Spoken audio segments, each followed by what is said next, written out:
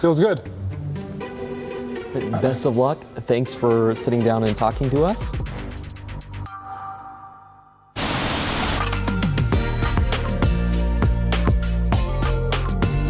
Hello everyone, we're at EWC here with Teamfight Tactics and we're sitting down with Team Vitality. Can you guys say hello to the fans?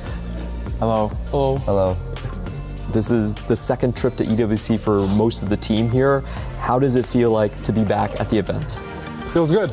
I mean, it's all right. We're excited to be here. Yeah. You guys are one of the teams that really have changed the lease, and even for you, P-God, you were with the team, I think, practicing last time as well, right? Kinda, yeah. So yeah. Would you say you're the most experienced squad coming into the event? I would say us and T1 probably have like the same roster and played the most amount of games. So yeah, I would say us and T1 probably have the most amount of experience. I think the Falcons this year are just share of the Wolves of last year, right? Is it Yeah, the same pretty four, much. or? They have 3 members that are basically the same. So it's kind of the same as us. And I think, yeah, I think team chemistry definitely plays a role because, I mean, I personally think the Falcons are the best team, so, and they've been together for a while, so. Oh, so we've already broached the subject about like the team rankings at the tournament here. You've already said Falcons probably the best ones. Would you guys agree with that? Would you see who is the biggest competitor for you guys? Scrim or history-wise, I think the 2 best teams are probably T1 and Falcons. And also, I think Mel's is pretty good. So I'd say those are the 3 teams we're looking for. Expected top 3. I agree with those. Oh, I don't know if it's a top 3, because the thing is, like, I'm pretty sure we're like up there. I'm not pretty sure, like, I know we're up there. But I think the 4 favorites are us, Mouse, Falcons, and T1. Really tough roster going into this one. I wanted to ask you about your team style. Last time in EWC, you guys were the most dominant team all the way up until the semifinals, and then it kind of got snapped by the Wolves last time. This time around, what would you say your like main strength of the squad is? I don't know if we have like a strength. I think we're just better than everyone. I think like fundamentally wise, we're all top players. And we all kind of have the same read when it comes to 4v4. Or not the same read, but just like the same formula to win. And we kind of all are on the same boat or all together when it comes to like a formula to win, so. I feel like we have a strength. I feel like our strength is like I feel like all four of us are like able to play like all like different kinds of like TFT. I don't really know if that's like a good way to explain it, but it's like there are like a lot of teams, maybe not like here, or at least like in the like America's close qualifier, that like they aren't like comfortable playing with like different kinds of play styles. Like say one person's like not really comfortable like getting low and like playing for like the win out or something like that. But it's like I think all 4 of us are able to play like that, or know like or slash like recognize like when we need to like play for like one person just plays like lawless, like more like selflessly, and like you know let someone else like do the carrying, like someone else like and like do like the lower cap stuff. Or yeah, like the lower cap stuff. Player and stuff. Yeah, so you guys, the strength for you guys is like you can swap these positions around like pretty seamlessly. And yeah, and I feel that's like really important in TFT. Yeah, it's an incredibly hard thing to do. Like some teams are so used to having just one win out player, and if that player doesn't, you know, hit the mark, then sometimes their strategy kind of goes down. Would you say that you guys are maybe gunning for Falcons because last time they were kind of the ones that kind of broke your dominant streak? Is there a specific team that you're kind of like looking to beat? Not really. I think we just want to win the tourney no matter who we face. I'm kind of excited. I kind of want to play against T1. We scrimmed them the most last EWC, and we thought that we learned a lot from scrimming them. But we never were able to play them because we lost to the Wolves, and they played against the Wolves in the finals because they're opposite bracket. But yeah, we scrimmed a lot, but we never actually officially played against each other. So we're kind of excited to play them. And I also would rather play Falcons in a BO5 in the finals. So hopefully we can just dodge their side of the bracket. Can you share with us what was the most important thing you guys learned from T1? They just taught us the meta last EWC, I think. I think we were so lost when we kept scrimming them. Like, basically we could find no scrims. No team would scrim us. So we just keep scrimming T1 because they're the only one that would scrim us, and we just learned the entire No. The reason no team would scrim us, I don't think they think, like, you can't have Milk and Setsuko on the team and people would just be like, yeah, this team is trash. But I think what happened was we were all too lazy to set up the scrims. So we got Toronto Tokyo to start going on WeChat. He speaks no Chinese whatsoever, and he's just texting everyone scrim, and his name is just Toronto Ultra, right? So I think, or Toronto Tokyo. So I think they thought that it was Toronto Ultra asking for scrims. Okay. But I don't think Toronto Ultra was even that bad. But they're probably just like, who are these guys? But yeah, and then we just kept getting Donawald to a team. They kept screaming Fnatic, and that team just showed up when 0-4. They just did not win a single game, and then they're stealing all the scrims because they had Waysian, they had Dish Soap, and they're all great players. And it probably is unfortunate. I'm not trying to like say they're bad or anything, but yeah, that's why. But yeah, when we scrim T1, I think they have like a good. They just know how to win. They know what they're doing. They just look really. They just feel like when you play against them, they just feel like a team. And they kind of taught us that just being good individually isn't just gonna always win you the game. There's like stuff that you can work on as a team. Are you getting better scrims this time at least? Yeah, I mean we're getting. I think we're like surprised though because yeah, some teams we just keep getting dumpstered by. They keep want to they still want to play more games. So I don't know if they're like 50-0ing everyone else and like only like 60% winning against us. So they think that we're good, but I don't know. It sounds like scrims has been going pretty good for you guys. Would that be the case? Can you share, or I mean, what's the confidence level? Yeah, so like relative to last, or like going to the qualifiers for EWC this year, we were like doing really well in scrims. We like would not drop games, or we would drop games, but we would not drop matches. And then even last EWC, we would drop games, but we wouldn't drop matches that often. But this one is like, I mean, to be fair, we're playing against like the top teams, so they're a lot more difficult. And most of the time, we're just showing up with like 2 hours of sleep. But like we keep saying they're fake games, like they don't count. But you can't just say 50% of your games don't count. And the only times we win, it counts. But I don't know. I think overall, I'm pretty confident. I think Milk is not that confident, but I think me, Setsugo, and Preston are pretty confident. Milk, so what do you feel about the team right now, since you seem to be the dissenting opinion? I mean, I'm just never confident, but I do think historically this is probably our worst scrim results, because going to the NA qualifiers, we basically won every single series against NA teams. So our scrims results right now are a little worse than what we're used to. But we still have 22 hours to figure it out. Time is ticking. Yeah. Are there players you would personally like to face up against? Probably Twisted Minds, I would say. Since I, like, few sets back or something like that, I would watch like a lot of like, or I would try to watch like a lot of like Clancy VODs, even though he like never streamed or rarely streamed or like you know, like didn't have like VODs and stuff like that. So I like thought he was like really good. Yeah, he's probably him. If I had to pick one. Yeah, he's also the shot caller. I'll hook you up with the VODs, by the way. Don't worry. Who's on Twisted Minds? It's Flancy, Aho, Shunga, Achen. Basically all the CN regional champions. Yeah, I think I'm excited to play against Shunga. I think in Dragonlance when I was really good, I was watching his VODs to learn. So it's kind of cool to see him here. And they both got banned for account sharing, so they can relate. How have you guys been enjoying set 15 so far? Honestly, I think this set is pretty good. I think the game devs did a really good job. I don't know who did set 14, but those guys were trolling. But set 15, I think it actually has a lot of depth and a lot of playability. I think the balancing isn't the best this set so far, but I think it has potential just because the game devs did a really good job. There's a lot of depth. Yeah, I feel like the ceiling for this set is like really high, but there are like introducing fruits just adds like another like layer of like potential to ruin the game. Because it all comes down to balancing, which is like super hard. It's like usually like, or like there's like unit like traits, augments, and now they add like fruit.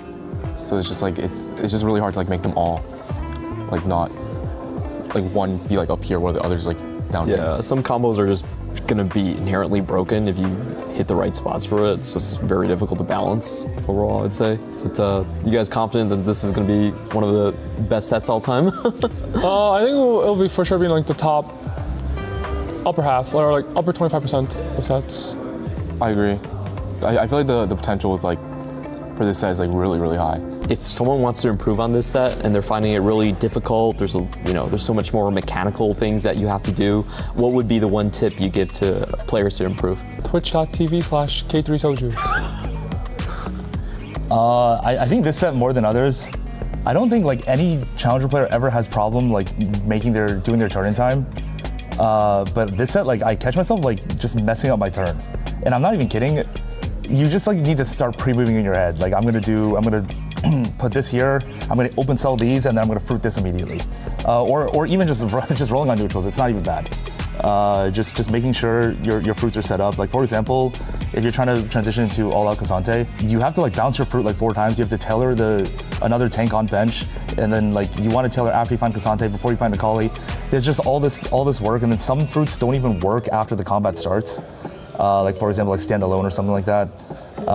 So you just need to make sure your turn, like a transition turn, if you lose a turn after you roll 50 gold to someone that didn't roll at all, just FF, like the game's over. But yeah, I mean, just get your turn done in time. Yeah, this is actually like the first like APM check. Also, there's like a delay on the fruits. You have to wait like 2 seconds to bounce it. You wait 2 seconds to select something. So you are gated by time. I think for that you're supposed to like try and like do like other actions like quick actions like during that. So it's like start making your item while like right after you put the fruit, and then select your thingy to like save. Yeah. Like because it's like there's always gonna be that like delay, and you can't insta click your fruit. Oh, I didn't even know that you could queue the actions together. Like no, you like throw the fruit on, and like while you do that, you like try to like right click your item to like make it real quick. I get like what you you save mean. like some time. It's like I think it like adds up when you need to do like a lot in one turn. Yeah. That's a great tip to get faster transitions in so far. I did want to ask a question about the 4v4 format in general. I know Milk, you've been a huge advocate of just making 4v4 the main format. Can you kind of explain to everyone why you think 4v4 is so good for esports? I mean, I do think like 4v4 is just like the most competitive format. It's also the most fun format. And I do think that every game being checkmate makes it like one of the best formats to watch. Like I know like Soju and Pgod never watched Worlds basically, but they watched the open qualifiers of like, or not the close last chance qualifiers of like 100T and all those teams play, and they're like co-streaming it, even though they normally don't watch TFT for fun. But like they're all watching it. I think there's a storyline like outside the game and inside the game. Yeah. Like every game has like its own like story, like what's going on. It's like really hard to keep track of like 8 different storylines in solos. But like when it's like storyline just 2 teams, it's like much easier. And also there's a team storyline like outside, or like how teams are doing. So I think that 4v4 is like much more fun. Yeah, I totally agree. It's just like one team's gonna win, one team's gonna lose. It's not 8 players FFA. It's just so hard to follow. I hope, if everyone's listening to this, 4v4, push it a little bit more. Also, there will always be like soft win trading, and basically every Worlds basically there's like soft win trading, and like people are playing for nothing. So the 4v4 helps out a lot. Yeah, there's no empty turns. You're always like either helping out your team or something like that. Yeah. I did want to ask about the team chemistry for your squad. The most enjoyable thing for fans is listening to 4 people that you usually watch individually, and then suddenly they work together. Can you tell us about how you guys communicate? It's been rough lately, and mostly just people screaming for a seat change the entire time. Yeah. For what, sorry? Seat change. Seat change? Can you explain what seat change is? It's just like our distribution, like 1, 2, 3, 4, like who's on which setup, and then it's just whenever we're playing solo queue or anything, Milk is just sitting here yapping, and we're all just going crazy. I just cannot. I need to just. So I was just requested a seat change so I can get away and just go play my solo queue. But I mean, it's all jokes at the end. Like it's fine. It's not a big deal. Oh, so I thought seat change was like, who's going to be the win-out player? But no, it's actually just moving physically away from Milk. Away from Milk. What? No, okay. I also wanted to see change. Yeah, I mean, I don't know why, because it's Setsuko that requested it when he was near you. I wanted to see change too. And then I requested it. Oh. So can I ask what is your current seeding? Because I know that the teams have to submit that already. Oh, I think it's Pgod and Soju in the middle, and me and Setsuko away from each other. I think it's Setsuko, Preston, me, Milk. Is there a reason that you finally settled on this seat change, since it's the thing you communicate the most about? Oh, I don't know about, like last EWC, Milk likes to just look at my screen to see what I'm doing. But this one, I think there's like a lot more stuff to keep track of. So, but I mean, we kind of just kept a similar seating arrangement from last set, so. Just keeping it the same, hopefully getting better results. Can I ask, like, who's the, I expect it to be Milk, but is Milk the biggest yapper on the team when playing 4v4? It's probably Soju. It's Soju. Oh. Well, I don't know if it's yapping. Oh, so It's not yapping, but Just talking. talking. Oh, yeah, Who's so the most yeah. talkative person? Like giving the most commands. Yeah. Soju. Yeah, I told you. Yeah, because he used to like streaming and like, so he's not really, he's like been trained to like not focus on his board as much. So like he could read Twitch chat and play. If you, I don't know if you like how much you watch Soju, but like he's like really good at playing the game and also reading Twitch at the same time. So basically now he's just like playing his game and scouting all the boards. So he's really good at that because he's been training his entire life. Yeah, it's like the way he streams makes it like he's good at yapping. You have to While playing. autopilot if you're playing 20 hours. How do you balance that with looking at your own board? Because if you have to look at all your teammates, it's really hard to optimize your own board at the same time. I mean, no, it's not always me. That's like, I mean, we all are good at communicating. It's just, I mean, most of the time, if you have an easy game, like, I mean, you might as well just go do other stuff. Like if I'm getting dropped like my premium units, and I just load in with like every upgrade in the game, perfect items, everything. I already know I'm top 2. Might as well go do like allocate my time elsewhere. So. And there was a really interesting stat from last EWC. It's if Milk went 8th place, you guys actually did really, really well. So he was able to kind of like backseat the rest of the players. Do you guys still think that's the case? Are you comfortable with a certain player maybe going Wait, that was a last? stat? That's in streams as well, actually. Wait, That's what Milk thinks. Whenever, no, I'm not even joking. Whenever I go bot 2 or not, like bottom half, we win. I don't even know what the reason for that is. I have that stat. I'm the stat guy for EWC, so. Oh, I mean, Milk feels like that's how it goes for all our scrims. No, I'm serious. Most of Like, our scrims. whenever I go to the bottom, like we just win. No, you know what it is? It's when you're bot 2, you're playing the most garbage comp of all time, and someone else has the god comp. Oh, that might be what it is. By the way, I feel I don't go H that often actually. I mostly go like the 7-6 area. when Yeah, I'm just up. the last in the team positioning, but not necessarily 8th place. Oh yeah. Yeah. Oh, I actually think I have like one of the best like 8th to 1st ratio. But I also don't go first much, but I just really don't go 8th. So I guess if I okay, honestly that makes sense because I don't go 8th a lot. That means they win 8th. Oh, you're right. Yeah. So that's probably why we win a lot when that happens. Is there anything you guys want to tell the Vitality fans to support you guys at the EWC event? All right, well, thanks for supporting us. I don't think we're as good as the CS team, but yeah, well, I mean, we'll try our best to win. I hope we can win. Bro, any answers with a little bit more aura? That was pretty good. That was pretty good. I mean, I feel like it's pretty hard to be as good as the CS team. Those guys are like. Yeah, like it's hard to like live up to those expectations. They've just been winning everything. In fact, I've been betting against Vitality because I was like, oh, there's no way they're gonna keep their streak, and they keep their streak, so it's not good. But yeah, I mean, shout out to Vitality. We've been with this org for 2 years now, and I was on C9 before. I can easily say Vitality is a really nice home. So Best of luck. Thanks for sitting down and talking to us, and see you on the stadium. I'll go. Thank you.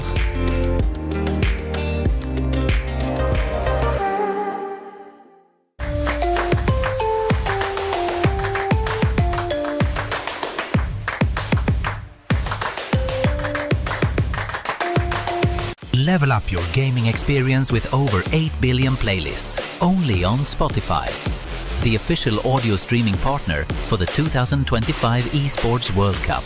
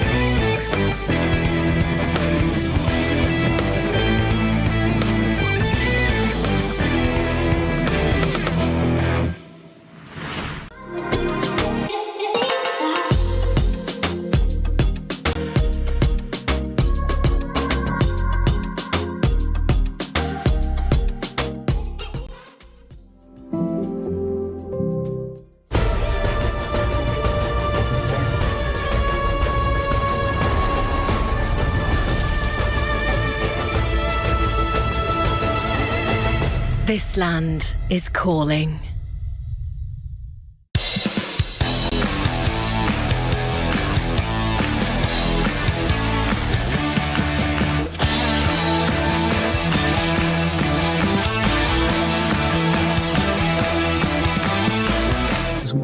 什么？这怎么猜？他说很明显。Hello， 大家好，这里是 Team Focus， 这里是希尔迪，我是宁理，这是李指导。然后今天我们要玩一个你画我猜的游戏。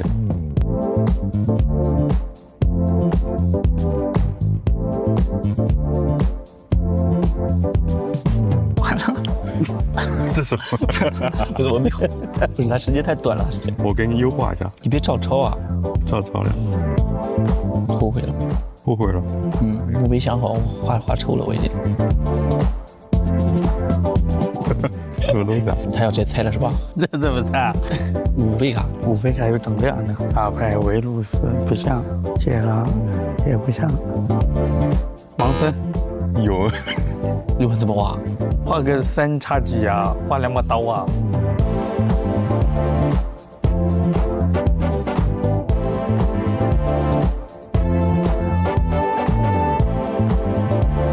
OK， 我觉得能猜出来。是不是能问几个字的？这技能不明显吗？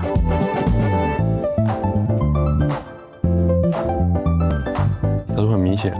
这什么啊？这游戏技能有3条的只有1个，4费卡。给我想一下啊，以前是1费，能赌，现在是4费。完了，我都不知道4费卡有什么了。这有什么啊？5费、1费都能过，都很火。我觉得是色体。不是你色体为什么是这样的？它是应该是去以轰拳，你轰你说3道波，它轰拳就是3个波，轰拳谁会想到3段啊？很愤怒啊，脸上色体脸上很愤怒，然后打拳打了3条线转。你继续玩这个游戏，你看你直接做个俯卧撑不就行了吧？3条线俯卧撑多难画，逼画的一坨你画的。我们几个还是好好去下棋吧，别再画画了，画的都什么东西，看都看不懂。请大家 EWC 支持我们，谢谢。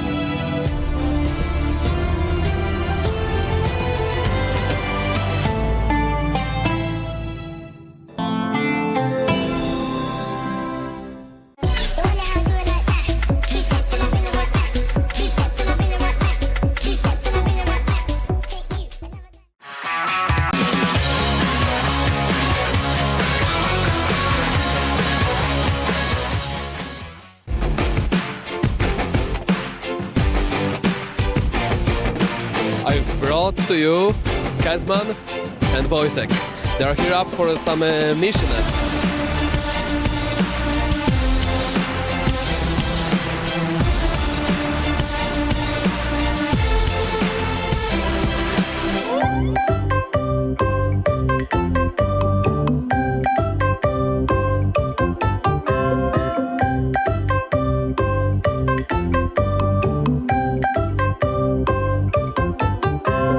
Alright, Wojtek, the mission goal is to train the puppy in 60 seconds. Can you manage? Easy. Alright, let's go. Pose. Yeah. Hey, hello. Hey, good. Hey, mate. please cooperate. Oh, he doesn't give. Okay. Okay. Dawaj, siadaj. They are not really cooperating. I thought it would be easier. My bad. You gonna roll?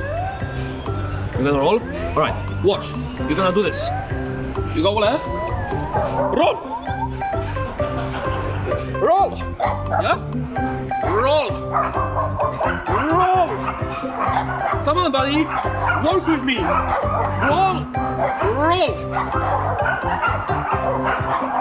Cooperate. Well then, I thought this was gonna be easier. I got a scuffed dog. It refused to roll. Maybe better luck next time. How are you? Pretty good.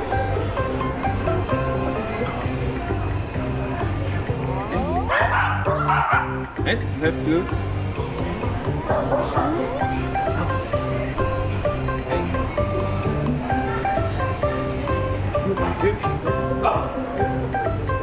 Okay, I think TFT is way easier than train to the dogs, and I will give this mission to the right people. And I think Smolder is also way easier to train than the dogs. All right, first trick, I have to pick a good dog that looks receptive. This dog looks receptive, right? Come on, doggy, you want a little treat? Yummy. He doesn't want the treat. Okay, not hungry. Next dog. Are you receptive? Want a little treat? Yummy. Now some work, okay? Let's do it. Oh, there we go, for free. This dog is super receptive. Okay, one more trick. Let's do a twirl. A twirl. Now you. Whoa. Okay, give me your paw. Your paw, your paw. Twist, twist, twist. Okay, more food. Okay, now we run. Ready? Run. Run here. No, don't sit. Yes, sit. Good job. Perfect. Two tricks. He sat down twice. 2 to 0, 0, 0. That's a win in my book. We just finished training with our puppies. We have a clear winner, but let me ask what our folks are thinking and what are their thoughts after the training, their first or second puppy in their life. I didn't manage to train them, I instead, but you know, everyone loves puppies, so I had fun. Yeah, me too. I love dogs as well, so it was fun, and I also enjoyed your tricks, so it was perfect. I think clearly my training was the best. I performed the best performance for the dogs and for the fellow crew. And Panda, how was your experience? I will say you did the best trick, but the mission was the dog had to do the trick, Alan. I think the misunderstanding there with the English, I understand it, of course. For me, my dog sat down on command 2 times, completely on purpose. So no one's seen that. I give myself the gold medal, and of course our players, not very good, but they're very good at TFT at least, so they have that going for them. On the shoulder at most.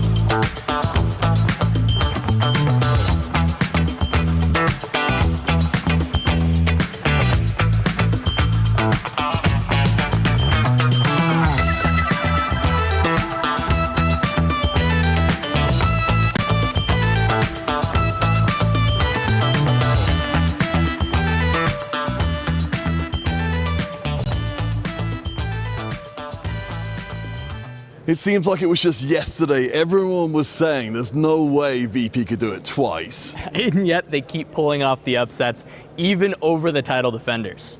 Well, surely there's no way they could possibly take out last year's finalist T1. Peter, I don't know. I think everything at this tournament has gone against our expectations. All right, well, who do you think is going to win? 4 teams, 3 series. It doesn't matter who steps into the arena. When the lights go up, only one name gets remembered. This is the final day of Teamfight tactics at the Esports World Cup. Legacies live and die today.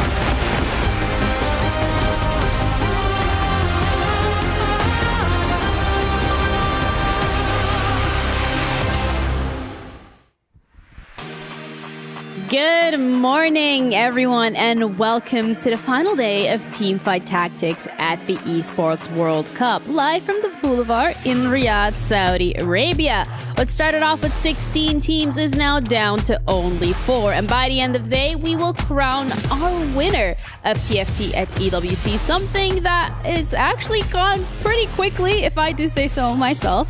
I'm your host, Ginny, and I'm joined with my analysts for today, Panda as well as Counterfeit. Welcome to both of you. How excited are you about the finals day? I'm so prepped. It's been, like you said, it's gone by really fast for an event as long as this one with a group stage, the playoffs, best of 3s, today best of 5 as well. I'm incredibly excited. 4v4 is, for me, the pinnacle of strategy in TFT, and this is the pinnacle of the best teams in the world, so I'm here for it. Yeah, I mean, of course, I'm thinking about all the stuff that even led up to this event as well. You know, the open qualifiers, regional qualifiers, global qualifiers, to get to this 5-day-long event and work through an incredibly tough bracket where pretty much every single round we were seeing things we could have expected to see in the grand finals down in the lower brackets. Yeah, it's been a little bit of a trek for the teams that have been able to make it here. Some a little faster than the others, as we're looking at VP and T1. They did have to play through that lower bracket. Whereas you're looking at Aegis and Waybo, they are yet to drop a game, which is absolutely ridiculous. And weirdly enough, they're facing each other, so it's going to be a big test on that second series for today. But T1, the runner-ups last year, maybe that's the big story in terms of can they do it again? In a game like TFT where there is a lot of variance, even with almost the same roster, it's hard to predict that same team to make it to that final. We saw Wolves drop out yesterday, for example. If T1 does it again, even if they don't win, even if they end up runner-ups yet again, it would still be so impressive in a game like TFT. Yeah, and the Club Championship as well are playing a huge role here at EWC, besides just the fact of these teams qualifying for TFT and being able to take the prize pool here. But for those of you wondering what it exactly entails, we have a little explainer. Welcome to the Club Championship update. My name is Quickshot and it is finals day in TFT. I'm going to focus on the top 5 clubs in the race for the overall championship. As you already know, Team Liquids, Falcons, Vitality and Twisted Minds all secured a donut. 0 points in TFT. The only one of the top 5 still alive is Virtus.pro. Now right now they've got a guaranteed 500 points. If they place second, that'll be 750 and they will tie with Vitality in third. If however they win, they will take control of third place in the Club Championship standings at the end of TFT. Now there's 3 more games to wrap up this week, as well as 3 more games next week.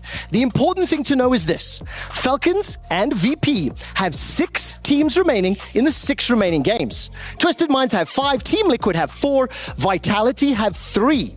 So for Team Liquid to hold on to that number 1 position, they will need all 4 of the remaining teams to do well. This is the Esports World Cup Club Championship, the ultimate cross-game competition that will crown the best esports club in the world. Let's break down how it works. Clubs will be able to compete at the Esports World Cup and as many titles as they can qualify for. The clubs will then earn points based on their placement in each title. To qualify for the Club Championship, a club will need a top 8 placement in at least 2 competitions. But to win the championship, a club must place first in at least 1 competition. At the end of the Esports World Cup, the 24 clubs with the highest number of points will earn a share of the 27 million, with the winner taking home a staggering $7 million. And of course, the title of the best esports club in the world. Who will rise above and write their place in history? Watch it all here at the Esports World Cup. Thank you, Quickshot, for that quick little rundown when it comes to the Club Championship points and how TFT is going to impact it. The current STC standings, as we're paying attention to, is going to have to be Virtus.pro with 2,900 sitting at 4th, but also T1. They're at 1,300 and they are pretty much in a very strong spot at the moment, but it is also the first game. Well, I do want to just kind of follow up on the Virtus.pro point, just because this is very significant for them. If they get through, as Quickshot said, to the semi-finals, they draw even. If they win the entire thing, they move up to third place, which is another $500,000 overall if they can stay up there. And also their journey in the TFT specifically has been insane because they really have been overperforming. They've been kind of the giant killers. So I think VP as an org has to be incredibly happy with this roster and all of what they've achieved across these 4 days and what they can achieve still on this final day. Yeah, and T1 as well in a pretty good spot because they're sitting on 1,300. So if they do get this TFT title, that's an extra 1,000 points. Not entirely sure what that's going to put them up the ranking and how much money that's going to make, but it's still a really good slot to be in because they are currently on the second page, and just being on the first page is always a little bit nicer. You know, bragging rights. Yeah, you know, you get the bragging rights. You're in the top 10. You did incredible. But the thing as well here for EWC is the fact that you have the keys, and we've seen so many keys getting crushed over the course of the last 2 days, whether that was in the lower bracket or whether that was yesterday in the quarterfinals. But where exactly do these keys go? Why are they so important and such a big part of EWC history? I saw, I was informed by a user on Twitter that they are At the end of the final day, it was Wolves Esports raising the trophy as they took out T1 with a 3-1 score. But now, in 2025, 4 teams remain. Only 4 keys remain uncrushed, and only 1 will go to the totem. Who will advance? It's time to find out. It'll be T1, VP, Waybo, or of course Aegis at the end of the day. Let's get it on.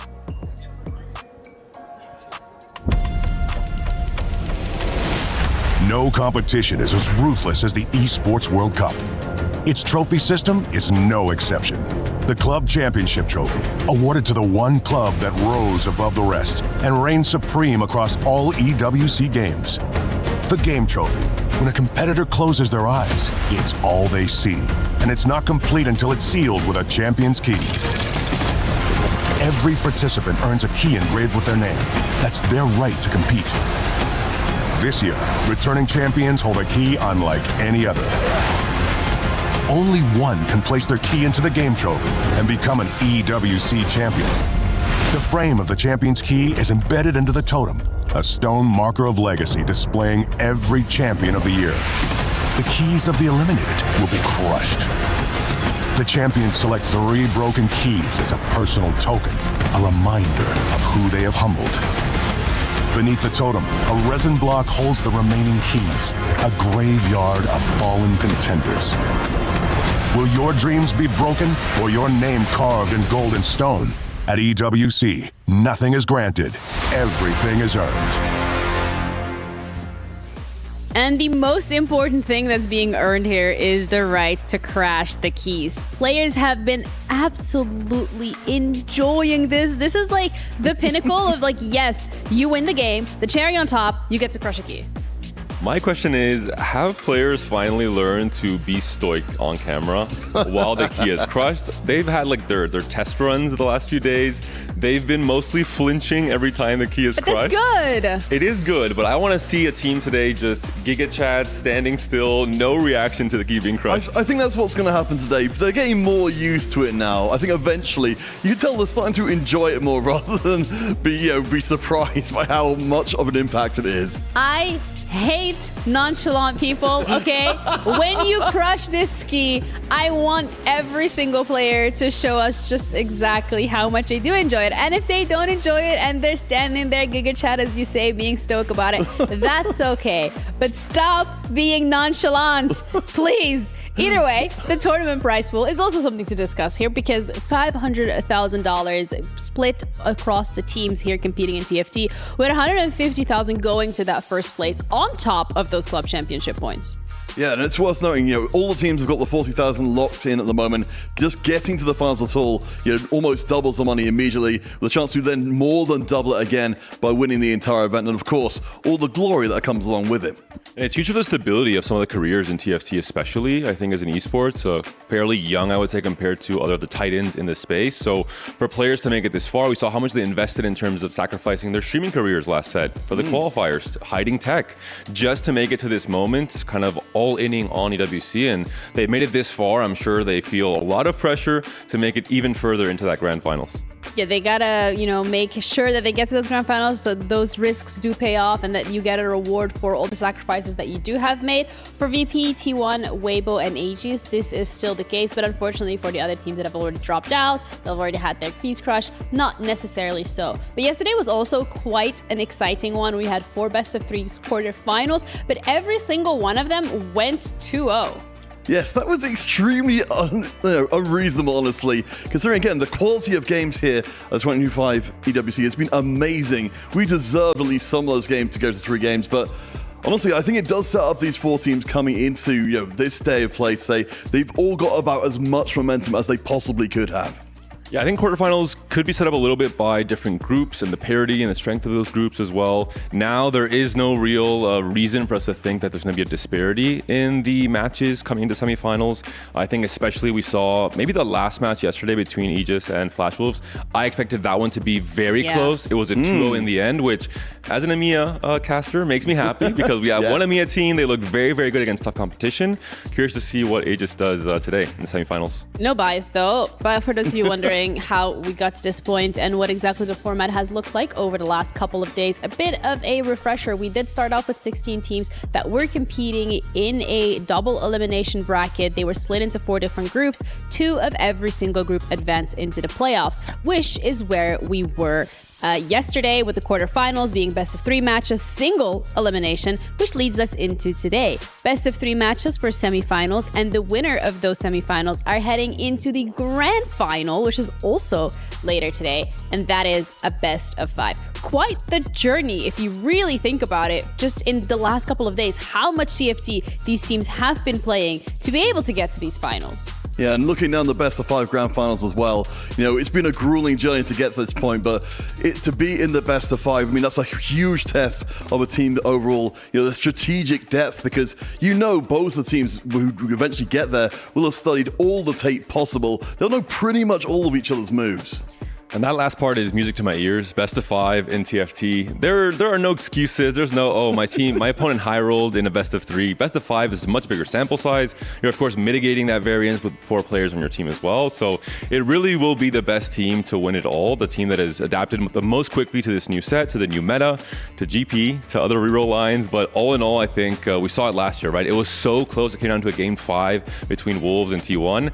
My only hope is we see a game 5 and a game 3 in every series today. It goes down to the very last wire. That would be the dream come true for every single TFT fan, I am sure. But we also have to discuss it when it comes to the teams and how they have been playing here so far, when it comes to their adaptation, their strategies, and their roles in this 4v4 format. I think this is a great chance as we look at the different kind of positions here to kind of reflect again that these are preferences on a team, but they will be flexible. I think it was a really good point made by some of the folks yesterday talking about when we look at the players' averages in the tournament so far, it isn't necessarily a reflection of how good a player they are, but what kind of role they are taking on the team. And maybe even what comp you're going to be the master of. If you're the master of a GP reroll, for example, odds are you will have a much higher AVP than someone playing as a flex master because GP is so strong in the meta. Yeah, and then we're looking at the teams yesterday. Really, the ones that excelled were the ones that had a bit more flexibility when it came to these roles, the ones that were okay to have some players really be that star and then other times not necessarily so. I think that's hopefully what we're going to be seeing more of today, because it kind of ties in as well with the strategy that we're seeing a lot of teams approach, the one that was pioneered by T1, so to say, and that is the target and protect strategy. Exactly that. It's basically just, in one case where you're seeing someone that is very weak on the opposing team, you try and grief this player in the biggest way possible. You try and hold their units, make sure they go 8th, and especially if the other team goes 7th and 8th, this makes the game so much easier. You can really manipulate in a 4v2 setting those last 6 placements and just try and avoid the 1 and 2, which tends to be quite easy when you have 4 players working together to bring one more player down. I really like when you kind of see the extra aspects being brought in there. Like, we've seen teams with Trade Sector and other similar ones before, where they've got access to a lot of extra rerolls, a lot of extra resources in some other way, which makes it much easier to be able to really hurt one of the opposing players. Yeah, and it's also really important to keep in mind the point distribution, as you already touched upon. When you have 2 players go into the 7th, 8th spot, it makes things so much more difficult for your team to actually be able to close it out. One more note, I think Aegis mentioned it, Opal, in the interview yesterday with Puckett, where he mentioned there is no MVP player on our team. All of us can play all the different roles. We can all rise up to the challenge when needed, and I think that's so important in TFT. Virtus.pro as well is a team that if you look at their AVPs across the tournament, they're all sitting in a very tight range from 4 to 4.5 or so they can all kind of mix and match and do what is needed to be done to make it forward. A team, for example, like Flash Wolves, Kebaba was their all-star player. The moment Kebaba faltered yesterday, the entire game plan crumbled.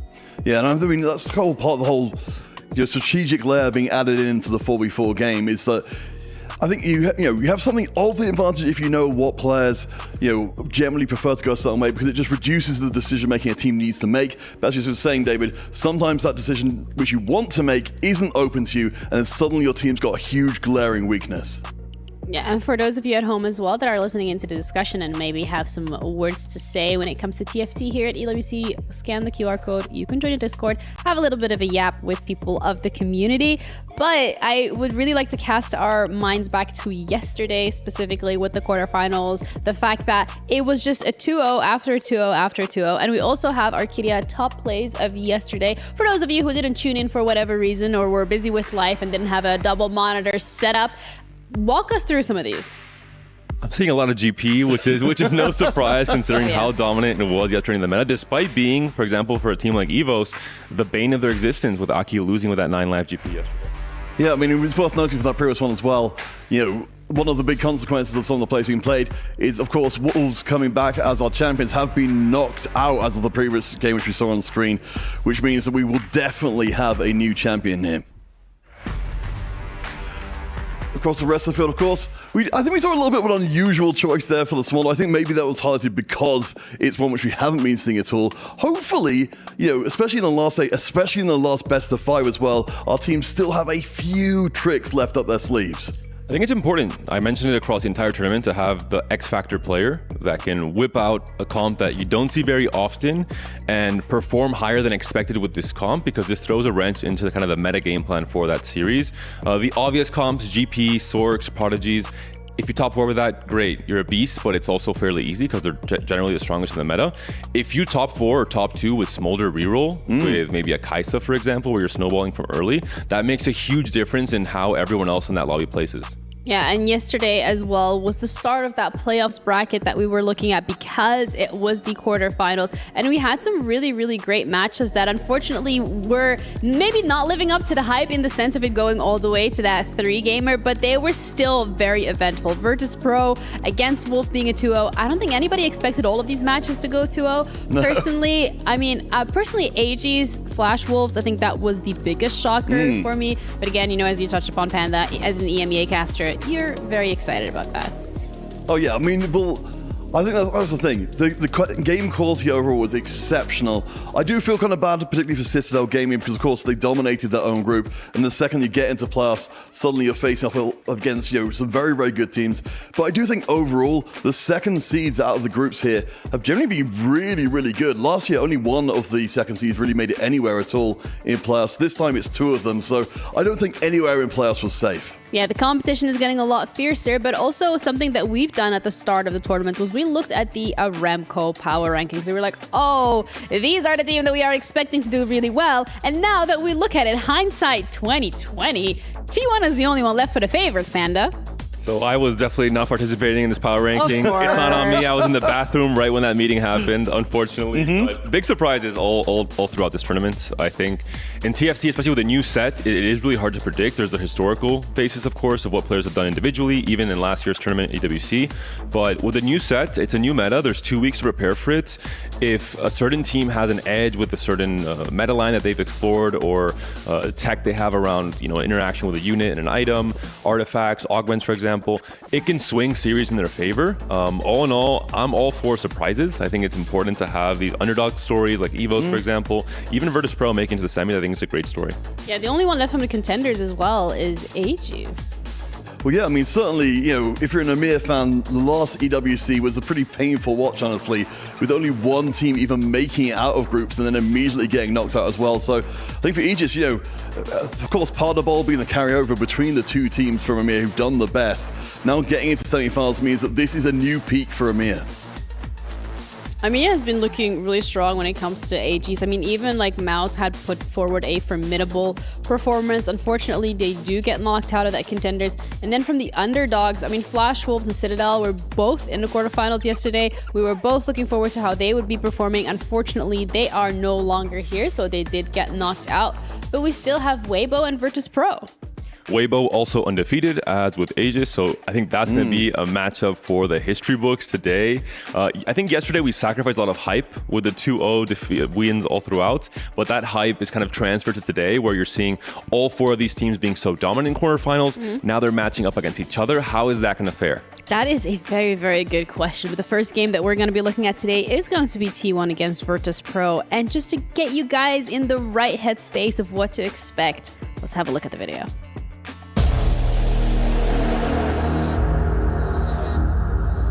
All right, let's welcome onto the stage the Giants from South Korea. It's T1.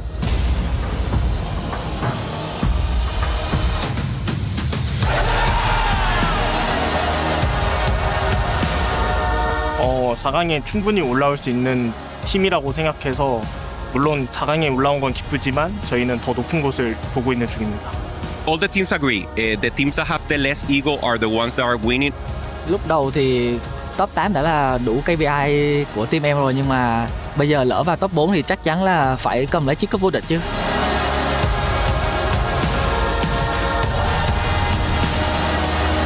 VP는 저희와 함께 에이펙스에서 올라온 팀인데 지금 세계에서 에이펙스가 가장 강한 지역이라고 생각을 하고 그런 만큼 서로 양 팀이 좋은 경기 보여줄 수 있을 거라 생각하고 있습니다.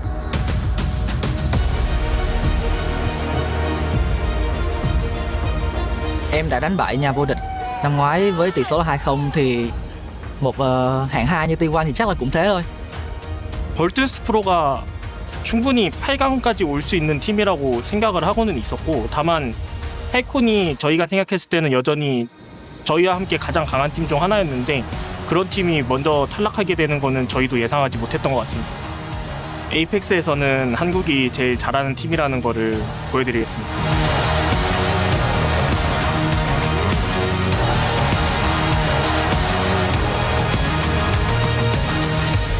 결승까지 단 한 경기 남았습니다.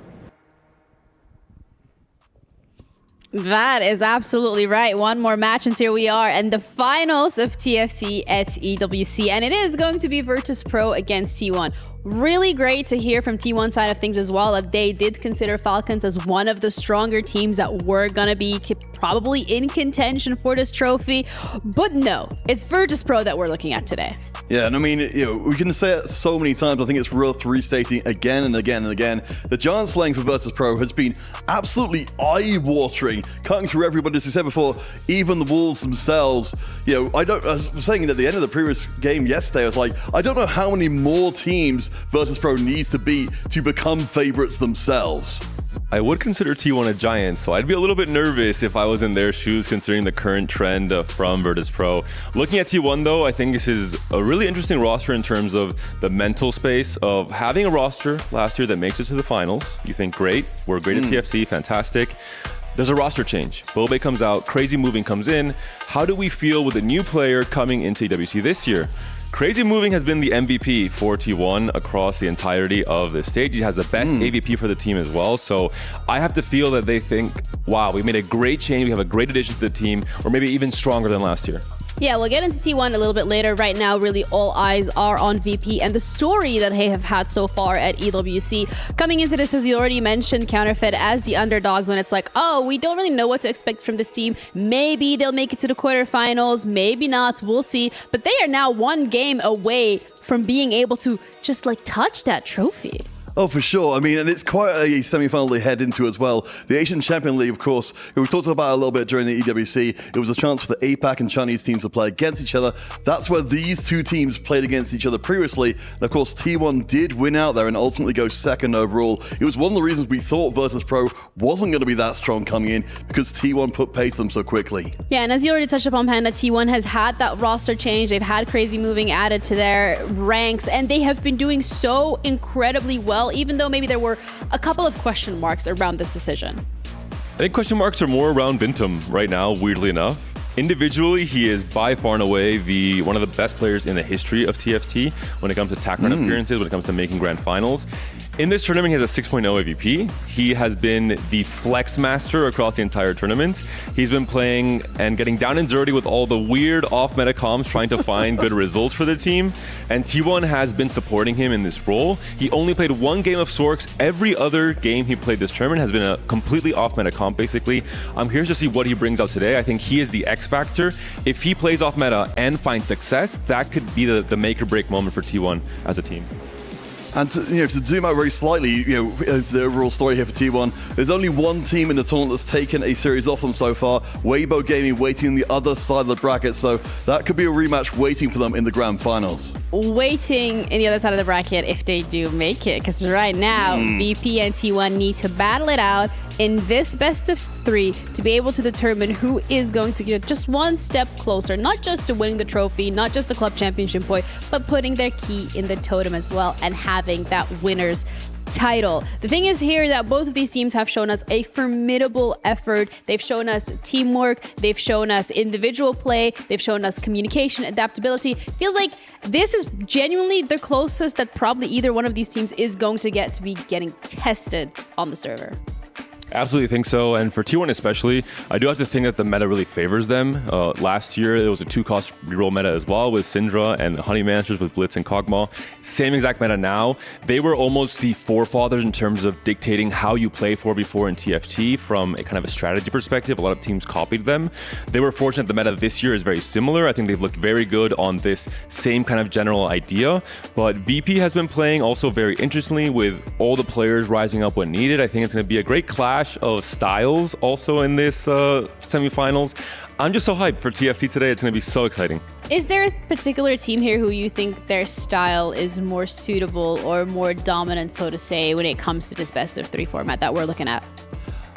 I think my heart wants me to say Virtus.pro are going to win out this one, but given the fact they've been surprising so many teams, it feels like it's a real big question mark as to whether or not their particular style can work the whole way through the competition. Because you have to know that T1 have studied every single game that Virtus.pro have been playing. So, and vice versa. Yeah, for sure. But I don't know. I think T1's support staff, especially overall, are going to make it so that it's going to be a very, very tough matchup for Virtus to keep upsetting the same way. I think T1 has looked best generally. I think Waybo has looked best when it comes to flexibly adapting and playing a little bit off meta. They've had the best results playing non-meta lines. And I think Aegis has looked best overall. No bias, I promise. And this is because they've been playing things like Crystal Gambit and find a lot of success where other teams have not touched it at all. They've had Sork and Prodigy players coming to stage 4 with a huge HP lead, which other teams have not been able to manage in most games. All in all, I think Aegis has really been the cleanest when it comes to executing. Maybe haven't had the biggest test just yet. This could be finally that moment. Yeah, VP T1, real quick prediction. Let's go. It's T1, my boy Bintum. All right. I'm going to go with my heart and say 2-1 to Virtus.pro. All right, well, you guys heard it here first. The stage is set and the players are ready to go. T1, the masters of TFT, the giants to be slain, but VP, the underdogs that has been so good at slaying these giants along the way. Will the students become the masters? We're going to find out in these semifinals.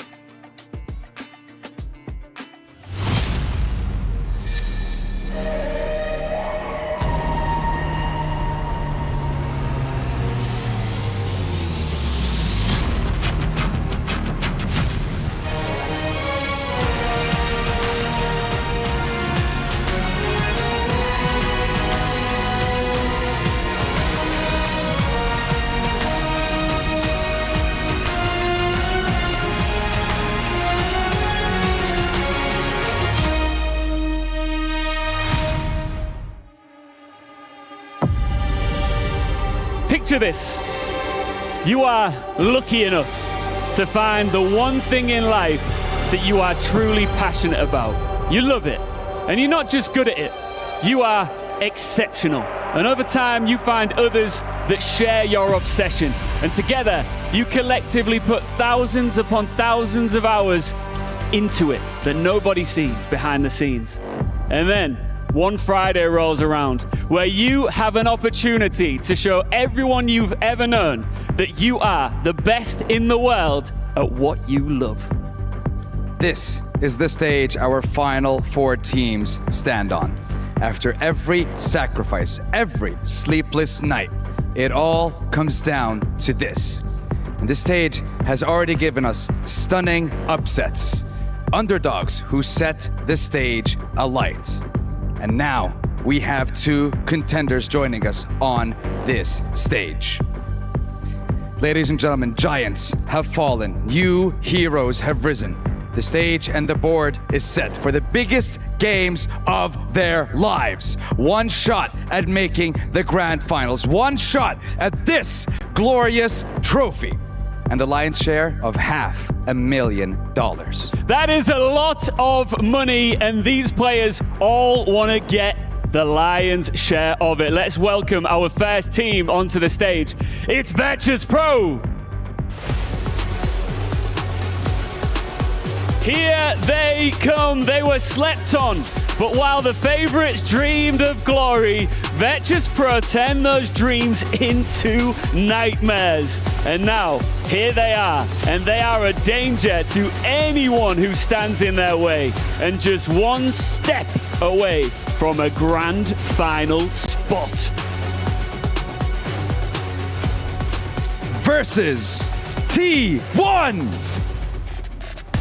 Last year's runners-up, the South Korean powerhouse is on a mission to go one better and claim the crown. They have grown into this tournament with style and confidence, building momentum with every game.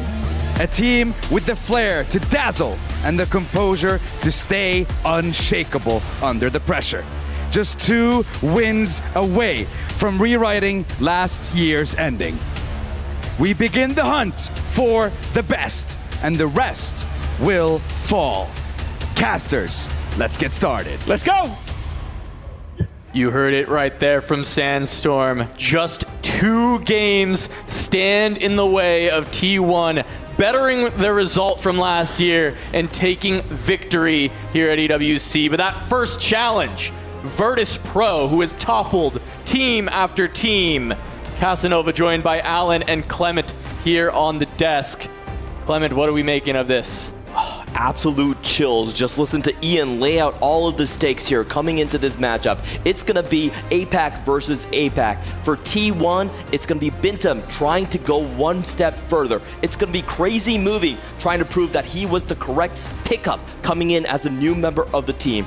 For Virtus.pro, they've been slept on. They have been just sort of forgotten, but finally getting picked up at the last moments in the tournament and showing that they're worthwhile, slaying giants over and over again, starting from PSG, from title, all the way here, going past Falcons, and now perhaps T1 themselves. As you mentioned, there is a lot less pressure on the Virtus.pro to perform since they are coming as underdogs, where T1, oh boy, everyone believes in them, everyone puts them as the favorites, and they have to perform, where the Virtus.pro, pretty chill,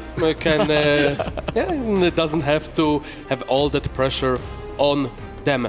But now, when we have both teams at the semifinals, the expectations has risen up for both. And I think one of the cool stories between these two teams has just been the creativity that's come out of both sides, right? Bintum, it was talked about by David Panda on the desk, saying, you know, he had one Sorks game, and outside of that, he's been doing his classic Bintum cooking. Some of it's burnt, but some of it has been delicious, and we'll see if he can continue that here. But also on the side of Virtus.pro, they've picked up a couple of comps that weren't seen as frequently. That a couple players play Star Guardians, which is a lower played composition. There was even Milo playing some Soul Fighters. There's been a lot more variety that Virtus.pro has been willing to go and touch, and I think often in TFT, that can make a huge difference. The contrast of styles is very stark here. We have VP coming in as the best 4-cost Fast 8 team in the tournament so far. If you look at their Sorks, they're averaging a 2.7. If you look at All Out for their compositions, that has been doing very, very well for the Vietnamese squad as well. On the other side, for the Korean team, they have tried to play Bintum as the ace, as the win out. Unfortunately, it has not been very successful. Their best lines have actually been the 2-cost rerolls, and even the 3-cost. We saw Crazy Moving take a game with the Smolder, and they've also tried a lot of Kaisa rerolls. So it's going to be more 4-cost centric for VP and a little bit more 2-cost centric for the side of T1. Yeah, absolutely. We've seen a cool adaptation from both the teams on the strategies, where against some teams you have to play greedier, where you match, if they are going with the 3 players fast 8, you might want to match it with the as well 3 players going fast 8 and only 1 rerolling, because if you have too many players playing for tempo, let's say 2-3, while there is on the opposite team going 3 players fast 8, while having a decent opener, then suddenly you run out of the value, and you just, even though you are ahead on stage 2, stage 3, then it all comes down what happens on the later on. I think this will be one of the biggest challenges for Virtus.pro because they've been so good as that Fast 8 team.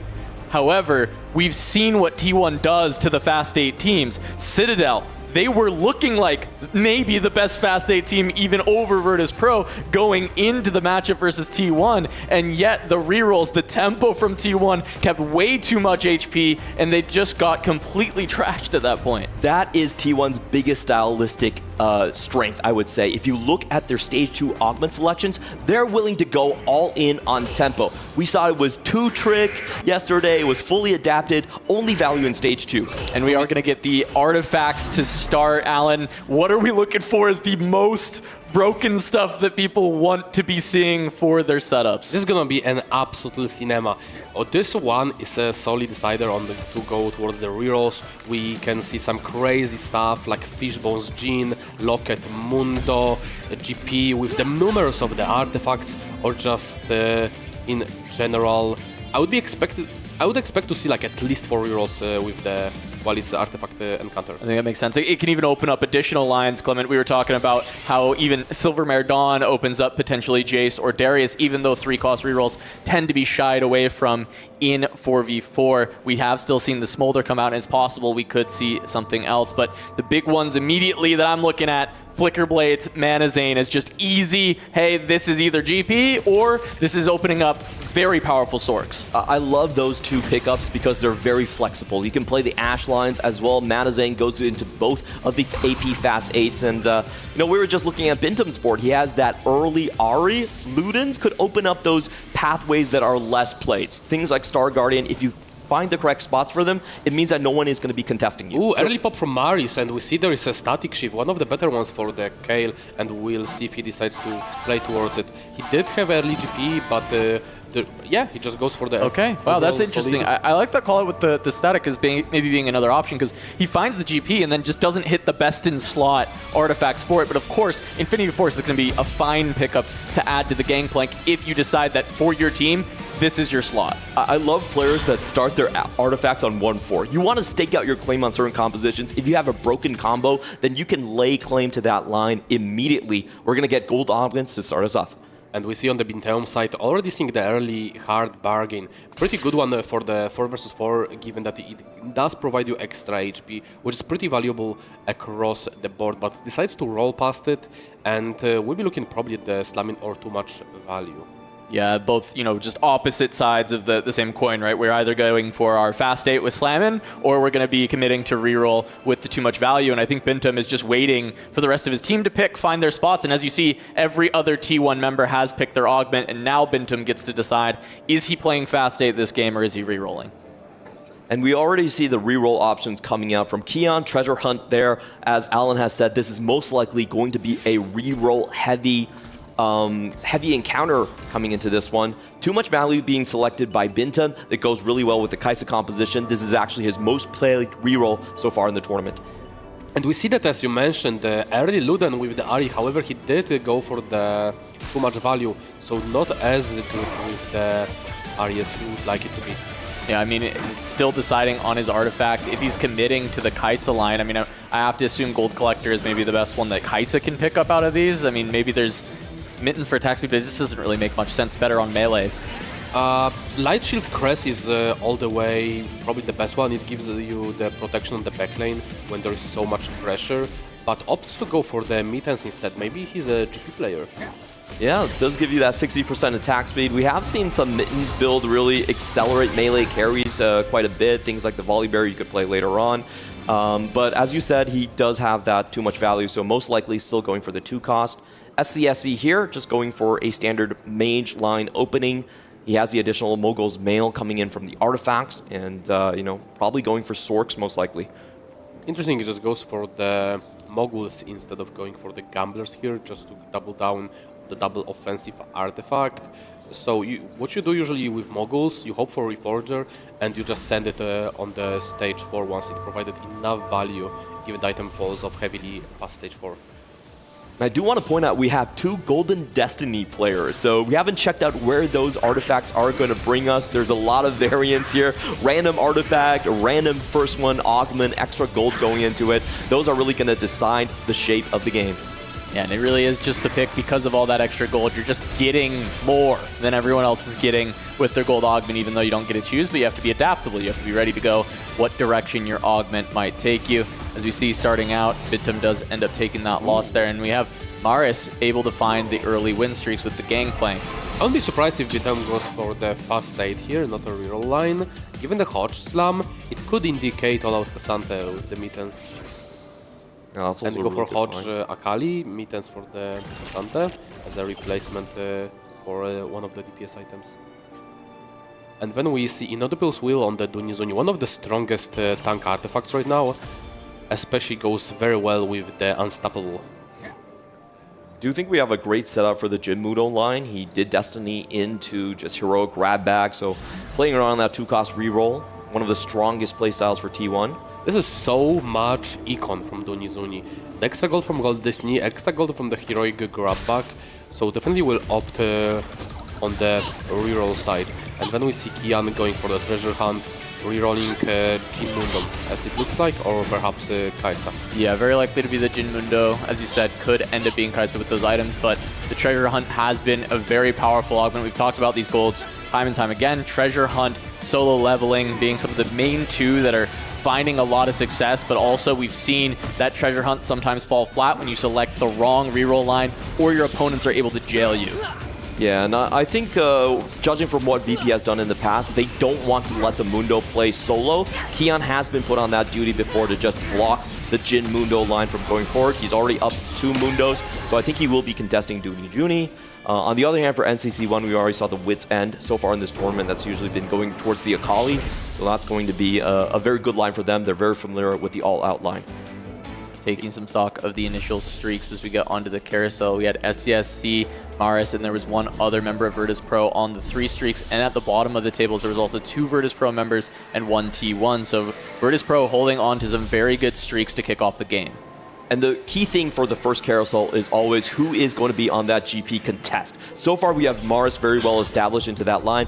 I know that T1 is not going to let him play this solo, so the question is who is going to be the one to transition into that one? Is it going to be Bintum with the mittens that is more likely closer, or is it going to be one of the other players that has not committed?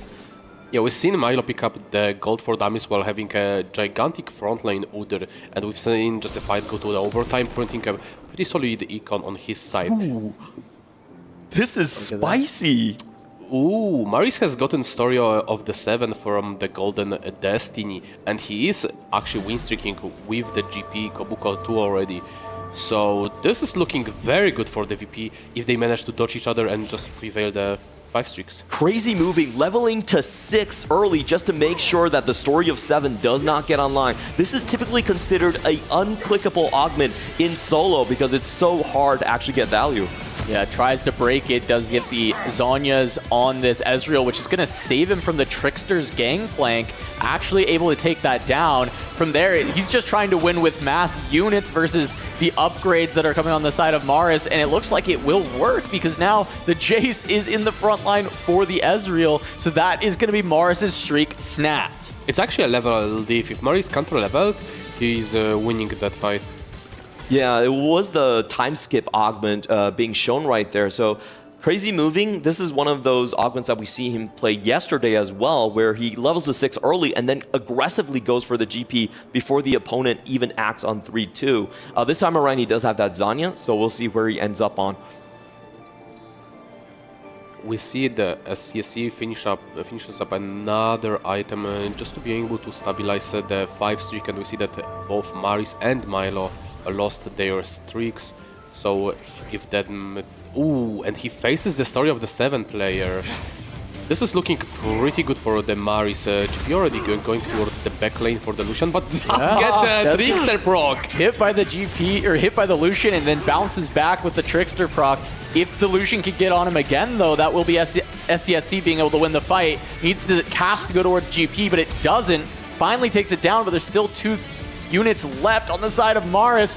One more shot from Lucian. Takes out Senna and holds off that story of the 7 a little bit longer as SCSC gets to hold on to the win streak through stage 2. That Trickster was an absolutely grief for Maris. If he was without a power-up, he would be actually better off. Trickster does fly you to the furthest unit on the board, and since he was already in the back line, he then jumped away into the front again. That sliver of HP from SCSC, that was worth 6 interest gold just after this PvE round. Massive win for T1. It's huge. And on the other side, the loss streak is held by Virtus.pro. NCC1 able to go for the full 5 loss into neutrals. No one else able to maintain a large streak. We've got 2s across the board, whether win or loss from there. It's not just maintaining win streak, but also denying story of the 7 for Maris. We'll see the roll down, probably not just at the 3-1, but at 3-2 for GP2, given there is already a pair. Maris is looking very close to stable. Yeah. And just to talk about story of the 7, you get a cash out every time you win 7 games. It doesn't have to be a streak. Typically, it's about prismatic value if you win 14 times. And if you win 28 times, which rarely happens, you get a 3-star 5 cost to just close things out. Oh, wow. Okay, so that is definitely something that T1 wanted to avoid, and we saw them doing a very great job early on denying the first 7 to stop any snowball from coming through from Maris by taking actually 2 wins over what looked like it arguably could have been the best board, but some extra pushing of levels very early from KZ moving, and then SCSC still being able to get there with the Lucian upgraded. And we see that Bintaum actually sent it on 6 already to play the GP. He did miss GP2, however, he's holding already the Kaisa, he's holding the Mundo, and did angle at the end with that mini-turns for GP. That kind of answers our question, who is going to be contesting onto the GP line? This is something we've seen from Bintaum. He really likes to hold Kaisa along with the GP. You can kind of flex it in and play 4 duelists in the same composition. But of course, still missing that GP2 means that he's not going to be stable. It's always a big question, how far will players roll to find it? Yeah, and I mean, once again, we're getting Bintaum actually on a more standard composition this time around. Usually been the one who's flexing around, and it's actually been either SCSC or Crazy Moving on GP duty. The Korean fans are just rejoicing right now. It's like, oh, Bintaum's playing something standard. Let's go. We got this. I mean, it's been time where the Bintaum just plays off meta, doesn't want to play into the more standard lines, and when it's finals... Oh, big GP shop for Maris, and having the heroic grab bag as the gold augment selection, so is going to be swiftly racing towards that Gangplank 3. Absolutely, having already 4 GPs with the heroic grab bag being essentially 6, it might skew the plans of the Bintaum, who had only 1 GP and he has to still roll for the GP2. Only having 1 roll per round with the current board. I wonder if Bintaum is just going to say, you know what, I'm not catching up to him right now. I might as well sit tight for a little while longer. Even if he rolls, I don't think he can stabilize against some of these boards coming out from VP. And I mean, looking at Maris's GP, there's a little bit of the limit to the cap. We've seen this before when you don't have the attack speed item, that sometimes Gangplank actually just can't get through the giga-capped boards at the end of the day. But I'm wondering if Bintaum maybe does an all-out pivot instead. I mean, if you think about it, Striker's Spell provides you attack speed, Trinity provides you attack speed, so is the Kraken Fury, so this is all 3 attack speed items, so it's not too bad without the Rage Blade. Ooh, every team so far we've seen in the tournament, outside of 1 game from EVOS, when they have a full win streak, they go on to win the game. It's so critical in 4v4, you gain so much HP you can lend to your teammates early on, and he's playing a Fast 8 board that is full streaking. Yeah, Fast 8 board full streaking, looking for the Sorks, and immediately though, look at this, the streaks right now. 3 T1 members on big win streaks. This is their comfort zone. This is how they dismantled Citadel in the quarterfinals is, okay, you want to play some slower, greedier comps? We are going to push the tempo of the game as hard as possible and chunk your HP so you don't have a chance to come back. This could look like a lean towards level 8 kind of board. Play 4 Jagger, 4 Edgelord, pivoting to the Volibear from the Bintaum side. Now that he's only at one GP, he might try to look for the GP2 and try to pivot into the Volibear instead. It's kind of crazy because he already has the set 2, so he does have the pieces for the Edgelord Volibear set up quite well here. Takes a pretty critical win. The big thing for Bindum, though, is he was down at 10 gold at this point, so he's basically sent all the gold trying to find the Gangplank, didn't do it. I agree with you, though, still looking to get out of Gangplank I think makes the most sense. Just play as high tempo as you can now, deal a lot of damage, and then just hope you can kind of find that level 8 board to bleed out slowly.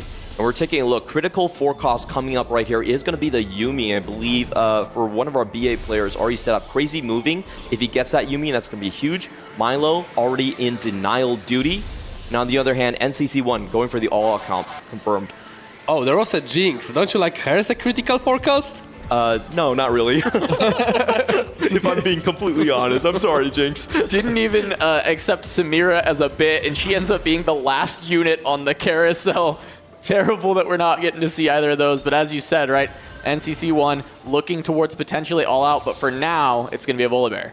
Yeah, this is the critical board because if he falls down to 8th place, there's massive HP advantage on T1. They can manipulate their pulls if he's out. We talked about the protect and target strategy. This is going to be the critical point. If NCC1 does not stabilize, then massive favorite to T1.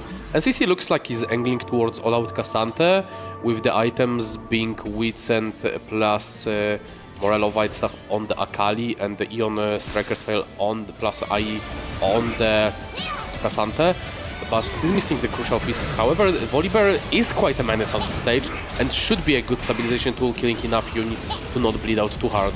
Yeah, I mean, this time going up against Kian, who is also his teammate, also on the massive loss streak, and we see there, I mean, it's the Mundo, Jin 2, it looks like maybe one extra copy of Jin and Mundo, and then playing around just the Gnar 2 for now. The Kian spot is certainly not looking amazing. He has a lot of gold, but he's losing health very quickly due to T1's pressure. And it always feels bad when you're playing the all-out composition and you're forced to roll on 4-1. I think that's... we have seen all-out have very, very good stats throughout the tournament, but it's typically been natural pickups because everyone's more focused on the AP lines in Prodigy and Sorks. Absolutely, and you can play a proper defense when the NCC is the player that you want to send 8th. There will be definitely a denial coming from the T1. And Bintum able to hold on to the streak to 6. SCSC finally has the streak snapped on 3-5, but it still feels like a phenomenal position to be playing that fast 8 board. This is crazy how much econ he's sinking playing contested versus Kian. Kian does have the treasure hunt, so I can kind of understand trying to deny your opponent, but still, that's a lot of resources sunk, and it doesn't look like it's ending up well for Dooney Juni. He's still 2 copies off. Yeah, Dooney Juni's just part of the strategy of just pushing the tempo, right? Just getting as strong as he can right now, hoping to win rounds. I think they're accepting Dooney Juni is very likely to go down quickly. However, he's just trying to win rounds and unfortunately gets trickstered by the Gangplank. And this would be the first cash out for Maris, so he finally gets that first juice and gets to play with an augment, essentially. Maris finding that the GP3 before even stage 4 is so crucial. Forces pretty much Bintum's hand to pivot out of the GP into that Volibear line, maybe even Cassante, but that's more doubtful. And Maris cashes out the Golden Orb from the Storium. So. Oh, and we see an early roll down coming in from NCC1. I didn't feel like he really had the econ to do so. I mean, he had the... also he could have had better interval for the 4-1, but he felt like he doesn't have time to do a full pivot. Like, you need to do all the fruits, you need to manage the items. It's not the easiest thing to do for one run.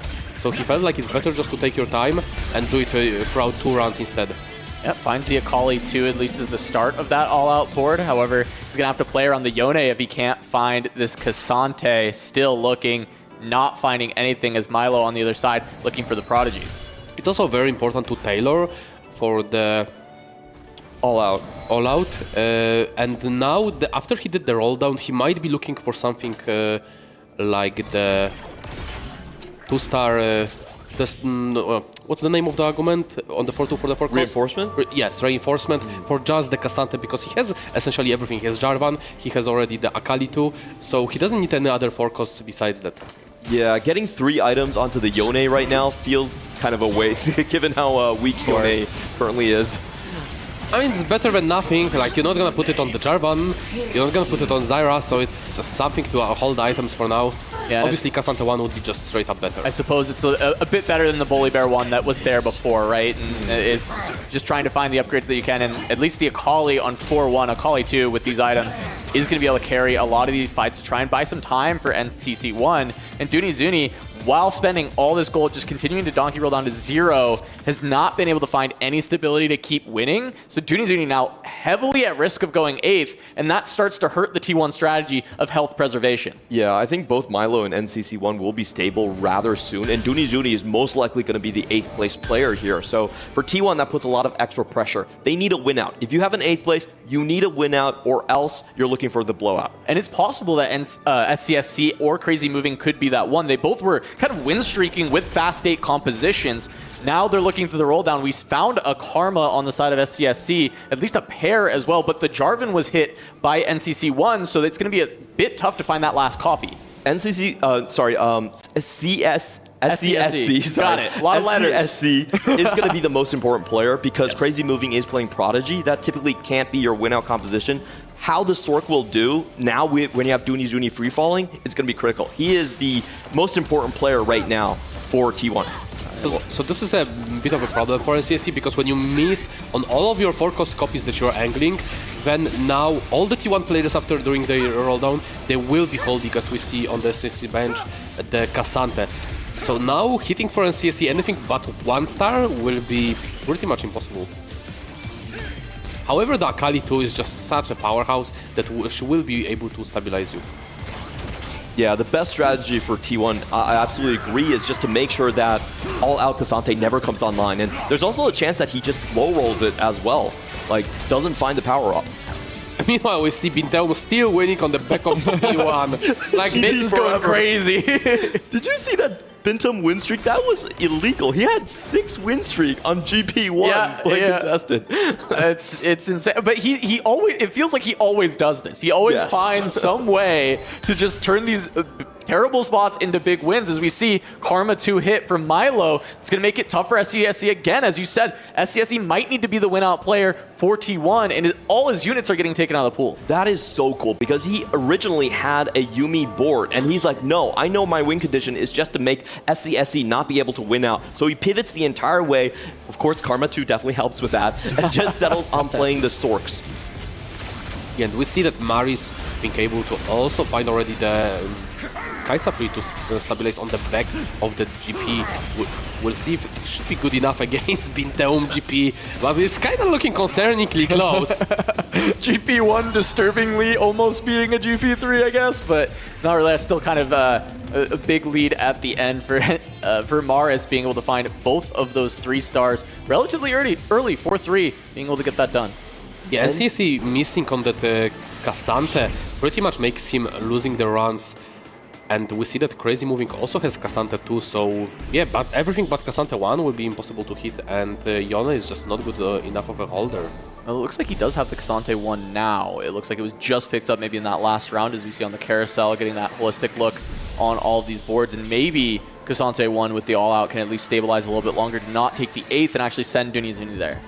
There's at least 5 copies of Cassante being held by T1 right here, so the chances of him getting all-out Cassante 2 are incredibly slim. And this is the problem with All Out. If you're playing it from behind and you want to stabilize it, Cassante's a great tank in every other single composition.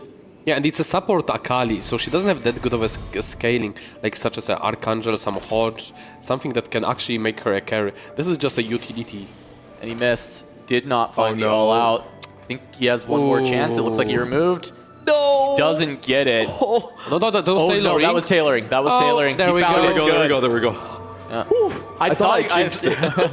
I was scared for a sec because the first time he put it on Cassante, couldn't find it, but then the tailoring came through. Then he's able to get there. So it is all out Cassante, even though it is just 1 star, and we saw production put up only 4 Cassante this left in the buffing was pretty solid from the Cassante, just taking out Jhin right away.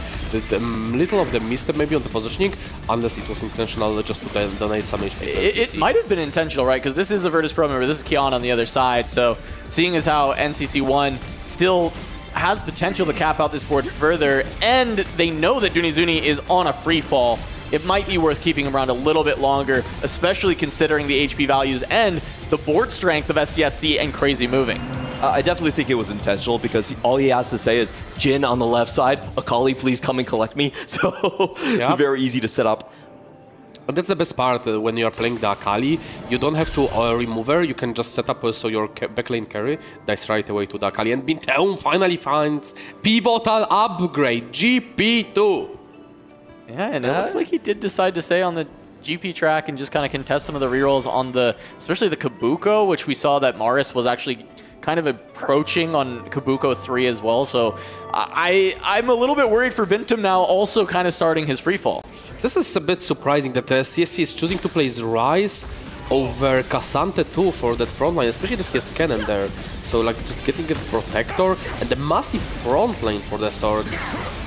Now this is not going to be intentionally positioning. This is Crazy Moving with his 5-win streak, trying to take out NCC1. If he can do it here, that would be the 8th place. Oh, the Zonya's, the big Zonya's protecting this Yuumi, and she gets another cast to take down the Akali, and that's just going to put NCC1 on a single life. They're trying to get Dunizuni out of there without the 8th. That was a huge win, but they need one more, as Dunizuni, I don't think, can win too many more rounds, and he's at 11 HP himself. And we're going to have to be paying close attention to all the removers across the team right here because they have to sack for NCC1. Dunizuni is going on his way out. There's no way to salvage his position. Dunizuni is guaranteed losing the next fight. It's just a matter if the NCSC gets a teammate or he doesn't to sack for him. Perhaps he has Dunizuni in the pool. He could just eliminate right there. That would be the best situation for VP. They can hold on to the removers, save them for later. But there is a 2 HP advantage on Dunizuni. You can see Duni pouting right now as he knows that there's not much for him to do. Yeah, I mean, really, it's tough too because T1 kind of wants to sack for Dunizuni because NCC1 is so low. But the problem is you really don't want to sack for Dunizuni because this spot is unsalvageable. I think they have to. This is going to be fight RNG and who has remover economy planned out better here. You see, I mean, there's not anything left to do for either of these boards. I mean, NCC1 doesn't have the gold to roll down. There's some on the bench to try and find Cassante, but there's so few copies left. You'd have to get so lucky. We're seeing the fight. Bintum is the one facing NCC1, and on the other side, it looks like that is going to be the Sorks board going up against Dunizuni. It's Milo. He's definitely not winning that, so the question is, can Bintum's Gangplank 2 deal with NCC1's board? And I'm not so sure.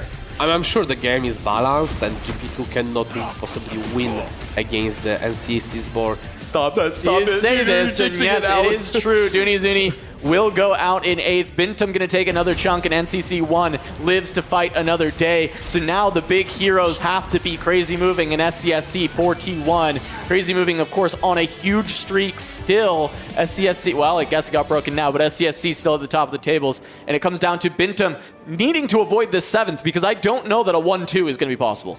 I believe we've just seen from Kian the Astral Beast Mundo with the Warmok, Locket, and Anima Visage. That Mundo is not dying anymore.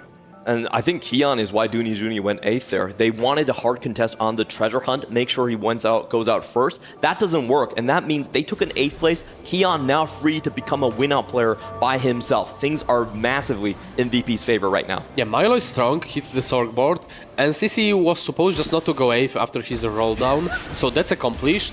And now the question is SCSC gonna find a Gwen too to being able to be a win-out player? Yeah, it's also possible they'll just let NCC1 go, and as we see here, there was no removers used for Maris. If he had them, they're just gonna take that win because Maris is incredibly strong, recognizing, hey, we got that win. We got the 7th over the 8th there. We can cut him loose and just focus on saving our HP to deal with Crazy Moving and SCSC. This is a great move by VP, and I think one that teams don't do enough is that they want to avoid all semblance of doubt. They actually remove their items if they're cutting someone loose. You're not going to need those removers afterwards. You've done your job. You're not 8th place. Well played, NCC1. Yeah, and we see from the VP being pretty much higher cap boards, where Milo just hit the Sorge board, where Kian hit the Mundo board, then the Maris had the GP board. So altogether it came down to just a better pressing D with the proper augments, where the T1 tried to play more of a tempo and with no as good as arguments the VP had. As the illegal legendary on level 8 coming in with the Braum 2. It's going to be an intro fight between VP here. And the key thing is, I think, how does Bintum move into the top 4? It seems very difficult for him right now. Crazy moving in SCSC, they have a lot of HP. But Bintum is the one that I think decides a lot of how this plays out. I think the hard thing is, right, is Milo's board is not weak at all. Able, like you said, kind of illegal to find the 2-star 5-cost on level 8 with the Braum, but also finding the most important 5-cost with the Gwen on level 8 to join this Sork board. So Milo doesn't feel like he's going down anytime soon. Kian has the Astral Bis Mundo, has the 2-cost reroll from the Treasure Hunt gotten together. So neither of these boards look particularly weak, and while Bintum has found the Kabuko, the Gangplank is well out of reach. The problem for the Kian is why he's losing the rounds. The items on Jhin are very ineffective. Having Class Whisper and Kraken's Fury being just unable to take that Swain through. We've seen that Swain tank back-to-back, multiple 4-shots, just not dying. Not having that Rage Blade scaling on the Jhin is absolutely pivotal. It's really a race to the bottom between Bintum and Kian right now. Kian is very strong with his Augment Treasure Hunt, but he's also on 13 HP. So the best thing for T1, Kian probably, runs into his teammates. They were able to take him out. Kian, as you were mentioning, might even lose to Crazy Moving's board on the Sorks as well. Doesn't have a lot for that backline. Yeah, how do you kill this Leona, honestly, as Kian? Like, yeah, you have the gigantic Mundo, but that doesn't matter. The Crazy Moving has that scaling coming off of the Malzahar and Yuumi, so like even though Kian has that nice Mundo, it's still not gonna be good enough because it's just lacking DPS. Crazy Moving, not able to find the Yuumi 2, but does make his way to 9 and finds the Seraphine to get 5 Prodigy in, while still having a lot of HP to work with. So as much as, the spot for Prodigy is not great for getting first, Crazy Moving should have an easy time finishing in this top 4, and just needs potentially SCSC to be the one who gets the GP2. He takes him out! Oh, the stretchy snipe! Mundo got this. Okay, we got this. Yeah, I think it kind of looks like Gangplank's just tickling him right now. I mean, that's a gigantic Mundo. Like, he's not losing health, especially without anti-heal left. Yeah, have you ever had someone kind of like slap you with mittens on? I think that's kind of what it looks like, It's not really doing too much. Yeah, definitely missing that Rage Blade for the extra scaling. But Bintum jobs has been pretty much done. I don't think he can go past 6th, 5th if high rolled matchmaking after his initial roll down, not being able to find the GP2 for such a long time. Kind of surprising that Maris actually falls down here. Doesn't have the mecha board online at all. Is going to be playing 4 mentors with 4 duelists, so a little bit of an alternate composition, especially with the Kaisa 3. The arguments are just not there. Like, Story of the 7, very cool, but like you're putting the items on the units that don't do much. We have 2 item Wooder that doesn't accomplish enough. Heroic Grabak, cool, it helped him hit. And then the Healing Corpse, where you don't have any kills, it doesn't do anything, as we just seen here. Couldn't kill anything. They're now going to just cut Maris loose from T1 could win here. That's actually so big, right? Because also Kian could go down. It looks like, no, the Mundo is just far too tanky, so Kian's going to live. But Maris goes down immediately to a team kill. They cut him loose. Bintum falls, but T1 wins that side of it. So now we're just looking at a race for first place. Absolutely, and we see the HP disparity. They need to. Who has the best win-out spot? Is it a CSC? Crazy Moving's Prodigy. SCSC is going to be on the Sorks. I believe it will be a Sork battle for both of these players. I think it might be Crazy Moving, honestly, with the Zonya and the scaling that you need. I was thinking maybe as well, because also I think the Yuumi is much better suited to actually taking this Mundo down, just trying to continue to pump through that damage. And as much as Prodigy doesn't grab a lot of firsts, it's not that it can't grab the first. It's not that it's incapable. And I think some of the rest of the board strength isn't reaching the heights that it needs to take it down. And we know that how efficient is Leona against unit with low resist, just making it pretty much 0 resist Mundo, which will be taking massive damage increase from the Yuumi. The big question, though, is can Crazy Moving actually beat Milo on the Sorks that he has, because he's been able to get the Braum 2 frontline, has the Gwen to go alongside the Karma, and I think that's the big issue. And yeah, Kian knows that he's not going to be the one to do it, and he's just going to sell board. So it's just about the Sork matchup. I believe they are fighting each other, and Kian is just sucking for the Milo here. and they're gonna put Milo on the win out duty. And Milo had a bad matchup into the Kian, given that he couldn't really deal with that Mundo, except of Braum throwing him out. Yeah, that's a really good point to mention. Like, they don't want accidental wins against their win-out player on their side. Interesting. So Crazy Moving is just sacking for SCSC. I think he wants SCSC to try and take out Milo, and he's just going to be the HP tank for it. It's going to be the battle of the Sorks at the very end. That's what it looks like. This is a 5-5 Prodigy. It's not that effective against the Sorks because how the explosive are the fights, and the Aghavan's Crazy Moving has are not as good. It's just the Tesla coil on the 3 units. Single combat augment is not going to have time to proc. So yeah, I think it's correct to have SCSC. Yeah, he can try and beat Milo, right? Like, because he still has plenty of HP to work with, so he can get as strong as possible, try and beat Milo, but at least sacking, so SCSC gets a chance to try and win for him. And we are going to get the fight between the two Sorks right away. Looking at that Jarvan jump, it will get Gwen, but does not get Karma, and it will get one more jump to stall the Gwen cast. However, the Swains are still up and running. Finally, there is the first cast onto a Karma, and it comes down to one unit. SCSC does hold on, but that fight is so incredibly close. I don't think this game is nearly over. If we're looking at the board setups right here, we have the better Karma on SCSC, but on Milo's end, there are the better combat augments going in right there, and also the Gwen, which is massive. Are they better? Those are pretty good ones for the Sorks. Healing Corpse is very good. The attack speed here is, this is the Blazing Soul is kind of slow. I think Milo has worse arguments at the end. It's just a matter of having Braum 2 but he and has Gwen. His Braum 2 and Gwen are pretty big reasons to be in a bit better spot. I am really curious if Crazy Moving actually even has a chance into this, because as you're saying, the matchup for Prodigy usually not fantastic. I mean, keep in mind it was probably the best fighter GSCC could have had, with the Jarvan casting twice on like barely any HP left. Let's see how the Prodigy board fares this time around. The first cast from the Yuumi is going to deny a Jarvan jump at all, but Braum is going to throw the Leona backwards, trying to set things up. The Zhonya's is still not procced, as we do get one more cast. The Zhonya's still not gone. That's a hit onto Milo, so Crazy Moving is able to win there. SCSC goes down. It is a Crazy Moving versus Milo, 1v1, playing the Prodigies into the Sorks. A big surprise that C Moving's able to get there. Absolutely, the Zhonya will be pivotal if there's accidental D's going towards the Yuumi, and the biggest problem there is Braum throwing away Leona. We have to avoid at most cost that Braum, so try to position Cassante into it, make sure the Cassante tanks the Karma, so you avoid the early explosions. Big note from that first fight, Jarvan didn't get to jump, now it's Jarvan 2. Rise 2, very small upgrade, but the Jarvan upgrade might just make the difference of getting a stun or not. Huge find here coming in from Milo as well. He finds Hemorrhage for that backline. The problem in the previous fight was they could not kill the Leona or the Cassante in time. Now, more ticking damage onto the backline. Can Milo do it?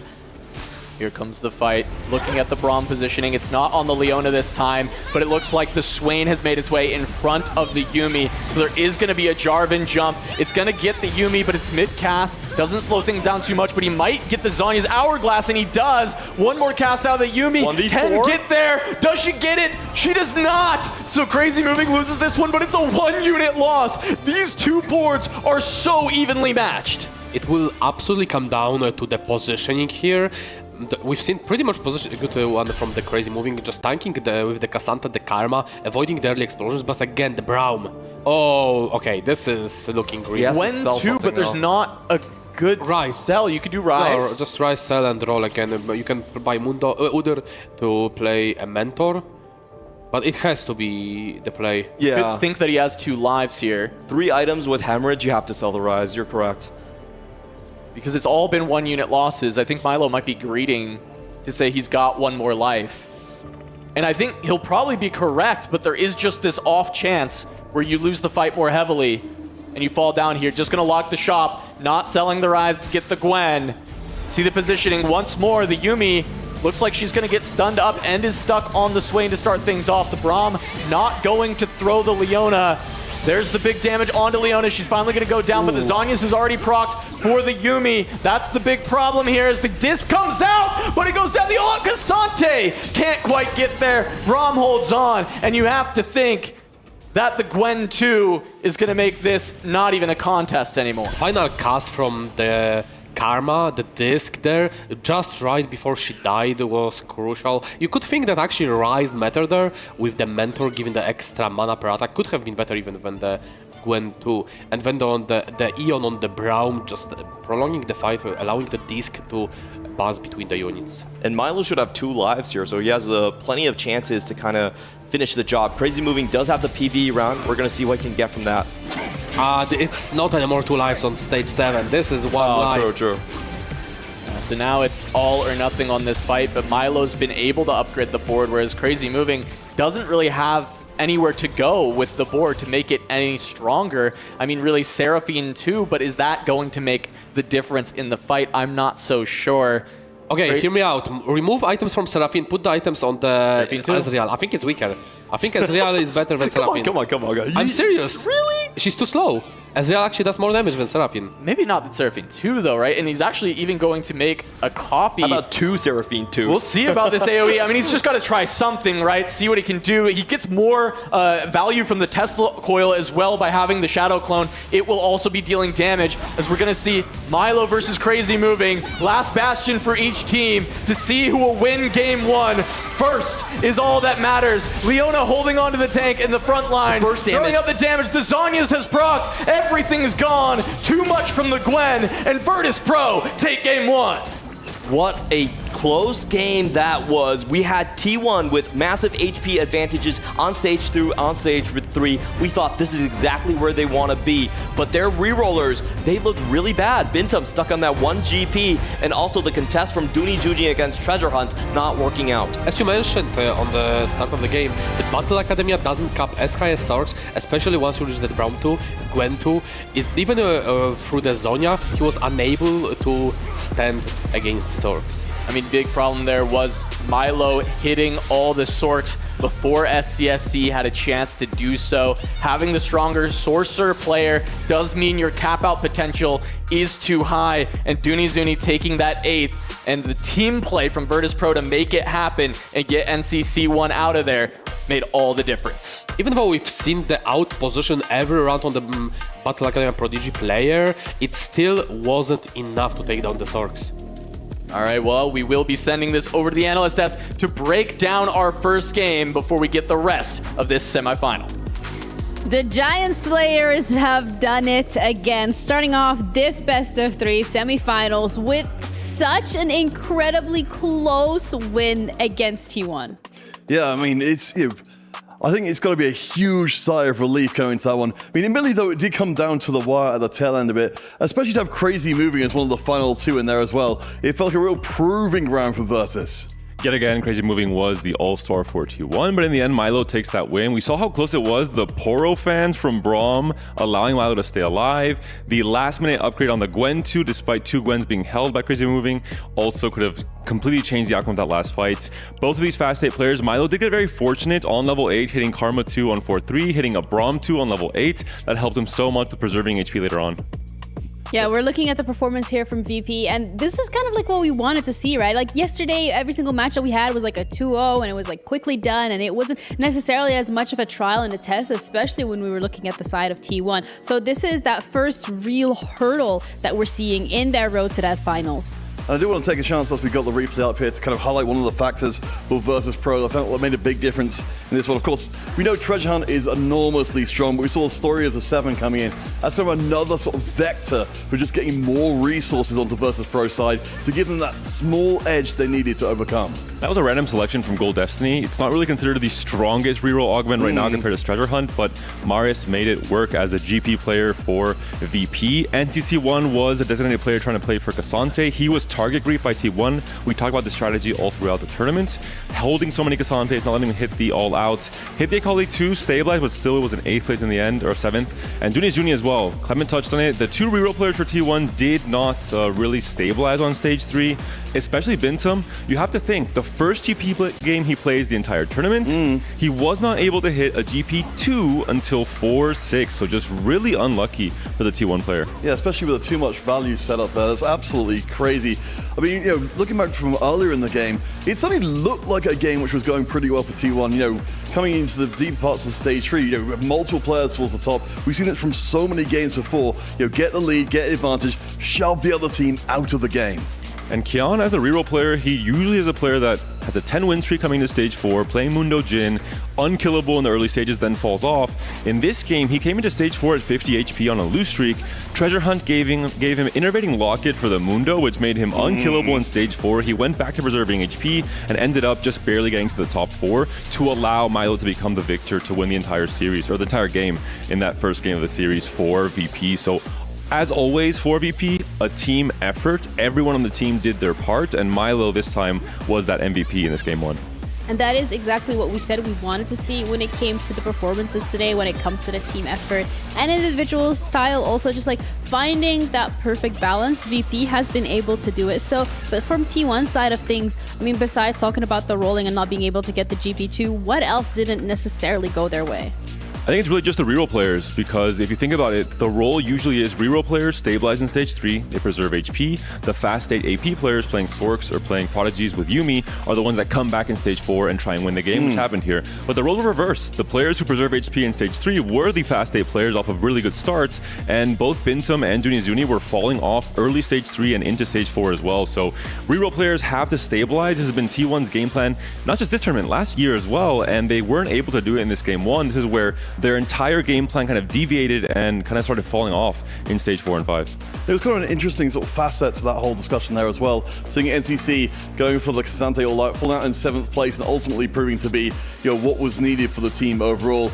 I'm really fascinated to see how this series develops overall, because, you know, we've obviously got the weight of the rest of the tournament behind us, but we've got, you know, only a few more games, honestly, across the rest of the tournament for our teams to find the very best form of 4v4. Yeah, this is genuinely the time for T1 here to lock in and to stick to that strategy that they are so known for, that they have pioneered themselves. Maybe they want to try something a little new, or they have an ace up their sleeve, but this is the only game that you truly get the chance to test it out, because it is a best of 3 and you only have 2 more matches left if you want to go touch that trophy.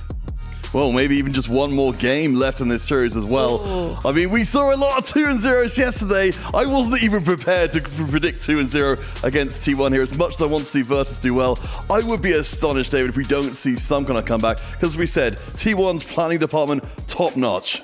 We have to mention this was an Artifact Anvil start, so a lot of extra variance was added in, which could have swayed some of the factors in this game 1. And I think also the augment disparity, some of the quality of the augments when it comes to Treasure Hunt being so strong for Kian. The Innervating Locket I talked about just really helped him out with Mundo Jin, whereas Dunizuni, he didn't really have that standout augment that really helped him make his Kai'Sa comp work. We saw at the end there, Kai'Sa 2 still, it's an obvious 8th place. He could really not do anything. He was completely useless when it comes to the late game in terms of having level 6, no 3 stars, just couldn't put up a fight against any board.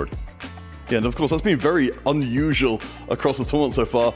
I mean, I think kind of at this point, we more or less knew what to expect in a lot of these games, you know, what the final boards will oftentimes end up looking like. So having a game like that, I don't think worked into T1's plans at all. Absolutely not, but they have a chance to get back here, stabilize, and push this all the way to that 3rd match if they want to continue into this finals. Because so far, the Giant Slayers are living up to their name, and T1 is on the back foot. Match number 3 of the semifinals coming up after the break.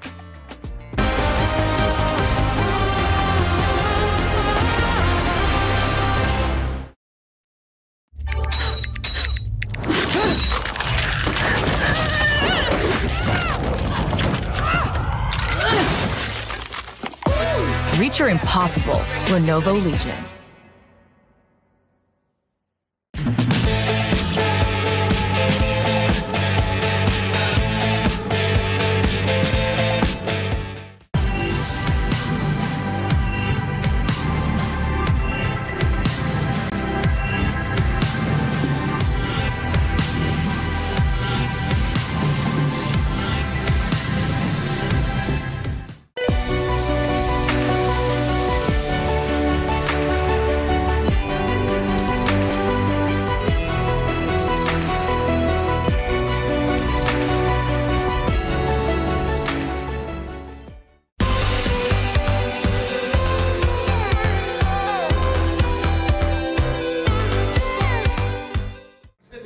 right, everybody, we are here in the Twisted Labs, and we're about to race, I'm told. We've got some of our TFT Arab commentators on the excellent stream, and of course, Dawood, are you ready to race? I'm excited. Do you know how to race? I don't have a driver's license. I think we just stare at our car and try and make it move. Okay. As hard as I possibly can. I'm holding my breath and it ain't going anywhere. Right now we're checking with waiting Adham. on Adham. Yeah, Adham is one of our Arabic TFT talents, and Ihab is the head of operations at GK, another esports org here. So, Ihab, have you lost a race yet today? Not really. Okay, well, you're about to. Yeah. Sheesh. Because I got the power. Oh, we all got green lights? Almost. Almost. Someone may be... Oh, here we go. Yep. All right. And they're off. Focus. Focus. 3, 2, 1, go.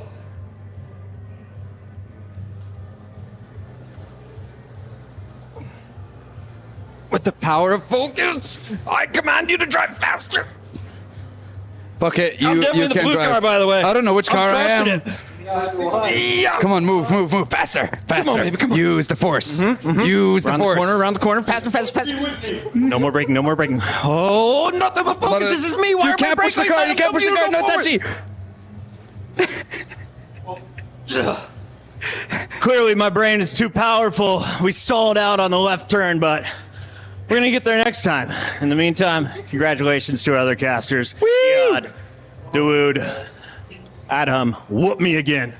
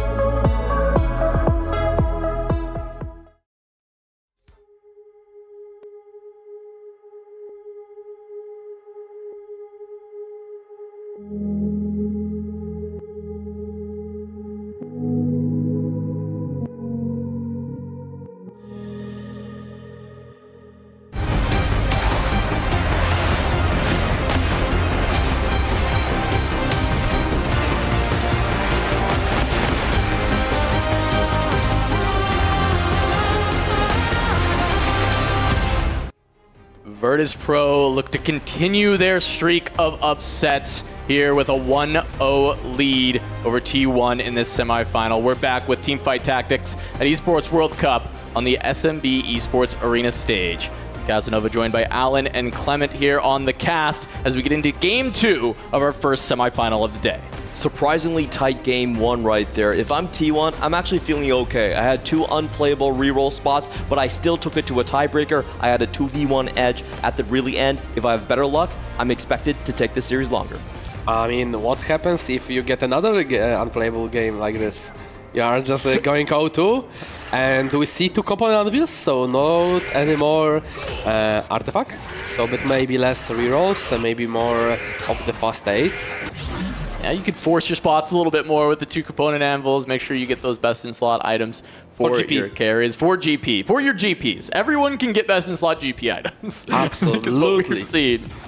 As we do jump on board with Milo, our hero of the last game for Virtus.pro, being able to win in that 1v2 at the end against Crazy Moving and SCSC, who have been honestly kind of the MVPs of T1 over the course of this tournament so far. It comes down so often for the drop from the box. How's your early game gonna go? When you see gold plus Caitlyn, oh, you're very upset, Spaghetti. Yeah, the Caitlyn hasn't really been played by anyone outside of Waybo Gaming that likes the Caitlyn Jace. The rest of the teams, though, still finding direction. For Dooney Jr. now he's That's a proper drop from the box. Yeah. Double man with double chair. And Unstoppable also as an option to go for. Just going to be putting that on the recon for now, looking for some better options. Oh, you would have been very happy with Unstoppable on the Mundo. Oh, he's just tailoring. Probably. Yeah. He's gonna tailor again on the rel, and then gonna send it on Mundo most likely. But you know, when this Mundo goes in with Unstoppable, leaves your team behind, you are sometimes not that happy about it. I think more so in the late game, you're less happy when he leaves the backline behind. Early on, sometimes that is just crazy. But we are going to get Dunizuni waiting on that fruit once again. It does seem like an easy option for him to be in the Mundo Jin seat, though, for T1. And we have seen a lot of teams, especially a team like Citadel or Aegis, when they get that Mundo 2, it opens up the directions for their compositions. You can fast 8 off of a Mundo very easily in stage 3. Yeah, the Kai'Sa natural pickup with the Mundo, just to find the tutor, can flex either Jin or Kai'Sa reroll, depending on the arguments found. Ooh, we see the hard bargain. The Solo leveling. Oh, with Mundo? You see the smirk on the face on the... There might be Mundo 2 coming with the solo leveling. He has Titan Slam or Sunfire Slam. There's always also... Last year we saw Pilfer being used to try and trade over copies for your team, but we haven't seen that at all this time around. I think there's too many other high-value gold augments, and especially in a shop that's got solo leveling, not going to go that direction, but that's not even the choice that Dunizuni goes for. Instead, going to try and hold on to some extra HP for the team. Yeah, going to go for a hard bargain. He already has 2 free component anvils, so it works out in this encounter quite well. You can still get the items you want later on with a lot of value. I find it a bit surprising he didn't opt for solo leveling. Could have picked up like Eon, could have picked up Rage Blade for that Mundo. On the solo leveling, it would be quite potent. I wonder if there's other teammates that want to go into a more tempo path for T1. As we were talking about, T1 typically likes to play their games with 2 very strong streakers on stage 2. So maybe one of his teammates had a better spot for it. I mean, it's still, like, you avoid picking solo leveling there if there is another teammate picking solo leveling, or if you absolutely have no unit. And when we see Kian with the GP in shop, opting not to go for it. Yeah, we had some very strong boards coming out from VP. We had one of the 2 tricks coming out. We saw a full tempo plan right there from NCC1, going for the Thorn Armored Plate. And Milo now going to take a book out of T1's page, full open. Yep, gonna have to be looking for that win out spot. Gold Destiny into calculated loss, and now just looking to go for that fast state. I mean, last game, very successful, and the Sorks might be the same direction once again. Bindaum pressed the last game, and not very successfully. He'll try again. This time he'll swing with the Katarina instead with the Battle Academia argument. And then we see the key on board. That Swain with the Diklo plus Bramble is so speedy. This is such a good Sork spot from Kian. Just having this Beast Slams due to the component anvils. Yeah, Sork spot from Kian, which means Milo on the full loss streak with the calculated loss, looking for that potential fast 8. Certainly going to be needing to stay away from the Sorks line and have to go either AD flex or have to go towards the Prodigies. And I think this is, one of the reasons why that solo leveling might have been a little bit precarious coming in for T1 is just how strong these boards coming out for VP actually are. You don't really want to go into the full open. There's no EXP to be gained right there. And also these 2 boards are looking very dangerous. NCC1 already committed to one of the AP fast 8s as well. Yeah, that does leave Milo towards AD, I think, then. Or using the calculated loss to then play a 2-cost reroll like Gangplank, use all the extra gold to try and get there from the open fort. We see pretty much SCSC being committed to the GP with the Rage Blade Slam, open BF. Can make Eon, didn't choose to do so just yet. He probably wants to make Eon when it will be prim for the combat. And just not slamming yet because there is no reason to.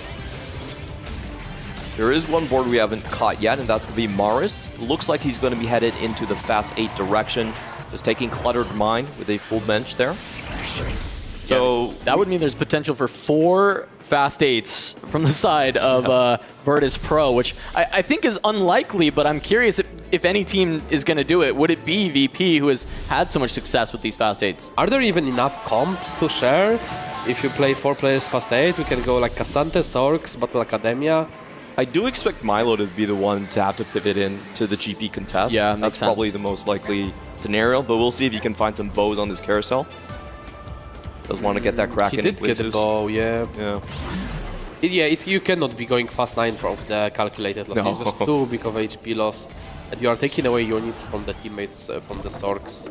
Because you need to lean towards the strongest fast 8, which is Sorks. It looks like Maris is going to be the one holding hands with Dooney Juni in this matchup. Dooney Juni also starting with the 2 Mundos there. And as is custom, as we've seen in the tournament, no one gets to play free Mundo.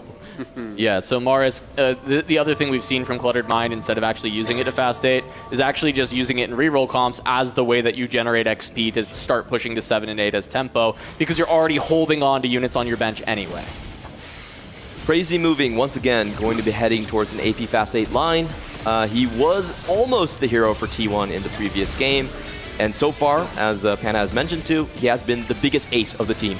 Over half of the games won on T1 have been carried by Crazy Moving. And he's heavily been on Gangplank or Sorks throughout the tournament. That's the main 2 comps that we've seen Crazy Moving play. He had a couple little outliers, right? The Smolder was a really interesting one that he picked up earlier. So we know he is definitely capable of flexing to whatever, but they have liked to put him in that win-out GP or Sorks line. Yeah, we're pretty much back to basics where the team mirrors the comps. We've seen already 2 Sorks, we've seen 2 GP players, we've seen perhaps uncontested one-way Mundo, we've seen Katarina. Now, this seems to be a less exciting of the setup. We have 2 fast 8s and 2 rerolls on each side, and the rerolls are exactly mirrored. It's going to be Jin Mundo and GP for both of them coming into it. Are we moving an items to GP already so he can farm some juice? Or you want to sell the Lucian and don't want to waste remover? I think that's probably the most likely thing, is he wants to sell this Lucian. And I mean, I'm curious if he thinks he's just stronger with the Lucian right now because he needs to try and keep this win streak at least until neutrals. I think he's not necessarily stronger, but like he just doesn't want to waste remover. Ooh, this would be pretty bad for SCSC. Oh, he missed. The Lucian troll. The classic. Yeah, so that is some friendly fire. I mean, Crazy Moving was on a full loss and ends up taking out the win streaker from T1, which was SCSC. And that will leave Kian as the sole win streaker and Milo as the sole loss streaker. So Virtus.pro kind of coming out on ahead in Econ in that stage 2. And this is the pivotal point. Milo has to go into that contested GP line. How well he hits, how much gold he has, and when he rolls are a lot of the key differentiators for this GP contest. But he is coming in from, I would say, the back foot on this one. Usually you want to maximize the calculated loss to go fast 8, lose until 3-5, but it's not gonna be the case here. You want to preserve that HP, it's a bit more valuable than a bit of more coins here and there. I think the fact that the calculated loss came from the gold destiny will mitigate the fact that you don't get to use the calculated loss to its full potential, because you're still going to get a little bit of extra gold from that gold destiny. So by just going to 6, looking for the Gangplank, and in fact we've seen Econ Augment first into Combat Augment being kind of the better solution for Gangplank than the reverse frequently in this tournament when they are directly contesting, because this is just more money than what SCSC has to work with. And we see that Mayo is already sending it on 3-1, given how rich he is, holding the Katarinas already from Bintum. Doesn't find the stretchy arms on the first hit, is going to start fishing for items. Still is missing that Gwinsus and that Edge of Night. Doesn't hit on either of them. Oh, he does. Oh, okay, there we go. And he's just missing Chain, that would be probably Warmog. Does have a spare. Okay, those items are already slammed. The bow and yeah, it's all slammed. And the rod. He has an open sword, I think, and that's about it. Maybe a belt. Pretty good loss, even though he rolled. Just maintaining that loss streak, just providing a bit more of an econ is not too bad until he gets that GP2. While we see that SCSC is still on that GP1, didn't quite roll, lost the streak, a lot more. Less econ. Taking a look at the Bintum board here, he obviously has not found the Katarina 2. Looking for Rolling for Days, is going to settle for Climb Ladder. Obviously a lot of BA units being played there. And Katarina typically does die last on this board, so great combat pickup. And SCSC also gets the GP2, so critical hits for both of the T1 players. see if they can stabilize this stage.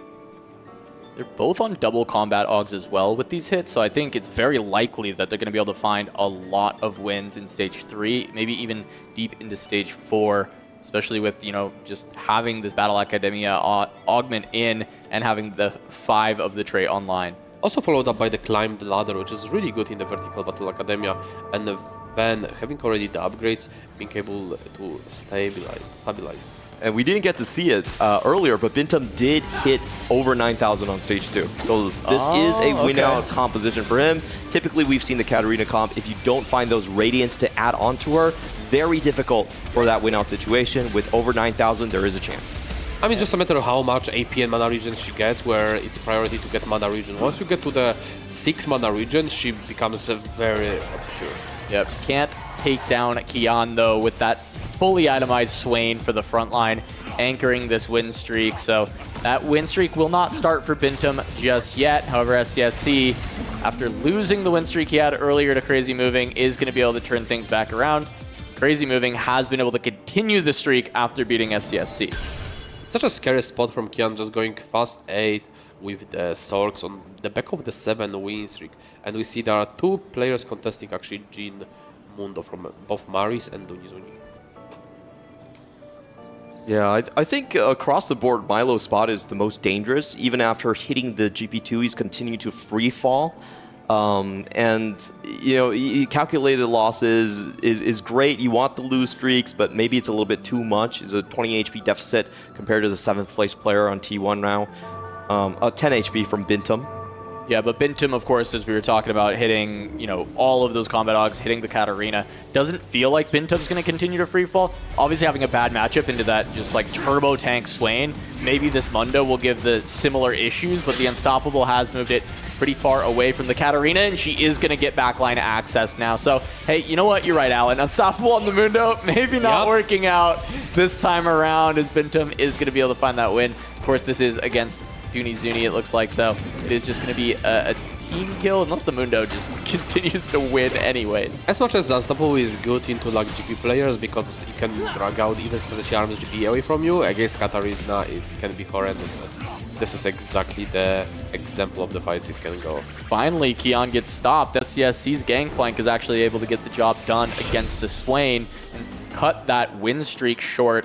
Of course, I think a lot of the damage is done with Kian getting towards those Sorks.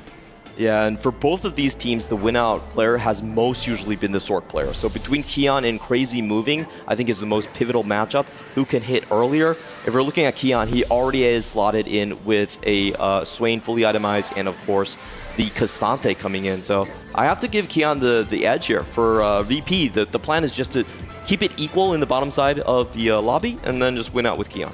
Yeah, having also the Fire Sail and the Torn Plated, which are really two good arguments, where Fire Sail can provide you so much value across the whole game, especially if you're pretty much guaranteed to go into stage 5, stage 6, within your current spot. Yeah, Crazy Moving so healthy. Tried to catch up on the econ here, right? Like, had the Gold Destiny, which is some good early economy, and then actually takes Placebo to just needs gold, like trying to make sure that he can roll at the same time. Placebo and Fire Sail, man, I feel like VP has a very strong edge in this Sork race.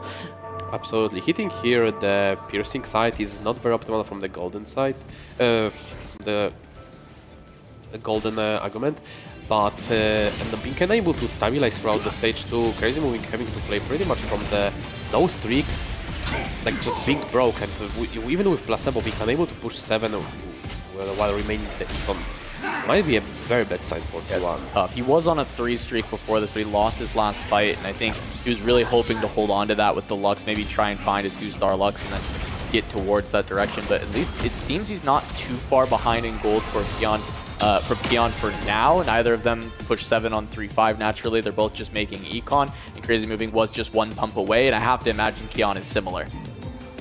True, and looking across the board, I feel like NCC1 might again be in trouble. We saw this from in the previous game where he was just playing fast 8 AP. This time also on a big lose streak, and potentially, I think he is going to be forced into the Battle Academia composition with and leave the win out for Kian. But the problem here is we also know the Katarina is going to be picking up a lot of those units here as well. So another big roll down necessary to stabilize the same player. I mean, even if he hits Karma 2, there is no way he's pivoting. He has a good items towards the Sorks. I think you just stay at it, even though your teammate is leaning towards the Sorks. You think just play 2 Sorks, same team, just try and push Crazy Moving out of the line, especially because maybe ahead with this loss streak? Yeah, it could be the plan, honestly. Like, if he hits 0, you miss, and he hits Karma 2, like, what do you do? Yeah, of course, right. Yeah, you just kind of are forced to play to that point. He's going up against SCSC, who finally had his win streak snapped. It is now Maris who has the win streak in this game. A lot of gold generated by that GP. And NCC find a breather here. It doesn't look like it. Ooh, SCSC is just getting the full gold farm on this one. Holy Regius. And then Katarina just taking out the Mundo. Pretty good loss for the Maris. Oh, but it does snap the streak, so T1 being able to stop them from getting even further ahead with that. As NCC1 is still on our watch list. There's the Karma pair, so we are going to see that in action of having to be going down that Sorcerer route, contesting his own teammate as well as Crazy Moving. Yeah, regardless, I think you should always hold the Karmas, even if you want to pivot out, then you can kind of time the sell sale them later. Right? Yeah, and then have your teammate pick them up right afterwards. This is, again, another low roll game coming in for Bintum. I just checked his board. There's only 3 Katarinas. So there is big defense being played. Yeah. And he did pick up Katarina 2 on his initial roll down. So is it really low roll? Last game he low rolled. No GP2 until like stage 4. Now Katarina on 3-2. You can't be too sad about it. And we see that players are not willing to send it at 4-1. Will be greedy for the maximum econ, even though it's only essentially 1 econ war for Crazy Moving to push it here and roll down. He's not opting for that just yet. Maybe he's gonna be waiting for the... No, but when NCSC finds the 2-2 Karmas, it will become a lot worse roll down for him. When the 2 VP members going Sorks will roll down. Yeah, at the same time. He definitely just has to push it. He is going up against Milo here. He's still on the Lux 1. Can't afford to fast 9 or whatever. He has to go for the Karma, play towards those Sorcerers. Yeah, a lot more playing towards the bottom of the lobby here. Target griefing by Milo, 6 Katarinas on board. I mean, that explains the 4 cats for Bintum, right? There's a ton of them being griefed. Looks like Kian also having a few there, right? 6 on Milo, that looks like 2 more on Kian. That's a really good loss for NCSC. Just 1 unit loss for the maximum econ worth, preserving the solid amount of the HP and extending. Here's the Sork battle. Prismatics are going to get picked up. We'll see if anyone just grabs a ton of gold to try and get there. Sork Circlet on NCC1 would just be Karma 2 immediately, but does not go for it. Wants to stay open to the Yuumi and finds one on the roll down. So he actually can pivot out, makes the Karma 2 though, just in case, as the roll down comes through for Crazy Moving. Not going to find the Karmas that he needs. That's even another Karma. Yeah, what's important here is that they can actually start Crazy Moving out. He has the lower HP compared to Kian, so that might just be the game plan. I'm going to hold until Crazy Moving is out. We take the win out, we take Bintum out, and then we just roll. Yeah, he finds 1 copy, and then immediately when they see 0 gold on Crazy Moving, NCC1 sells out of the Karma, puts in the Yuumi. So exactly what you were saying. Now Kian can roll down, find those Karmas that are back in the pool, and Crazy Moving is just going to be behind. He's got a Braum pair. If he can consider holding it, he's got it in the shop. Staggering roll down is so important. What they did is just exactly what you want to do, and it's not very easy to pull off because it requires precise communication. Even at the team, someone is asking if they're gonna go for certain argument or not. So like clear comms and really well played from Kofi. I mean, Virtus.pro just showing exactly why they've been able to topple so many giants in this tournament. The team play is impeccable. They were able to rescue NCC1 last time, and once again, they're trying to, but NCC1 has to sacrifice the spot that could maybe pull him out of this loss streak to then instead make it so Crazy Moving's game is boomed and Kian is unleashed. Thinking ahead, that is the key thing right there. There's a Karma 2 right in front of me, but I know my teammate has the HP lead. We can play a different strategy, start Crazy Moving out, and then go for it. However, Kian still needs to stabilize by himself. This is the important thing. The Karmas might be back in the pool. It's still up to you to find them. Yeah, they haven't been found yet, and that does mean that Crazy Moving can roll down every turn and might still find the Karmas first. See, Mari's trying to find that last copies of the Jin to just... Karma 2 for Kian. Oh, there it is. The trade works out beautifully for Virtus.pro. Efficient as well. Stand alone, find the Braum. Looks pretty solid, and then Maris also managed to find that Jin. Yeah, Maris with this max cap on Prismatic is huge for him because it means that you can just stabilize with the Jin. We typically see it fall off very hard, stage 4, stage 5. All they need is HP. They have their win-out player already online on Kion. So they just need one other top 4 and they can lock it. Yeah, because on the other side for T1, Dunizuni and Bintum both kind of not having the highest roll spots. Crazy Moving getting locked out by Virtus.pro's amazing play between NCC1 and Kian. So Crazy Moving, who had the spot we thought would be scary, is now going to be struggling. And the key thing here is for SCSC. Typically, it has been the Sork to win now, but he has the GP3 plus bronze for life. One of the strongest setups you could possibly ask for in this tournament. Easy Moving. Does he have any of those Sorks? No. Gonna have to settle for a tier coming into this one. So if we're looking at the current spots, which team is pretty much ahead and looking for a victor over this game? I have to say VP. VP have 3 members in the top 4. All of their top 4 boards are stable, while Crazy Moving and Bintum are just in pure freefall. There's almost nothing for them to do. Yeah, the Cassante too, Leona too is so much front lane for NCC. Once he finds that Yumi too, he'll be pretty much good to go. While we see Bintum still trying to get Katarina, got the TGs, but that board is not looking too good. And then Dunizuni playing for the Jin, got the Mundo, but this Jin is not coming through. I think Dunizuni and Bintum will be looking like 7-8 this game. Yeah, everything is on SCSC and they need to find one more into the top 4. That's just max cap diff. When Mars hit max cap, taking everything out of the pool, Dooney is just left out to dry. Yeah, Dooney not able to find that anything from there, and now it's Crazy Moving, who you would hope this would be the spot for T1 that can hold on, but this is just the Luchador. The Luchador does open up the ability for a couple more kills for Crazy Moving, but he won't be able to deal with the Mundo, so still going to take a small loss here to Maris, and it's all adding up for T1. They need to send at least NCC1 in 8th, but if he found that Yumi too, that board is extremely stable. Yeah, and potentially NCC just being the strongest among everybody in the lobby with that Yumi, given that itemization, the good combat arguments. I don't see NCC going down in 8th here. Crazy Moving though, Karma pair, Braum pair, so there is the ability to find that bailout. If you can upgrade both these units, Crazy Moving has the chance to still look for the win out. Yeah, even if he finds the upgrades, if he doesn't find the frontline items, this is not looking too good. Sork still needs a properly itemized Swain just to stabilize, because how fast GP can run over you. Things looking very dire for T1, but as we've seen, miracles can happen. Upsets are written in this tournament over and over again. Yeah, you're even losing to the Katarina because of lacking of front lane here. This is the start of this continuation on the miracle run for Virtus.pro, all off the back of that team play from NCC1 and Kian.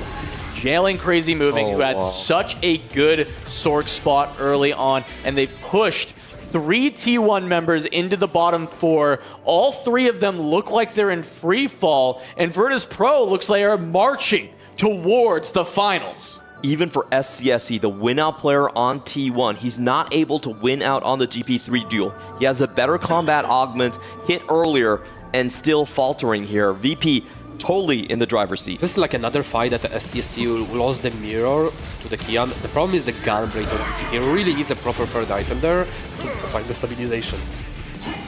Can he get another bow here? That's the question.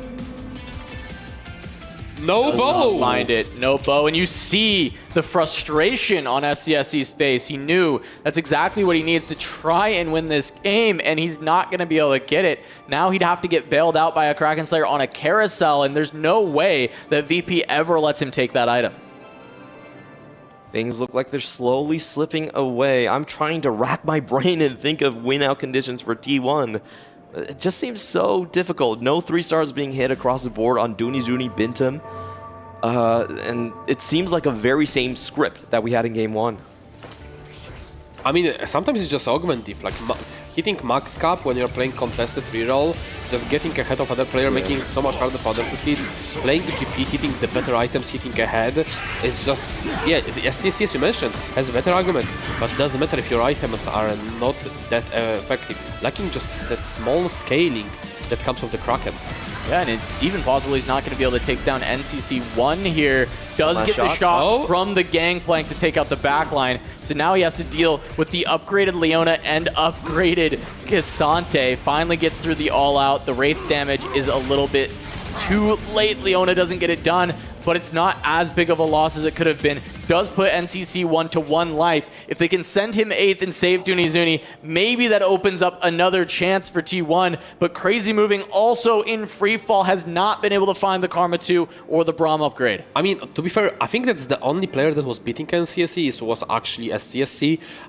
Everybody else are probably losing to his board, and the rest of the T1 players can just sack for him. VP players can just sack for him. Yeah, you have to sack for Crazy Moving, I think. But for Dunizuni, you just cut him loose. He's like, well, even if you hit that upgrade, you're not going to be moving on forward. Crazy Moving found the Gwen, but he runs into Kion. And this is the problem. He's so close to this board hitting the cap that it needs to, but he might just be a couple rounds too late. One more cast from the Karma. The Swain's still alive. Crazy Moving takes the hit, goes down, and that might just be the hopes of T1 being dashed in an instant. And on the other screen, we see Dunizuni just taking a massive hit from Milo. As we mentioned, Bintum Dunizuni going 7A, but it was actually Crazy Moving and the Dunizuni. That roll down from NCC1 to hold the Karmas and then coordinate the cell after Crazy Moving goes to 0 was the game-winning play now. T1 on their last legs. They have to go 1-2, and Bintum, let's take a look at his Katarina count. It's still 3. Oh, this is not looking like Found 1 the and 2. Yumi upgrades. He's trying to find a Jace 3 to get somewhere. Just has a bunch of TGs on this board, but this is not something that can fight for the top 2 spots in the game. And Virtus.pro toppling Titan after Titan looks to do it again with our former finalists from last year in T1, a team that looked so unstoppable, and yet we say it over and over again for Virtus.pro's opponents, and the unstoppable one is VP.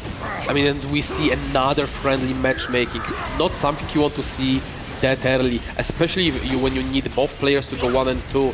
And we see that SCSC just being unable to take down that Katarina board. Bintum being stable, but again, both of them need to be able to go 1 and 2. But they finally cut NCC1 loose.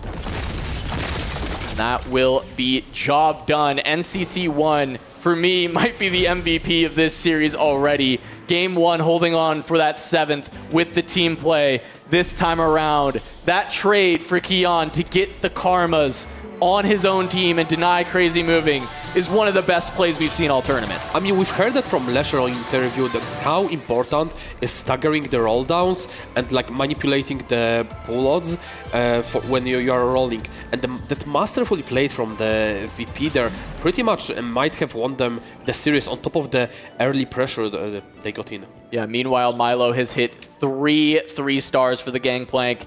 GP, Kabuko, and Yasuo. There is no stopping this Virtus.pro squad. Another 2-0 on the books. That would be 5 in a row if they do find the win right here. And this is just kind of staggering. I expected our playoffs to be hard fought, to be very contested. VP just showing us how far ahead they are. I mean, it might be another story, same as last year. Wolves being underdogs and coming in clutch, winning out. What if the VP is gonna just repeat the same story this year? Definitely could be, and I'm really happy for these players right here. The job isn't finished yet, but I don't really see a pathway. Bintum still trying to hit that Rakan 3. We see a lot of holds on the other side for Maris, even as he's going out, potentially. Yeah, trying to break through the Mundo. Fortunately for Bintum, there's the Luchador trigger, which will let him get rid of the Jhin. So still strong enough to beat Maris, but SCSC takes a loss to Milo. I don't know if they can get there. That's a lot of HP gone from the side of T1. Milo, 3 big hits for the Gangplank. Feels like Virtus.pro are going to get away. Well, the first step for T1 is that they have to eliminate Marius, get those copies back into the pool, hopefully build up Bintum. Again, they have to play 1-2, so not even a third place would suffice for them. The worst part for SCSC... Look at this for Marius. Trying to go for the Katarina free before Bintum.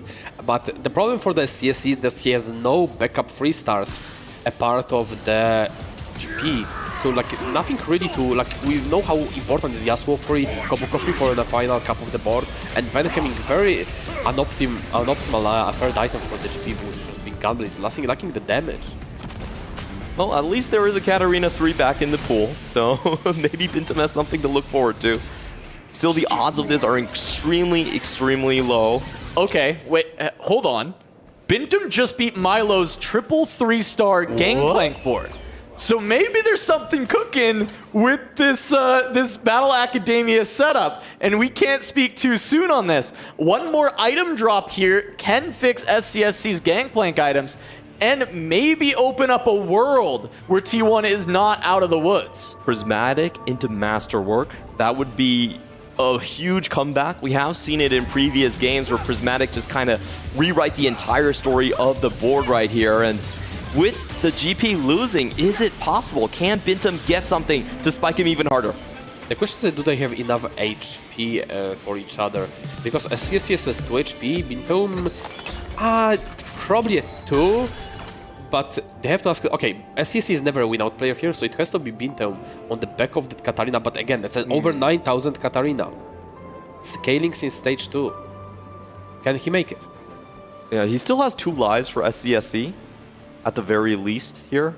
Doesn't find a great item for the GP. Probably just, yeah, it has to be Infinity Edge here, right? Yeah, it needs to be third item. It could be GS as well, technically. GS to get through the front line a little bit quicker, but the Infinity Edge does mean when those stretchy arms scale up, you'll at least get the 1 shot. Ooh, and Bintum removing for the SCSC, saying, okay, I'm the strongest in the lobby, I'll suck here. Yeah, they will be successful, I think, with this positioning. Also, the removers and the positioning is going to give some space for the Gangplank. Is it enough HP? Your question is apt, Alan.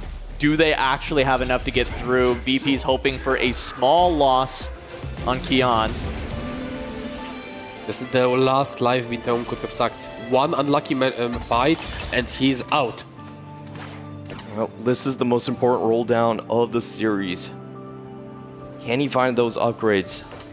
Jace 3 would be massive. I mean, you're just going to have to deal with the 2-star Katarina for this game. But if you can upgrade more of the board, have those secondary carries, every item slot filled on every relevant character of this comp. And he actually has pretty good rolls on those Thieves Gloves right there. For Jace, he's finding the damage. We know that 7 Jace can do a lot, but he's not going to finish his rolls. He's actually just going to use 4 damage. There is Eon on Leona, which could be potentially griefing, especially against Karma, that this could go to the back lane. Wow, big charge from Rakan gets both the Jarvan and the Karma. Not able to finish her off, though. She's getting the cast out. Katarina doing her best to finish things off, but might not be enough. The cast from Yuumi does get it done, but there's one more shot! She lives! She lives, but does not take out the side of Kian.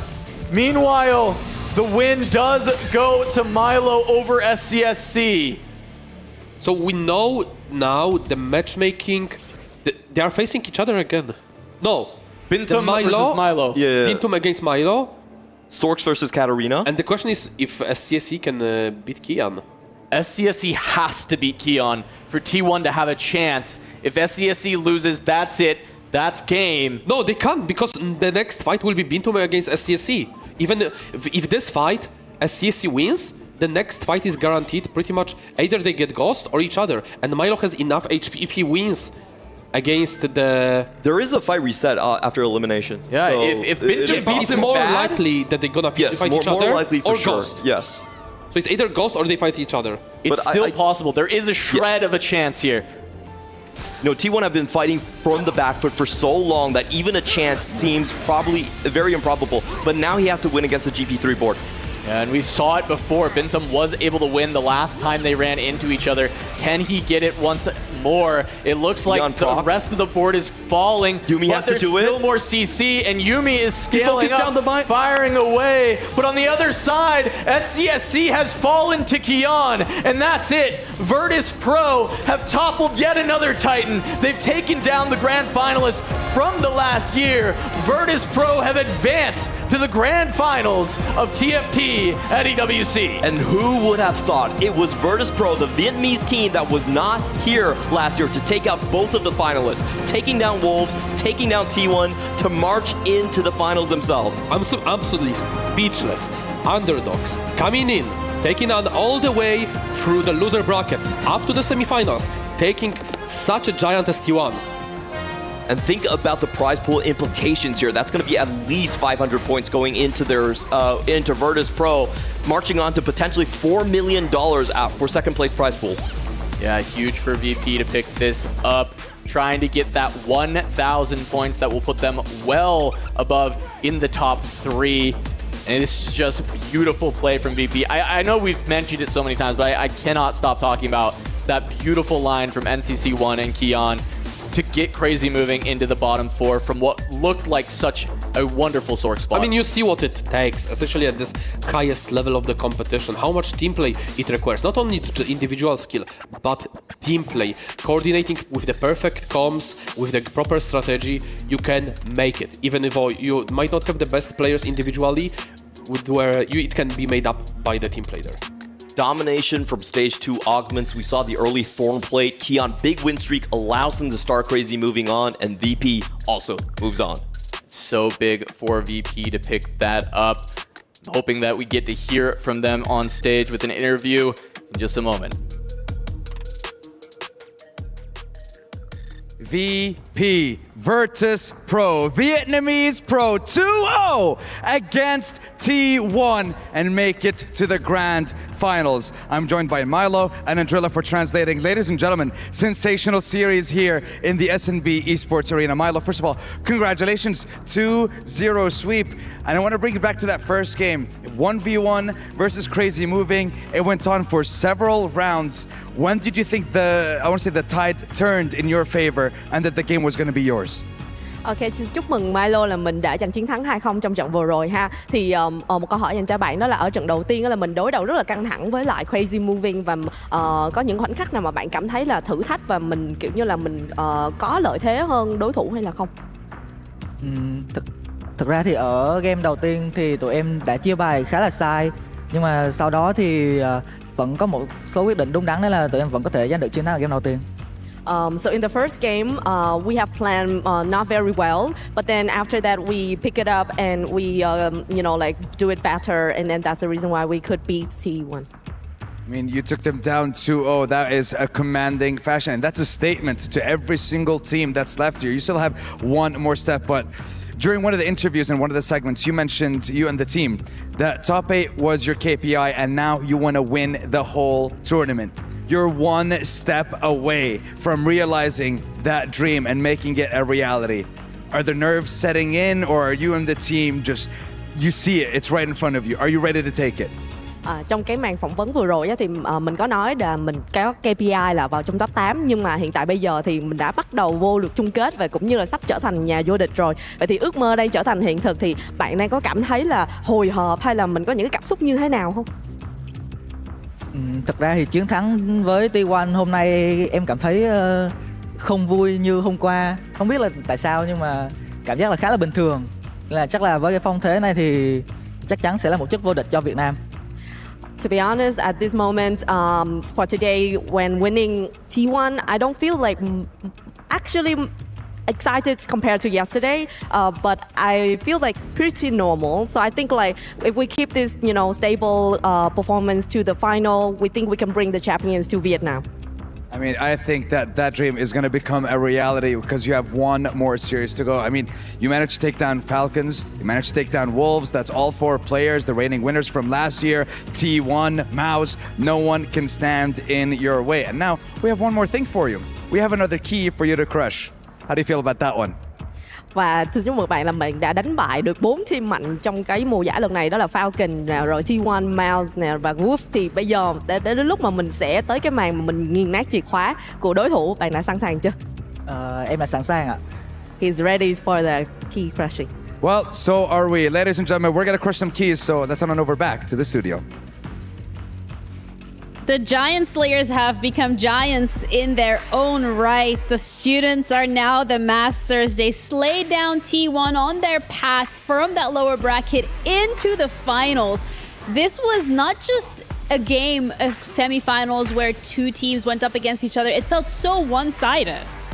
Absolutely insane. I guess the curse continues from yesterday all the way to the semifinals as well. All in all, I think T1's game plan didn't quite pan out where they found their strength last year, and maybe we saw the weakness now with Dunizuni not even hitting a 3-star as a reroll player in both of these games. And Milo, what an all-star performance in back-to-back games, really carrying a lot of that load for Virtus.pro. Yeah, I'm really glad he got his moment in the spotlight, but further to what your point, David, as the previous game, we saw some very, very brutal denial going on there, which we've only seen necessarily from a few of our different series, where teams have the opportunity just really to stomp all over one player and make sure they never, ever get going. Yeah, it was a really great showcasing here from VP with that curse continuing, as you touched upon, Panda. But all in all, I mean, they should be very proud of themselves with how everything went. Even adapting in this series, we talked about T1 having the strategy and the most evident out of all the teams, the target griefers, really singling out a single player, as you're mentioning, Counterfeit. And we saw the case there. Bintum, Katarina 3, unlucky buddy. We're holding literally 9 copies of Katarina, and you're unable to hit, for example. Despite this, Bintum, I think, rose up to the challenge in this game too. I think he played an excellent game. He made it very close until the very end. But VP just really showcased they deserve to be in the grand finals this year. Yeah, and further to your point from before, Giant Slayers adding on to the resume. I suspect we're getting very close to the point where they're going to look in the mirror and weep, for there are no more giants to slay, and they have become the giants themselves. I mean, I would say that actually already is the case, being able to take this entire path from day one all the way to the finals already. So many teams that were in their way that they're able to get rid of. I feel like at this point they have transcended. They're no longer the underdogs coming into this. Like, they are the heavy favorites. There's the idea of you have to beat the best to be the best. And sometimes you say, I had an easy group, my quarterfinals was easy, whatever it is. But they really prove that you have to beat the best, and they did it. So the most deserved grand finalists we've maybe ever seen in TFT in terms of how hard their path was and how dominant they looked in this final test in the semifinals. And we've got to remember, of course, this was an APAC versus APAC discussion as well. So they're going to be able to bring it back much closer to home. Also, again, both these being second seeds coming out of the groups, they both took the very long journey to get to this point. So again, I don't think it could be any more earned. Yeah, T1 as well, we got to sing their praises too when it comes to their performance here. Like, as we already touched upon, they came through that lower bracket. Not an easy road for them to come through either. They had to play a lot of games as well. They were knocked down in that first day by Waybo Gaming, which was a little bit of a difficult matchup, probably the true test of their power. But now, here they fall. Their key is going to get crushed. This is the end of their journey, one stop earlier than last year's. I do think for T1, maybe some of their augments and their spots were much harder to navigate in this series. I think they were really tested in terms of what they could do to stabilize in stage 3. Kian in this case being once again that win streak player for VP. So overall T1, great run. Back-to-back top 4s is insane in TFT, a game that has so much variance, especially with a roster change, crazy moving. I think he'll be sticking to this roster for quite a while longer. He has definitely earned his spot with the rest of the boys. Well, yeah, I mean, even falling, as you said, one spot short of before, it's still an astonishingly high level of consistency for T1 to be putting out there. So I'm absolutely with David. I think this is going to be a team that's going to keep on developing and come back next year stronger. Yeah, for sure. But with that, VP is going to be moving into that final slot, and they also get to crush the key of T1. Another one added to their collection. And I mean, we keep on saying if, but at this point, maybe it's a when they win that trophy and they slay that finals giant along their way. This could be one of the keys that they're adding onto that. Is there going to be a flinch? That's the question. Please don't be nonchalant. I want to see them all fall down with the sheer force of the power of the T1 key. There we go. Ginny's happy. I will wait for the finals for the Stoic Masters to come out.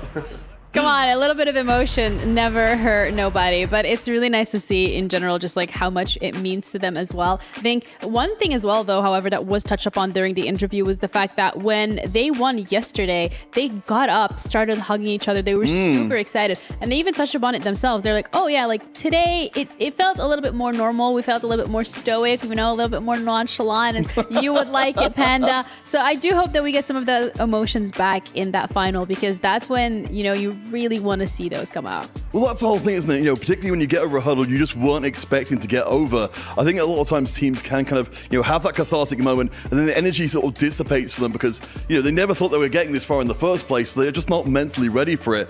To then go on and win this series again, I mean, they've got a little bit of time to try and reconstitute that energy, but it's a big ask.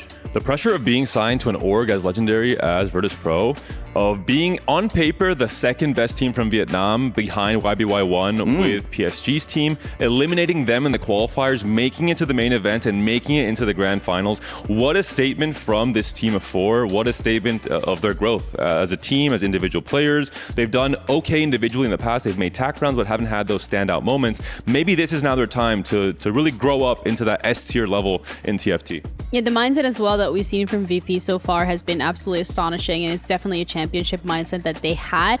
With that, they do knock T1 out of the running, but T1 is also standing by with some words with Paquet ahead of their departure. Unfortunately, this is the end of the road here for T1, but your team went to finals day 2 years in a row. It's something that no other squad was able to do. What makes your team so strong? 너무나 아쉽게도 저희는 이제 여기까지 이제 여정을 끝내지만 그래도 유일무이하게 마지막 날까지 끝까지 2연속으로 간 팀은 저희뿐이거든요. T1이 강한 이유를 좀 알려주세요. 제가 있는 한 T1은 계속해서 파이널 데이까지 올 거고 다음 해는 우승을 노리겠습니다. As long as I'm here, T1's always going to make it to the final day, and I'm going to make sure we win next year. I love that call out, and we see, of course, that there is some RNG. There are some rollings that happen in TFT. Do you feel that luck was on the other team's side, or were there some small mistakes in game 1 and 2? 아무래도 이제 운이 이제 달린 게임이기도 한데 이제 순수 좀 운이 버투스프로의 편을 들어준 것 같나요? 아니면 저희도 좀 짜잘한 실수를 한 것 같나요? 저는 TFT라는 게임이 많은 사람들이 그런 운의 요소, RNG에 대한 요소가 많은 게임이라고 생각하는 걸 알고는 있지만 저는 개인적으로 그렇게 생각하지 않고 단순히 저희가 VP 상대로 첫 세트에서 부족한 모습을 보였기 때문에 두 번째 세트까지 기세가 밀려서 진 거라고 생각합니다. I know that the majority of people in the public tend to think that TFT is a luck-based game. I personally do not agree. And I think that, we made some minor mistakes against Virtus.pro in game 1 that led to our loss, and then momentum was on their side from then onwards. Thank you for writing that narrative. And final question for you. Of the 3 teams left in the tournament, do you think Virtus.pro, Aegis, or Waybo should be raising the trophy at the end of the day? 이길 것 같은 팀은 누군가요? 개인적으로 VP가 그냥 이겼으면 좋겠긴 한데 가장 강한 팀은 남은 3팀 중에서는 웨이보가 가장 강한 것 같습니다. Personally, I really hope that Virtus take it, but I think, kind of coldly speaking, I think Waybo are the strongest team remaining. Thank you so much for your time today. Can't wait to see you again next year. Thank you. Thank you, Paquet. Waybo is the strongest team remaining. That is a really great statement because that is the next game that we're going to be having a look at. But also really nice to hear from T1 side of things that they are taking this loss as a learning opportunity to move forward and to really see how they can change coming into next year. Waybo against Aegis, the top EMEA seed against the top dog, I would say so far, even by the words of T1. This is also another very, very exciting semifinals. I will say Bintum is my GOAT, but not respecting Aegis, I can't say I agree with that one. I think it's going to be a very, very close matchup. I'm incredibly excited, Counterfeit, for this upcoming semifinals. Well, I mean, of course, I think one of the reasons why T1 were giving respect over to Waybo, who definitely have very big, final boss energy at this point, is because Waybo were the team that beat T1 right back at the beginning of the competition. So I'm fascinated to see how this one goes. Certainly, again, as we mentioned before, for EMEA, this is the furthest any EMEA team has ever gotten in the EWC. I think it's all upside from here. He just certainly put on a hell of a performance before, so I don't know, I'm so fascinated to see how it matches up into Waybo. Weirdly enough, this could also just kind of be the first real test for Waybo. It seems very weird to say this into the semifinals, but group stage, they cruised through it. Quarterfinals, in theory, they were facing an underdog in EVOS, and that was also a clean sweep with a 2-0 win. They've already eliminated one EMEA team. Couldn't be that they have EMEA's number. We'll see in the semifinals against Aegis, but I think it's going to be very close. I think this group of 4 French players from EMEA is some of the best we could send on paper from our region as a whole. And I mean, CNTFT has been CNTFT since the very beginning. They always have that clutch factor when it comes to big events, especially when it comes to the end of these events, when it comes to grand finals. I mean, it's also worth noting that Waybo are the only team on a 4-game winning streak coming into this point. Everyone else has been giving over individual games across the place. So again, there's a ton of momentum on Waybo's side. I do, of course, as an EMEA caster, want to see Aegis do well, but I think it's a big ask for them. Yeah, and Waybo as well, heading into today, had a couple of words to share with us. So we're going to head over to our little interview to see what exactly that was. Hello, everybody. I'm here with Waybo as they are about to take the stage. And Waybo, you are China's last hope. How do you feel are your chances to make it to the final? 那你们现在作为全村最后的希望，就想问你，这次你觉得有多少信心能晋级到决赛呢？我们的目标就是把冠军留在森林赛区。Well, our goal is to retain the championship in the Chinese region. I love that. We're going to be seeing you match up against Aegis, one of the top squads from Europe. How do you feel you match up? 那你们要即将对战的是 Aegis 战队，他们是欧洲区最强劲的一支战队，就想问你觉得，对，就是打他们有多少信心呢？我们也是森林赛区走到最后的战队，所以我们觉得我们会赢。Well, we are. Even though we might not be a top seed, but we are the ones that have gone the furthest. So I think we come in here with full confidence that we're going to win. I like that. And final question. A lot of people may be new to watching 4 versus 4. What is the most impactful play you can make as a teammate? 就可能很多观众他们还不太习惯看这种4打4这种局面，那想你能不能也跟大家解释一下，就是在这种团队的模式之下，你能做出的最大的一种贡献，或给团队里面做出最大一种贡献一种措施是什么呢？其实我们团队的分工非常明确，每个人都可以打好上线位和下线位，然后每个人都可以打牺牲位这样子。I'll say it's a lot about like team coordination, because in our team everyone has very defined roles, but in each role we can all play for the top place, or we can play like a sacrificial role for the last place. So there's a lot of flexibility involved, and I think having a good strategy, a good idea of how the game, or rather having a good plan to adapt to wherever the game has to offer is what makes it key. Adaptability is key. Best of luck in your next match. Back to you guys. Waybo Gaming going up against Aegis, and we heard it from the man himself. Flexibility here, Clement, is their strength and is the key to winning.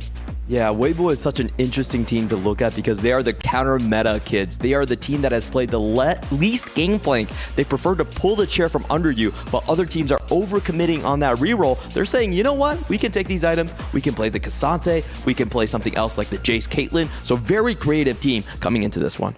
Yeah, I think it's so exciting to see this team, come through the group stage, come through the knockouts as well, going all the way to the semi-final. I do agree with Panda, what Panda said, it will be their biggest test, and the same for Aegis as well. This is a super exciting semi-final, and we saw the first semi-final that it was already very close, even though it was a 2-0. So seeing 2 of the first seeds go head-to-head, it's all going to be exciting. Yeah, absolutely. And if we also look at it from the perspective of Waybo has had quite, I would say maybe an easier run, because they went unscathed through that upper bracket, which was a very difficult group to be fair, and they did knock down T1. But then they also yesterday played Flash Wolf. So for them coming into today, this is, as you touched upon, as Panda touched upon, probably the first real time where we're going to see them being pushed to their limits, and maybe even where we're going to have to see them be able to adapt with how Aegis is going to be playing these games and how far they're going to be pushing them. And Aegis, however, had a little bit more of a difficult run, I would say, coming through that lower bracket. But whether or not they are feeling just as comfortable and confident today,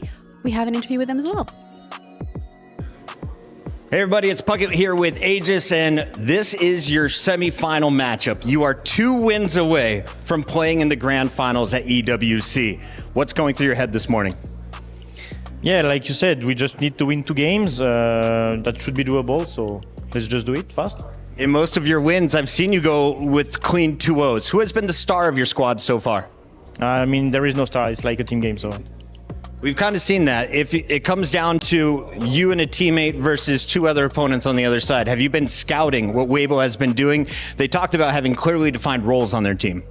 I think that's a weakness because you need to, if you want to be at the top, you need to be able to play everything. And having like roles, I think it's weird and inefficient, so... Understood. Final question. Is Europe going to prove they're better than China? Yeah, of course. Game on.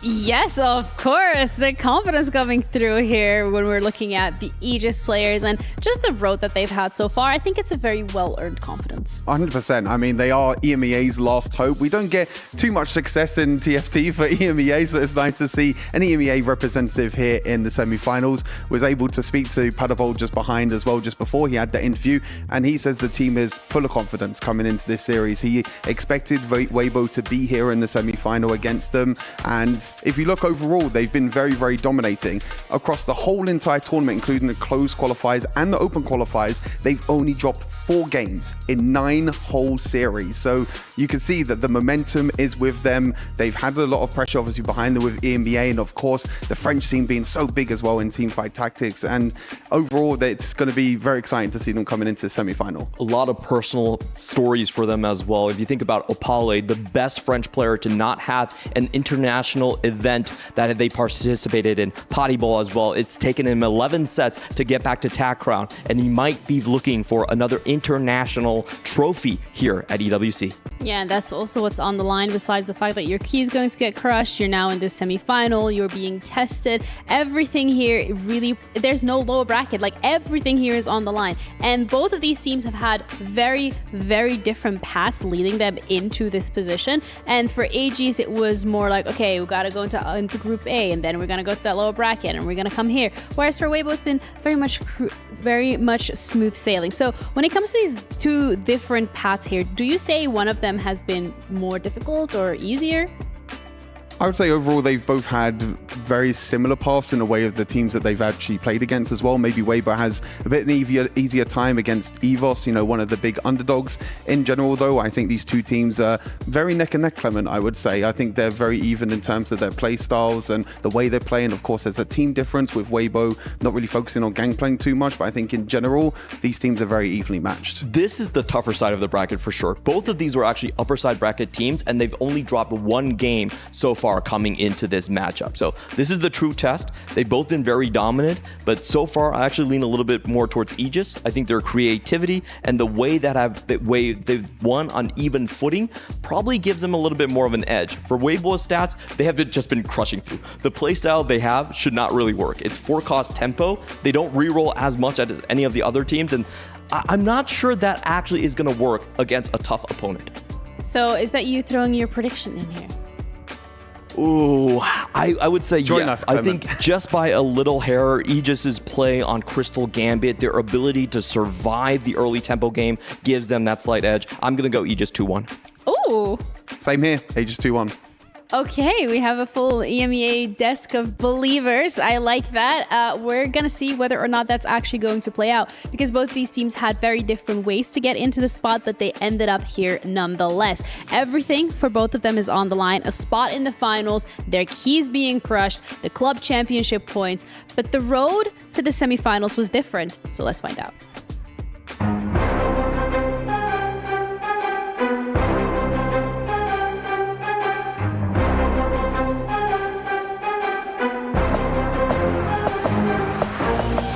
我觉得进入4强是在预期之内的。 This team have proven to be the most feared roster here. 虽然说我们的训练赛可能表现不太好，但是我一直相信我们是有实力的。 Ironborg, and that knocks them out. The game's over then and there. It's another team kill to another series. It looked easy. It was really, really clean. I think we have a good rhythm, good flow during the game as a team. So really happy about what we did. We considered ourselves as a top 4 team, so not surprised, but you never know, of course. It's TFT. 面对 Aegis， 我觉得我们就是正常发挥吧，应该就能拿下胜利。我觉得对于打他们这场比赛，最关键的就是我们做好我们自己的，其实就是。All the team remainings are really strong. They have good game plans. They have good communication. The Waybo team, I think that they are really strong as they were in the, maybe not the most stacked group, but one of the 2 most. They play well as a team. They are used to it. They have good game plans, so very solid team.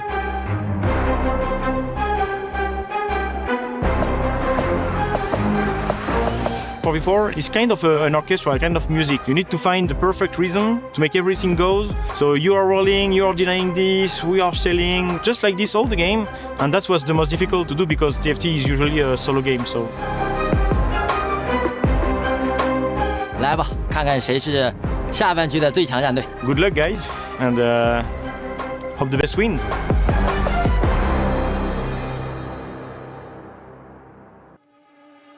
One team sits atop the mountain, waiting for the final challenger for the throne. 2 teams take to the stage to fight to be that challenger, to be within touching distance of doing something so many dream of, but only few ever achieve in a lifetime, and only one can rise above. We have, of course, seen one team already rise above. It's one of the most terrifying teams we've ever seen in TFT in Virtus.pro, waiting in the grand final. But they should be scared too, because they will be up against one of 2 undeniably undefeatable teams here at the Esports World Cup. And I cannot wait to bring them onto the stage because somebody's O has got to go. Oh, well, you know what? Speaking of that, first to the stage, it's Waybo Gaming. A dynasty once built by the Chinese representatives long ago in TFT, only to fade into history. Now is their time to reclaim what is rightfully theirs. But first, they must reach the pinnacle of this competition. This is a marathon, not a sprint. Rush and you will fall. Their opponents will not go down here without a fight.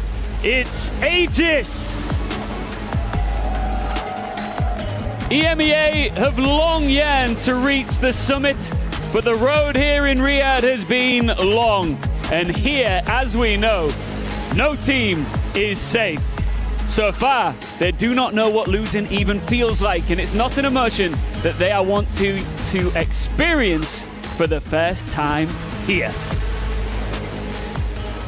Both teams take to the stage, one for the final time, the other taking one step closer to legendary status.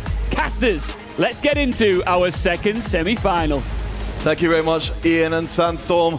My name is Coveted, alongside Impetuous Panda and Hope-Son to bring you the second and final semi-finals of the day. The grand finals, of course, as mentioned before, still waiting to happen, and one of these 2 teams is headed right there. Gentlemen, of course, we did get a few words out on the analyst desk, but again, I want to take the temperature here in the caster room here again. David, you seem pretty confident on the desk.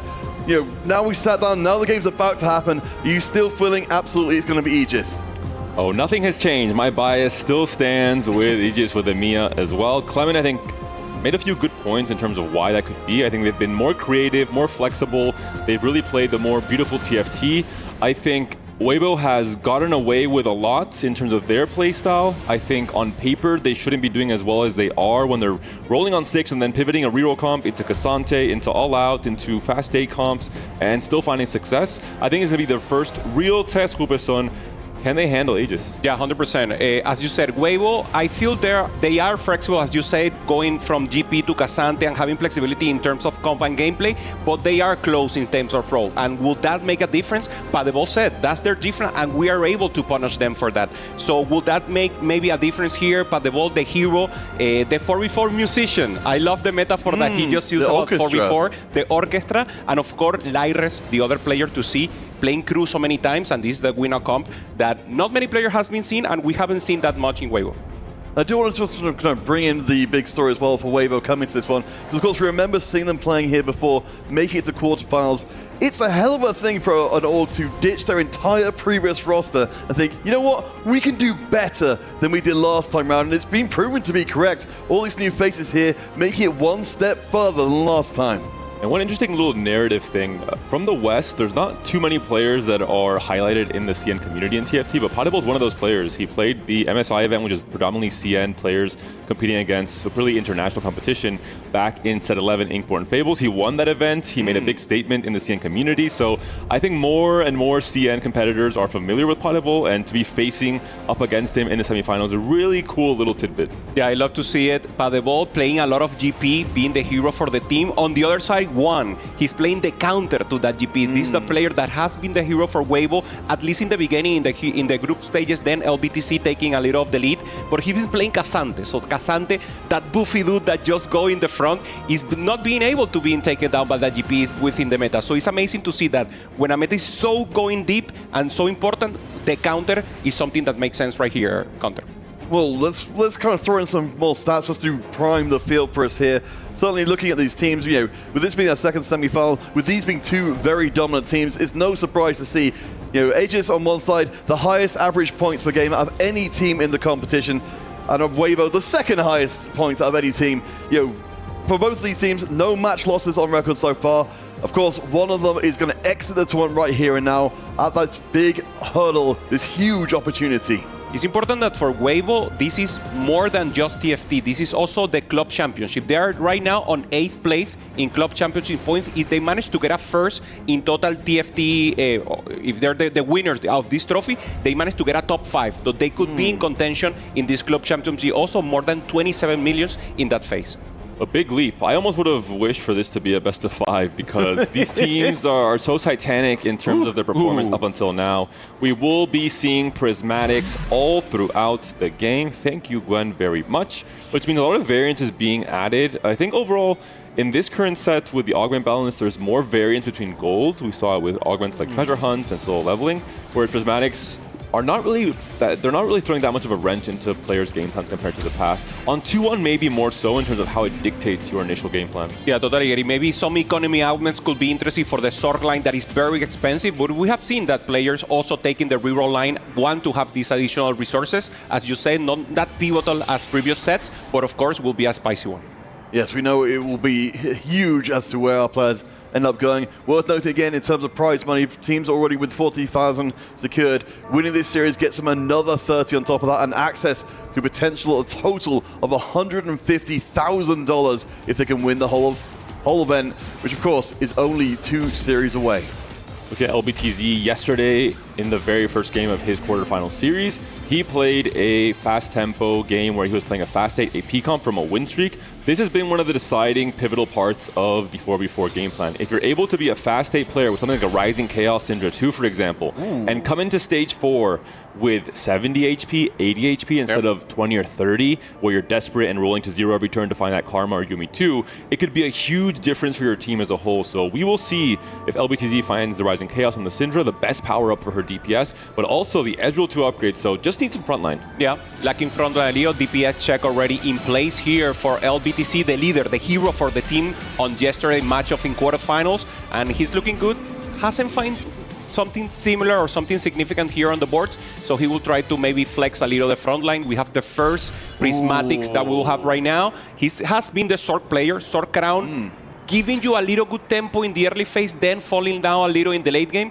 9 life, of course. He's been the 9 lives player. Yesterday, his win in game 2 against Aki was both players facing off with 9 lives. In this case, he pivoted from GP to Casante. So does he want to go right where he finished in yesterday's series? He looked to the side. He was like, do I take it? He's going to be so tempted. As we look on the left-hand side as well, we can see some of our other augments coming in across the field. Of course, with this being all prismatic all day, every day, the Sorcerer Emblem gets rerolled. 9 lives seem more likely. We've got prismatic tickets kicking in there, and I believe a second 9 lives as well from Gobo. Yes, Gobo also with the 9 lives. So both of these players will have priority in the carousel, and that's also one of the strengths that this type of augments have in 4v4, especially when you want to grief. And there it is, Panda Special, perfected form, protagonist, super sack. Protagonist Zach, you have an anvil here as well, and the idea is you want to play for JG Striker's Flail with, in most cases, either a BT or the Hemp Justice. And this Zach does some very dirty things in stage 2 and 3. He floats seemingly without any menace towards your backline carries. Next thing you know, they've been deleted. But in this case, forced to slam more of a tank item on the Zach instead, some survivability, and then hoping to find a Jeweled Gauntlet, a Crit Glove on this upcoming carousel. You're right, he does have, the grace through the air, but as he floats towards the backline, as you said, especially with the API optimization, he can look terrifying. We do see a little bit of upward mobility. Suddenly we're very familiar with that as a route, or a much safer route to go towards the late game. Of course, items-wise, we've got some of our players pushing much harder in the item direction. Of course, getting those Radiant items in early on can be hugely impactful. Oh, good over here, getting some possibilities here. Lacking frontline, getting the huge Garen and getting the Rel too. So good position here for LBTC. Obviously, he's not in a win-out state. You're talking about this Panda. Normally, you want to lose maybe 3 or 4 lives to get that influx of gold and then pop off and save, of course, HP if you can. And then you get the additional resources, but you don't leave it out entirely to Destiny. What do you mean good? This is perfect. He's literally playing a Bastion Prodigy's comp and he gets a Garen too from his first little cash out. So just insane for his frontline. We'll be benching as soon as you mentioned to lose some HP to get the extra next few golds.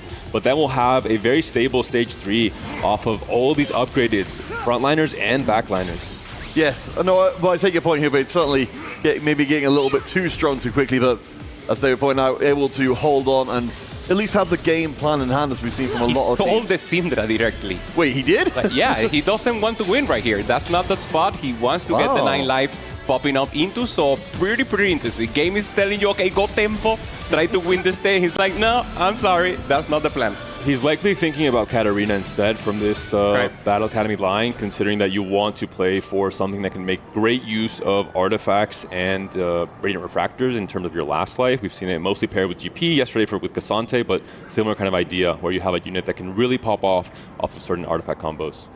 Checking with Gerbo here, of course, one of our 9 lives players has got an early push in towards the Jin and Mundo board. We've certainly seen, of course, the 9 lives dropping plenty of items which can make this Mundo completely unstoppable long term. Yeah, getting some possibilities here. It seems like a Mundo Jin line when we see a little of the bench, he's holding, of course, other possibilities. Could still be, of course, the Gunplan if no one is still playing it. A win outcome is a possibility. Holding also the Malphite, getting some things in. So obviously he wants to go for the win out, so he's going to try to pop off with a significant goal. On the other hand, Tianlong also going for this Sivir. This could be a crew line for Waybo, so Tianlong maybe on that line. Also with the priority ticket, makes sense. Makes a lot of sense. We'll be doing a lot of rolling, so a lot of free rolls to make sure you hit all your 3 stars, which is where the crew gets its big power spike from the ship damage. Talking about Econ Augments, we also saw earlier on it was Lides with Prismatic Destiny into upper mobility, so insane combination, the extra gold injection plus the value you get from upper mobility in terms of going to 9. So he will be a fast 9 player instead of a fast 8 player for Aegis, and Potable equally so, playing Hedge Fund, so we have already 2 designated fast 8, fast 9 players playing for heavy Econ early. Gobo, of course, will be playing for a reroll comp with 9 lives, and Opal, we'll have to see. For now, he seems to be the player contesting either the Mundo Jin or the Mundo Kaisa. Yeah, and double economy, double full loose streak, if you will, for Padebol. You mentioned the hedge fund, but also Crystal Gambit. So he's actually going for the full cap-out possibilities here, making additional tempo, maybe thinking about doubling down a little. Normally, we've seen players being a little modest on this line, just trying to get additional resources and then tempo it out in the mid-game. Well, I mean, we've already established, as we've seen on previous games, previous days, Zyra is not, in fact, actually a unit in Crystal Gang, which is, of course, a very alarming thing to discover if you're pushing forward for the burst goal. But we'll see.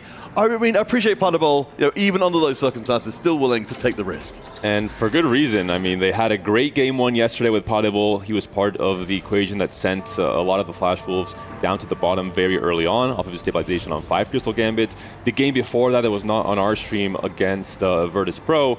They won again with Crystal Gambit, popping off with Lides, elevating him to a first place on 7 Crystal Gambit. So again, the only team in the tournament that I've seen really succeed in executing this Crystal Gambit line, and Padebol is doing it from a big gold lead as well, which is almost going to guarantee you finding a Zyra on your stage 4 roll down. Yeah, it will be beautiful. The orchestra, the music that Padebol will try to achieve with this Crystal Gambit, and we're seeing once again, good loss here for Tianlong against 1, and now will be a decider and very important one. LBTC here, selling everything with the 9 life. Very, very interesting. Going for the full lose streak. And also Tianlong is looking. So 2 Waybo players are looking for the lose streak. They want to avoid themselves. I'm going to want to bring this up because it came up in the Mao's game as well, as you know, another sort of mere thread here. Gobus are not taking the early losses, as much as we saw that from Mao's. How does that, we've already talked about the more straightforward approach to this. Why would he want to be doing that? It goes around preserving his lives for later on and not caring so much about the gold injection at the beginning. That's the real reason you want to lose early, is because you get the gold injection, you hit your econ threshold earlier, so you can really start snowballing your econ lead in stage 3 a bit more. It's more about min-maxing, but in 4v4, it's a little bit different, right? The value of each of these lives, if you think about it. In stage 2, every life you're losing, you're saving maybe 10 HP, a little bit less than that even, obviously. In stage 5, you're saving 16, 18 HP for a loss. So the value of the lives changes as we move through different stages. We saw a BTC there losing, or matter of fact, losing the fight, but winning the face-off against Padebol, who's playing the Crystal Gambit. So bad news, at least in the start here. Not enough influx of economy or not enough stacks here for the Crystal Gambit. And in a well-positioned Waybo, I give at least this early start slightly to Waybo. Interesting to see Padebol doubling down as well, but I suppose at this point, it's not necessarily losing a huge amount by risking it. I like that he's kind of putting out there. I mean, already, of course, with the hedge fund in place, we're up to 70 gold already, so trying to hit as many different economic angles as possible. The big question would be, do we find a spatula either on the stage 3 carousel or via the augment on 3-2 for Padebol to actually play for 7 Crystal Gambit instead of just using it as a resource leak?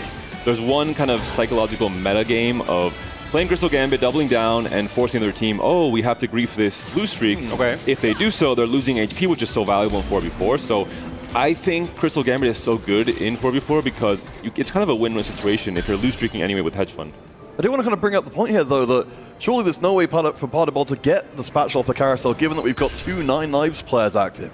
Yep, that's very right. One of them's Gobo, but one of them, of course, is LBTZ, who will, of course, deny any spatula shenanigans from Aegis as a whole, considering their dominance with Crystal Gambit. Huge roll here from Tianlong, getting the Malphite 3, roll deep. He had a good amount of gold here, so having the front line that is so important. This Malphite wants to have as many items as possible just to get stronger with his passive. Going up against a board that is starting to make sense here. Already LBTC rolling, decides not to go once more with the lose streak, finds a GP2. Well, David, of course, for Waybo, one of the things which I believe was mentioned, or at least should have been mentioned coming into this one, each of the teams have these kind of compositions that they do particularly well on. Crew for Waybo has been really powerful, so it's pretty scary for Aegis to see this coming out with such a good spot. Not just for them, for Lides as well. He played 2 out of his first 5 games in this tournament were the crew, and he had like a 2.5 AVP. So I think both sides on either part of the team understand the value of crew from the correct spots. Again, you can't play crew just willy-nilly, but right away, prismatic ticket for LBTZ. He wants to guarantee he hits the gangplank. He understands the value he'll get from 9 lives will be enough in terms of combat power and item strength. He just wants to be able to hit and not blame Mortdog. Very interesting, the units that he decides to hold, getting the Darius 2-star, getting the Kaisa. So there could be some options here for a flexible play. We're thinking about the Gangplank. Gangplank with Hodge is not the best also within the meta. So I think this is just a tempo play to pivot into something else. I'm just trying to think if I didn't hallucinate that Padebol just re-rolled the Crystal Gambit emblem. I believe he might have. He doesn't really see the value in going for it. I wasn't looking though, so I'm not sure. Maybe you're trying to trick me. I'm 99% sure. I was just like, I thought surely not. But okay, well, what would be the reasoning for not, if that was the case, for not taking it here? So one thing is getting a Crystal Gambit emblem from a spatula on carousel, which is essentially the worth of half of an item component or a full one using a belt. Another thing is wasting a prismatic augment into getting 7 Crystal Gambits.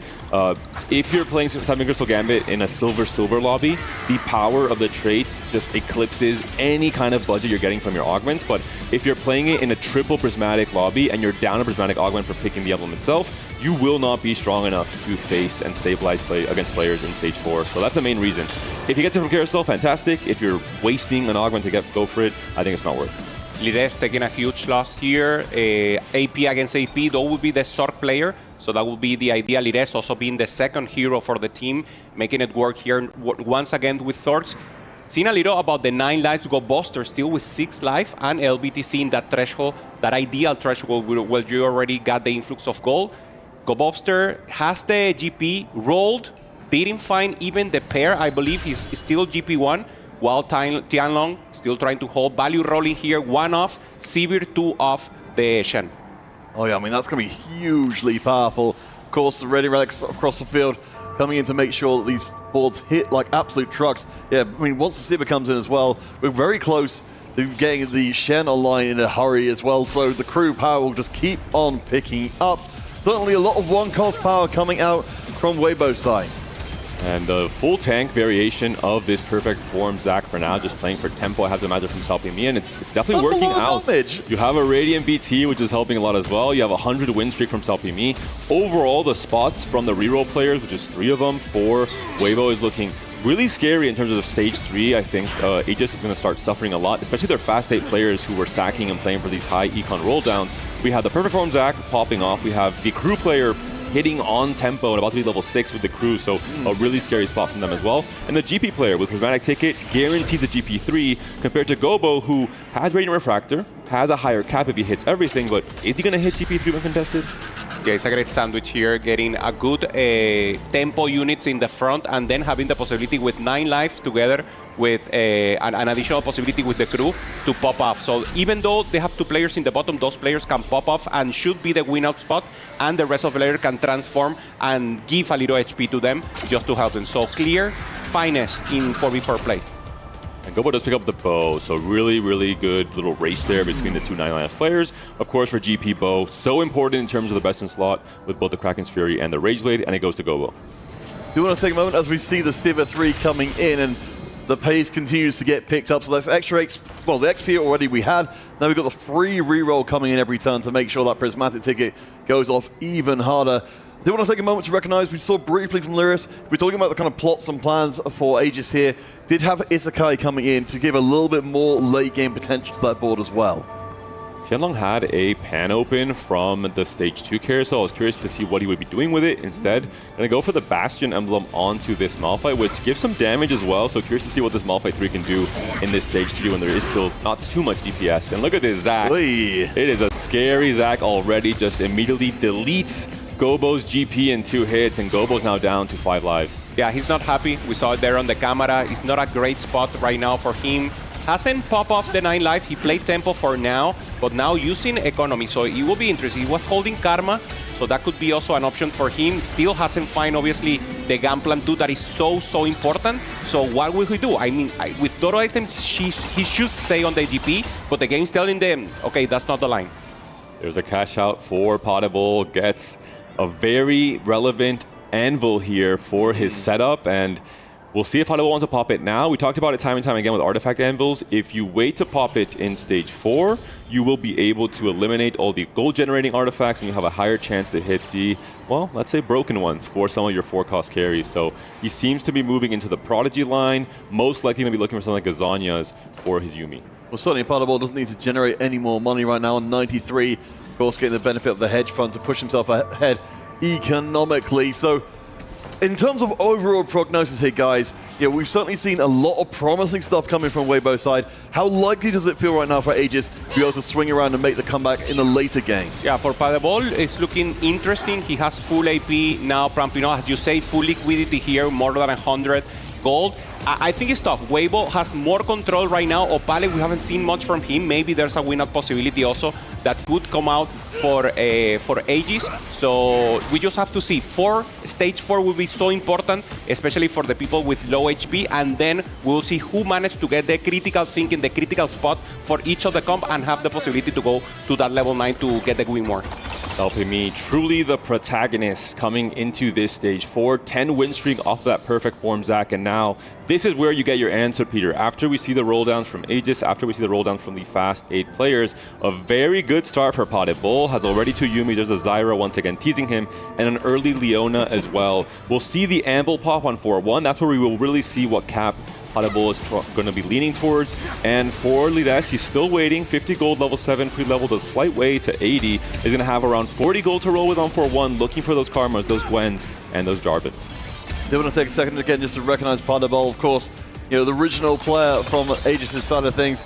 as we will see the money being spent. Yumi 2 already. Wow, what a good start. Maybe can even hold Yumi's if someone from Waybo is going to be going for Prodigies as well. There's a Karma early on. Double Karma, actually. One Karma R for Lides from a massive power spike. This could start looking very good in stage 4 for Aegis. Holding additional Yumis here. Pair of Leona, very important to get that Leona. You need time for the ramping up. There it is. So the ball stabilizing, so important. Doesn't find the Seraphim for the 5 Prodigies, but he has gold and he has stabilized right now. This is exactly what you need. Now he can go to that level 9, find the 5 Prodigy together with the 5 Battle Academia, and this is a pretty strong comp. Maybe not the win-out spot, but it's exactly what you want. Maintain tempo, pressure the lobby, and then maybe you can take a second or a third.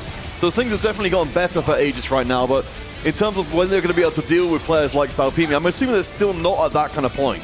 Really heads up from Padabol. Knows he's stronger because he rolled first. Doesn't pop the anvil. Gonna wait for the augment to come around to then really make the best informed decision of how to play his spot.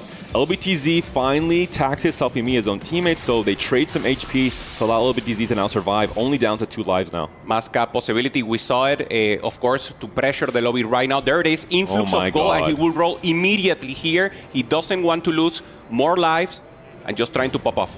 Yasuo 3, I mean, guaranteeing your hit, you're playing 2 Giga Econ augments in GP, but is the max power just from 9 lives going to be strong enough? That's the big question. There's all the upgrades for LBTZ down 2 lives, and Radiant Refractor was thought about for so long for the Zac player. You could have a Giga Zac with double Radiant items, but instead goes for Final Ascension, which if Zac survives long enough, I guarantee you he will be one-shotting absolutely everything, including that Padabol Leona. Well, of course, we've got to remember that it's going to be a 4-star Zac sooner or later, so nightmarishly strong. In fact, trying to fit as many Zacs onto the board as possible just for maximum aura farming.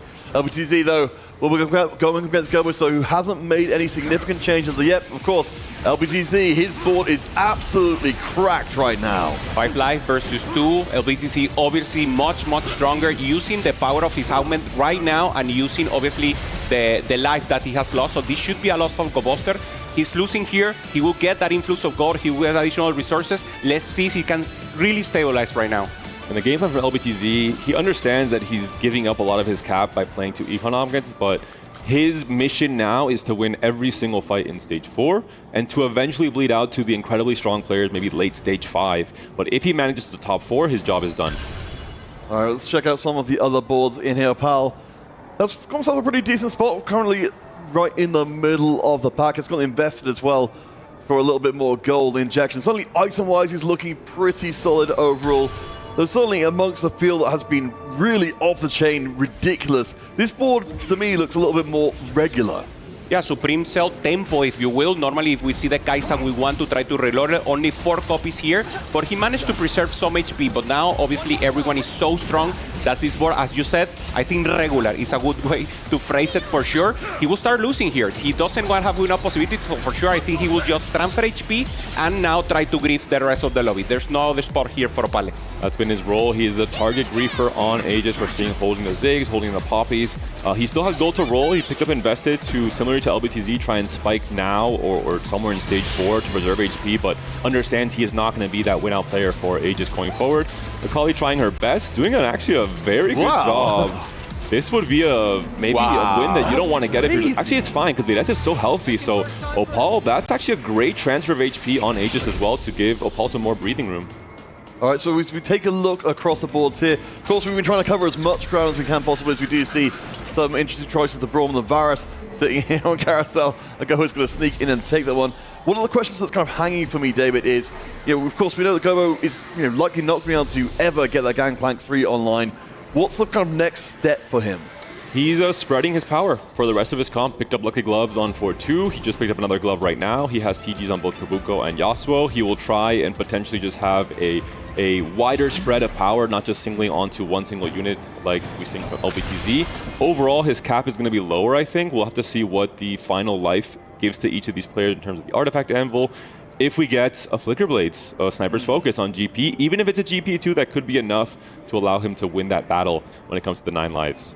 We're seeing there Padabol once again. We know he was strong, he rolled, he stabilized, and now going to that fast 9 that will be so important for him. He finds already the Seraphim, so decides to drop the Casante. Of course, this is the strongest spot of the world. You need those 5 Prodigy to heal the front line here on the Leona right now with the Unending Despair. Going up against Opal. So Opale access to the backline, the only possibility, but of course we know he's weak, should be a win here for Paderborn. He decides not to take out items or anything, so just sacrificing for now the HP for Opal. Yeah, I certainly like with the Prodigy setup with the built-in healing and also the Gunblade on the Yuumi as well means able to shrug off most of that Akali damage in a way that other compositions maybe would struggle with. Paderborn is leaning and trying to become potentially the win-out player for Aegis, so I think it's correct for Opal not to sacrifice some of his HP.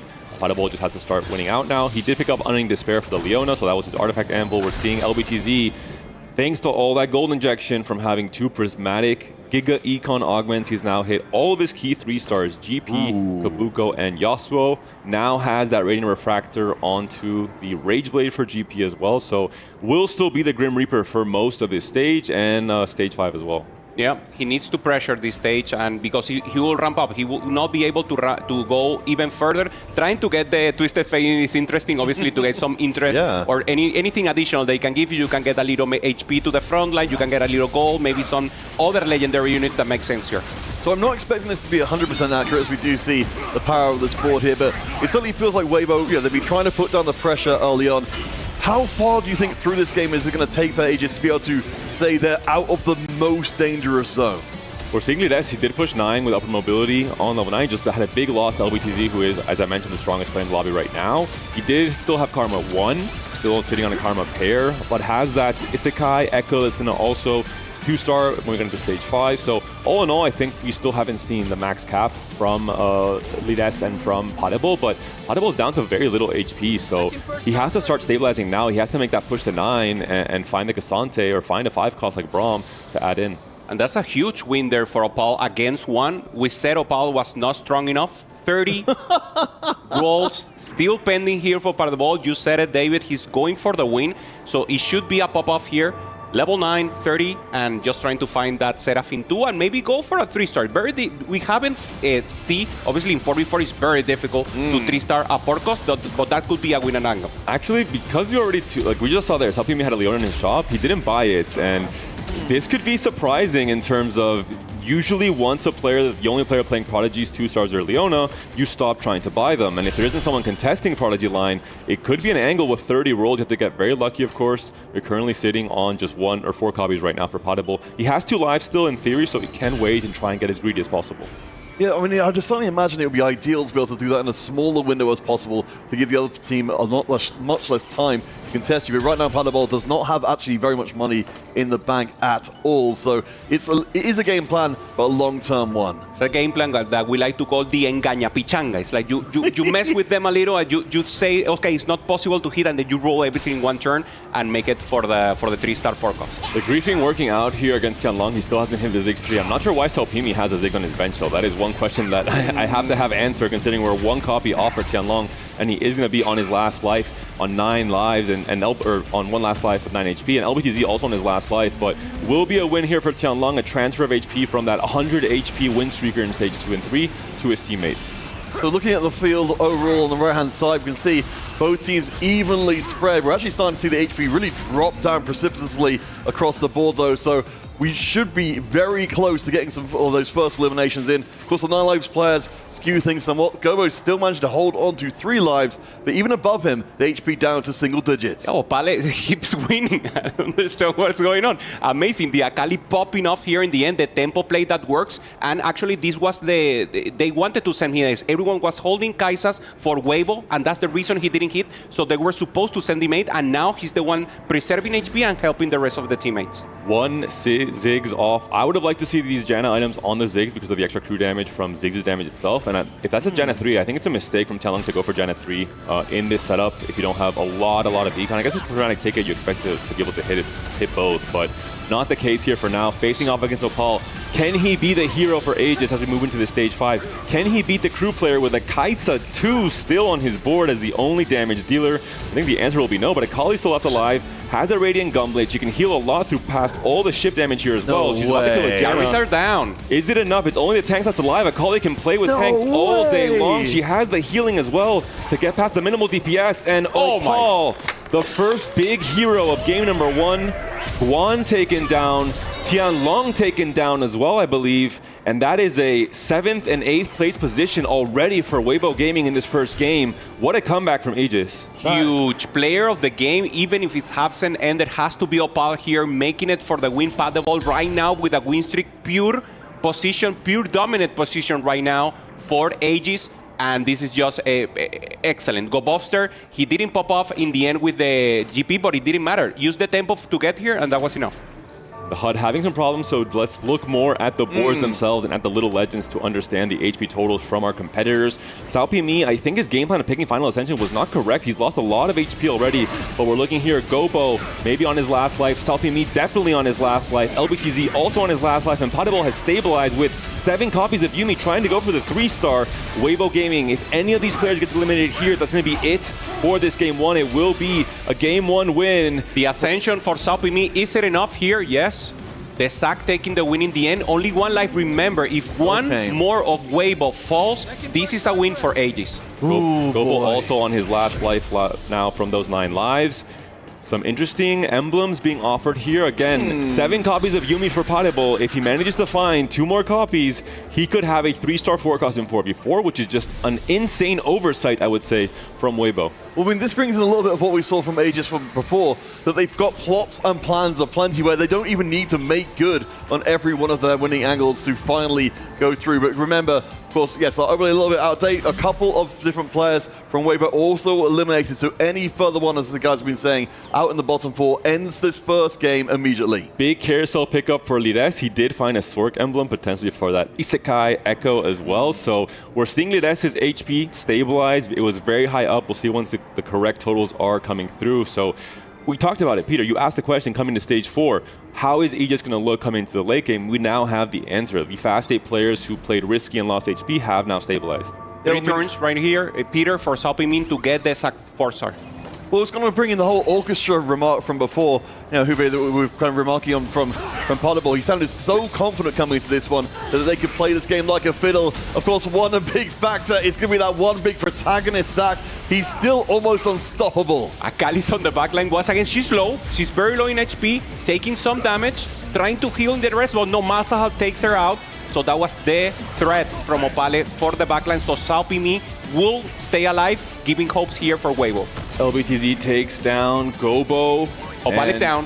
And Opal, yeah, that's going to be the end of his road as well. So Potable, Opal going to end up in that bottom 4 position. Gobo out in 4th place. Now Lires stands alone against that perfect form Zac and that 9 lives GP3.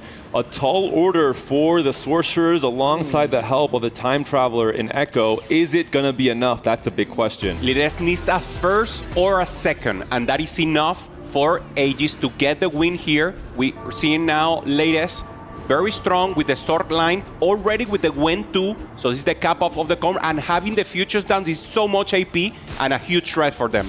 You pointed out before the possibility to see the Sorcerer Echo in there to be a huge difference maker. We'll see most of the damage being loaded on the opposite side of the board though from the Gangplank. We can see how the Karma continues to cut through the stun, so there's a lot of hurt being put down. LBTZ is down. It's the 1-2 punch. Lires, I think, able to take down LBTZ. Is he also able to take down Salpimi? I think it doesn't matter. We see there the headset off. The win for Aegis in this Game 1. Lires takes over again as the MVP player, but Opal, a round of applause with a mediocre-looking board. Just a singular Akali, able to heal past so much chip damage boards, finally losing to the Birch from the perfect form Zac. But what a first game from the EMEA squad. Tempo Supreme Cell, new meta right now in 4v4 here in EWC. Opal, amazing performance. Also Pat the ball helping the rest of the team, but the hero was totally Lires, getting upward mobility from Destiny. So actually some randomness occurring there. Getting the Isekai for Tempo, Echo being a strategist helping the rest of the team, and in the end just popping off with the Gwen 2. Yeah, I mean, absolutely spectacularly orchestrated by the squad in that game. We can see how meaningful this is. Of course, what we have been seeing so far, gentlemen, is things go wrong very quickly here across the recent games. So Aegis getting that first victory in, it's going to be massively meaningful. And what a great synergy between Echo. When he does his ult and time stops, Karma's disc keeps dealing damage, so it really deals with GP very quickly. It's just too much burst to handle. Just an insane setup of augments there, and something that you can look forward to when you know it's 3 prismatics. You can think about your game plan early on. You can think, what is the high roll I can play for? So when you hit, you are ready to take that for a first. And that's, again, a magnificent showing. Yeah, looking for pressure and doing amazing, and that would be an amazing gameplay right now. They are the favorites to take it. All right, let's head across the desk because we need to get ourselves ready for our second match of our second semi-finals. Guys, let us know how it all happened. We will do our best. But first, I just want to talk about the fact that coming into this, we said this was going to be the test for Waybo. And so far, you guys are right. That's a test, indeed. I mean, Aegis taking game number 1. I think we saw a different style, I think, from Aegis in this game. You know, Waybo coming into it, we had some questions. Are they going to be playing the gangplank? Are they going to commit towards that line? LBTC did with the 9 lives. We saw the contest, but somehow Apao, how long does he survive there with the Kaiser 2, a Kali 2, and he gets a 5th place in the end? I mean, MVP performance for me for him. He was a hero for me for sure because they were losing out on HP early in the game, but he's able to stabilize on that Akali too, just punching it through against the crew from Tianlong and also the Sorks from Guan. Those 2 boards are very strong. They had way more gold invested on their boards, but they couldn't deal with the backline assassination.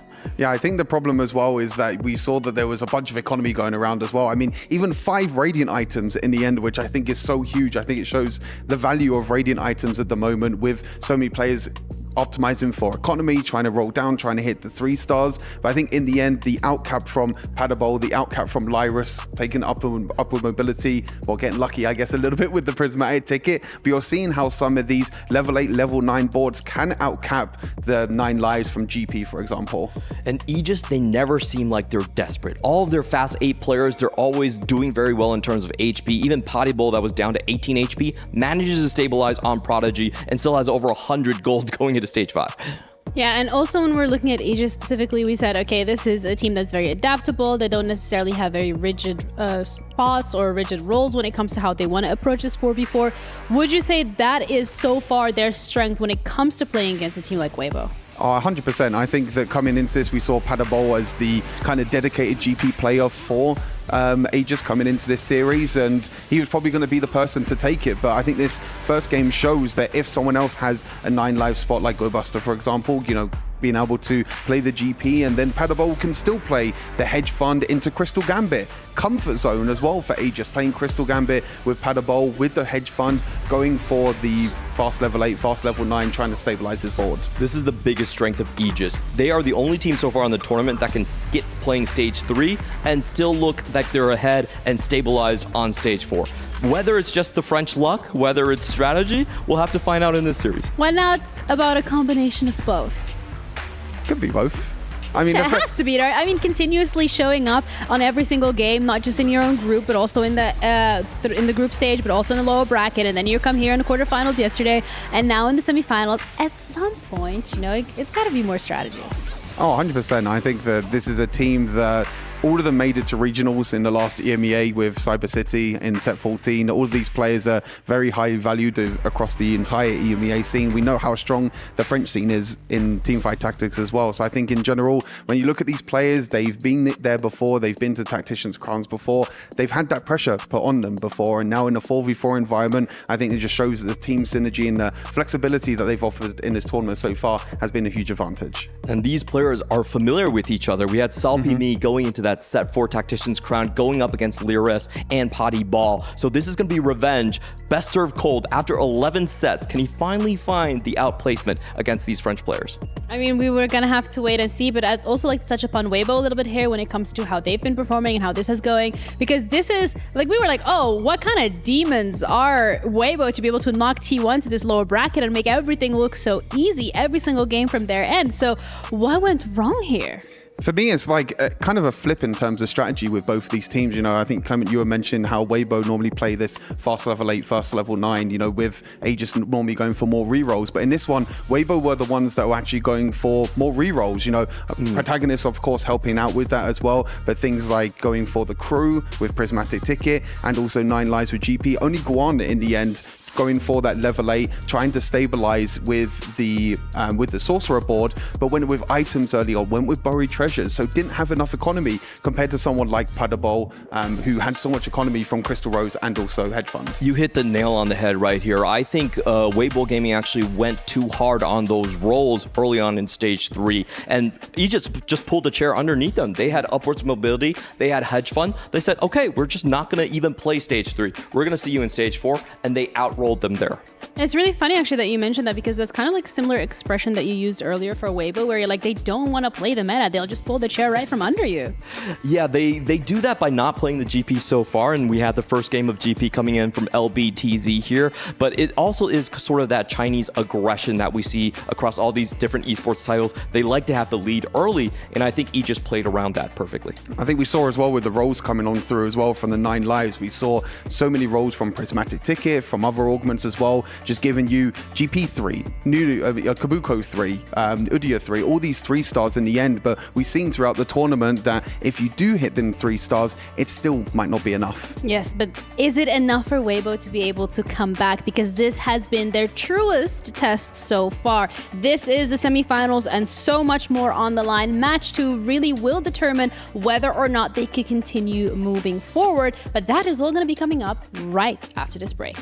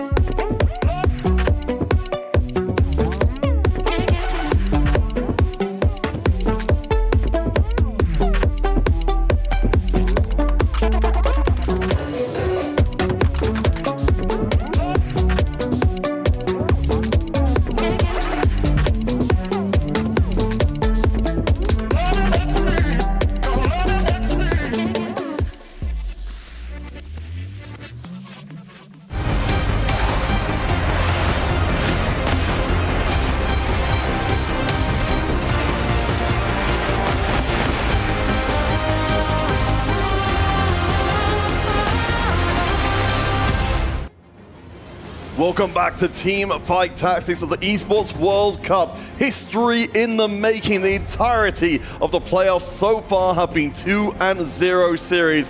Now there's a chance for that to run all the way up to the grand finals themselves. Waybo versus Aegis. 1-0 so far in favor of the EMEA squad. Him here alongside Impetuous Panda and Hubei-san, what could be the last flight of Waybo. History in the making, indeed. Potentially the first time EMEA will ever make it to a grand finals in this 4v4 setting as an Esports World Cup, and potentially the first time you won't see CN in the finals as well, with CN being considered one of the stronger regions, the strongest and quickest to adapt to this new format in TFT. And we have a game. We have triple prismatic in the previous one, and now we will only start with the prismatic, but once again, huge randomness, a huge inclusion here on variants. The Lee Sin popping off there with Thivers and the Thresh. I mean, certainly it gives us a huge start to the game immediately. Certainly, so many of those starting prismatics shaped the entire game from last time round. But, gentlemen, let's focus on Waybo a little bit as we get into Game 2, the potential elimination game for them. What do we like coming out of Game 1? What needs to change in Game 2? I want to see another hero augment. Protagonist is still on the offerings. It was the most impactful prismatic last game for all the players. We talk about 9 lives, shaped the game plan for Gobo and for LBTZ. Of course, the hedge fund and the upper mobility. Protagonist, as Zach is still maybe offered, maybe in this case, a different hero augment. So it can really be the make or break moment. As weird as that sounds, the very start of the game at 2-1 could dictate the terms for the rest of things that will happen. 100% agree here. One in the previous line, losing the AP fight there with the Karma against Lyres that just played amazing, using the first augment just to outcap everyone rolling on level 9 with good conference zone. LBTC right now already with a Karma spot, a Katarina spot. No items has been assembled, and of course we know this is a very item dependent unit right now. Find this the Garen. So obviously a possibility here for him. Oh yeah, and very nice combo of the 3 units to start us off. Worth noting as we just glanced over him, of course, Boulevard from the previous game did very well for himself. Didn't ultimately manage to make it to the top 4, but David, we did note, from his stats, certainly, the Gangplank player, he had a 2.5, on the unit, on the line. If he's back on it again, he's going to be a terror. Yeah, we've seen GPV very strong this entire tournament. It is, of course, the S-tier comp in the meta, but despite this, we've seen players who maybe have not quite figured out the exact way to play it from different spots, from a tempo spot, from a reroll spot. And once again, prismatics are offered, and some of the key prismatics are here. 9 lives, insta-picked by Tianglong this time from Waybo Gaming instead of LBTZ. These are what I want to see. Previous game, LBTC had it, he waited. He asked for permission. Tianglong is right now, okay, I don't care, boom. Protagonist again for Saopimi. Back-to-back games playing hero augments, and it's Zach again. No. Oh my goodness, he is the Zach Whisperer. I thought it was me, but apparently Saopimi takes the title away. Perfected form once again, and maybe an idea not go for tank items that they did in previous one. Of course, you want him to be the carry. The access to the backline is so important to get out of position. Maybe you can win again like a full cap out board, just killing the Karma in the end and make it work. I think the biggest mistake was the final ascension on 4-2 because there was such bursty comps he was going to be facing, it wouldn't proc in time. So we'll see how he navigates this next game. Do you want to take a note of a few of the augments that crept in there? During the conversation, Apal with the upward mobility for the Aegis side of things, and Pandabol, we saw the Gangplank before, managing to grab hold of the Radiant items, and of course the Pandoras as part of that. So we should be seeing a lot of power coming in from both of those Aegis players. Radiant Jewel Gauntlet here for LBTC. Normally not the item you want to see on the Katarina. You already have the crit with the Executioner, so maybe it will be a pivot. Let's see if he simply doesn't play the Executioner and stay on the Katarina. Maybe he gets more units, or just play a tempo into the Yumi, play a tempo even into Swords, and that could be also a chance for him. I think that will be that sword matchup that we just saw between those two players in Stage 2. Probably the mirror matchup later on. Potable seem to be angling towards that Pandora's item with a Radiant item, hoping to roll for a GP item. So Potable once again in his comfort zone. Played a little bit of fast date, played a little bit of flex, high-level TFT, and now back on reroll duties with the Pirate. Okay, we see Opal here with the Prismatic Caretaker, so we'll be working his way through the game and moving up levels to get as many rewards as possible. Gentlemen, I do want to kind of bring into the conversation. Last time around, of course, we had 9 lives on both sides of the equation. This time, only Waybo have it in hand. Yeah, the win-out player should be Tianglong. We will check to see. Now we're seeing Crystal Gambit, also an additional possibility here for win-out. We haven't seen it perform actually perfectly. So now the win-out player, the one with the most the best AVP for the game will be the one contesting this and trying to get as an additional bonus as he can.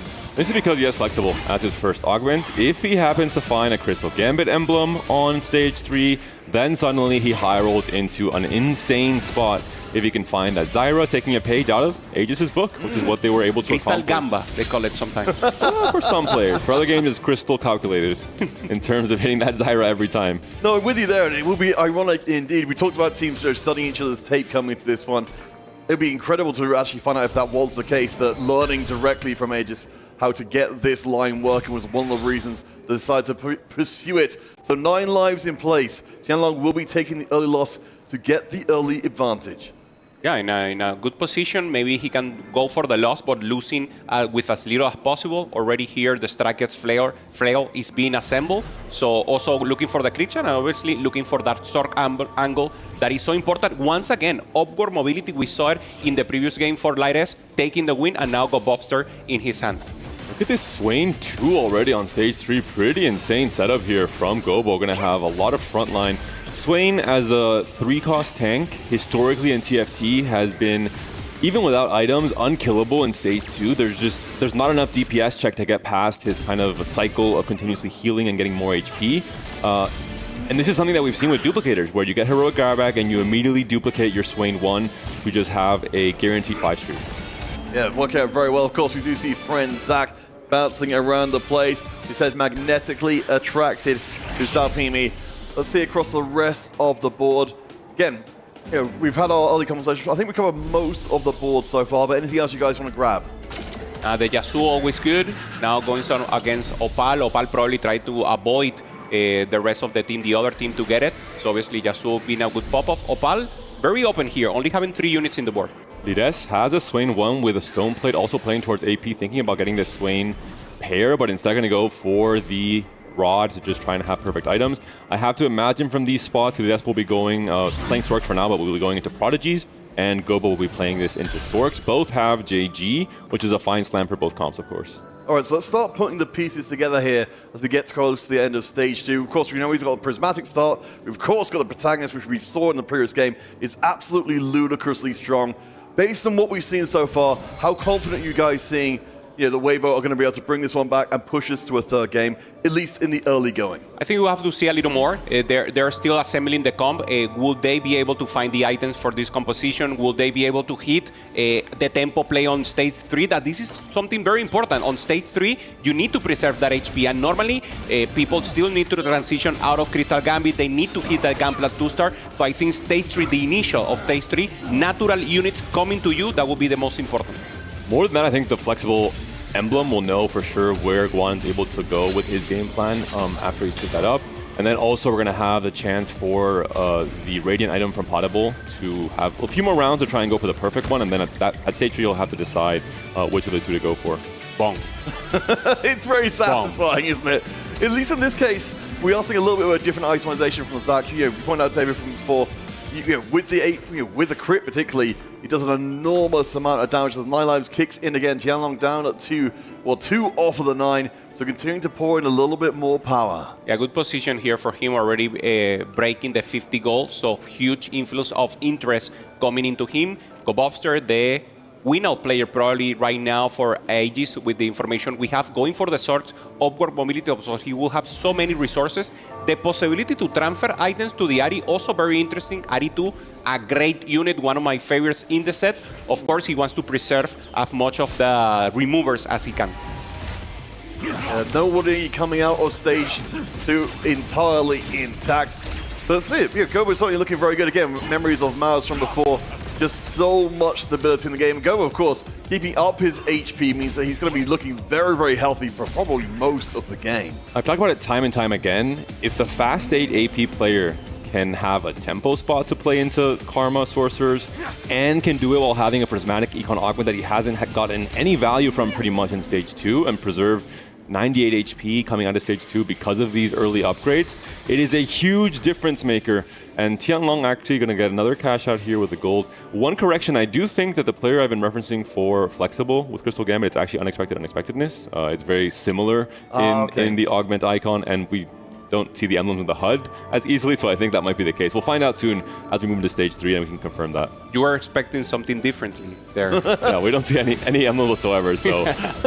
Maybe he's just being shy about it. He's keeping it in his other inventory. But no, yeah, I think that's a good correction there. So, well, with that in mind, that's one less potential avenue going through, but certainly, I mean, something we saw from the Aegis side of things before, when they were even struggling to find the Crystal Gambit emblem, is 5 Crystal Gambit was still pretty good. I think this will just be like Potable used it last game, just a way to get some extra resources early on, and then going to be a chance to play into maybe the more traditional Fast 8, Fast 9 comps. We're seeing now there the gold from Unexpected Unexpectedness, so no flexible extra emblems coming through. The gold here is going to be one of the better options, but one of the worst overall rewards is just all gold, basically, which is not really ideal, especially when you have a Prismatic Augment coming in first, where you already have so many resources in the game. Well, we saw the bench there for one. He was holding Zork, so maybe that's the possibility here for him. Once again, helping me, just getting the additional sacks for free. Right now, sack 3, so this is the first influx of power here, so strong, having the possibility also to lose aggro here with the Eon, access to the backline, and once again should be a win here for Sapumi, going up against one, obviously, who's paying for the lose streak and trying to cash out as much as possible the Crystal Gambit. Yeah, I'm really interested by the Edge of Night here, because normally, even without the Edge of Night, it can be quite hard to get the Zac to take enough aggro to put him down. David, what do you think about that as a combination? You've got the dual Gauntlet Edge of Night right now, and of course, I'd imagine a third item yet to come. I love that I'm the Zac Whisper on this You are now. I like this a lot more. He had full tank items, I think mostly due to just the components he was given last game. I like this JG build a lot more. Edge of Night works in a similar fashion to BT or Hodge, where you're just getting survivability, in this case through an aggro drop. Zac's biggest problem is when he kills a unit and the main tank dies, because you don't really have a main tank, you're itemizing Zac as a damage dealer instead, and he gets targeted by all of the backliners, he can get bursted down before he gets to them and kind of heals back up with that BT or that Hodge. So Edge of Night, I think, fulfills an important purpose, especially against like a Yuumi matchup where he can just get blown up by Yuumi's full cast, basically, as he moves toward. This could be a disaster here for LBTC. Rolling on level 6, didn't even find the pair of Katarina. There's the pair right now, but he needs to stabilize, getting second win. So he got combat here. He needs to start winning. This is the moment he needs to pressure lower, and there he is. He needs to use additional resources now to do it. He was trying to maybe preserve it to go for the Katarina 3, but he needs the tempo right now.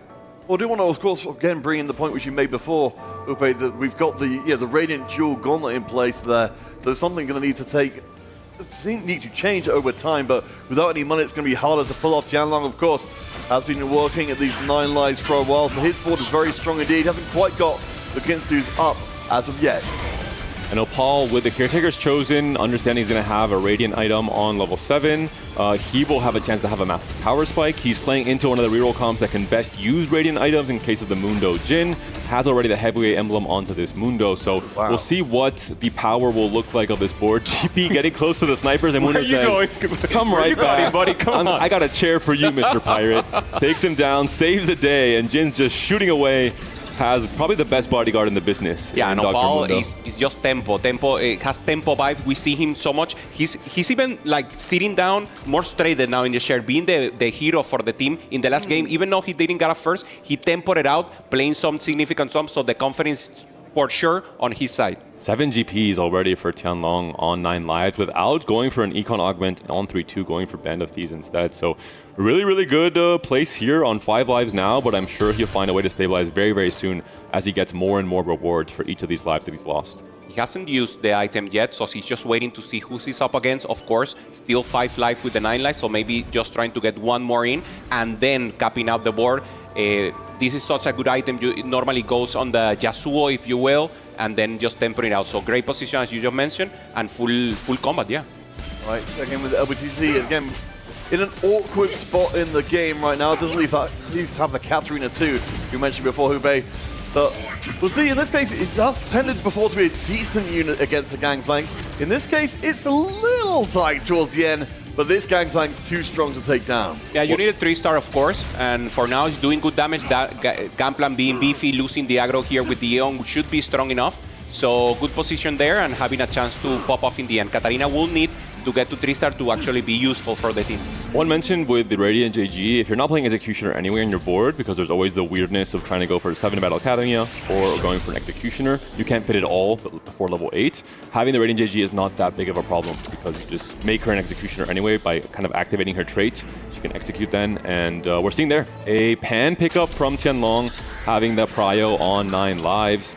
Could have maybe been more interested in picking up a Rod or a Cloak to finish off the GP item that he has open there, but instead, I think he sees too much value in the pan for the rest of the team, from Team Aegis especially, so he wants to deny that first by having Prio with 9 lives. I mean, certainly with the 9 lives, you're never going to be hurting for resources long term, so you can afford to take that one for the team. I mean, even without the 3 complete items, we've already seen this Gangplank is getting a lot of work done.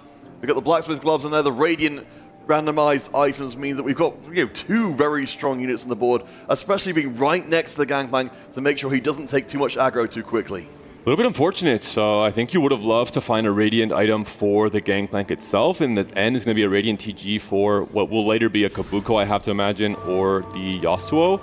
In the end, going to go for just traditional normal items on GP, and this is a hyper carry comp where GP carries most of the load, so not an ideal for Potable, but you can't wait 10 turns in 4v4 to get the perfect item. You have to settle at some point. Yeah, 100%. We have the mirror right now. So Tianlong, the GP player for Waybo Gaming versus Potable.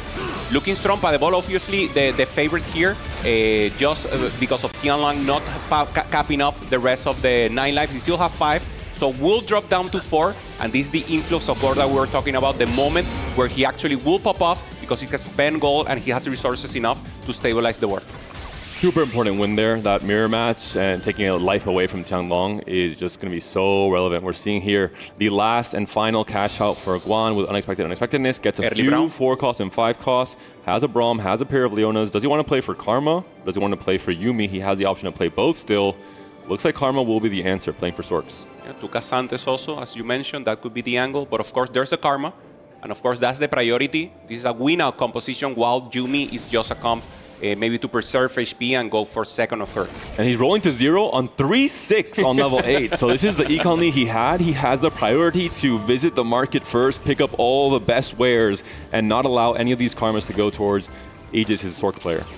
All right, we'll see if Tianlong does decide to take another loss here to extend the 9 lives and get a little bit more. Do you want to take us back to the big picture for a second here as well, because we haven't talked about it for a little while. Waybo currently in a great position after the top 2, controlling the top 2 players and the bottom 2 players as well. So far, at least in the in the overall scheme of things, it seems like things are going pretty well so far. Yeah. What happened last game though? Salpimi came in with a 10 win streak, and then what happened, Hupe? Yeah, it wasn't the best moment for them, and now Tianlong and Juan in a similar position. Obviously, Tianlong with 4 lives is a lot. It's not as worse, as bad as this look in the picture, but Juan in a position, you said, I mean, he has control of the early round, but he didn't hit much. And now with 0 economy, not being able to get the Crystal Gambit once again in, is it enough for him to pop off or even help the team enough? If not, he would just go out and it could be the same story we saw in game 1.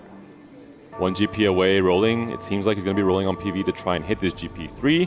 Sork emblem for Gobo, similar to what we saw from Lides in the last game, taking a page out of his teammate's book. Missing a tier, ideally finds it here on this Wolves PV round to finish off the set of items for Karma. Gobo knows that he has no pressure to roll too much as quickly on creeps, because we've already seen the massive roll down from Guan, who beat him to the punch. Tianlong will get the last Gangplank into the equation. So we'll be reaching a huge power spike as far as that one's concerned. Over on the left side, of course, Scobuster has been quietly working its way through. We'll be rolling down to bring the board online a little bit faster, hopefully get some Karmas into place. And looks like we've got everything we need. Trying to just get an additional value here. Pair of Jarvan, very important to win some time here for the team. Hasn't found the Pair of Karma, finds the Rise here just to get an additional influx of mana to the rest of the team. And now the Karma. Did he find? No, he didn't find the additional unit here, so he's still pending. The Shojin decides to go full tempo here and slamming the Gunblade. Unfortunate. Forced to slam the Gunblade over the Shojin. With upper mobility, you do want to go 9 sooner rather than later, which is why I think he's deciding to stop rolling here. He has to find kind of some segue board for level 8 and then try and push 9 for the max cap. With the Sork +1, he's able to fit Bastion, so this Swain will be a little bit tankier, but we're seeing the GP stretchy arms. Swain's a little bit lost. Takes a little bit U-turn pivot. GP just doing a little bit too much, it seems there. A big loss for Gobo, for Lides as well. LPME will take a loss on that round though, so we've got a lot of streaks being broken. Gobster will keep on rocking as we go back to Prismatics again. So it's not a full Prismatic lobby, but it's fairly close. Here we go again. Radiant Refractor, one of the strongest possible augments for the Prismatic side, but Prodigy rolled down, it looks like in the end for Lires here. Goes for the Water Lotus to get the crit chance for the Yuumi. Yeah, already having it in the item, but of course, any additional crit is always good here. Trying to do the transfer here, selling the Swain. Trying to go for critical mass here. Hasn't find Pero. Leona hasn't finds the Pero of Yuumi, but this is not looking like he's enough. He needs a little more front. SalPME, I think, has learned his lesson. No more final ascension on Perfect Corn Zach. He rolled past Radiant Refractor last game. He picks it up now. Nice. He has the Radiant Striker's Flail, I have to imagine. Now I have full faith in SalPME extending this HP lead, being the hero throughout this stage 4 and 5 as well, with how strong this Zach comp can be once you hit everything. And once we come back around SalPME again, I definitely want to open up the discussion with that change to the board. But Yanlong, of course, is a big part of the conversation still, down to 4 of his 9 lives. And the Gangplank, we've got the Gwyncies on the line. We did have to wait a little bit longer for that than we might have otherwise, but even at this point, Yanlong is looking extremely strong. Not enough time there for the Yuumi to scale and obviously to pop off and do the resets also for the Malzahar. LBTC also taking a loss here. Opal looking strong one again, being the tempo player, the strong player, the Brawler. There in the middle phase, preserving HP and trying to take out the win. Right now, we're seeing the Zac still far, but with a possibility of getting the 4-star in the end. So, David, as our resident Zac expert, I want to kind of examine the other side of the equation here. Based on what we've got here so far, we're going to have a 4-star Zac. We're going to have the Zac critting again and again and again. How do you possibly deal with this if you're facing it yourself? Zach is a little bit, he goes where he wants, so sometimes the fight RNG can decide a lot of things. You can't really position your Zach in a way where you know where he's moving, as far as I know. Maybe the CN tech is there, but the extra Wraith Emblem is really big. You get 6 Wraith in on level 8 while also fitting in a key unit like Kabuko for heavyweight and his mentor bonus of the DR. So it's just a really good setup, much better than what we saw last game. I really did not like the spot from SalPME going into stage 4 and 5 despite having that great early win streak. On the other side, BTC goes for raining additional gold here. Still has the Katarina too, so he's doing something different. He will play a tempo, go to level 8, and then dream about Katarina on level 8, just trying to preserve HP right now. Close to the Rakan tree, but Katarina will not appear in the near future. Audible hits max cap, so one of the saving reroll augments in the Prismatic tier on 4-2. And Opal we haven't talked about, but the Radiant stone plate that he found off Kachika's Chosen, he then found Invested as his final augment because he was forced to go 7 to get the Radiant item. Couldn't maybe roll for the 3 stars on 6 like he would have liked to from Mundo and Jin, and Invested kind of saves him by giving him the Econ injection to roll on 7 instead. Well, Hoope, certainly Opal, as we saw from the previous game, very much has been a workhorse player for the Aegis squad. So great to see him back in a position where he's going to have at least a decent amount of impact. But as we see our items coming in again, we've got the boards up at the bottom. Anyone, of course, we talked a little bit about the Zac. Anyone else you want to grab here? Oof, I mean, it's tough. We're seeing the rest, SalPME there with the Zac trying to pop off. And this is the board that is the most complicated, if you will, Peter, because I don't see a win-out chance here, just a possibility. He's just holding now the rest of the units. Holding Jin, holding, and just trying to be useful. HP on the middle, rolling down here so much gold, and now losing value of the additional. There's an additional Katarina, but I don't think... There, he got it, but... I mean, he's going for the Caitlyn now, so he's just looking for any way. Now Rakan will give you a little time, so he's just maybe looking for the Caitlyn as a possibility here. And this is the power I talked about with the Radiant JG. You skip having to fit an Executioner, for example. You fit exactly all 7 of the Battle Academy units on level 7. You can roll for all of them as well, in this case with Invested. And you transfer the power away from just the Katarina into the rest of the comp. Is it a great setup? No. Are you adapting well to the situation you were given for LBTZ? I think yes, because... Does it have more potential? It might once he hit the Katarina 3, but... We're seeing on the bench for Aegis are doing a very good job, the same way we saw with VP against Bintum and his game plan. It's very easy to hold the Katarinas, it seems like. I do want to take a second just to, because David was complaining about people not getting his jokes before. Hoope, I thought that was very funny. Thank you, man. Thank you. I really appreciate it. I had a short laugh, but there's a lot to say, especially this Mundo 3 coming from Opal. We talked about it, the Invested. It's where he was able to, he now just gives up on the Katarina, says it's too late anyway for the Katarina player to get his thing going. He wants the Jin 3 instead, Not able to hit it just yet. Holding Virtus as well to deny from Salpimi. These are both going to be kind of Wraith players in the end. And Salpimi's biggest cap will be fitting in a Varus itemized on level 9, which he's trying to go to now. Is the Zac versus the Mundo, the battle of the kind of damage tanks starting up now. I mean, the fixed Wrath, of course, making it work right now. 2 3-star Zacs, only one is the perfected body there trying to go for the win, but no. And right now is the only one keeping himself by Mundo versus the world and should fall down slowly. It's the Malzahar dot especially that might win this fight for Salpimi, but we are seeing the power of a heavyweight, Radiant, Stoneplate, Warmog's Mundo. This is a scary tank to face. If only he had more backline DPS to deal with. The dot from Malzahar could be the thing to swing the fight, but Mundo is on a mission. There's no way this unit just 1v5'd.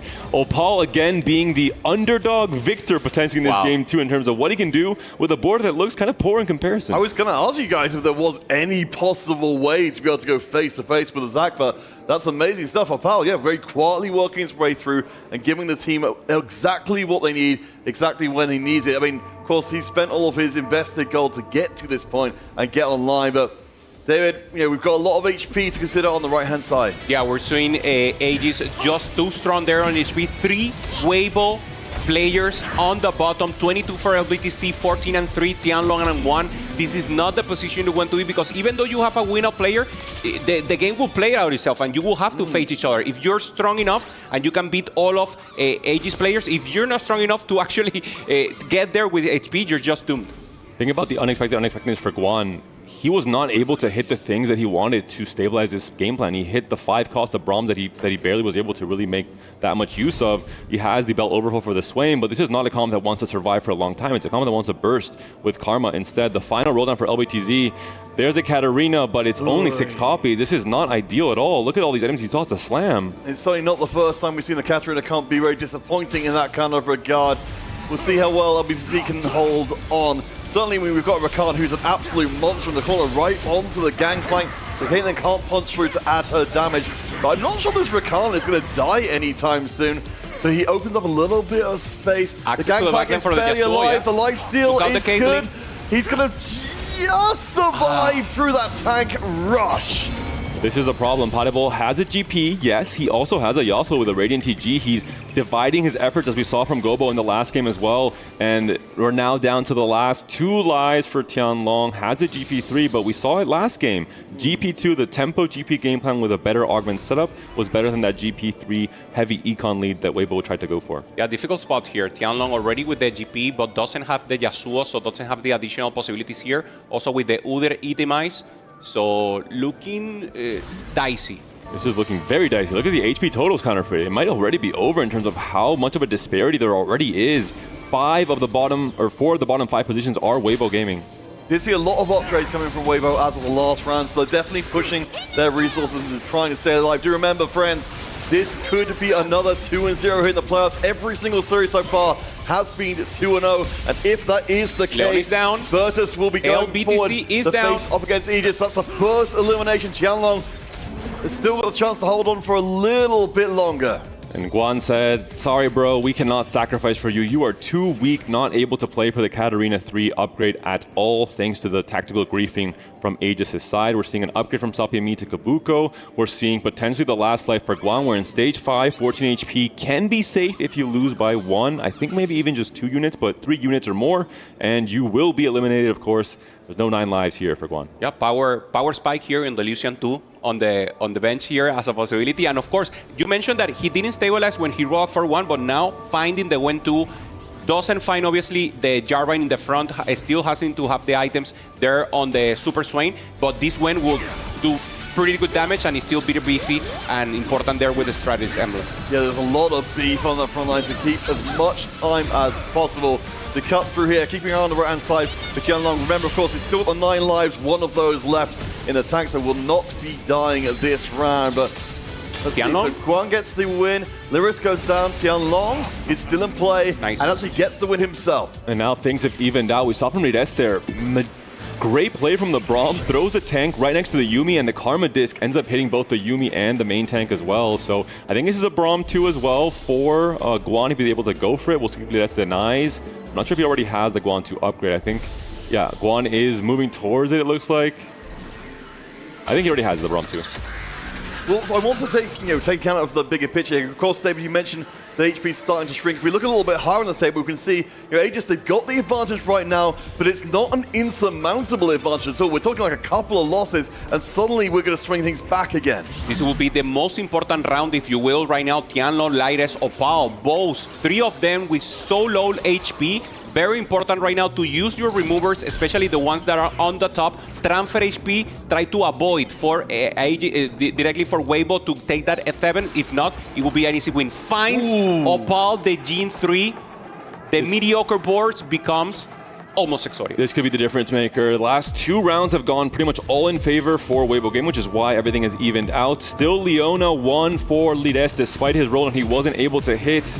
I believe he will be facing off against Gobo on that side. On the right side, we're seeing Salpimi versus Opal. The Wraith players facing each other. Is the Zac going to go to the right corner? Can the Jin heal with the Gunblade after the Zac's initial damage comes through? Varus is deleted. Jin is deleted. Mundo, you are strong, buddy, but I don't think you can do it here. So many more units itemized now for Salpimi. And Lyres is down. Lyres is down against Gobo the takes ghost. him down. Yeah, Wow. we're starting to see things swing back the other way. Salpimi, the Zac Whisperer, and it's 2 eliminations, so things start to heat up here. We've still got Waybo with a chance of resetting the half entirely. But the ball here, if the ball falls and go fifth, this is the end, and the series will be tied. Here's Tianlong trying to do the additional roll downs, find the Lee Sin 3, maybe not the additional Kappa, but you have items to give to him. Lee Sin 2. Lee Sin 3 would be game winning. For the future of Aegis would not look very good in this game too, but Gobo and Potable now down to their last lives. If either of these players gets eliminated, with Tianlong being on 9 lives and having 2 lives still, in this round that would be it, and it would be a Waybo gaming win and a comeback in game 2. Keep our eye on Gobo and on Potable.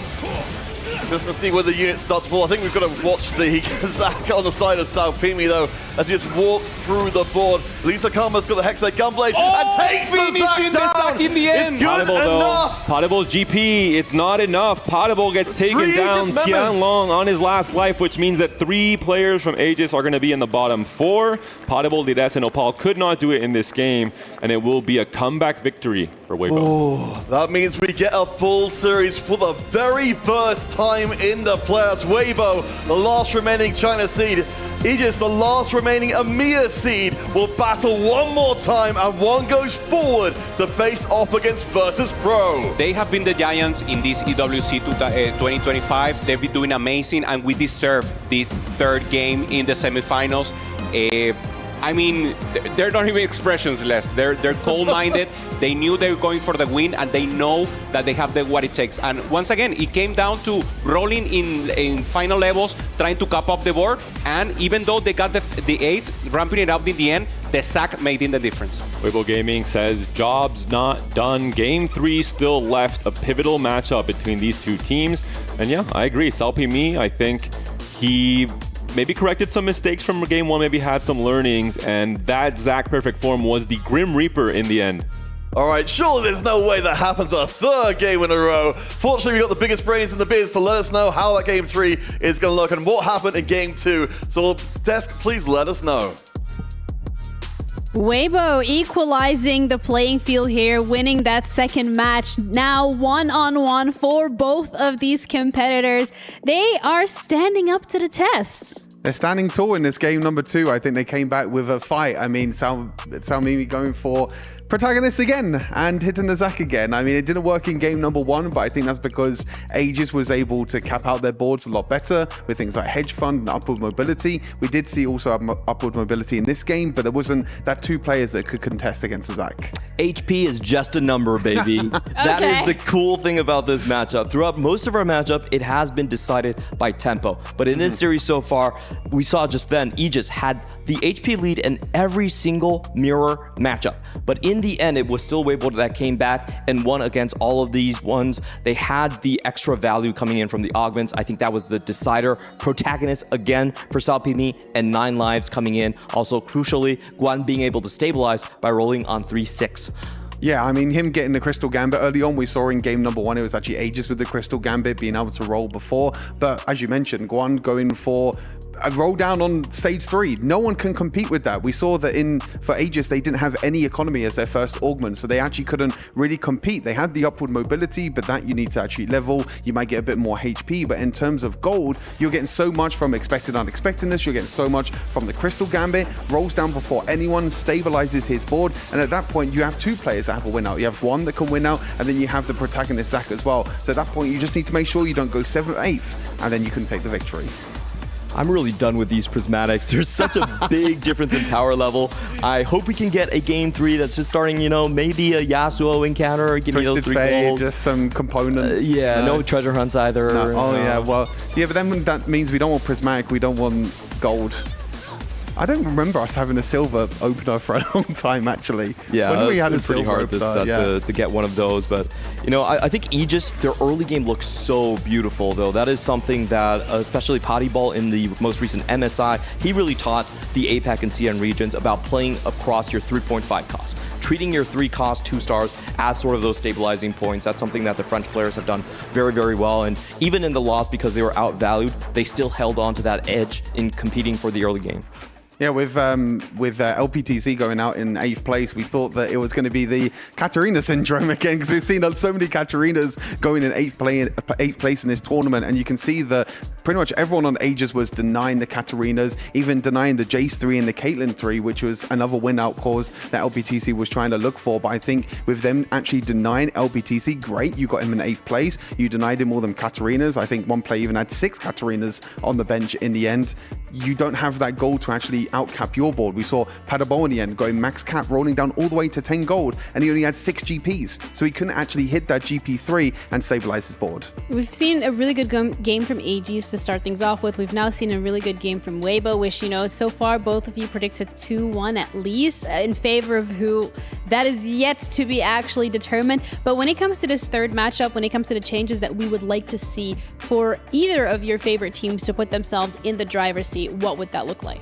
I think it's very difficult to kind of say what can really be changed. I think Prismatic puts such a huge spanner in the works in terms of like how much variation there can be in the game. I think for Aegis, maybe looking to try and outcap their boards a lot more. Of course, you can deny one of the players and send them 8th place, but maybe they were tunnel visioning too much on the Katarina and not focusing enough on maybe their boards, trying to actually outcap the likes of Protagonist and also the Fast A board from Guan.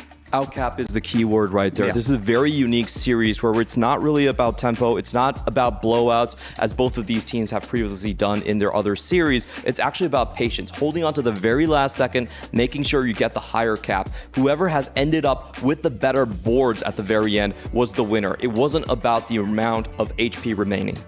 Well, that's a bit of a peculiar situation to be in, but considering we've now seen the best performances from both of those teams so far in match 1 and match 2, what are we expecting this game? What are we expecting the result here to be? Because it's the final match anyway. Like, what am I asking? I'm not Hoope. I'm not changing. I'm not changing. Hoope catching strays. He's not even here to defend himself. So 2-1 Aegis? 2-1 Aegis still.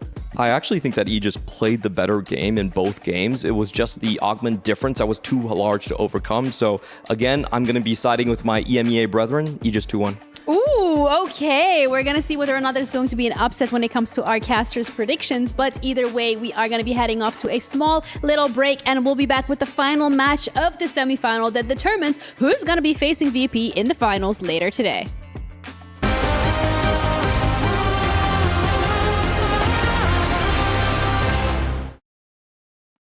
When the world of business is constantly changing, you need to stay ahead.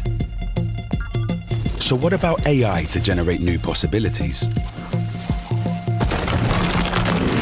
Machine learning to predict what customers will like. Or expand your business by forecasting delivery routes with real-time data. With the power of the cloud, imagine how AWS can transform your business.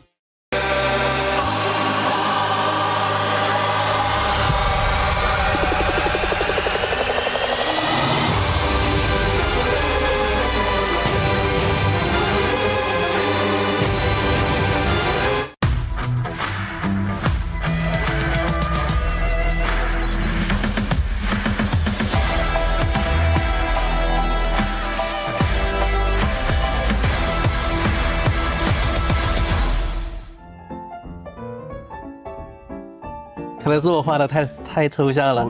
圆怎么画？丢个圆，就圆就丢个圆。那这个很有实力的。别跟你来看吧，我看不懂。大家好，我是 Sirani， 我们来自 Team Wolves， 这是我的队员YGQF 勇敢去飞，这位是我的另一位队员童阳苏鲁乌鲁。然后今天的话，我们要玩一个小游戏，你画我猜。哦，我再让镜头看一下。你给镜头。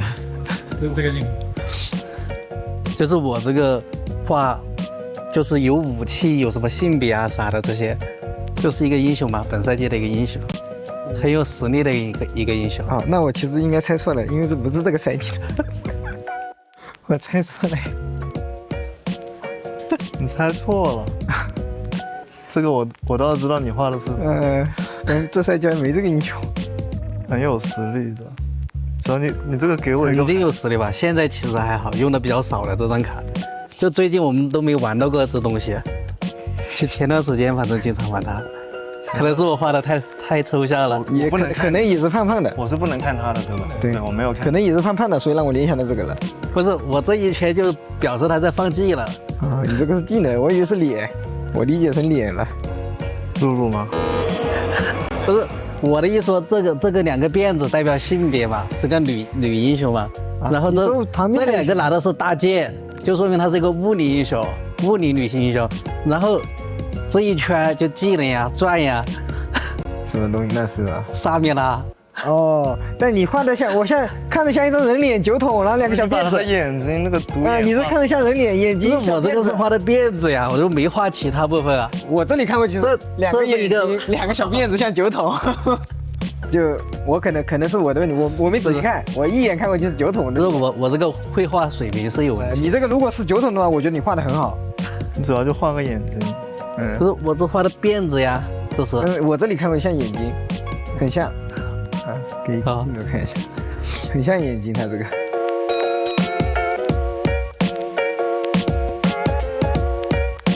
它的技能是一个这个，反正是一个女英雄嘛，然后她的技能是一个这个东西，技能是一个这种长条的技能。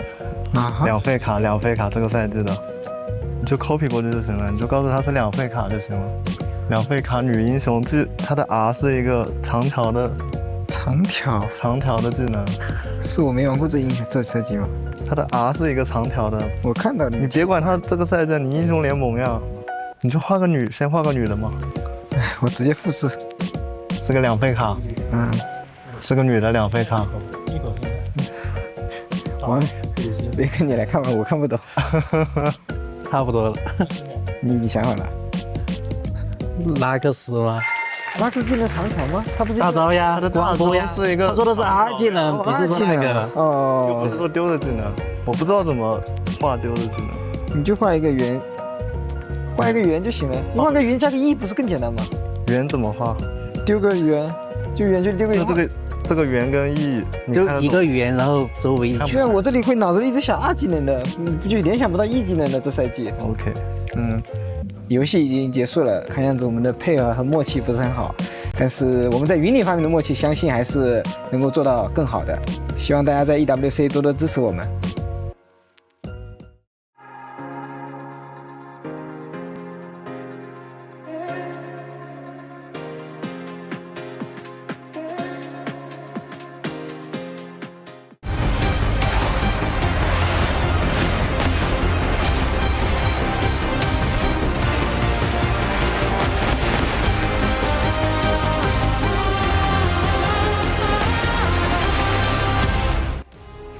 Welcome back once more to Teamfight Tactics at the Esports World Cup at the SMB Esports Arena. When this game is done, either Amir or Sienna will have a team left in the competition to face Virtus.pro. The other will have to say goodbye. My name is Coveted, alongside Impetuous Panda and Hubei-san for this last game of the semifinals. We can see some familiar faces in the audience. The Evo squad that was eliminated yesterday, cheering for the last remaining team from EMEA. I hope, maybe not. Maybe they're cheering for Waybo Gaming, we'll never know. But all in all, I think the story of this series has been incredible variant when it comes to the prismatic augments that come in at 2-1. Both games back-to-back were in large part decided. And thankfully, it's been tuned down a little bit. Only 3 gold augments will be offered in this next game. Yeah, normally less variants, but of course full power here. And there's something interesting, mainly items and some different shenanigans that can obviously occur. Regarding heroes, it has been all over the board. One has been performing obviously amazing. LBTC playing a little timid this time, especially with the non-life there, with some possibilities. And Sao Pimin, I want to change his name. It will be Sak Pimin right now. Double hero Sak augments twice, making for what's our whisper here of Sak, maybe the best augment in the game. Is that true? Is that actually something you want to be on camera saying?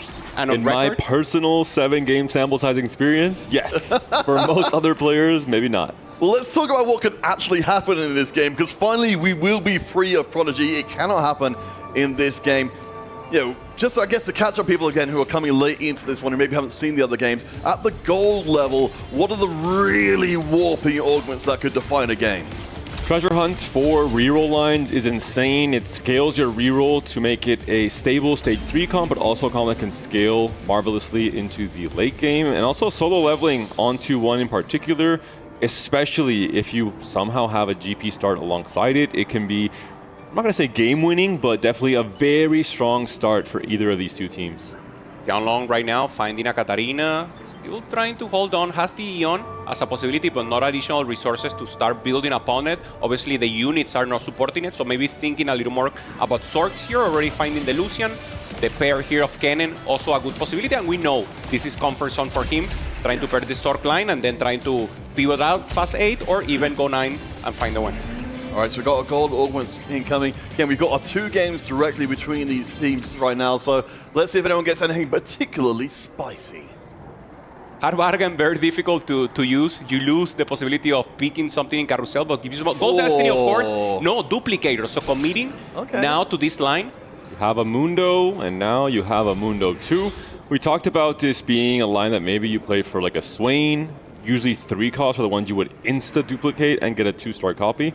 Mundo performs at a 3.5 cost star level, I would say, so potentially an option to immediately duplicate the Mundo if you want to play for the win streak. I think Waybo and Tianlong talking to the rest of his teammates and seeing who wants to play for a win streak, who wants to play for maybe a bigger spike in stage 3. As we wait for the rest of the gold augments to come onto stream, or at least for us to go check them out, Hubert, let's kind of take the series as a whole so far. With game 1 and game 2 coming into this one, what we've learned over those 2 games, what do you think is the most important thing here as we got some aura farming from Opal? Yeah, normally, I mean, we know players obviously are a thing, but I think avoiding that bottom loss is most important. We seen Opal in the first game making it for that. That was supposed to be the player that is being griefed by the opponent. And if you manage to brawl your way out of the 8th place and even get a 6, get a 7, you're right now helping the team so much. So I think tempo play, if you will, strongest board every time and trying to preserve as much HP as possible, you're helping the team so much. So for Opal with aura farming, the idea behind this augment is you have to play high tempo, you have to preserve HP to some degree. You can't just free pull the entire game and hope your Zyra saves you, because you have to make it to 4-6. This is not 4-1. This is not a Crystal Gambit cash out on Wolves. You have to make it farther into the game. We're seeing a wandering trainer from Lides, and he has his choice. Which off-meta vertical line do you want to play? Is it Soul Fighters or is it Star Guardians? We've certainly seen more from the Star Guardian side of things, but admittedly, in terms of vertical, Soul Fighter has surprised a few times. We had to put out a lot more punch you would expect. I mean, Hubei, from where you're sitting, which would you feel like would be kind of best serving the squad? Yeah, I mean, Star Guardian is more easy to accomplish and to perform. Soul Fighter, you need a win too. Obviously, so many Storks players that would try to go for that economy and would prioritize. Very difficult to accomplish. So you only have one out if you play Soul Fighter. So I don't think that would be the option. Not enough tempo also, if you will, for the comp. So it should surely be a Star Guardian, unless they can surprise us and maybe go for the additional angle. LPTZ, Cinder carry for now, but more interestingly for Gobo there, we saw Manazane pick up from Portable Forge, but Kraken's Fury Slam, so playing for AD and having a caster plus an auto attacker item combination is a little bit weird. We'll see what Gobo wants to end up going for in the end, because you can always go into Varus with Manazane in stage 5, but we are very far away from that point for now. Yeah, well, at least he has the Midas touch to make full use of the artifact and turn that directly into gold. So, from the side of things from Aegis, it looks like we have got ourselves a pretty decently strong start from there. Hubei, if we're talking about bringing momentum into the early game, so far the balls we've been seeing have been pretty strong. Yeah, but the ball, the hero, the leader here for the players, also trying to get a board in place. Not going for the win streak, but obviously a good opportunity. On the other hand, Juan, the win-out player, the hero for Waybo Gaming, has already assembled 3 Crystal Gambit. We know the Gamba is important here, and of course trying to cap out a board. Slamming items, so not going for the full lose streak as a possibility, just trying to kill some units here. And for now, it's working out for him, so we have to keep our eyes on Juan for now. For the newer viewers who haven't played too much of Set 15 just yet, hard bargain, you get 4 player health after each carousel. You can't pick the unit you want to pick. You have no prio at all, and you get some gold as well. Very interesting in 4v4 because you can lose streak and then heal, 12, 16 HP throughout the course of game. But also with Crystal Gambit because you lose streak and you preserve some extra HP despite free falling early. You will most likely not have a chance to play for 7 Crystal Gambit because you have no prio on carousels. You can't pick up spatulas to try and find the emblem, and most likely just going to play it as we saw the last 2 games, early resources and then play into a fast state comp. So as while Carousel winds down here, we do see we've got some crew in play, at least early on from Salpimi. Of course, it's going to be very exciting. From Waybo's side of things, we do notice they're occupying the 2 top spots HP-wise along at the moment. The only undefeated player in the lobby, but I do want to take some time with Salpimi here because this crew start, we don't have any, accelerants here apart from the lesser champion duplicator, but otherwise the units picked up look very good. Yeah, I mean, just popping off here, trying to think about stage 3. Trying to maintain the lose streak, very important for him also to get the influx there of economy. Only 19 gold right now, so not in the perfect spot. Obviously, you want to start maybe with an economy, but he's going for the perfect items right here with the Pandoras. Seeing some fans cheering for the Mia squad in the audience, and for the crew player with the Shojin Slam, it really locks him out of playing other AD lines. The Kaisa is available, but I think he had one early on the bench and he sold it, so I think he's already closed that door. And Jin, obviously, no real mana gain, so not really going to be working well with that Shojin Slam at all. The crew without specific augments to lean into it, I'm not a huge fan of. We'll see if Salpimi is able to make it work with the Pandoras. He did have one duplicator on the bench, so has that chance to get a little bit closer. And we're seeing why he's not pivoting into Jin Mundo. It is going to be Tianlong playing for the Jin Mundo with a double duplicator, so we'll have a chance to have a massive power spike on stage 3. Double duplicator, hasn't used them, and is winning streaking. So this is perfect spot for Tianlong. He's now checking if he's really capable of winning there. Everyone is checking his board. Why are you winning? Mundo, normally 2-star is a beast. 1-star is looking like easy enough. If he managed to not use the duplicators and then just pop up the comp, this is so huge. Maybe he can use it for tempo once again for the Jin and the Mundo. So Tianlong in a good position here. Let's see if he's capable of maintaining the win streak. Going up against, this is strong. Padebol, one of the strongest right now for Aegis, so he should be able to take this. I think under any other circumstance, Padebol would be one leading the pack, but yeah, Tianlong has really put a cap for Aegis to be able to do in the early going. We'll keep a close eye out on how things develop on the bench for the time being. It's looking like this might just be enough. Thunderbolt has put a lot of effort into making sure this Midas Touch Lucian can cut through the board. It's down to the tail end, and it will break the streak. And it's really unfortunate for Tianlong. If he would have found just one natural copy of Mundo or Jin, he could have used just one duplicator to kind of, close that edge and have at least that chance for a 5-win streak. In the end, saves both, plays greedy, does not get rewarded for it just yet. Gobo now with some chances, and once again, he has us thinking here. Slamming now the Eon, so we're thinking more about obviously the Gunplan as a possibility, and obviously maybe the Mana Saint just to generate mana, and could be in any unit actually, just using it for the early start. Normally I don't like it on the Rise or something like that. Rise is not a unit right now, being nerfed since last patch, so let's see what possibilities he gets for us here. The bigger question is, what does Salpimi's roll down look like? If it is not good, I think this could make or break the entirety of Waybo Gaming's game plan. I have not been a huge fan of the crew without specific augments that tailor for it. So we're seeing now 3 Malphites, 3 Sivers. We're down to under 30 gold, 5 Malphites only, and 4 Sivers. Is this going to be enough, Counterfeit? Yeah, I mean, hitting the first 3 star, of course, is massively important to accelerate the game plan. I mean, it's going. It looks like we're getting pretty close to it. Well, I mean, of course, nobody else is taking any of these crew units out of the shops, though. So far, so good. Very close to getting the board online. Wow. Yeah, the importance of having 2 3-star crew to get the full benefits, get additional rolls, get that influx there also in XP. So he knows he needs to cap out right now. Not having the first one as an economy, of course, hurt him, but he needs to get there. Value rolling all to 10 gold, and now maybe if he gets a little closer, he will have to start donkey rolling. Misconnection 3-2 would be insane for Salpimi to recover his economy and get 2 copies each of or 1 copy each of Sivir and Malphite. As you mentioned, not finding one before the other by a big margin is actually a big downside, because then all those extra rolls would giving you XP and push you to 6 naturally, or you are so behind in HP now. But it will be gold augments as, triple Yasuo, triple gold, so no misconnections unfortunately for Salpimi. Golden Gala, heavy's the crown. We've seen it only in the Mundo. One, obviously with a more open spot right here, going for the Crystal Gambit steal. Is it enough for him?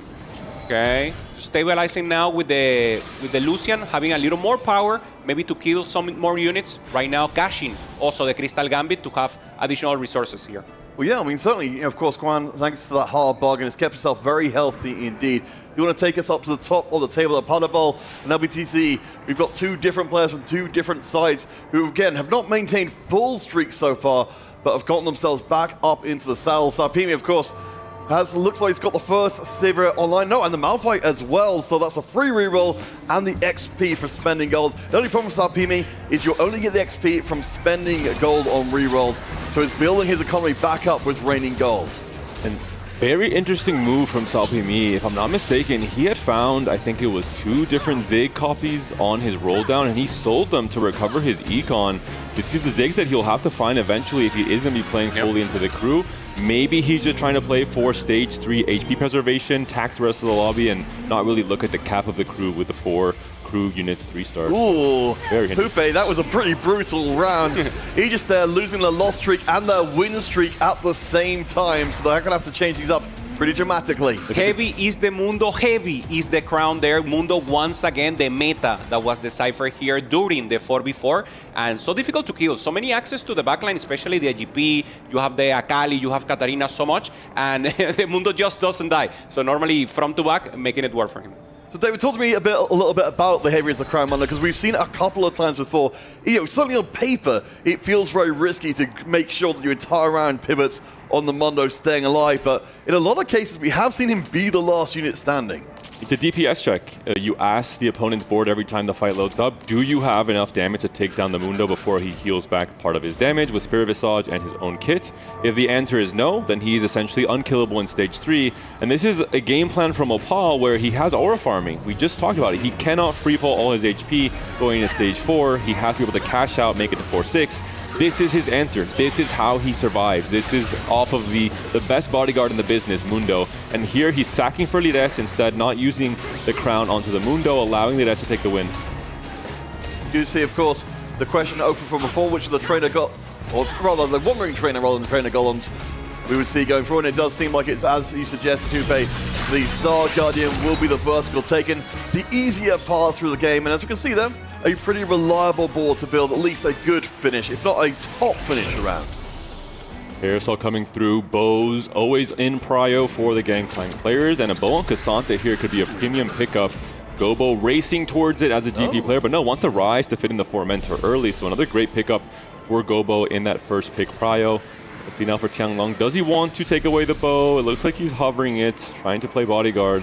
And for Lires, trying to angle towards the Jarvan, trying to angle towards, more importantly, that belt, will take the Swain instead to help the Star Guardian frontline. LBTC, AP Tempo, we haven't seen much about him, so just trying to pop off and get that additional board, having the possibility also to go Prodigy. We will have to check what will be the final angle, and here it is. Just trying to play good tempo for now. Star Guardian with the Prodigy line. I don't think he will contest this Star Guardian possibility, but of course, it could be a chance. Well, I do want to bring this into context here, that for Waybo, we've got 2 different win-streaking players immediately after Aegis just dropped both their loss streak and their win streak as well. That's a lot of money that Aegis are not getting, that is being hoovered up here by Waybo in this incredibly important game. And LBTZ has taken a very unique augment we don't see very often, tiny team where you're only fielding 3 Star Guardians on your board. We're seeing, it seems like Lires is being hard targeted on his Star Guardian line. A lot of players from Waybo Gaming are using some of the Star Guardian units either as a tempo option, or in the case of LBTZ from a strong spot, I think he's maybe pivoting into it just to deny a lot of the key copies from Dires and try and doom his spot going forward. LBTC right now taking a huge win here, taking some HP against one, his team player. And teammate just trying to hold on. GP trying to farm a little more gold, but no, heavy is the crown once again here for the Mundo. So Gobot takes a huge hit. This does certainly put me in mind of what we saw from the Zac last time around in terms of sheer unkillability. We'll see if our players can work around it. LBTZ and Sapimi both keep their win streaks intact for now. Again, a huge amount of extra gold coming in for them if they can maintain those streaks.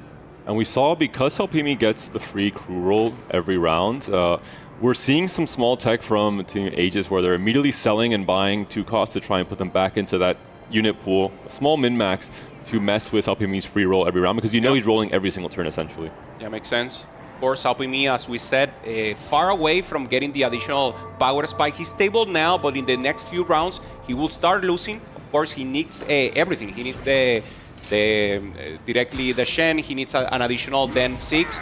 It's not enough for him. Going up against Heavy is the crown. This is front-to-back composition from the Sivir, but I think the damage is just not enough. I want to kind of open up the question here for Apal. You know, we've already got the Heavy is the crown Mundo side of the question. Remembering, of course, we've got the aura farming Zyra. Long term, what's the game plan for Apal? Is all what he has right now just a temporary solution?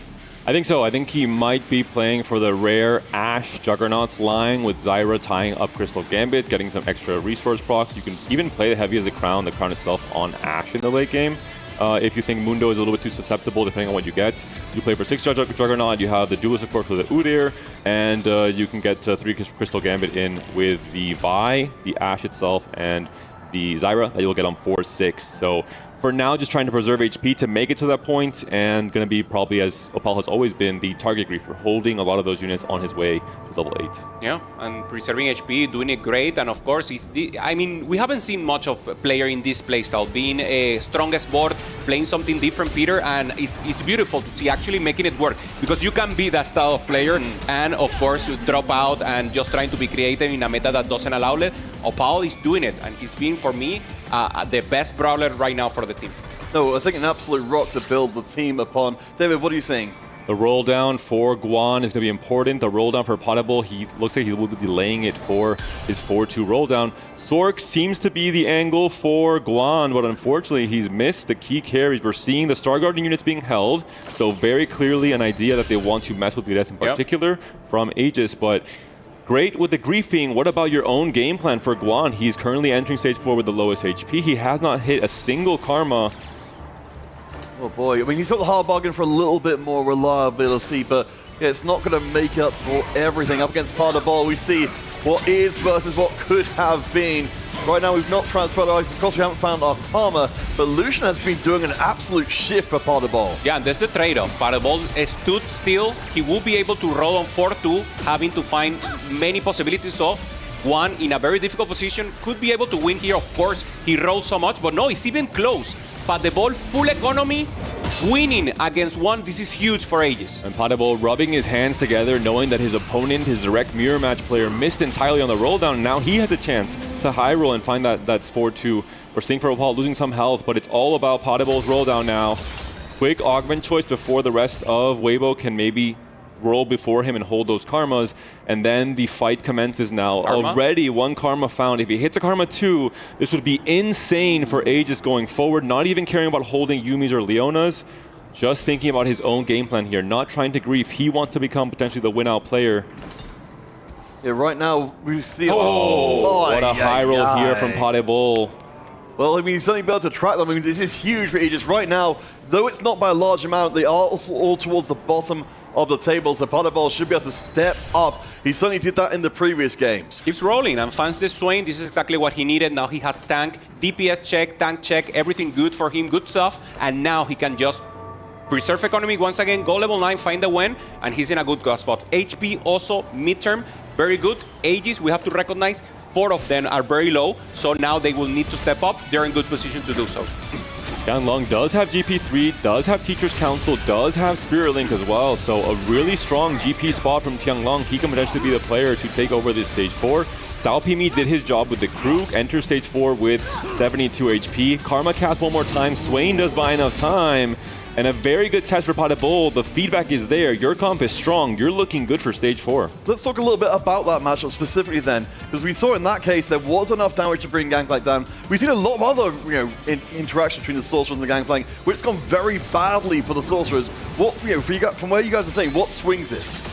I mean, you have to lose the aggro in the exact moment, right? You want to even maintain the possibility of GP being in the same side of the carry of the enemy, get the solution, no? Get the access to the backline with the additional range that you get with stretchy arms. And maybe, of course, you need to avoid also your teammates. So a little chance and, of course, a little good positioning and communication makes the difference. Paul has rolled down in the end on 7, so not going for the Ashe game plan. Instead, just going to play for the Juggernauts for now, and will probably replace the Gnar with the Zyra once he catches out the aura farming. If he makes it, I mean, he's losing a lot of HP. We have to wait till 4-6 for that cash out to come through, and there are some scary players already in this stage for the side of Waybo Gaming that are looking to hunt down Lides and Opal in particular. Lides has been target griefed by LBTZ, who has so much HP to work with. We're seeing the board from Lides. Is it strong enough here with the backup dancers? There's going to be a little bit more power to kick it in there, but I mean, we've got the Jinx in place as well. Not one a unit we've seen a ton of. I don't think there's going to be enough damage to punch through the Mundo anytime soon, but in this case, we have, of course, got the backline being interjected. If you can get rid of the Kaiser, and actually, there is enough DPS, and the second that Mundo drops, the round is over. That is promising for Lides, even being griefed this hard.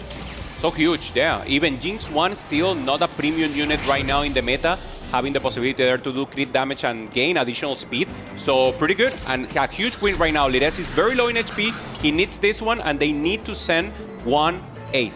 Opal's thinking if he maybe wants to TF as a dual carry with Zyra, but will be going for the cloak in the end instead, maybe believing in the possibility of finding the Kai'Sa 3, and knowing that if he's rolling on 7, he probably won't be able to find the TF2, which will be the upgrade he needs to find a backline 5-cost carry comp.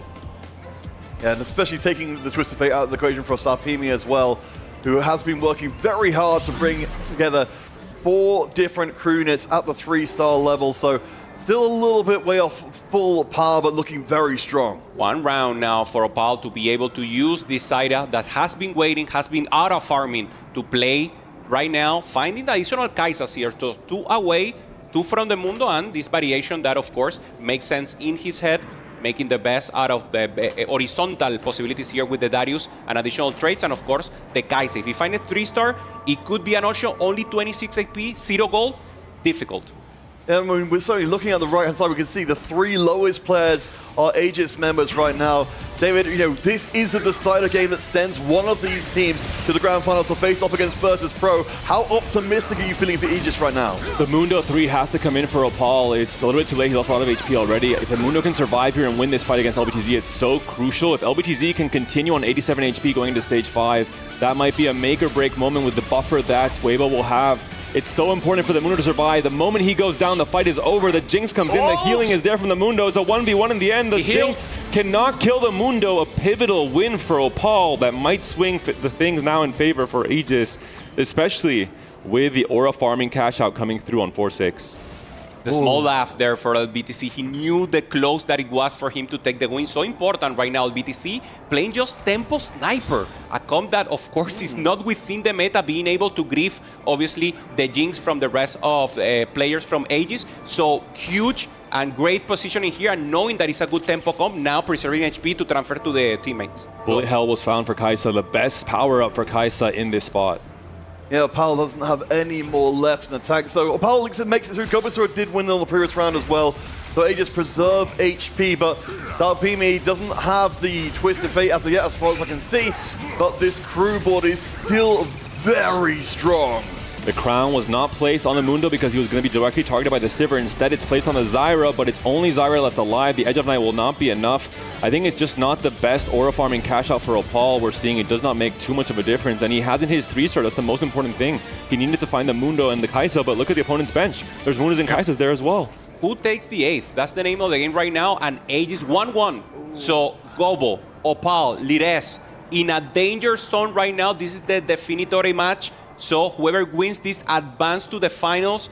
Difficult position right now for Aegis. Oh boy, and what a thing it would be to have gotten this far and to get blown out in the final match, to not even be able to run it all the way to the end of the game. But it doesn't seem like things are headed in the right direction. Even if it's a short stop to find some safety as we head into the next stage. I think there's a lot of hell breath in the castle booth and in the crowd. And Waybo has done an excellent job of stopping the game plans from Aegis. That is the name of the game in this game number 3. Lides has free fall because he was target held. All of his units were held by pretty much all of Waybo Gaming. The Kaisers and Mundos were held on Opal's side. Potentially this decision could send Lides. Poppy 2 is so big. You have to change this. You have to hit Unstoppable. If you hit Poppy Unstoppable, that could be enormous. And the sniper, the Jinx is not found either. That's the biggest thing. We haven't seen the 2-star upgrades for this vertical trade. It's so important, right? The 4 cost. Make or break the success of this comp. All right, Liris at least gets Unstoppable. There we go. Unstoppable is on the cards. Zalpimi on the other side with the crew board, still not at full power, but has so many of the 3 stars. Jinx providing nearly all the DPS. We can see the Malphite as a 1 cost, maybe a 3-star.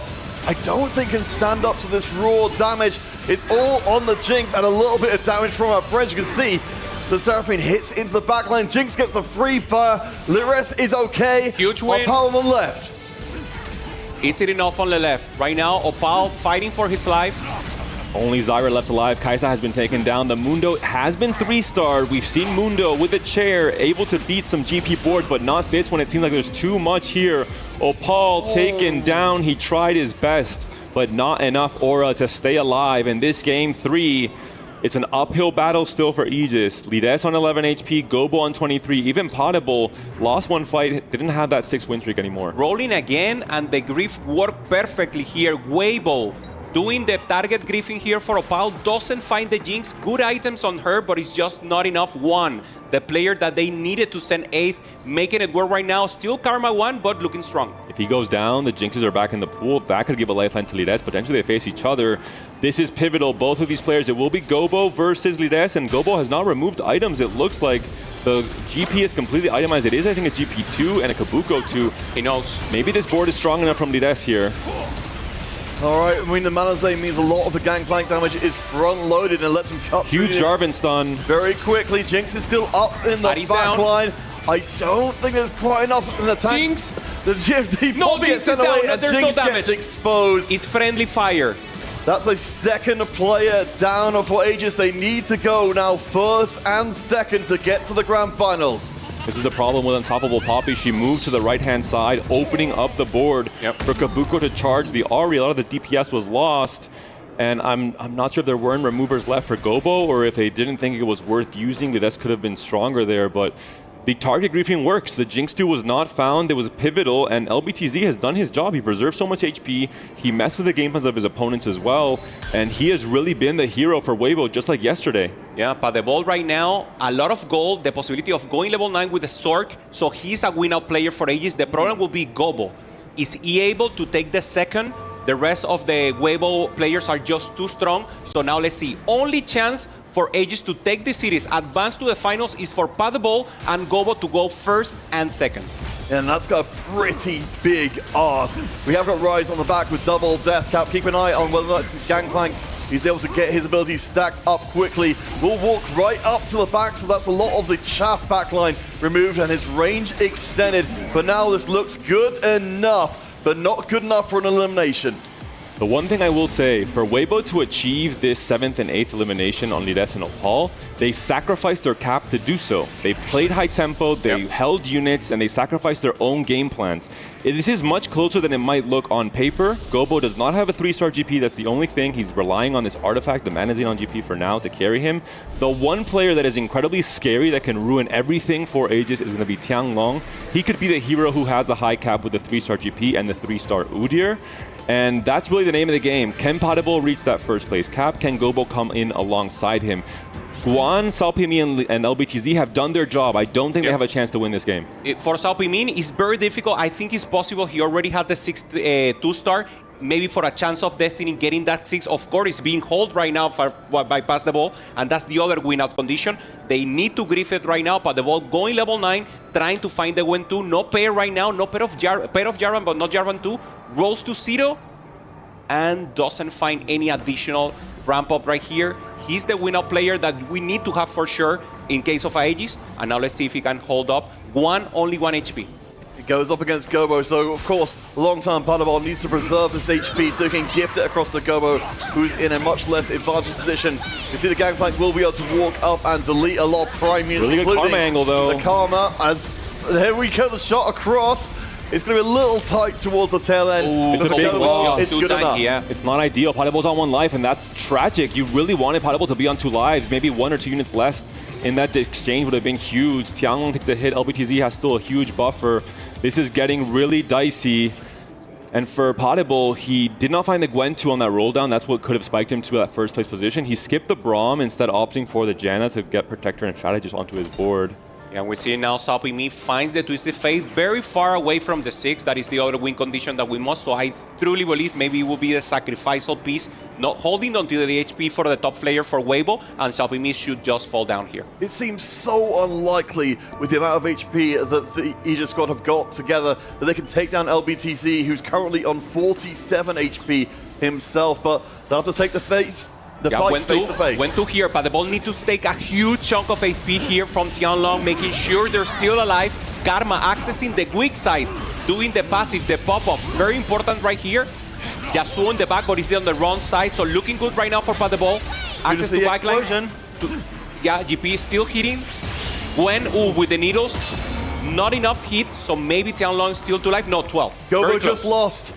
One is down. Yeah. This last fight was one of the big tests we were waiting for. Is Paderball strong enough to beat the one player that I think has a win condition, which is Tianglong? The other thing is, look at the HP buffer from LBTZ. Even if Paderball and Gobo become the strongest players, they're going to face each other, and it would have to be the cleanest of losses for Paderball to stay alive on 1 HP and Gobo to win the fight to allow them to win this game. I think it might be in favor of Waybo Gaming here. Yeah, now Salpimi opens the board, making sure the game is faster, and that's exactly what you want. You want Paderball to feign Gobo, and Friendly Fire will be sure to eliminate this from the game.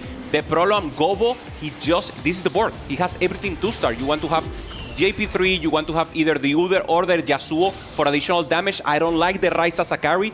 They know this, so what else can it be done here to take the win? Very, very difficult. It is looking like the final boss of Waybo. That form is coming to full realization. All hope seems to be lost here for the EMEA squad unless some sort of miracle happens, but honestly, Waybo, they played this game so incredibly well as a team. We see on the left, heavyweight into sniper tempo and still the first in HP. This is huge gameplay here for LBTZ. Going up against Paderball, very important. Tianglong going up against Gobo, this could be the end for Aegis. Gobo has to stay alive. Paderball has to take a big win against LBTZ to chunk down his HP. Will he even win is the biggest question. The Jarvan jumps in, the Poppy, Unstoppable, still running amok through the backline, but Paderball does win. Gobo is now facing off against his opponent's GP. Good ground control against the GP. Yeah, is it enough? Sides. Access to the backline. Ryze is down. There's not enough the damage. GP's being targeted for Gobo. I think that might be it. This is no scaling on the Gangplank, and that's done it! Waybo go forward to face Virtus in the grand final. Aegis were bleeding out for quite some time, but Waybo stuck the knife home. They did what they needed to do to get to the grand finals. China will be going up against Vietnam, and we can see in the crowd, this means so much to their fans. Small mistakes for Aegis, excellent play, tempo vibes for Waybo Gaming, looking strong, looking amazing, huge teamwork, being called every time and now showing emotion. Salpimi, one of the leaders for the team, Sakpimi on the first 2 games, now popping up once again, taking the win in a great tempo play. What high-level game plans from either team. If you really start to dissect all the things that happen in this game, it's insane to think about. LBTZ did such a good job of briefing Lides. I think Lides low-rolled his Wandering Trainer, and then they smelled blood in the water. They attacked the weak link on Aegis, and he was target sent to that 7th place. So Paul low-rolled the aura farming as well, but Waybo Gaming pounced when they needed to. What a fantastic tempo game from Salpimi as well. Just insane performance from Waybo as a whole.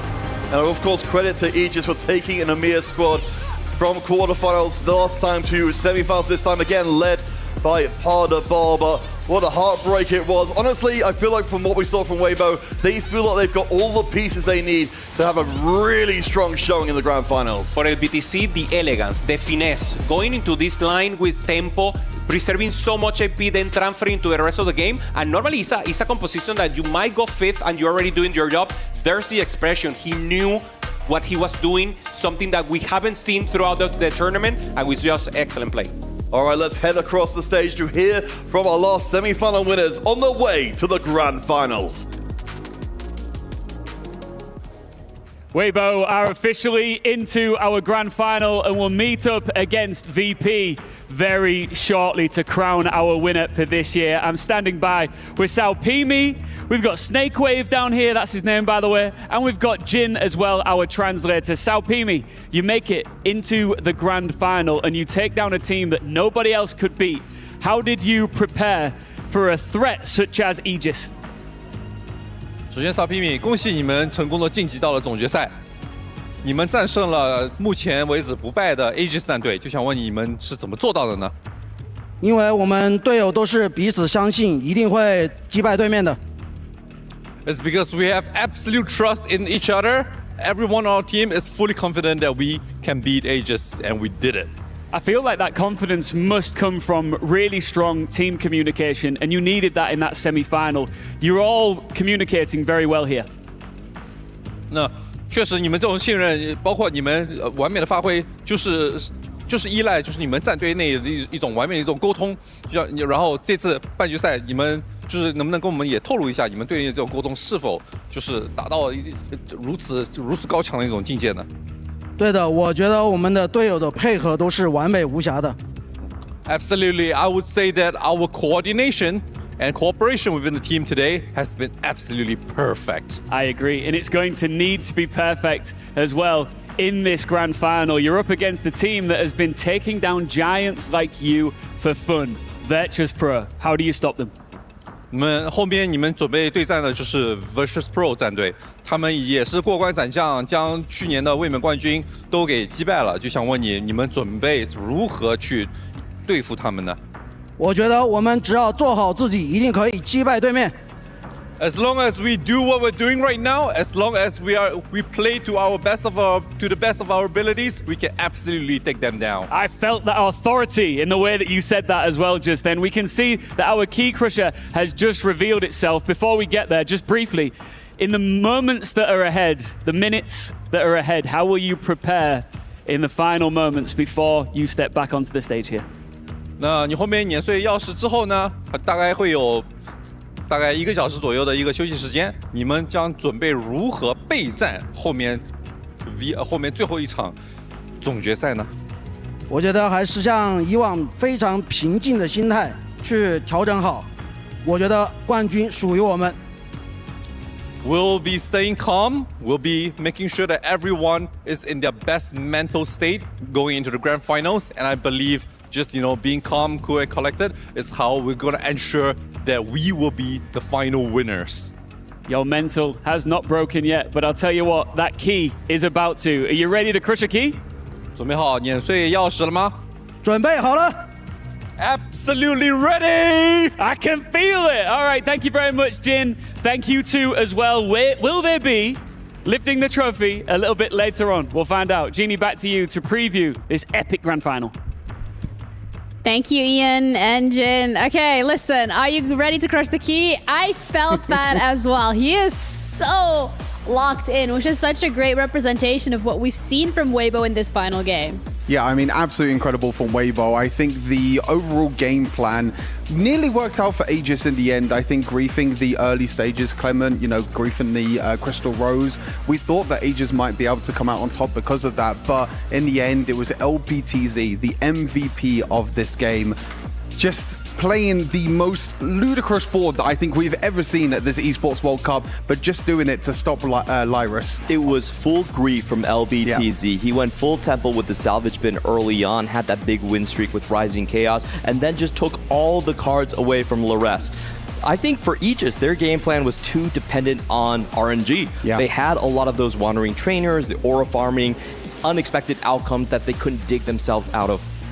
Yeah, they tried to play the heart of TFT, I guess. It's not the heart of the gods, the heart of TFT. But unfortunately, the Zyra 2 not being able to stabilize. Apao, of course, going for that 8th place. He kind of had the same strategy where he tried to go for the Mundo 3 and the Kaiser 3. Wasn't able to hit and was hoping that the stabilization from the Zyra was going to be enough. And Lyris was just stuck on Jinx 1 pretty much this whole game. Again, as you mentioned, Wonder Trainer maybe not hitting the traits that he really wanted to, but we have seen Star Guardian perform in other games. But because LPTZ just full pivoted his board, he was going to go for Sorks. We saw his board, we saw the way that he was playing around, and at the end of it, he was like, okay, I don't need to play for a first place this game. I just need to make sure I stop Lyris in his path. Yeah, that's unfortunate for Aegis, losing both of the GP battles in the preceding two games after taking the first win there. I think that was also a pivotal one. We have seen mainly mirrored matchups here, but game 3 kind of swung back into being a tempo game, being a denial game,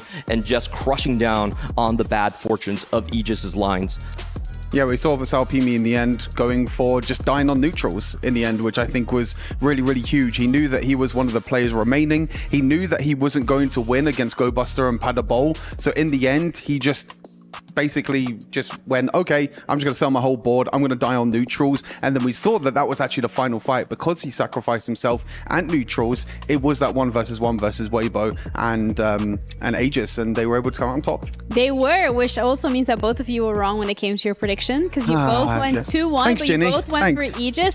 So EMEA's hope here has unfortunately been knocked out of the tournament. They are now going home. Their key is going to get crushed. But when it comes to the performance that they've had here so far, it has been really, really good, and they should be very proud of themselves. Yeah, I mean, like I mentioned before, but as a preview of this series, that they went through the whole open qualifiers, and didn't lose a single series. They've been dominant the whole way, and they were confident going into this series as well. But I think just a few little maybe misplays, a few games that they're depending on high variance that didn't go in their way, and Waybo in the end, I think, just outplayed them in that game number 3, just denying so much from Aegis. This is not the last that we're going to see of them. EWC has really been restructuring this scene by not really dividing, but kind of like putting players into different study groups and providing that structure, that continuity with the organizations to help them flourish on. I know that we are going to see Padibol, Gobo, and all of them back at EWC in the next year. Absolutely, and I'm looking forward to that. But the EWC that we've had so far this year has played out in a very interesting manner when we're talking about the story of the underdogs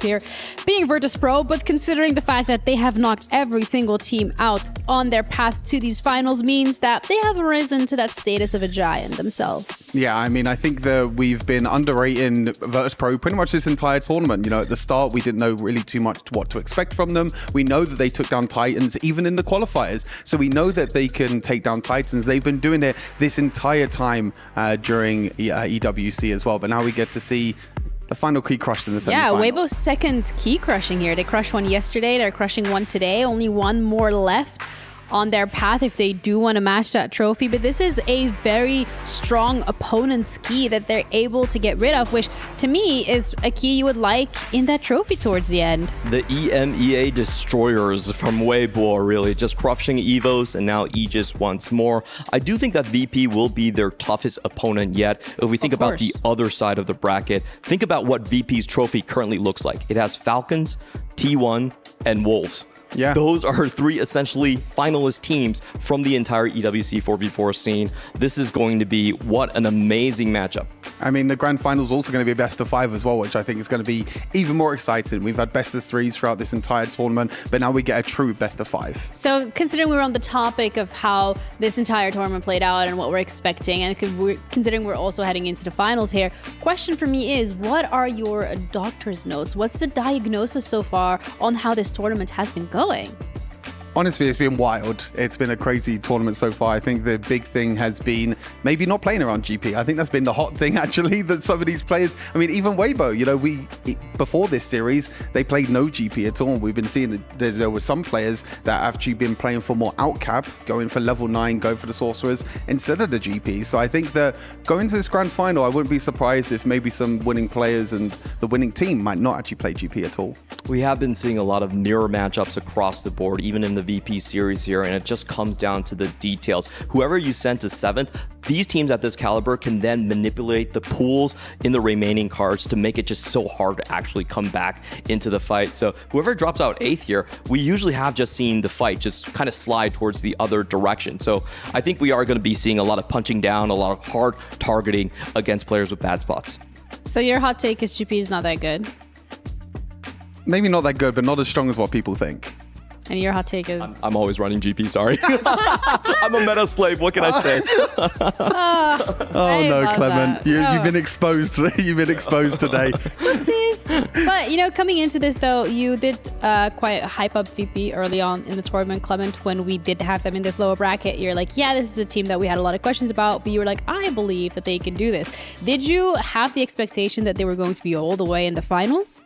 I had T1 over them, for sure. Okay. If I'm being completely honest, I did cast that series, but what a journey it has been, and I really want to shout out specific players like Maris. Maris has always been a top player in the APAC scene for Vietnam as well. Hasn't been able to finish top half at any of the TAC rounds just yet. This would be a big breakthrough for him because he's on that totem pole right next to YBY1, right next to Midfeed. If he can get his name out there, there is a massive fan base back there in Vietnam rooting for him. And there's also a massive fan base rooting for Aegis, regardless of the fact that they have unfortunately lost their spot here in the finals by losing to Waybo. They have done EMEA very, very proud, and I hope that they agree with that and see it that way. But let's hear from them one last time.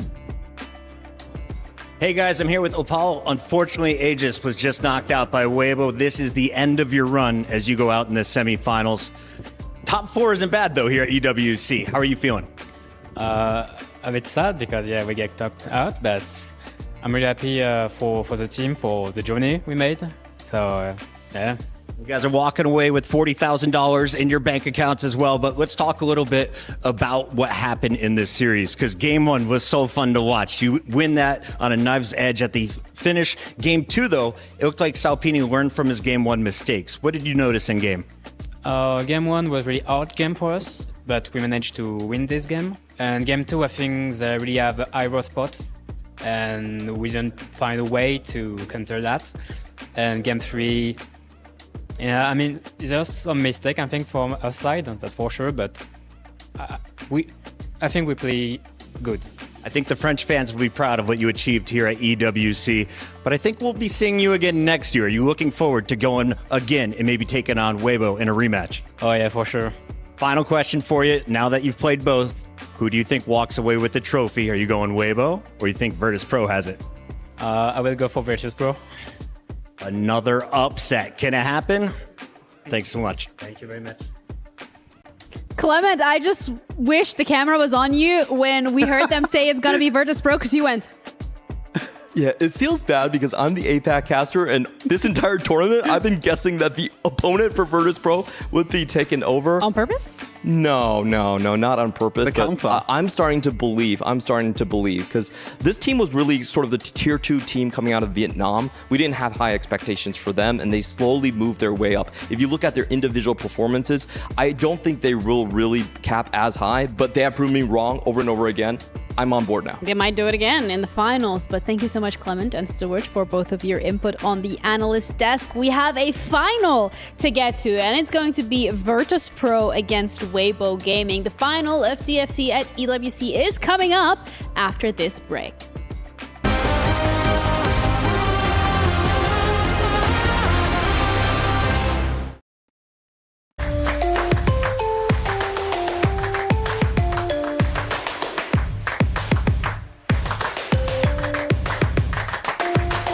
Level up your gaming experience with over 8 billion playlists, only on Spotify, the official audio streaming partner for the 2025 Esports World Cup.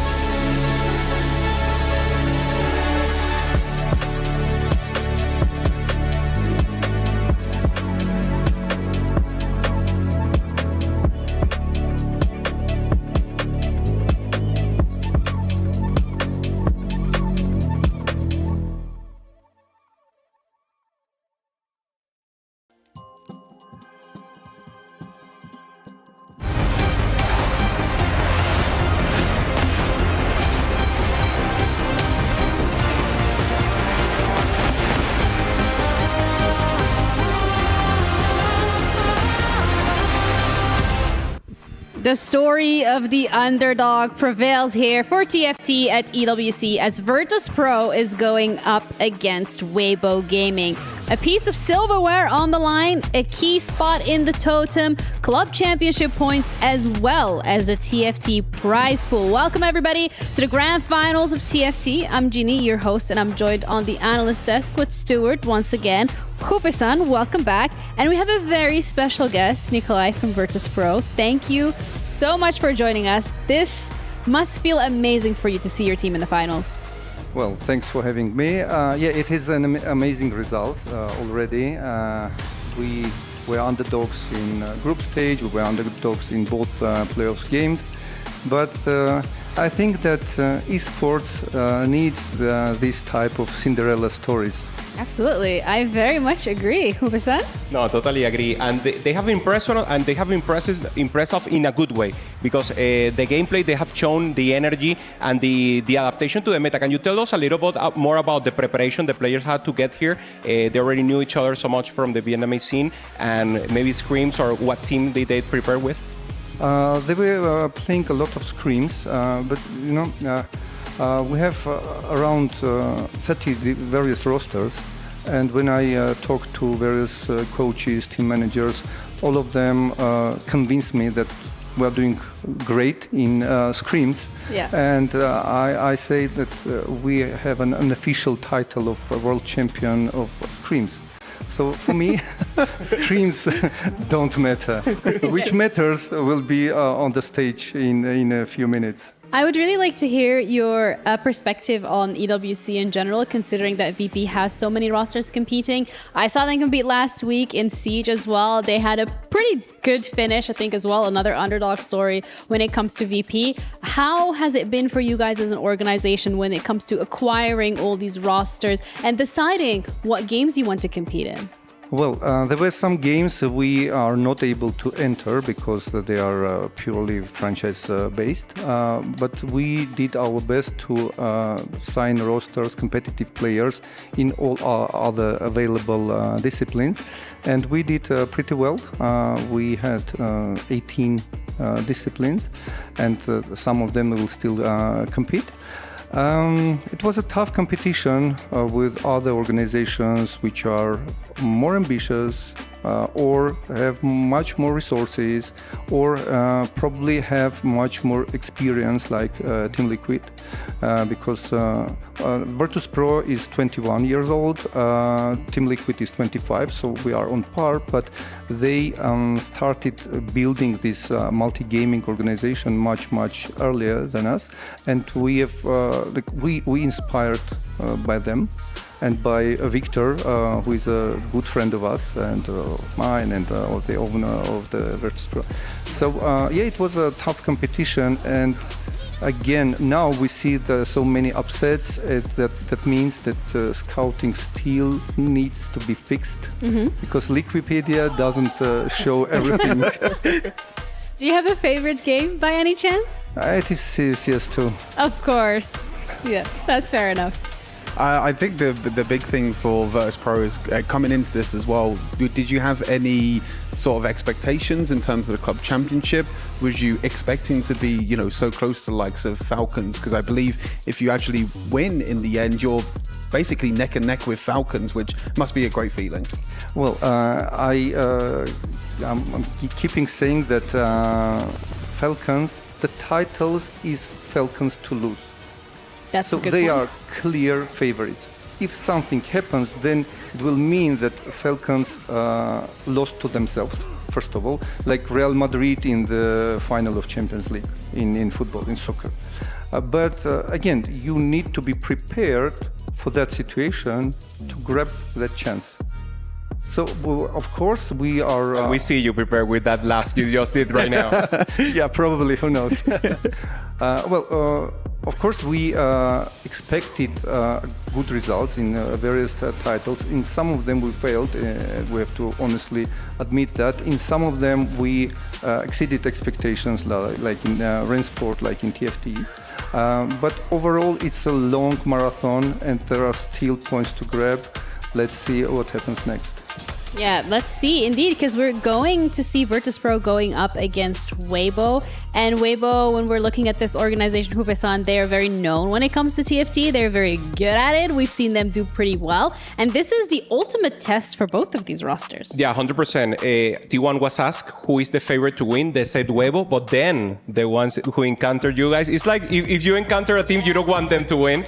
But of course, I think Waybo, in terms of preparation, in terms of the way they are managing the meta, not playing that many GP, you guys mentioned it, but just playing whatever the games gives them and focus griefing the rest of the team. Will that maybe make a change for Virtus.pro that want to have a win-out player that has the roles more defined?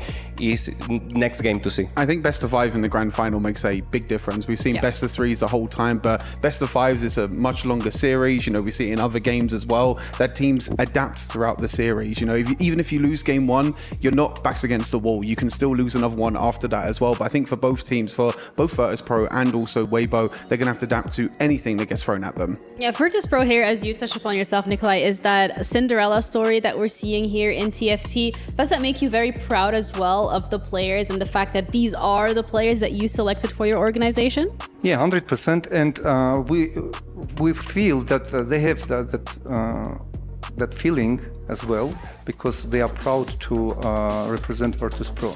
The story behind this brand, this tag. So it's like two-way traffic. And it's important for us when we try to sign any individual player or a roster to be confident that it's not only for money that we eventually will pay to them, but also for this tag, for his story and the fans. And the spirit of Bear. I wanted to ask you about the Bear, and you talk about the spirit of the team. The Bear represents the energy that the team brings, or is just like a representation? The Bear represents also struggling, because due to climate change, polar bears now struggle, and but they have to win that battle. Not only for themselves as a type of animal, but also for the mankind or for the future. The same applies to Virtus.pro as an esports organization. I think the big thing for me is that when you talk about Virtus.pro, you talk about maybe like the EMEA scene and everything like that. What made you decide to go into, APAC for TFT in general? Well, the Vietnam scene. Yeah, our scouting department, they really worked hard to figure out all those disciplines which were, let's say, were unknown for us. It was kind of a terra incognita for us, because as a CIS Eastern European organization, we historically were focused on Dota 2, CS2, and probably some few disciplines. So it was a huge homework done before we went actually to start negotiations and sign that roster. And again, it was a very tough competition from all those organizations that are currently in top 8, I would say. Have you realized that there's some Vietnam fans for Virtus.pro now, of course, with the Vietnamese team with TFT? Well, we have Vietnamese roster in TFT, and also we have Vietnamese roster in Crossfire. So we start building a very small, a tiny but fan base in Vietnam. Yeah. Small but powerful. And also with your roster here competing in TFT, they've already had the chance to crush some keys, which is really cool to see, because the players actually really enjoy pressing that button and just seeing everything go up. But that's just a bigger part as well of EWC in general. What is your opinion when it comes to seeing the fact that it's, yes, you win the game, but you also get to crush a key and you have a totem as well as part of the whole ecosystem? Yeah, it's a very fascinating story, and it resonates around the players. And I've talked to various rosters, and all of them said that it's something interesting, something spicy, in addition to this esports festival. And do you have any teams that you really want to see their keys crushed? Maybe Falcons, maybe Liquid, I don't know. Personally, no. I think that the most important thing to finally lift that plate, because we are the only one in top 8 the only organization which still hasn't won a single title. So this is now like a lot of pressure here on the Virtus.pro boys as well for TFT because they are so close. And I guess because we have a little bit more time left, I would like the analysts' opinions when it comes. Because of course you're going to say, I want Virtus.pro to win. They're going to win, right? 100%. Of course, yes. 100%, yeah. But what are the chances here? Because Virtus.pro came into this as an underdog. It's a team that we didn't have a lot of expectations for. We see them go through this lower bracket. We see them take down T1 so easily. What are the odds? I mean, they have the aura of trying to break more keys, of course, that Aegis that came from the winner bracket. I have some pressure because I have you downside, but I think in the long run, the best of 5, Waybos is for sure the favorites. Virtus will have to find, once again, what they did. Do it for full tempo, do it for full gaming, and maybe go into the mud. Waybo are playing so cleanly, going into the weak side, that maybe it's just ramping up the game, playing tempo. You play tempo, they cannot grief you because you're actually going for that. So I think we will see master play from Waybo Gaming doing the finesse, if you will, versus Virtus.pro just going into the mud and fighting it out for the win. I think the semi-finals that we just watched just kind of proved that like how the meta has developed throughout the tournament. You know, we saw in the first days that like GP was so contested and it was just GP or bust. But now we're seeing that there are some games where GP's maybe not going to be as strong. And I think that kind of tempo thing that you mentioned with Virtus.pro is kind of the opposite for Waybo Gaming, where Waybo Gaming is now understanding that, hey, if we go to level 8, if we go to level 9, maybe actually contest some of these players and actually take away some of the units away from the opposition, that can give them the upper edge. So I think it's definitely a clash of different play styles with Virtus.pro and also Waybo. Prediction wise, it's so hard I was going to there. I want that prediction. It's so I don't think I can. You gotta do what you gotta do. You gotta do what you gotta do. Come on. Don't leave me out here. 3-2 Waybo. 3-2 Waybo. Oh. 5 games. Yeah. I won 5 games. I want yours next. Yeah. Yeah. I'm Waybo 3-1. Oh, do you agree with them? It will be 3-1 Virtus.pro. Let's go! Okay. The Cinderella story, I love it. I love that, but I think that's why everyone has been so excited about watching TFT at EWC, because it is these Cinderella stories that we've seen. It was Flash Wolves that we've seen. Of course, they get knocked out. We've seen Virtus.pro making it all the way here into these finals. This is an absolute incredible moment, not just for the organization, but also for the players, because every single time these Virtus.pro players win, they get up, they jump, they hug each other. They're so excited to see. Waybo Gaming, on the other hand, they're a little bit more cool, calm, and collected. They're like, we're the ones to beat. You gotta prove to us that you earned our respect. But either way, this is the grand finals of TFT at EWC. The Giant Slayers once again up against the Giants, looking to make a name for themselves. Virtus.pro goes up against Waybo in the finals. We've seen upsets. We've seen miracles. We've seen heartbreak. And in the end, it all comes down to this series. Both teams had to make it through Giants to come here, and now they face each other. On one hand, we have Virtus.pro, the Giant Slayers themselves. They had the toughest road to make it to the championship. On the other hand, we have Waybo Gaming, the first team to make it into the playoffs. Đây là một ý nghĩa rất lớn đối với cá nhân em và cả team, tại vì đây cũng là lần đầu tiên mà team em tham dự kỳ EWC lần này. 捍卫世界赛区的荣耀吧，因为上一届就是我们世界赛区拿下了冠军，我们已经走到这里了，最后关头我们一定不会输。Hãy cẩn thận đó vì chúng tôi sẽ là champion. 来吧，打一场让世界看到的酣畅淋漓的比赛。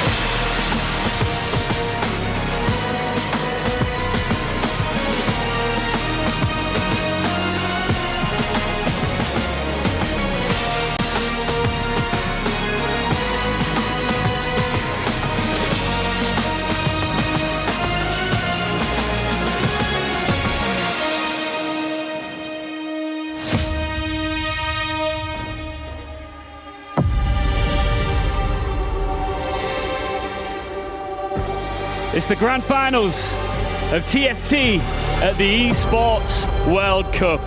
After all the roll downs, the 3 stars and the win streaks, this is it. There is only one more question left to be answered.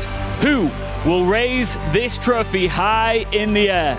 It's underdogs versus undefeated. The Friday night lights are on. The Key Crusher awaits for its final victim. The throne calls for its kings. And as our contenders, our competitors make their way down those steps, they will briefly catch a glimpse of themselves within this trophy just for a moment. And within that moment, they see a glimpse of what could be. The glory, the confetti, the gold.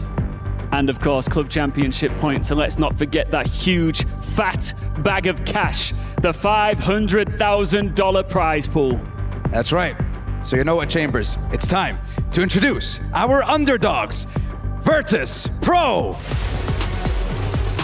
the Giant Slayers, the Champion Slayers of TFT at EWC.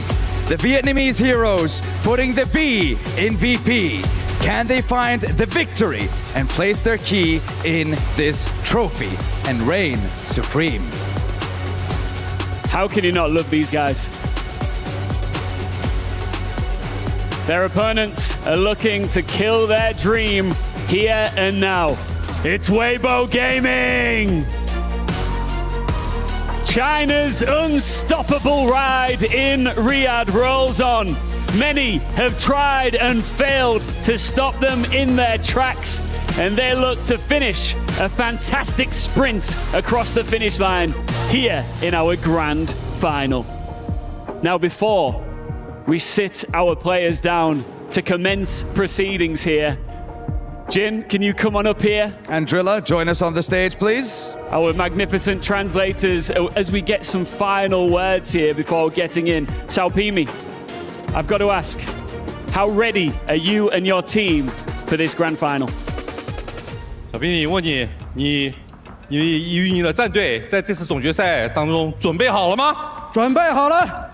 We are absolutely ready. I love that energy. I love it more than you. You know what? Milo, I have to ask you. You've exceeded everyone's expectations, including your own. You're now one step away from lifting that trophy. How are you feeling? How are the nerves? Bạn đã vượt qua khỏi mong đợi của tất cả những người cũng như là hâm mộ tại mùa giải năm nay. Thì hiện tại cảm xúc của bạn như thế nào khi mà mình đang sắp chạm tới cái cúp vô địch rồi? Đối với cá nhân em thì em nghĩ đấy là điều hiển nhiên thôi ạ. Tại vì bọn em sẽ chính là người nâng cúp ở đợt EWC lần này ạ. I think it's the natural things that we are here and we will definitely win the trophy and lift it up. I've got to ask just briefly, this is your last chance to get inside of your opponent's head. They are all listening right now. What do you want to say to them? 这是你最后一次机会，来跟你的对手说一些话，来让他们可能心态更加有压力一点。有什么话想跟他们说的吗？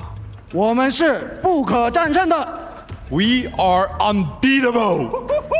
Well, what do you have to say to that? Any words in response to your opponent before you take to the stage? Mình có lời nào nhắn nhủ với đối thủ của mình không? Bọn em sẽ đánh 3-0 rồi về đi ngủ ạ. We're gonna beat you guys 3-0 and then go to sleep. Ooh, baby, let's go. Well, Andrilla, Jin, thank you very much. Gentlemen, take your seats. It is time to get the grand finals underway. This is it. The moment we've all been waiting for. You watching at home. Oh, yeah. It is now time for the grand finals of TFT at the EWC. The best of 5 banger begins now. We're here for the grand finals of TFT at the Esports World Cup. APAC versus CN once again for the second year in a row. The perennial underdogs, Virtus.pro versus Waybo Gaming, the undefeated. Casanova, Panda, and Clement on the cast. Are you ready? I am ready, and hearing this VP squad, now I'm seeing the alignment with Virtus.pro, because the polar bear, the savageness has come out there in that final interview. They seem to be ready. A 3-0, that would be a big surprise. Yeah, Wavy Snake might be a really cute mascot, but I will take the polar bear any day of the week to rip through that. They are ferocious, the Bears and the Virtus.pro squad, as they've been able to upset team after team and yet somehow still find themselves the underdog once more. I feel like this team has outperformed every expectation we had for them, and now it's time to outperform one last time. Best of 5, that changes things quite a bit. The term for the kind of in-series adaptation is now larger. You have a 2-game sample size where you can lose 2 games and still come back. We might see a back and forth of counter strategies. At the end there, we saw Waybo against Aegis, where they really, I think, had a very good high-level game plan of disrupting the team's players and their strategies in Stage 4 especially. And we'll see if VP was watching, if they were learning from that mistake, if they'll try and maybe pick augments and give them more flexibility, not something like Wandering Trainer. But I'm so excited for 5 games of high-level 4v4 TFT. I think this is the pinnacle of strategy games as a whole, maybe even when it comes to TFT being a hard game, but you layer on the 4v4 elements and everything that you can do that's at your disposal as a team. It is marvelous to watch as a caster, as a viewer, and I assume marvelous to play as well when everything goes right, especially. We were wondering what the meta was going to look like on the final day of EWC, and there's a couple of points that we can talk about. First thing, whoever won the GP3 battle actually did end up going to win the game. You cannot do anything if you're stuck on the GP2. It's a free fall position. And the other one is that though you can come back from getting an 8th place, it's actually very hard to pivot to Jin Mundo. Massive underperformance today on that line. I want to see if the teams try to pivot out of that and play their signature compositions. We've seen that from both of these teams. It's their own kind of styles that weren't the same as everyone else. A lot of the 4-cost fast 8 coming out of Virtus.pro. A higher priority on the all-out than any other team for the side of Waybo. The comfortability to even pivot their gangplank to there when they are not winning the 3-star battle that has actually made the difference in many a series for Waybo Gaming. Equally important will be the opening encounter. We've seen how warping it could be to have Prismatic Augment starts those first 2 games in the Waybo versus Aegis. The chance for a hero augment for Salpimi becoming the protagonist for his team for different reasons form. Across those 2 games. I think he's listening to us. He's laughing. A small chuckle there as well for that perfect form, Zach. All in all, I'm really curious to see what the off-meta plays can do in terms of not playing the GP, the Sorks, the Prodigies, and still finding success with the Ola Kasante, for example. I was expecting Opal in that last game to maybe pivot the game plan he had with Zyra into an Ashe carry, which we haven't seen much of, but I think that was a perfect example and a perfect spot to go for it, for example. So creativity, I think, might be the difference maker. If a team sticks to the meta and sticks to the very generic game plans, there are weaknesses in those game plans. There are ways that your opponent can exploit your very obvious plan.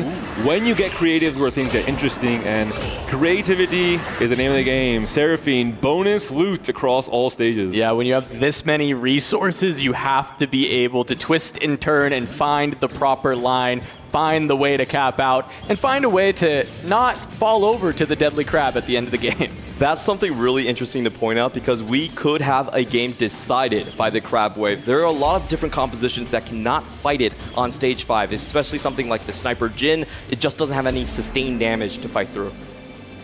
We'll see, of course, the adaptation to the different loot you can get. You have to play a comp that can really benefit from all of these different rewards you might get in this encounter. Small technical pause as we start off this series. We have to have everything in perfect order for these upcoming games.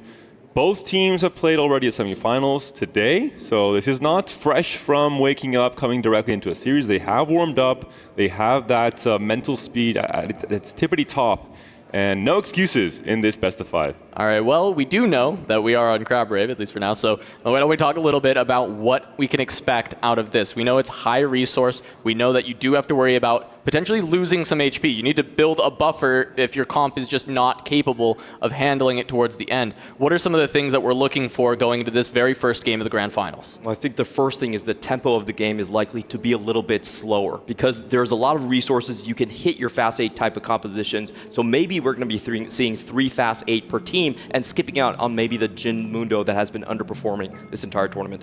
Kale reroll can also come into play. It's a comp that really hasn't seen much success outside of specific conditions like worth the wait because it's hard to 3-star Kale to roll down heavily on 3-1 while still on level 4 and then to go from a 20 gold level 4 3-1 all the way to level 9 before you die on stage 5. There's a very big economic hurdle that you have to surpass. Guess what? All this extra gold in Crab Rave allows you to get there, so it's a comp that we could see players angle from a good spot, especially with a 2-star Kale and the right power up. Another comp I'd love to mention is Waybo Gaming's secret weapon so far, and that has been the crew. They're the only team to actually have a positive AVP, and they've already played it 5 times throughout this tournament. It goes really well if you can hit early on 3-1 with the extra resources. Yeah, it's all about finding that Twisted Fate early and being able to scale up the cards to get more loot. And the fact is, it's the same as the Kale, right? You can hit your 1 cost early on. It kind of compounds because the crew gives you those extra rerolls and the level ups. And then if you find that Twisted Fate, it actually allows you to fully cap out. I want to kind of bring it back to the overview of these 2 teams and their runs through the tournament. We had Virtus.pro end up dropping 1 set to specifically Aegis, which was the team that just was defeated by Waybo. Ever since then, they've been able to beat every other team. Meanwhile, Waybo has had no trouble dismantling each and every team throughout. So looking at that, with Waybo being able to take down the only team that beat Virtus.pro, you have to feel like they might be coming in at an advantage. That game did come to the very last, kind of the wire as well, I would say. And it was I think it means that all 3 of these teams were just very close in skill level. And now with the best of 5, we'll have the best test of variance the most in a game sample like TFT. size. Exactly. We're moving now into the game. We're on 1-3. Of course, you can try and make 10 gold on this round by not holding many units. You sacrifice flexibility in terms of playing a strong early game in stage 2. And there could be that find. There's already the Gwinsus and the power-up, so if you have a Kahuna Huna, that's a free pathway to level 9. We have seen that path be something to work out for the Jin Muno into a fast 8 pivot. There's a max attack Kaisa for Milo here. This is immediately on 1-4. You could have it the entire game if you decide to go that route. It's another reroll that has been relatively popular. Tianglong does pick up an early GP, potentially could become that GP player. Of course, one of the key missions with this GP comp is finding that 3-star GP we talked about, the power of winning the GP mirror match. So starting with an early copy or 2 or 3, as we've seen some from teams in this tournament, that could be absolutely massive. And 4 potential Kales here. Doesn't pick it up for LBTZ, so probably not a big believer of the Kale line. Trade sector, patient study, and new contenders as the early options, but we'll just keep stock of what these teams are being able to find. It's like a treasure hunt for Kian. Very comfortable within the reroll lines. Historically, just as a player, he's been known as a reroll guy in the past in individual play, so comfort zone for him coming into this. When it comes to gold augments, I would say Treasure Hunt is definitely in the top 5 in the current meta on 2-1. So very strong early pickup for VP for Tianlong, portable forwards, and his own Treasure Hunt. There we go. Probably a return answer from LBTZ. So 1 player at least from each team. Oh, Milo as well. So 3 treasure hunts in total between the teams for now. And there's also that portable forward for Tianlong. Curious to see what his artifact is, because that could really open up either to a GP line that can be very strong, or other rerolls like Mundo, where it can also elevate it to the new heights. Yeah, it looks like Tianlong and LPDC both have the Gangplanks early on, and we'll see what they end up swapping to. As it is Zonya's Hourglass for Tianlong, so potentially going to be looking towards the Yumi or the Sorks line from here. A lot of strong options for this one. If he gets enough Katarinas, that's also a true, artifact onto that one. Another common user would be the Akali line, which both of these teams are actually quite familiar with the all-out sort of game plan. You guys will hate me for this, but I think it can also be a replacement for Edge of Night on GP, to be honest. I am not even joking. They're actually all GP artifacts. If he has to be the GP player, but I think with a few Treasure Hunt players, there's definitely going to be a better option on Waybo Gaming. The Zac Master Sao Pimi doesn't get the protagonist, but still going to have the big blob on board to try and go for an early win streak. he's just Zach himself, you know, Zach incarnate right here for Waybo Gaming. And he's pretty much locked into the AP Fast 8 line, so that's what we're going to be maneuvering right here. There's going to be 2 treasure hunt players, so you already know who the rerollers are going to be locked in for the side of pushing VP. to 5. Level to 5 on to 2. This is something you don't see very often in TFT, but when you know how much econ will be thrown into the game off of the Crab Brave, you know you're going to have a rejuice on Krugs. HP matters a lot more. It's not about just having maximum gold and trying to rush to 50 to get the most gold possible and get those econ thresholds. Instead, it's about preserving HP, and you do so by leveling here. But he's facing off against a 2.5 item Mundo, which will be tanking for a very long time, it looks like. Yeah, actually able to just kind of out-tank this 2-star Zach with the items, and now there's just not really enough damage to get through the rest of this Mundo as it continues to regen. So pumped to 5 and then still unable to win. Maris gonna hold on to the streak instead. And you know, it was Hoope talking about the tempo that Waybo likes to play with. This was a great example of Salpimi trying to execute that strategy, but this time Virtus.pro able to kind of win out. I think a key thing here for Waybo Gaming is who is going to go hug the treasure hunt player. In all the matches we've seen so far, you cannot let the treasure hunt play solo. It's just too much value. So someone has to be designated. The problem here is that Mars is actually going in the reroll line as well. So there might just be too many heads on the Hydra. And the problem is there's 3 treasure hunt players, so one of them will be unmarked potentially when it comes to playing one of those reroll lines. We'll see on stage 3 how each player commits with their itemization and what of the key 2 costs are designated for each team. I will say sometimes we've seen that treasure hunt contest completely backfire because the treasure hunt player is getting so many extra resources that you end up being maybe the 2-star GP versus the 3-star GP and losing the game off that. So I agree, you can't just leave it uncontested, but they have to watch and maybe leave an avenue to bail if necessary. Imagine if it's like one of the non-treasure hunt players going for GP, then suddenly it's just like, oh, there's so much stuff that you can't shut down, and that flips the matchup completely. Then everyone is going for the max cap rather than trying to hold each other down. Stage 2 carousel right away. Bows are in top priority for both teams. Only one bow is here, and Kian will get the first pick for Virtus.pro. MCC1 says, oh yeah, we're on the same team. You can have it. And we'll see what ends up happening with the reroll commits. We're seeing the boards on the bottom, so already some clear ideas. Kian will most likely be that treasure hunt GP player with the possibility of slamming either Rageblade or Kraken's Fury. And then notably their other treasure hunt, Milo, does have Katarina early for this setup. Doesn't have to stay Katarina, but when I look at the items and I look at just the board right now, I feel like that will be what Milo wants to go for. He on full opening for the bow right here, just wants to lock into the Guinsoo's Rageblade on his side. And there are 2 Mundos in the shop. Potentially a good denial angle for him. There is kind of a shared item component stance between GP reroll and Mundo Jin, but I'm not sure if 2 Mundos there is enough to have him pivot. And if someone else from VP has a good enough spot to kind of take the mantle when it comes to GP, it can't be uncontested, of course. So we'll see what happens here as we go to NCC1, also on the 3-loss streak, runs into Salpimi, but he does have the Crystal Gambit in now from 2-5. Could actually look to go in that direction. We saw Aegis being able to use that to great effect over their entire tournament run. I don't know that we've had a VP Crystal Gambit game just yet, though, but I don't think they would shy away from it. VP actually lost one of their series in this tournament to Aegis off of Lires getting into Crystal Gambit and winning the game with 7 Crystal Gambit in the 3rd game of their series. So maybe taking a page from their opponent's book, saying, yeah, you know what, that's a pretty good idea. Let's try and play for that high roll as well. We know it's going to be reroll heavy, so champions like the Set, the Ashe, they're going to be completely open. I think that makes the Crystal Gambit line just that much stronger. And now Maris with the 4-win streak, 1 falling down as well.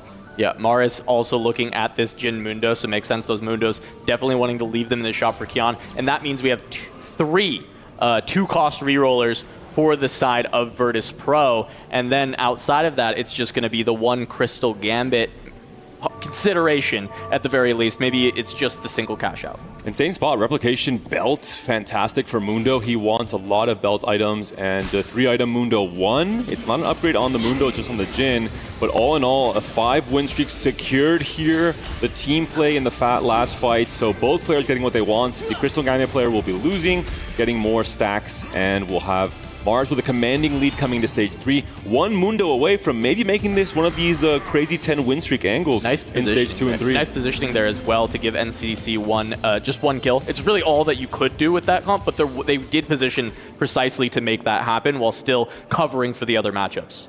And this is a pivotal round here because Salpimi, all the rest of his teammates are kind of dedicated to their roles. Can Salpimi match the GP? Does he have the spot to actually do it? Is kind of the question going into this one. As we've said, any GP that has GP3 versus GP2, that former team has gone on to win the series. Saw from Qianlong there, a very interesting setup. He had the Viego with the Zhonya's with stretchy arms. I wonder if he's considering a Viego reroll. I think there is a Katarina on his bench. Not sure if he's just contesting. I believe it was Milo from VP that was playing for Katarina, or just opting to play for that Zhonya's Katarina himself. Yeah, hugging the opponent team, incredibly important here. So there's actually 5 Katarinas being held on the side of Waybo Gaming, and this could be an interesting thing if they're faked out sometime down the line. Yes, Salpimi choosing to make the Swain 2, of course, just incredibly strong unit. However, is still looking to lose with the Crystal Gambit for now. Hasn't hit the point where he does have to decide on the double down, so it's fine if he does accidentally kind of win a round over the next few here. The Viego hold here, maybe, yeah, some shenanigans happening with the rerolls and what units you're holding. The indication that it could be a Viego Zhonya's game. We haven't seen all tournament long outside of Bintum with that pocket recombobulator game that he didn't really plan for, let's be honest. We did see a Swain 2 upgrade for the Crystal Gambit player for Salpimi. Curious to see if he can play Tempo Crystal Gambit and then look at an option to double down later in the game. It's a rare position to be in, but a Swain 2 could be one of those pivotal moments to try and go for it. We're seeing here the loss now from Maris, so the win streak, the 10 win streak I talked about was no longer the case, but look at this Viego, could be scary. Yeah, but also did you see, I believe that was Kion, perfect items for the Gangplank already with the 2-star going in on 3-1. And he is one of our treasure hunt players as well. So it looks like a very clear lobby leader being shown for stage 3 here. And Salpimi now Golden Quest on Crabbrave, it's a consideration, and it is going to be a pickup, and you are playing Crystal Gambit with a strong enough board to not bleed so much HP, maybe win a fight or 2 here and there.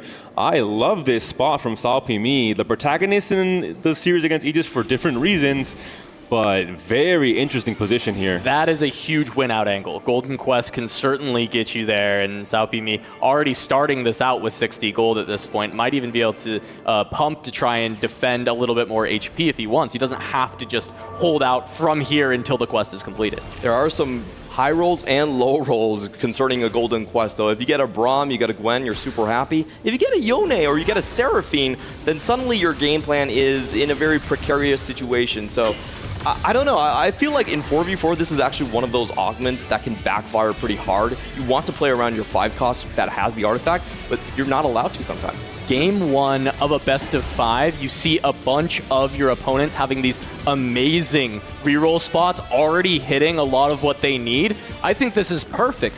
You might be down to just flip it on this augment and say, you know what? If I hit, I go first. If I don't, that's okay. We go next game. If there's any game to go for it, it's this one. You have Crystal Gambit, you're not committed to any comp, you haven't slammed any items, you're flexible around what you can hit, you have Crabbrave to give you econ support, despite having Ionic Spark as your first augment on 2-1, which is not necessarily, you know, the crazy hedge fund angle into Golden Quest that we've seen from some streamers when they are trying to create some content online.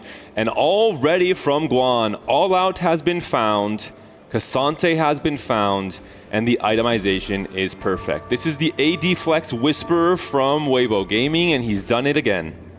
They have the most all-out games played, and we have seen this be such a strong Sork counter. You take away the Karmas from the enemy team, you're taking away the Jarvans from the pool as well, and you know, this is a great counter to what VP likes to do. VP's best composition has been the Sork win out. The big thing I want to call out here as well is the new contenders that he's picked up. This allows any champion to become the Supreme Cell on your team, which means All Out Cassante gets to become the Supreme Cell once you get that online. I think this has to be one of the better augments for this composition to really get that All Out Cassante going, well, all out. Uh-oh, Spatula available for Salpimi, who has Crystal Gambit online now. Of course, we don't know if he's going to get a Zyra or not from his Golden Quest, but imagine if he gets a Zyra if he finds a belt, if he can play for 7 Crystal Gambit with a Zyra 2, that would be an insane start in this series. Well, and Sao Pimi has been our protagonist twice in 2 games. Of course, that is just getting the perfect form, but this might be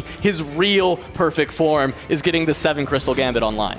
Even if he doesn't find a Zyra, I think Crystal Gambit has enough trait trees that you can fit a lot of the 5 costs online with, you know, Braum, Sorcerer, with Swain, with the Duelist, with, actually no 5 cost Duelist, but overall you can fit everything. Similar. Exactly, yeah. And the fact is playing for this much economy, he's going to be able to push levels, and he might just stabilize around the 5 cost to the point where he can get a Zyra later. It doesn't have to be right off of the cash out. Early Karma as well. Pretty just insane things that are happening here on the board. On level 5. Yeah, and you can see that he can still just grief everyone. He's not going to win any of these fights and then sell them. So everyone is actually incentivized to roll a little bit later in this lobby. You want to see Sao Pimi just clear out his bench for the Golden Quest before you go for those deep rolls. Mars did hit an early Jinx, but did sell it. And, you know, this is one of those good Jin Mundo spots where you have the entire stage 3 to yourself. Kinlong now the only composition where we're not 100% certain where this one will go. He's holding on to a Viego pair, but as we've mentioned, hasn't been played this entire time. Yeah, this could go towards Prodigies. I think Yuumi is looking like the most obvious one. I think when I see these Ezreals on the bench, I see the itemization is really good for the Malzahar to take the Void Staff, and then from there, nearly perfect items for the Yuumi. I think the Zhonya's has looked really good on that unit.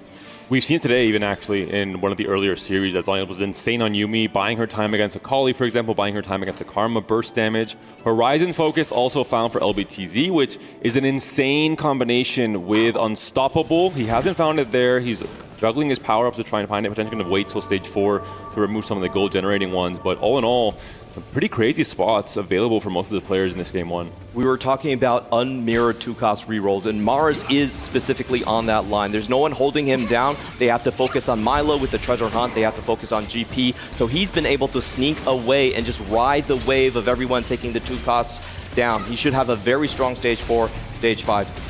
All right, well, we do need to call out this 9-loss streak for NCC1. Wondering when he'll be able to actually turn that around. We did see that he was the other Crystal Gambit player, if I remember correctly. I'll have to see if he gets a big cash out. I think this must be a double down. And for VP, NCC1 has very often been this 8 to 10 lose streak player coming into stage 4 with a gamble roll down.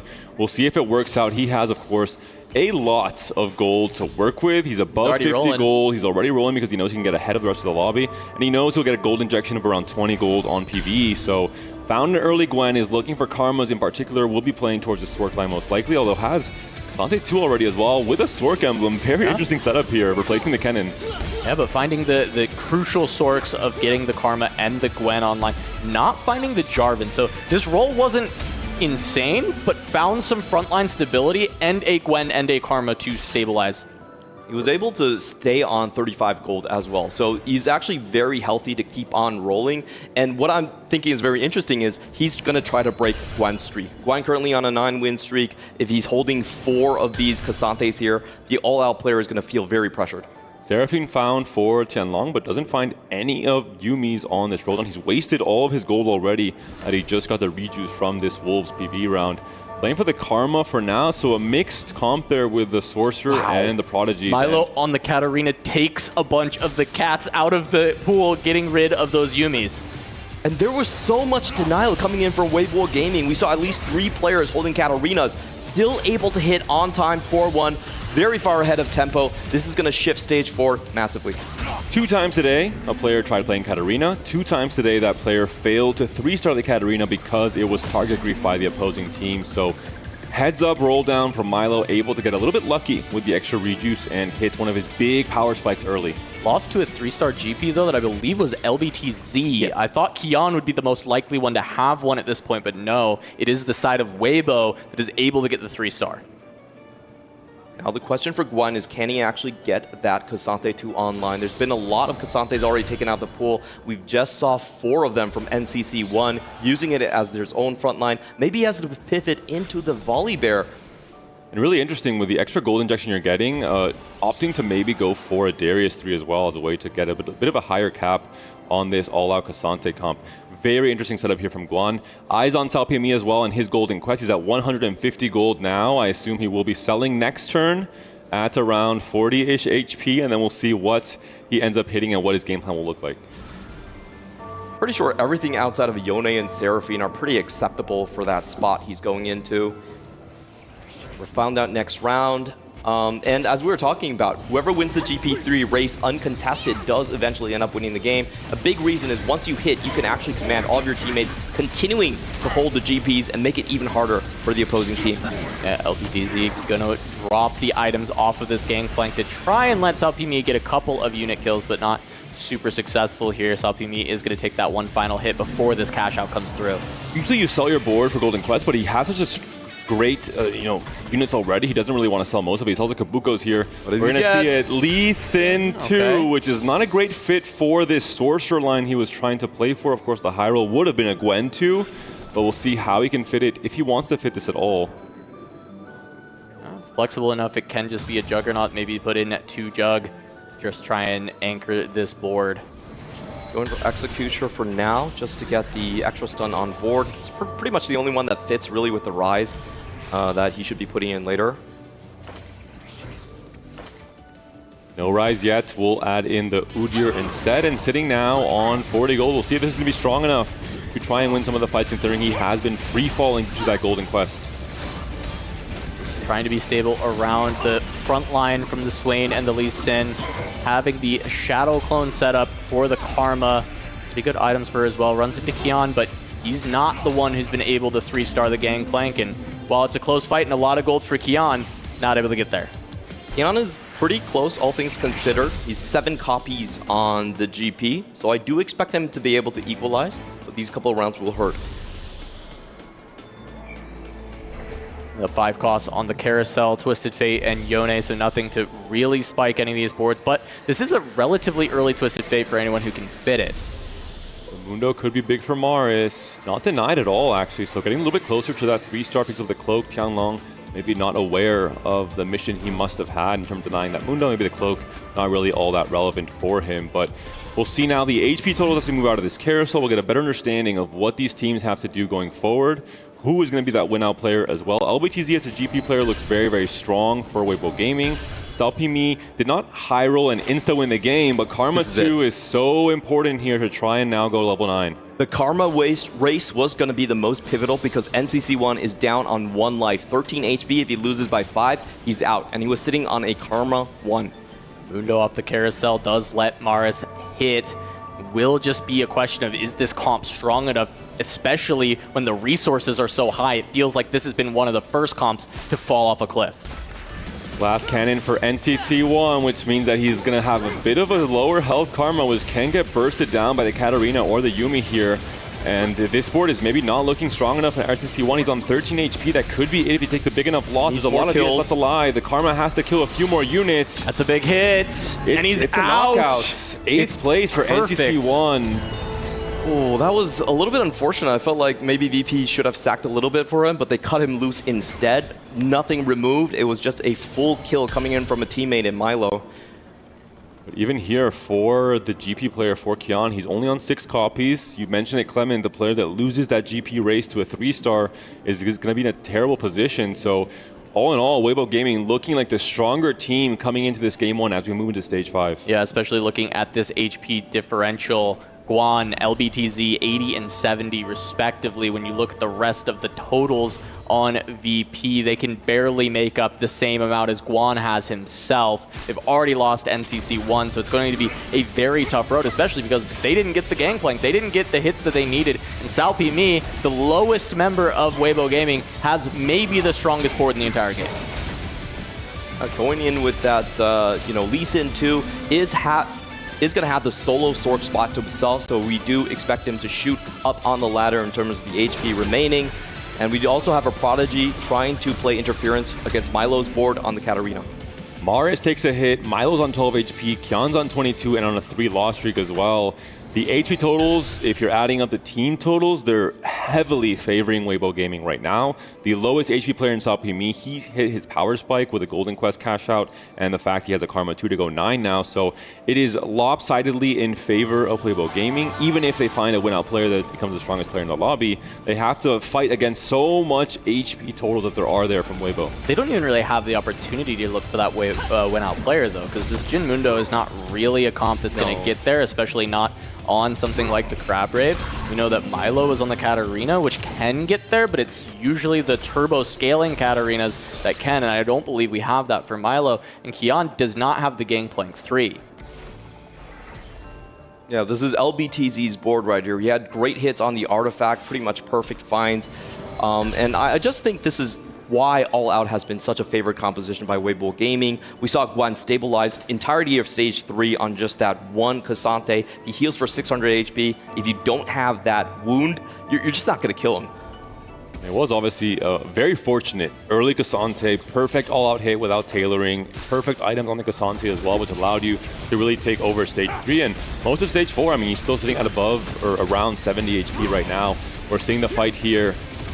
It just looks so powerful, but now it is going to be Milo who's on his last life, fighting tooth and nail to stay alive in this game 1. Yeah, there's going to be some team damage here from Kian versus Maris, and I think I saw a flash of Salpimi's board. I think there might be a 3-star Swain there.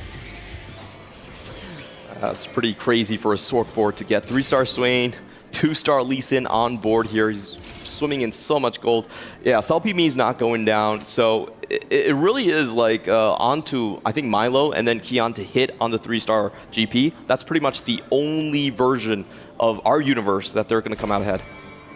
And what went wrong here for VP? I mean, what could they have done differently in those first 2 or 3 stages to not be in this position? That's the big question, I have to imagine. The game from Salpimi was insane. I think the setup with the early swing 2, the Crystal Gambit, into not losing too much HP, to having the comfortable cash out without even selling your board for Golden Quest, using it on Crab Rave, especially the perfect synergy between Encounter and Augment.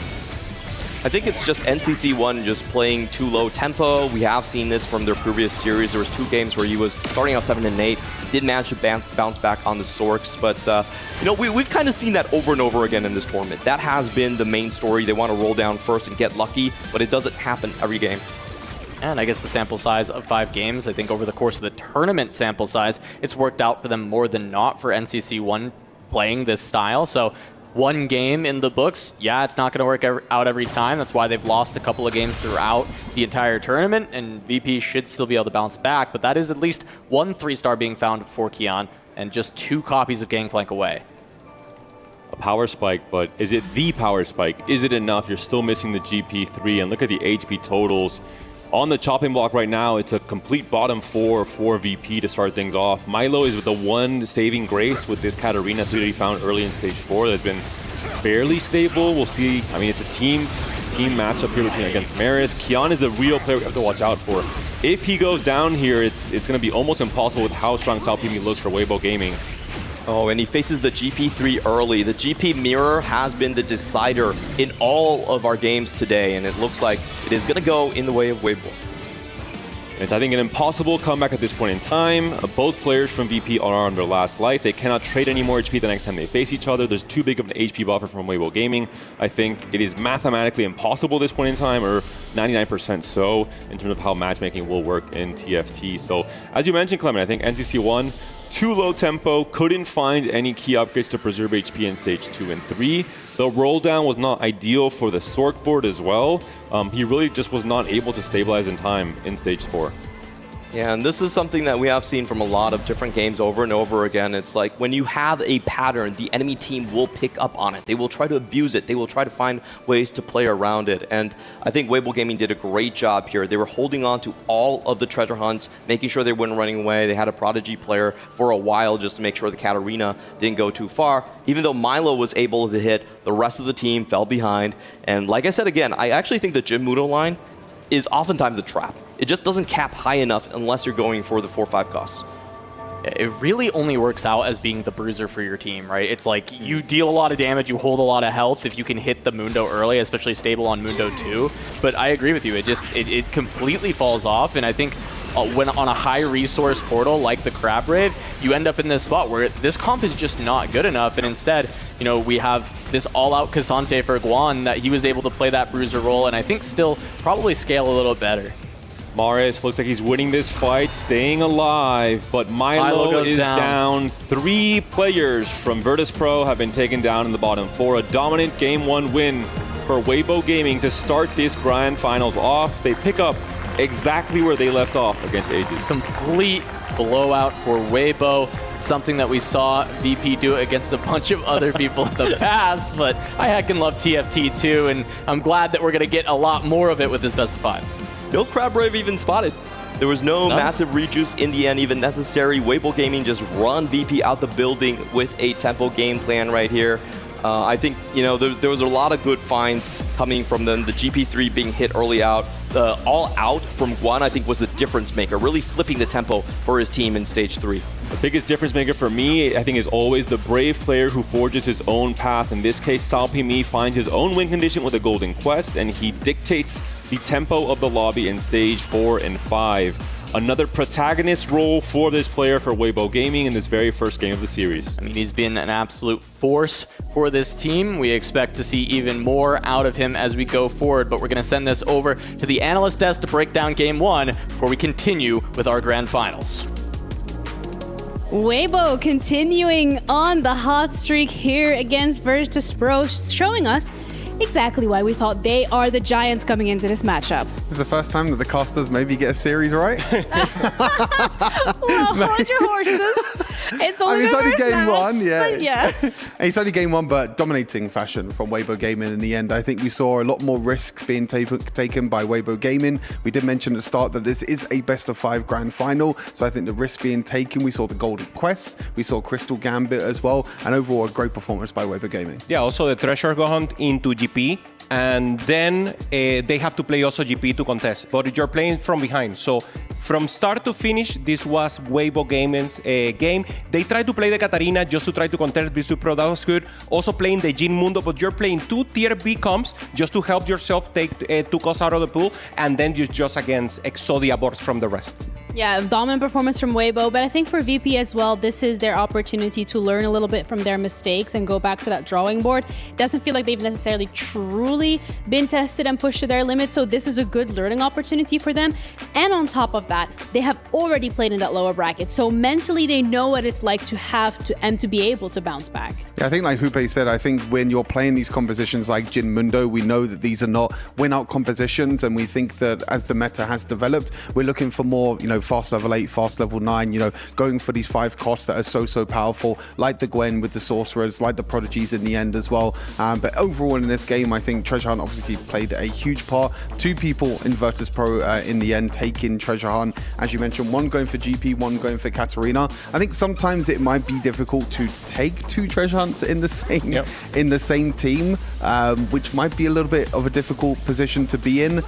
Outside of Gangplank, as you mentioned, I think Katarina and Jin Mundo is just not going to peak as high with Treasure Hunt. Yeah, and just in case they had the counter, they had the all-out Cassante fully enabled since the start of the game, and Salpimi was just too strong in the end. Playing the swords, gaining the Golden Quest, gaining the Lee Sin that is normally not a unit that you want in this composition, but he had items to give it. So in the end, he just tempoed it out. Tempo vibes is what I feel right now for Waybo Gaming. He was also able to get the +1 as well, so he can just basically fit the Lee Sin in for free. Yeah. You know, he doesn't need to fit anything else in. He can fit in another unit if he wants to, but Lee Sin is definitely going to help out. As I mentioned, I think very high risk because that could have easily backfired. You know, Golden Quest with Crystal Gambit can definitely backfire, especially in a grand final when you know the power that Virtus.pro has been bringing out for so long as well. But I think you rightly called out the all-out Cassante from Guan in game number 1 as well. Even go for Darius 3, playing for the more Supreme Cells version, as we see as well. Of course, GP on top as always. But yeah, 1, 2, 3, 4, Waybo Gaming. This is what they showed in the group phase as well. In the group phase, they were a team that were dominating 1, 2, 3, 4, and they showed it in game number 1. And that is so scary as well, because when we were talking about VP, when we were looking at VP, they are a team that has had these performances as well, where they have been so dominant. So what went so incredibly wrong here, Hupe, for them to actually drop 8-7-6-5? I mean, clean play, of course, the augments is the main thing that we're talking about, Golden Quest at the end, but just not finding the right angle to push it. And then when you go into the mod, you're actually not fighting it out. So, for example, if they were going for that Mundo and the Katarina 3 actually was very early into the game, but they never could gain tempo. It was Tian Long and Guan all over the place with a high HP, but there's one hope, because Virtus.pro are the bears, and we already heard that the bears like to struggle. So struggle in the beginning, then they can hibernate maybe, this break, have a possibility here, and then come back. That's what I'm looking for. I absolutely love the energy and the vibe that you're giving right now on the desk. You are so excited. You are so locked in. And I do hope that you're right, because it would be such a shame if this was a finals that we see go 3-0. No, I think that Virtus.pro will definitely come back. I think they've learned from their mistakes already from previous series. Of course, they lost that first series, right at the start of the tournament, and they've been working their way through the lower bracket ever since. But I think for Virtus.pro, I think you have to go back to the drawing board. I think we want to kind of scrap the Jin Mundo, I think, in the end. Double Treasure Hunt is good, in my opinion, but you're playing 3 reroll compositions, and then your all-out, your win-out composition is all-out Casante, which normally isn't really that win-out composition like Sorcerers and Prodigies that we've seen. Yeah, they're taking risks in the roll down and actually hitting in good tempo, but they're not taking risks in Crystal Gambit, you mentioned, in maybe an augment that gives you that possibility of high in the variance, but also giving you the win-out spot. But I mean, we have to give it to Waybo. It's not about mistakes from Virtus.pro, it's just clean, elegant play right now from Waybo Gaming.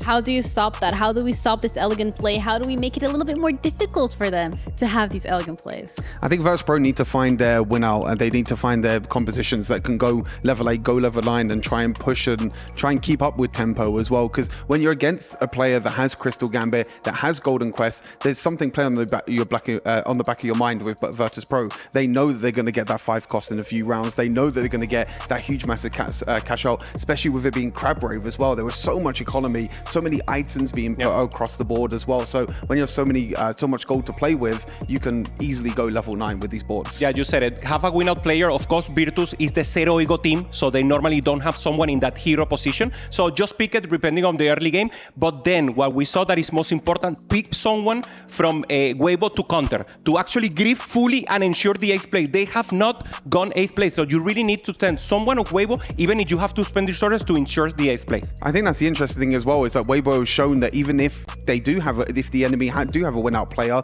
like Aegis that we saw in the previous series, Waybo can grief and Waybo could be able to take them down. Yeah, but Virtus.pro needs to stand up to this challenge, their toughest one yet. It's the first match of the best of 5 already decided in favor of Waybo, but VP are now in the perfect position and seat to be able to bring this back if they do manage to lock in. Match number 2 of the grand finals is going to be coming up after the break.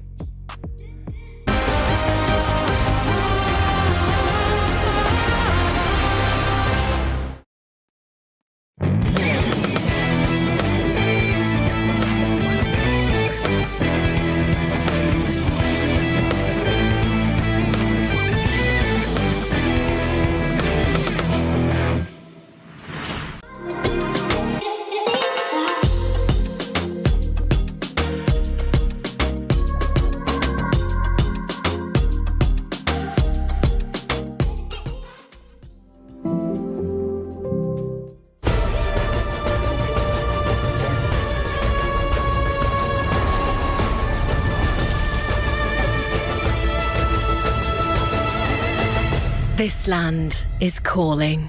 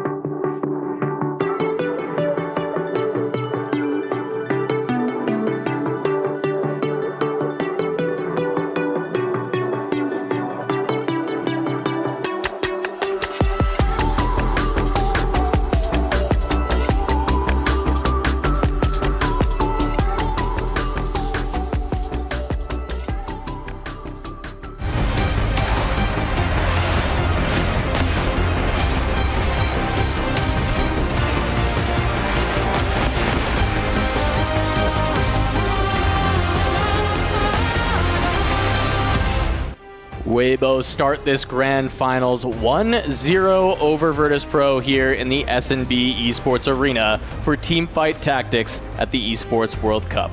Casanova joined by Panda and Clement heading into game number 2. Virtus.pro need to bounce back after that decimation in the very first game. We had so much build-up, so much hype, and it ended up being the fastest game of the tournament. Done before we even saw the crab rave right here. Me and Panda have been talking a lot. I think if VP were playing a triple reroll strategy, they need to queue in NCC1. He can't be taking that much damage. I think across the entirety of today, NCC1 has been on that lower end coming into stage 4, and they paid the price very, very often as well. We are going to be jumping in yet another crab setup, this time Scuttle Crab, not the Crab Rave. So you don't have to worry about the deadly one at the end of the game, the monster at the end of the book, if you will, but we still are getting a lot of extra loot. Well, the last game finished so quickly, we didn't have to worry about the Crab Rave either. It was essentially just Scuttle Puddle, basically. So I mean, yeah, let's hope for a closer matchup in this game, too. Let's see what lessons VP might have learned. They have been the giant killers. They know what it feels like to face against a team that has their game plan set up, and they have to now bounce back and adapt in this 5-game series. Diamonds don't form without pressure and adversity. So maybe it is like what Hupe-sang has told us. They like to put themselves in the underfoot. Maybe on the back foot, maybe. The one with the underfoot. This is not the back foot. Never mind. Yeah, I think Keon is pretty comfortable with this starting setup here. You know, we talked about how he likes to reroll. Well, here's a couple of gangplanks to kick things off. Now, he was gangplank in the previous game. Did not find the 3-star, even with an early 2-star gangplank. So, hoping to turn things around this time. Still, 3-star gangplank undefeated. 14 gold on that stage, able to sell everything else except for the gangplanks to make 10 and kick off that econ. I'll be able to get very quickly to 50 on this Scuttle Puddle encounter. One thing to mention, Keon has been the opposite of NCC1 across pretty much every game for VP. He is very often that one player you see at the top of the standings coming to stage 4, off of Mundo Jin, off of GP, off of rerolling in stage 3. He usually stabilizes. He's had, I think, several games where he's had a 10-win streak going into stage 4, so we'll see if he can do the same if he finds an early GP upgrade here. I don't think it's intentional, but Keon somehow is the GP caller of the team. This is actually his 7th game of GP in the tournament. Learn from the best, a potential option for Keon. I would be very surprised if he picks it because no one has figured it out. Yeah. Imagine if it said gain a GP, though. I think you'd have to pick it from the spot. Yeah, wrong mentor augment, right? Wanting the teacher's council. I jumped out of my chair when I saw it. I thought it was teacher's council. Then I read the rest of it, and I was like, oh yeah, that's not that. So instead, maybe just looking for a lot more money to fund this gangplank lifestyle. More money on money on money. Stacks on stacks on stacks. There was a consideration maybe for investment strategy on Scuttle Puddle with the early GP already. Instead, we'll go for the super giga guaranteed gold in terms of raining gold plus Scuttle Puddle gold means that you have almost a guarantee to hit GP when you only need 7 copies this early on 2-1. Solo leveling an option for Maris alongside Treasure Hunt, one of the stronger gold augments we currently have in the game. This is the last augment to be selected here by Mara, so he has the most intel. It looks like it's going to be time skip. We have seen this quite a few times just to rush towards that level 6, both starting on GP, 2 of them on the side of VP. One quick mention, we talked about forging your own path, finding your own win condition. 2 players from Waybo Gaming on Portable Forge. We're seeing here 1, Salpi Mi on Manazane with a guard break or treasure flow already slammed, and Tiang Long is the other Portable Forge player that can really hit some of those strong artifacts for things like the Gwen, the GP, the Karma. And Manazane being just kind of the most flexible one, but also just one of the most powerful for setting up that late game. It's also just so strong in the early stages of the game to help you win streak, and win streak into Sorks has been one of the most disgusting things that we get to see in this tournament. It seems like Guan here is just going to be committing himself to the new contenders into the Supreme Cell line. Just gives him a copy of Kennen, most critically, to fill out his board here. I don't think it's considered a particularly strong augment in most cases, but it does kind of give you a good direction. He had a great game with All Out last game as well. It may not be strong in most cases, but it complements All Out so much because it's already the comp that you were wanting to play, right? You're already playing these Supreme Cells, and Guan has been the player who has played more all out than anyone else, I believe, in this tournament so far. And just continuing that streak of Waybo, valuing this comp much higher than any other team. And, well, guess what? They're in the finals. So maybe other teams missed out on this piece of tech. It might not be the strongest augment in the meta, but if you're picking it twice in a row in the grand finals with so much at stake in this 4v4 TFT tournament, I'm sure he thinks it's very, very strong for his current spot. Salpimi, once again playing for that AP line. Could be Sorcerers, could still be, of course, the Prodigy line. He hasn't committed with slamming something like a Rabadons for Prodigies or a Shojin for the Karma, so it's still open to both of those AP lines. Yeah, probably won't be a Shojin due to the mana Zane, so it's still, as you said, could be either way. That extra tier, we'll see if that ends up being an Archangels or a Void Staff, which would likely lead towards the Prodigy line.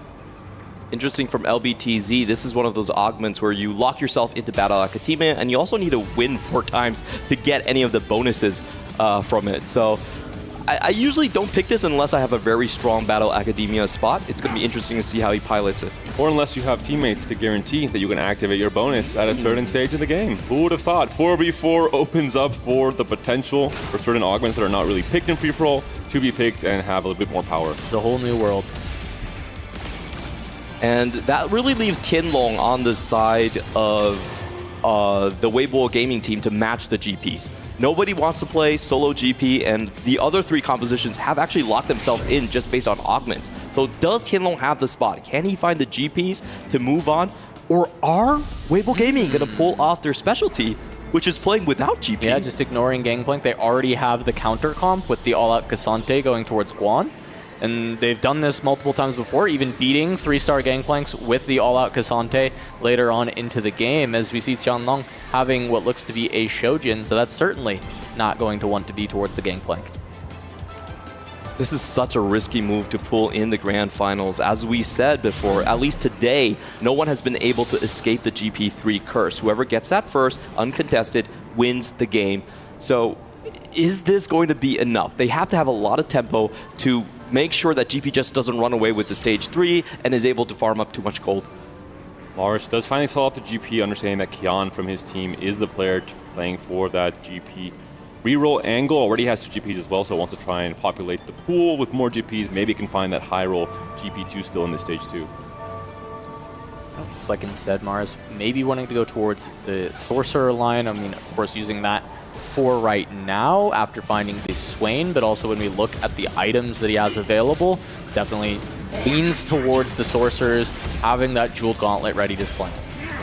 And it's going to be interesting to see how the rest of the VP players end up. We do have NCC1, I think, listening in on our prayers, going towards a 100 streak in stage 2. This is exactly what they need when they have most of the re-rollers, and I believe that's a Katarina 2 on the bench. Yeah, trying to potentially grief the Battle Academia player from Waybo Gaming. We also see a Thornmill pickup here for Milo with a Bramble Vest on the Malphite for now. Curious if that can become a crew reroll, which we've seen popularized by only a few teams this tournament. Yeah, taking stock of the streaks, NCC1 lost streaking the first 3 games that Virtus.pro played today, this time on a 4 streak headed towards Krugs. On the other side, Maris having the full loss streak for Virtus.pro at the bottom of the tables.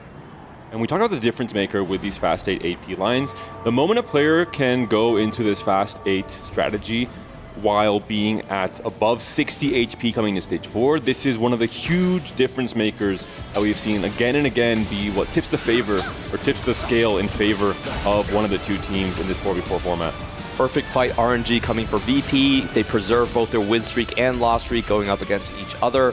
On the other hand, it is much more fragmented for the side of Waybo Gaming, not really getting a lot of money. It's down to LBTZ to see if they can match, at least on the bottom side of the standings. Yeah, really nice for VP. Milo able to actually just complete a 4 streak after the first round taking a loss. So a very good stage 2 out of Virtus.pro, and we'll see if they can continue to convert from there, as we've got the crew, looks like, for Milo. Yeah, locked in here with the rolls coming in, and just a good spot to play it from, right? You have the extra item for the Malphite to scale with. You have already 4 Malphites and 5 Sivers. You're in a encounter that gives you a lot of extra gold, which you can transfer not just to hit your 3 stars, but because hitting your 3 stars with the crew means getting more power in terms of XP, in terms of ship damage once you have the 3 and the 4 different 3 stars on your team. So I like the setup here from Milo, taking a page out of Salpimi's book that he played earlier today. Extra resources allows you to find those crew members a lot faster and just start getting those free rerolls every single round. That's why it's very commonly seen in those Crab Rave encounters. We'll see how many copies he can hit in this big roll down. Yeah, usually you're going to want to see the 3-1 3 stars, especially on Crab Rave. So if he misses that, I would say he's a little bit behind curve. And currently these rolls are not exactly cooperating. We did see some hits in the Gnar 3 almost coming out, but that's the least important. You really just need the crew to start activating that trait, because the trait really doesn't do much until you actually get a 3-star online. One thing I will mention in contrast, Alpimi rolled down to 10 gold when we saw him playing the crew from this spot. And one more thing is, most players are realistic and they say, hey, I'm probably not hitting Ziggs because of the 3 cost. It can be target grief so easily in stage 4. Salpimi completely gave up on the Ziggs as a 3-star just played the crew for tempo in stage 3 to preserve HP. We'll see if Milo does the same or if he opts to hold these Ziggs as well and try and play for the full cap. But we have actually seen the crew be a win-out composition on the side of Waybo Gaming.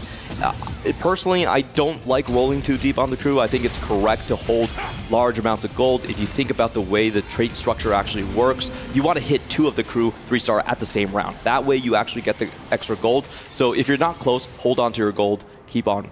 Insane spot for Maris, had a chance for the Kingslayer while being lowest HP. I think rolled past it in the end.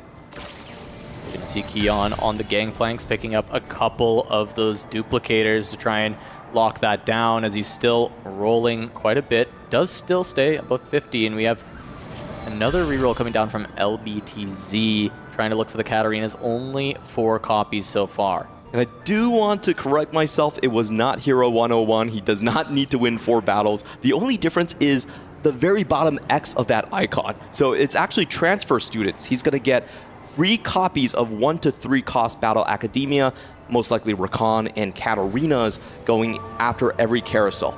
And that's not on us. Sometimes these augments are just too similar to work them all out. But great correction, Clement, and now we're moving into this matchup between LPGZ and Milo. 2 of our reroll players. We see this triple item Malphite is enough to keep this Katarina occupied while Sivir dishes in the damage. It looks like it might just be enough. Looks like it's good positioning luck as well with the Malphite walking to the side and Katarina sticking with him. But all of a sudden the Senna is onto the Sivir. Is it going to be enough? This is a pivotal fight because Milo really wants to try and win these next few fights until he gets all his prep stacks. Yeah, Milo should be just fine there. Takes that down. NCC1 now on the 7 streak. That's kind of the spot that Keon has been many times for this team, but instead, NCC1 is going to revert from the lost streak addiction that we've seen over the past bit today and is instead going to be at the top of the tables. Ooh, a lot of econ for Mars. So he again is going to be playing in the NCC1 spot, but he will be able to roll down on the creep rounds, especially because we are on the Scuttle Crab kind of portal. So I think this is a decent situation, but again, if you miss that roll down, we've seen what could happen. Also has Crystal Gambit in, so the chance to play for some extra resources on that roll down as well. And holding Katarinas to try and grief the game plan of LBTZ, make that hit a little bit harder. We've seen overall GP has been hit without a problem most games, but Katarinas, Kaisas, they've been griefed, and the game plans have really been stuck for some players coming to stage 4 and 5, not hitting those 3 stars.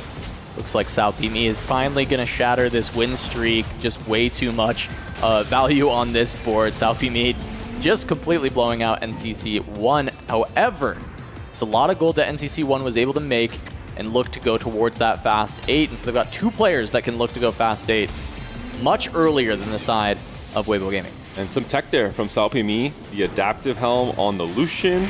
Adaptive Helm, you get more mana from all sources, including the missed shots that Lucian fires off. So interesting tech. It's a weird combination of item and unit, but it's actually the min-max that might swing a fight in their favor. Mana Zane as well, so it's just so much mana being just I'm not injected missing. there. I'm recharging. That's exactly what Lucian is going to tell you. My ADCs tell me.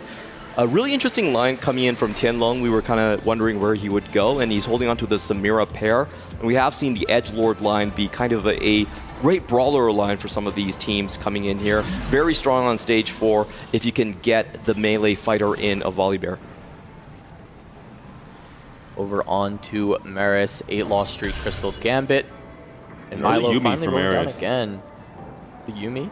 He's not locked into Sorcerers yet either, so maybe potentially going to be the Prodigy's player instead with that 8-loss streak. Did look like NCC1 wanted to be Prodigy as well, though, so it's curious if they're able to swap sides if Maris ends up getting to the Prodigies quicker.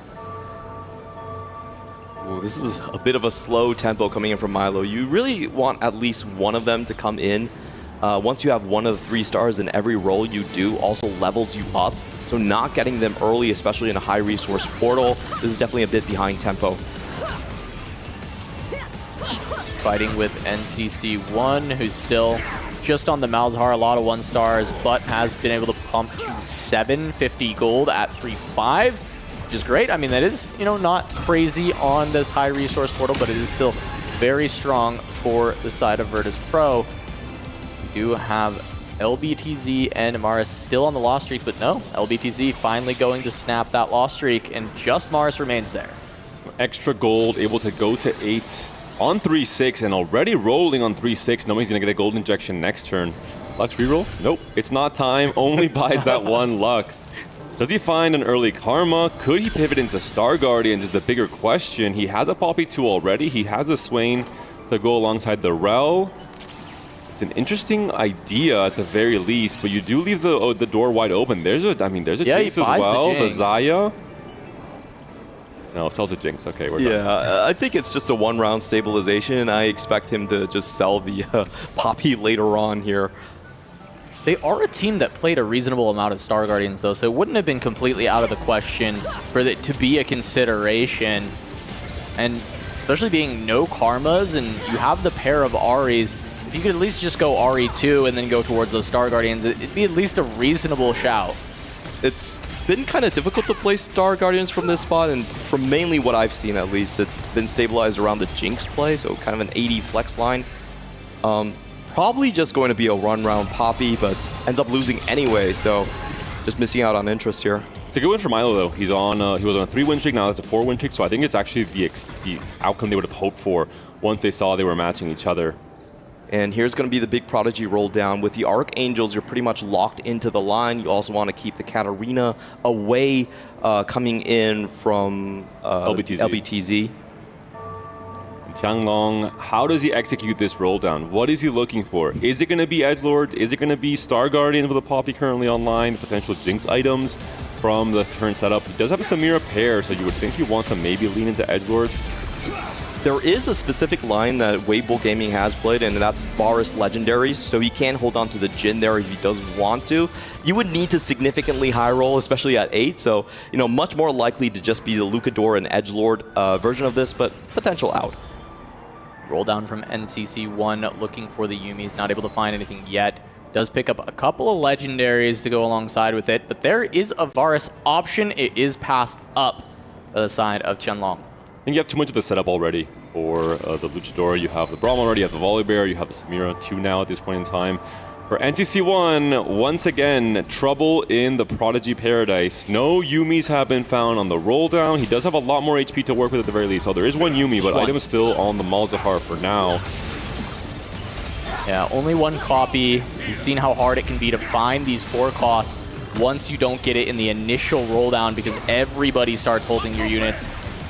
LBTZ has more Yuumis on level 7, which is a tragedy when he is the reroll Katarina player instead. So completely unbothered by the opposing team, by VP holding Katarinas, and instead going to play in that level 7 between that Katarina and the Yuumi. And this is the question we were asking. Can you actually get away with no mirror GP? With Keon hitting on time, on tempo, he's going to start shredding through Waybo Gaming. Yeah, Keon was already high in HP, so now the question becomes Maris, and can he kind of start to bring up, and will NCC1 start to free fall? Because right now, the health is in favor of VP.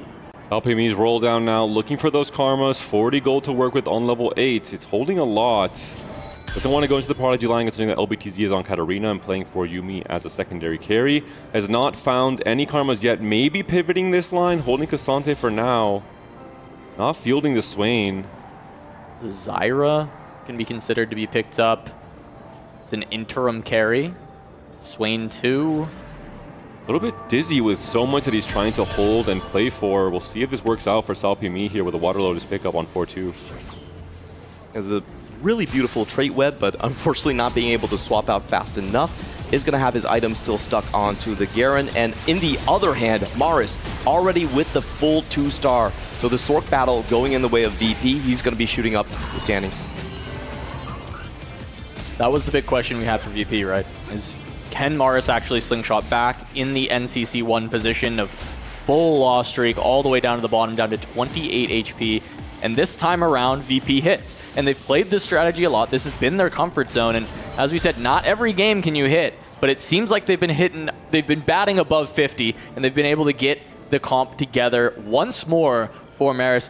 Not finding the Jarvan 2 or the Gwen, so still a little ways to go. However, should be incredibly stable from here. A second wind as well to buy some more time to maybe just right at that threshold where Swain's going to die to get some HP back. Guan, our all-out player, has hit all out, so that's the first check on the checkbox has been completed.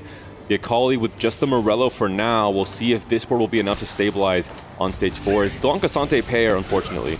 Yeah, I do think the pair is big, though. Just needing to find one more. Oftentimes we've seen your key forecast just being a single copy because it's getting held so much, but the pair means you can find a duplicator, you can just find one more, you can find one on the carousel. There's a lot of options for getting there. Even the all-out Cassante 1 beating out Kabuko and GP3 was very surprising, just incredibly strong how that augment ended up being. I do have a problem still for Waybo Gaming. I don't think they have a win-out player right now. The Katarinas on 4 copies, there's 0 Karmas coming in for Salpimi. Can Guan and Tianlong be the ones to carry with their unusual compositions?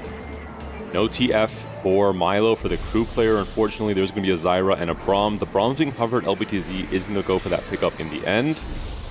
Looking at the state of the rest of the boards, you mentioned it, Simon. I think it's just a lot of off-meta lines for LBTZ. It worked, or for Waybo Gaming, it worked against Aegis because they had a huge HP lead. They were able to just use that tempo play to succeed in that game in the end, but not the case here against VP, where they have players who have all hits. They will be rising in the HP totals. We have one player like Milo who's very stable on a 7-win streak right now at 85 HP.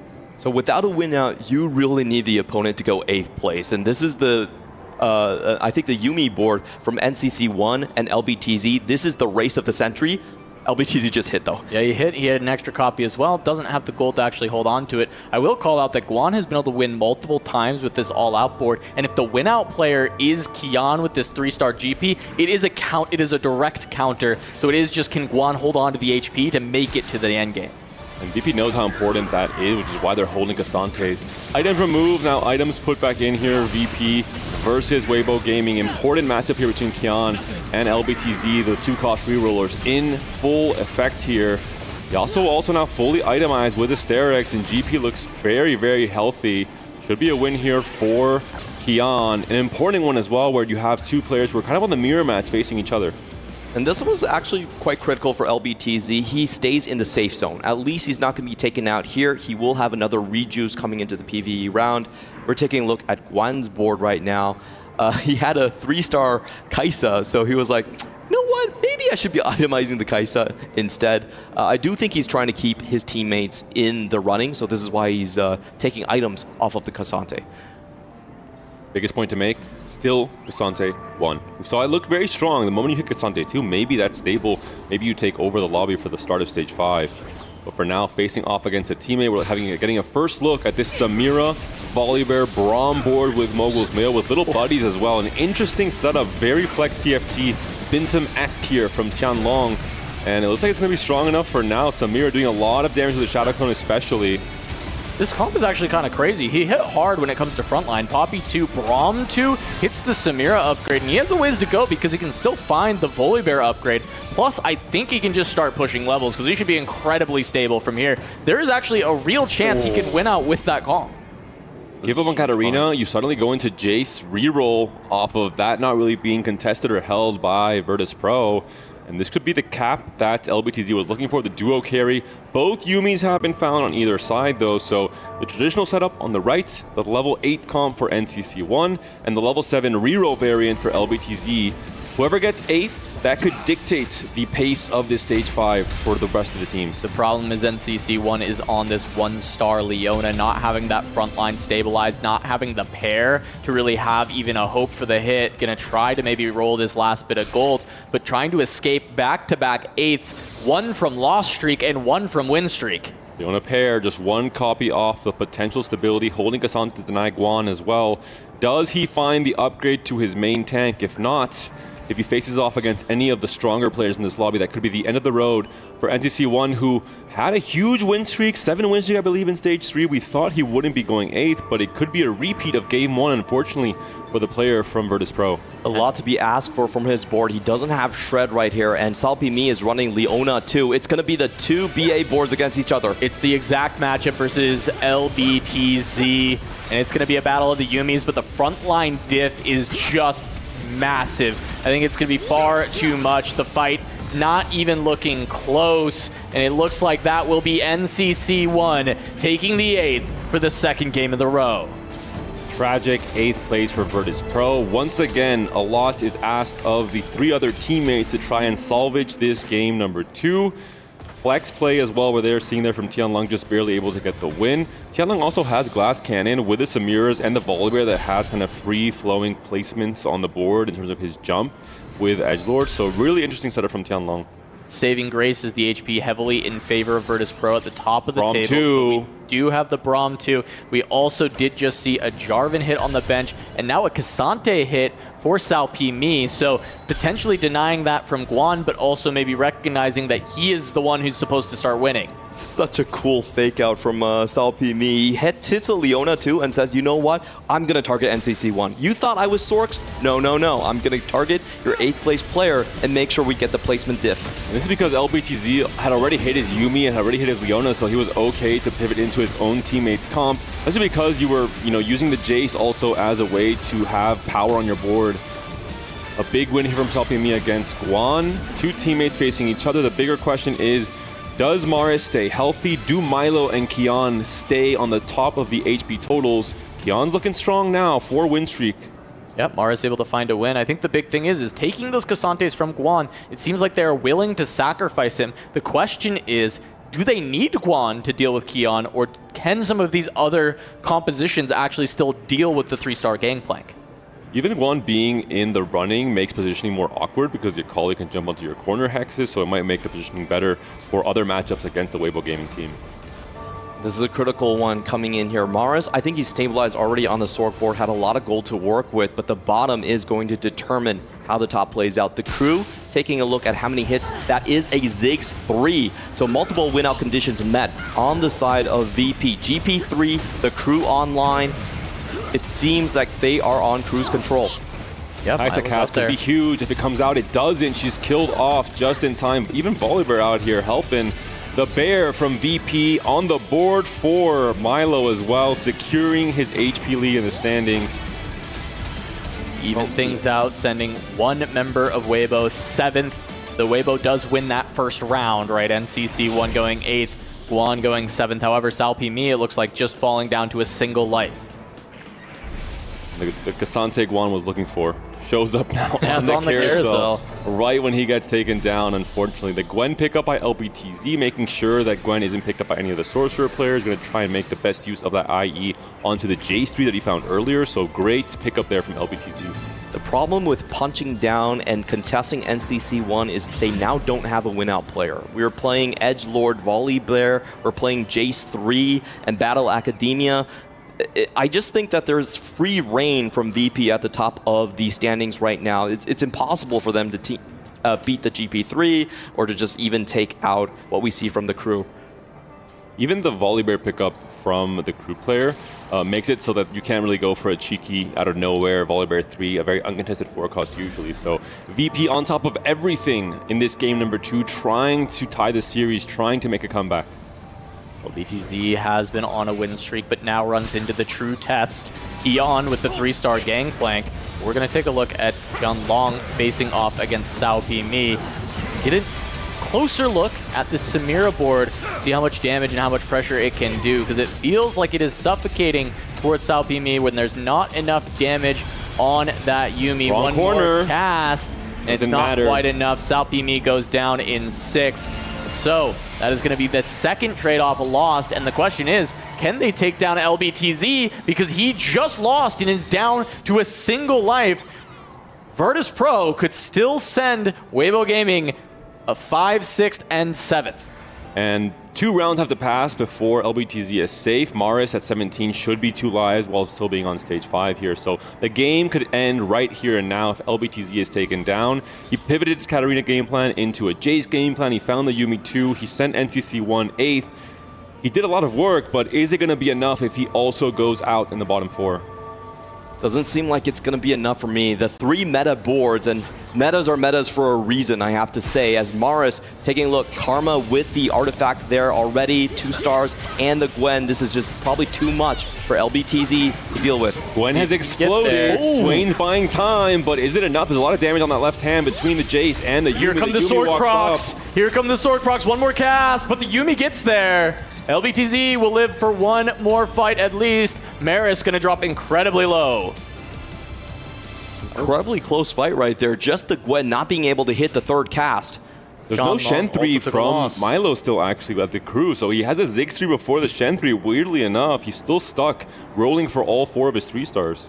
Shanlong taking the loss means that there's still a lot of trouble for Waybo. Either of them dropping out now will just immediately end the game. It could be down to matchmaking. If they two fight each other, then it's pretty much GG with their HP totals at this point. I'm looking at what could possibly be added to this board. There are still some open slots on Lee Sin. If he hits the 2, that's probably the best he can hope for. I wonder if Maris should have... actually, no, he couldn't have lost the PV round here, actually. So it would be difficult. But maybe if he was weak enough, he could sacrifice himself. I'm not sure if they think that Maris might be the win-out player as a Sork player. I think they can also sack for Maris because they just have to send one of these Waybo players out of the game, and it's just over. I mean, just to make sure that Tianlong and LBTZ face each other earlier, considering that they faced each other 2 rounds ago, where it would be a guaranteed win at that point. Very confident in their play. Nothing is being removed right here. It probably is going to be one of the Waybo Gaming players, and it is going to be LBTZ.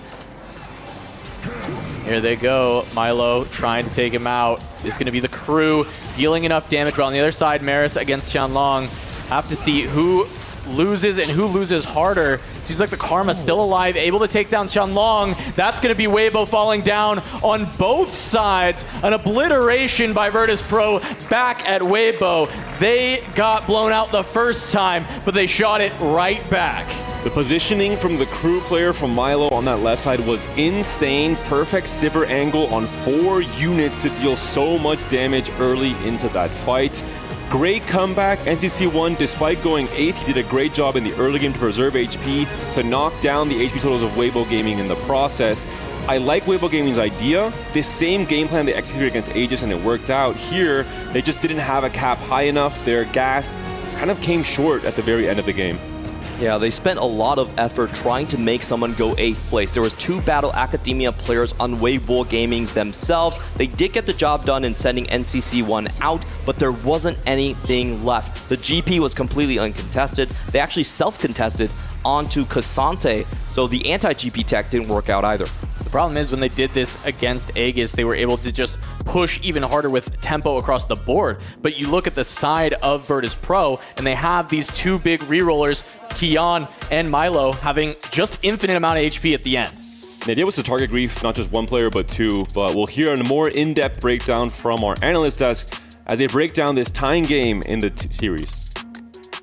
Virtus ties things up 1-1 right now in the finals against Waybo. They came back swinging, Stuart. We got a series on our hands, Oh, yeah, that's for sure. I mean, brilliant performance again from Virtus.pro this time around. For me, Waybo, a bit too much cooking in the end. I think the early commit from the Cassante in the end didn't work out, didn't even hit the Cassante 2. They didn't go for that GP contest, which we've seen them do throughout the tournament, and it has been a success, I should say, in some games, but it didn't work out this time. Yeah, I have to totally agree. Waybo is going for their comfort zone, and their comfort zone is off meta. So what did Virtus.pro say they do? Okay, I'll play full meta. I don't have any ego. I will force the best comps in the game right now. So they play crew, even though they didn't hit in the beginning. They play GP uncontested, making so much gold. So I feel that the fact that they're willing to drop the ego, I don't want to be the best player. I don't want to play something flexible, something crazy. I just want to win, and they made it happen. So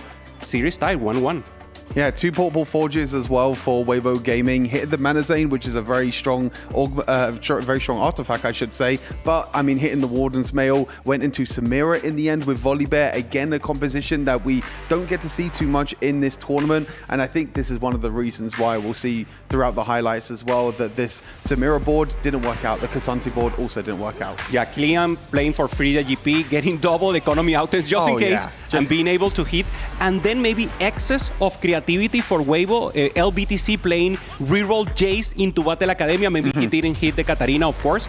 And then, of course, you don't have enough tempo. You don't have enough juice in the end to take the win here. There's LBTC. Okay, Super Jace, 2 items only. Obviously, trying to go for that Katarina is not enough. You don't have additional synergies to go for that Jace. So I feel they just had too much ego. They tried to surpass by muscle. And, of course, the meta is more strong than that. That's what I was saying by they cooked a bit too much this game. You know, they've played Jace Caitlyn reroll before, but we know it's not really meta. Samira Volibear also. Yeah, Samira Volibear, as I mentioned before, just not very strong. And when you're committing to all-out Cassante so early on, you're committing directly towards one unit, which is your win condition. We know that Cassante can be a strong opponent against the Gangplank and can do really well against Gangplank. But if you don't hit that Cassante 2-star on your roll down, then you are going to struggle. And that's exactly what Waybo did. They struggled. Virtus.pro stuck to their game plan. They stuck to the meta. Waybo needs to go back to cooking. Yeah, go back to reading some cooking books. The beautiful the beautiful thing is, though, when we are looking at this matchup, is that it finally feels like both teams are genuinely pushing each other to the limits to see how far and how quickly they are able to adapt. And that's exactly the beauty of the series, but that's also what we wanted to see. That's the question exactly. Will Waybo adapt? Will they drop the possibility that they've been not playing the GP to try to contest? Because we know that they will actually, Virtus.pro will be playing GP 100%. So maybe they don't want to play it from behind. When they play GP, they have the perfect spot. But we've seen throughout the tournament, the rest of the team, they put someone to go 7th, maybe, and contest the GP. Waybo doesn't like to do this. Maybe they will be punished and they will push to do so. As I mentioned, it was the early commit. You know, they were probably hoping that they hit something from the portable forge. They wasn't able to hit like the flicker blades or the sniper's focused or anything like that. They hit 2 artifacts, which are not very strong in a GP composition. And then the other 2 players go for a Battle Academia augment and also an all-out Cassante augment. So again, you're committing yourself so early to lines that are not really playable as much and not really going to be capping as much as this GP. And Virtus.pro was just sitting back like, okay, we'll take GP 3-star for free. We'll farm up some gold and just push some levels. So, I mean, in the end, Virtus.pro probably think we got away with that game, to be fair, with Waybo Gaming kind of struggling. Yeah, Waybo potentially could also be looking at this from that exact same perspective where they're like, oh, we let them get away from that game. How are we going to be approaching this match number 3 in this best of 5 to put ourselves back into the lead, to give ourselves a bit more of an advantage? Because at the end of the day, if this keeps going back and forth and it goes down to that one final match, ooh. 100%. I have a prediction that Waybo will not make a change. And that's important because they have been performing this way throughout the tournament and making it work. If they now say, okay, let's contest GP from a bad spot, maybe that's not the ideal solution. In paper, in theory, that's what you have to do. But it also relies on you taking out your strength. So what do you want to do? You want to cover your weaknesses or you want to be better at your strengths? For me, for Waybo, this is a big series.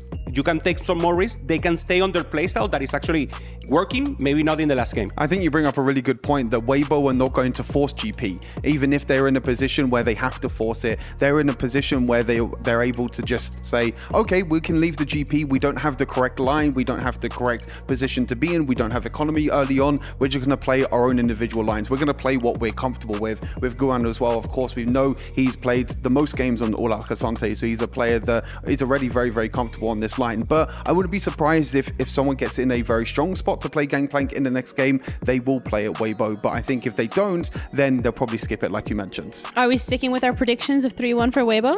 I like the 2-1. I'm staying with 3-1. 3-1 Waybo. Yeah, 3-2 Waybo. Really? We're think... still going. We're thinking that they're... Okay, let's put it this way. If they don't adapt in the second match... It will be at 3-2 for sure. Okay, there we go. But because mathematically is the only option. All right, for Waybo? I stay with Waybo so far. All right, it looks like... He's not swapping this time. No, he's not. That's not fair. I'm really trying to get you guys, stir the pot a little bit, but we're not swapping. But for those of you at home, we have a little break coming up, and then we have the third match of this final of VP against Waybo.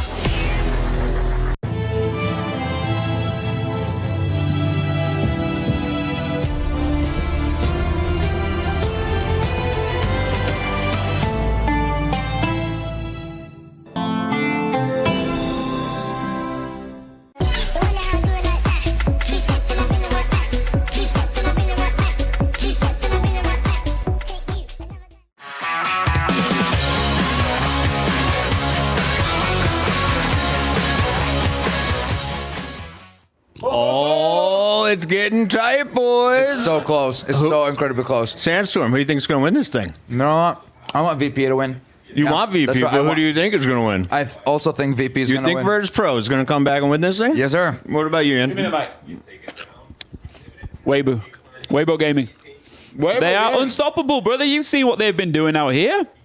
They've just been knocking people out left, right, and center for fun. Waybo... Like that. Don't throw popcorn at me. Don't let them throw popcorn at you. Throw it in my mouth if you're going to throw it. These guys are arguing. I'm just throwing popcorn. Yo, we got games to watch. Wow.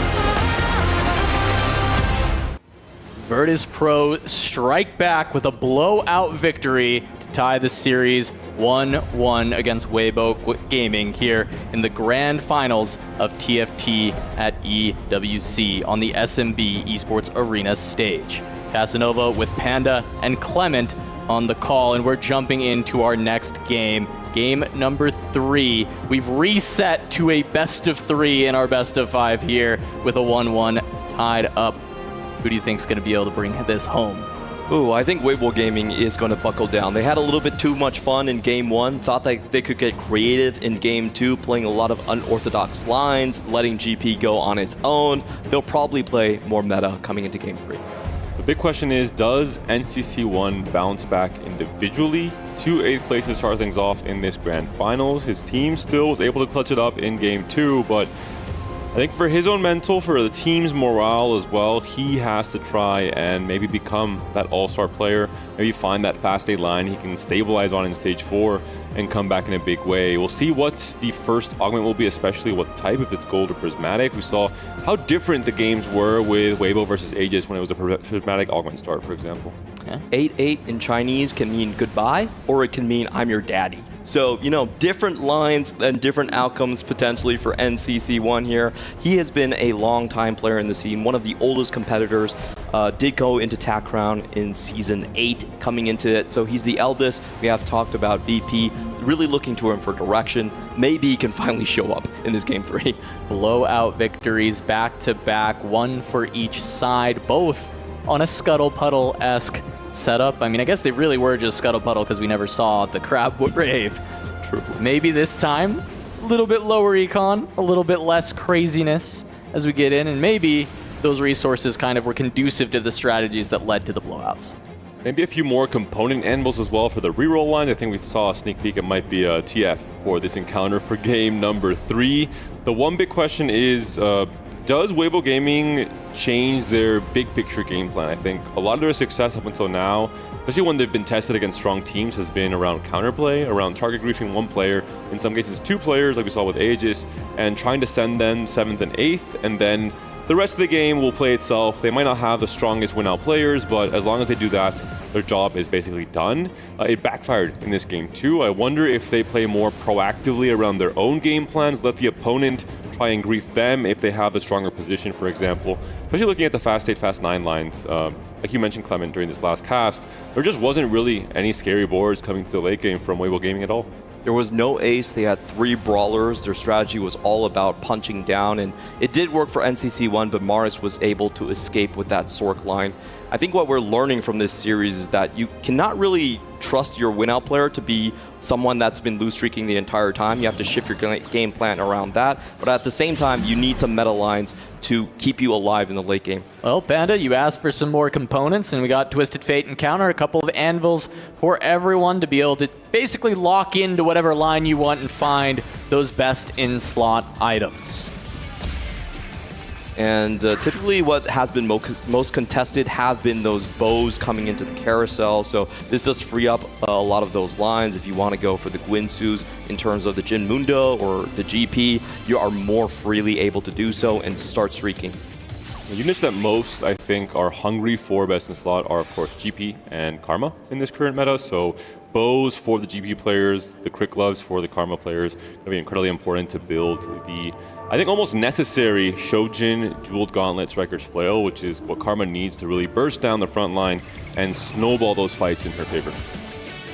And one of the things I love in this encounter is just to fish for a Kahuna Huna. That is one of the cheapest ways to get a Fast 9 game online. It's so incredibly powerful. And if the players do get any bows, I do expect that to happen. Ooh. Interesting, efficient as well for this Smolder that NCC1 has picked up, which is maybe the best, or at least one of the best that you can get for the Smolder. This is a hard unit to grief, because you do have to field the Smolder for a round, get the XP for it to be the one in your pool. And so we've seen this line find success, but we've also seen some massive fails from it. Might depend on what augment you get at 2-1. I think you need a lot of econ to make this work. NCC1, I think he's been more representing the fast 8 game plan for now for Virtus.pro, so maybe a bit out of his depth when it comes to rerolling for 3-cost especially. Across the entire tournament, 3-cost rerolls have not looked good at all in the stats. I think they're very hard to execute on. And Tectonic Titan was offered, but if it's not protagonist, I don't want it, says Waybo Gaming.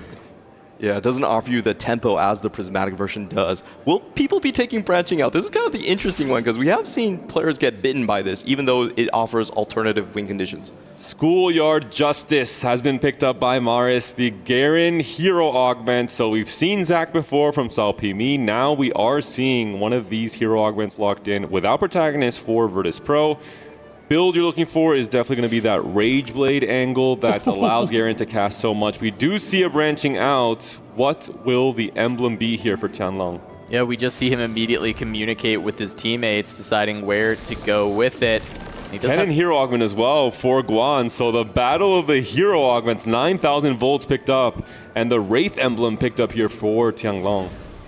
And I really like that pickup coming in from Guan because that means he's going to be able to grief the frontliner away from NCC1. It typically is best played with the protectors because Kasante is so strong in that line. Now it's going to make it a lot difficult, and if you don't have the front line, Smolder just kind of falls apart.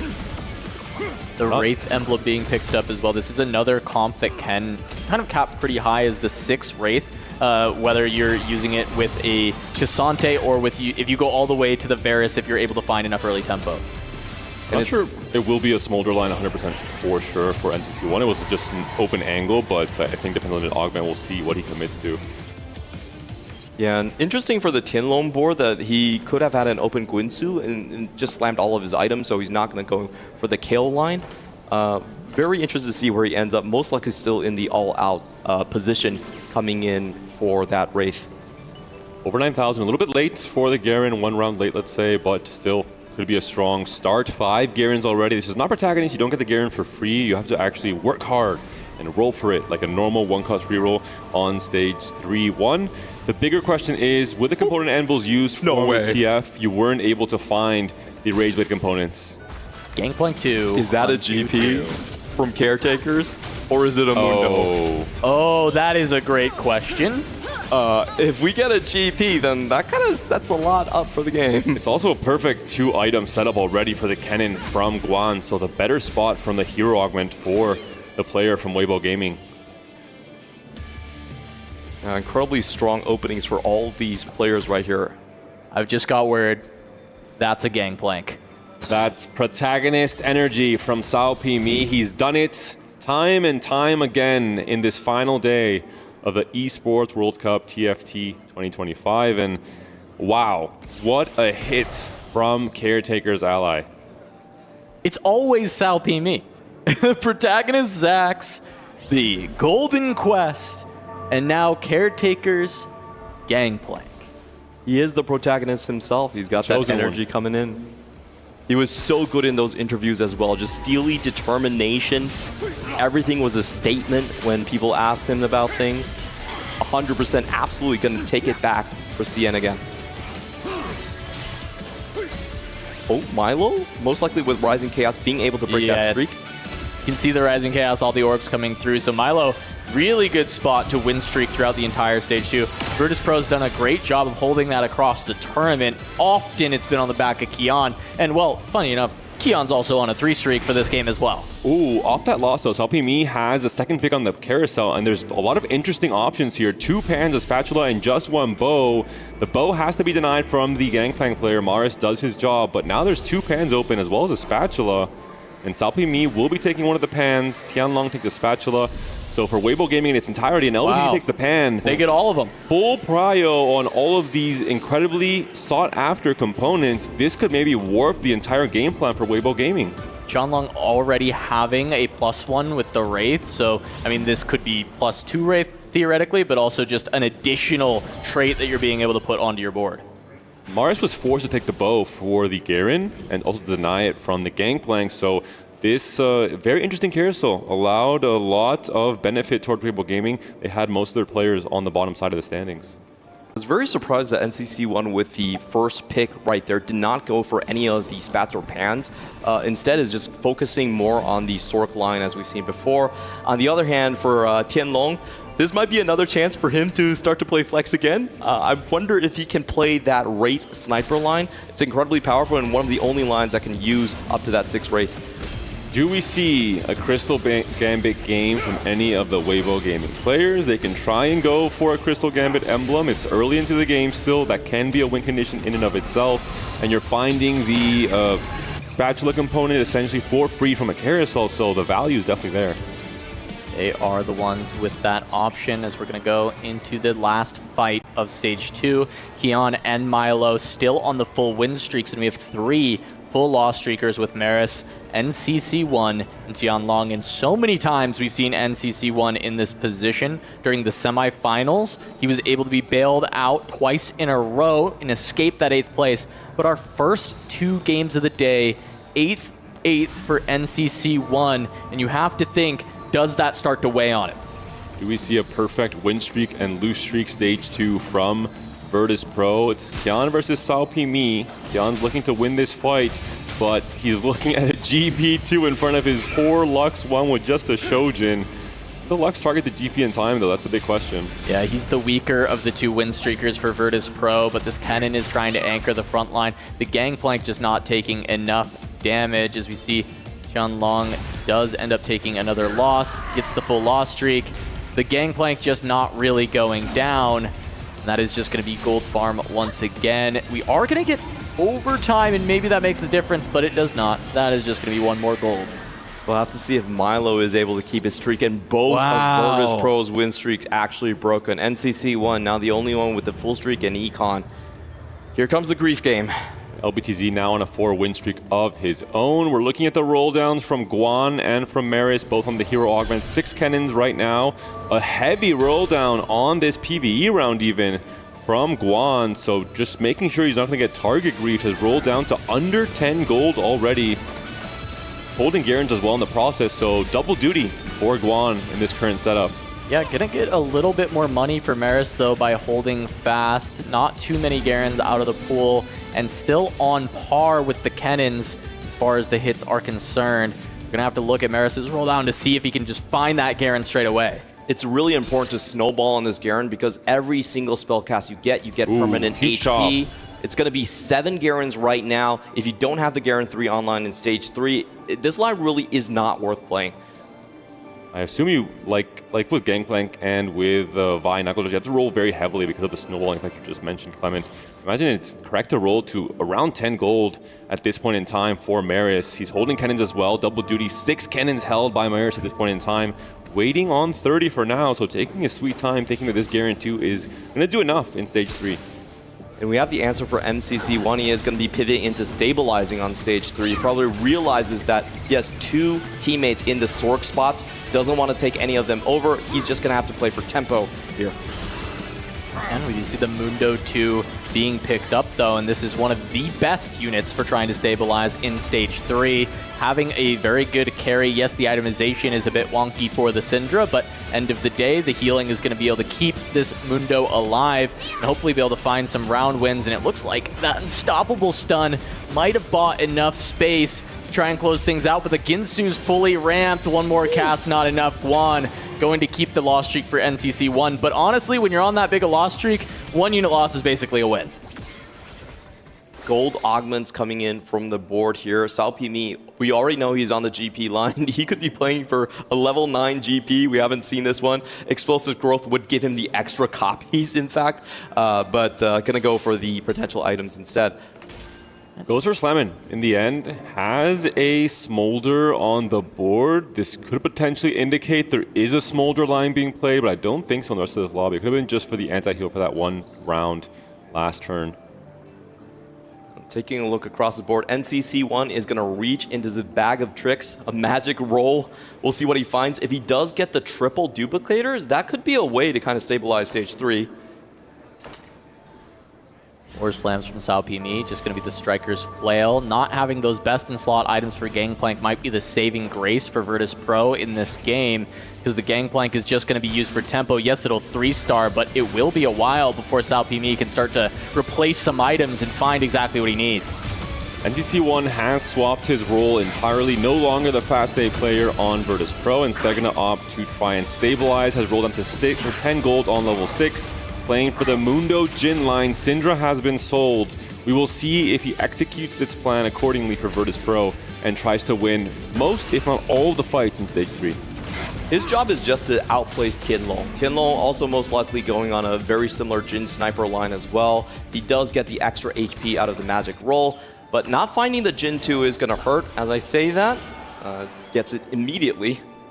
5 copies of Mundo as well, so trying to start to look towards that as Maris does get the Garen 3 online, still holding 6 copies of Kennen. We'll have to keep updated on whether Guan can find that because he's been able to hold on to this win streak with the Kennen.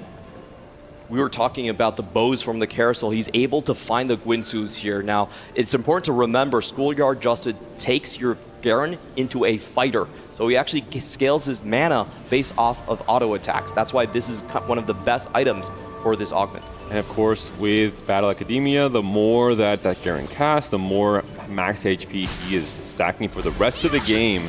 And that HP will not be going away, so he becomes just this almost unkillable tank that also kills your entire board. And Big Rabbag allows to start looking at the Yuumi items as well. You hit the Garen, now it's all about pushing to level 8, finding your Yuumi, becoming that Prodigy player as well, having that 2-pronged attack with an AP backline carry, and Garen doing it all in the front line. Needing the secondary carry to actually deal with the tanks so your Garen can break through and just clear everything else out. Because he can get stuck on tanks. That is like the one issue you have with a lot of these melee carries is when they get trapped. Karma, when 3 players are angling for Sorks, that is going to be the biggest prize out of the pool here. Who can rush towards that one? Or are we going to see some defense from these players? Looks like NCC1 wants to go for it, but Tianlong with the deny. Yeah, NCC1 looking kind of dizzy there, not taking anything for quite a while, even though there were some Waybo players that were able to come select. So maybe was supposed to even get that Karma, but Tianlong grabbed it. We did see NCC1 standing next to it for a while before letting Tianlong come and take it.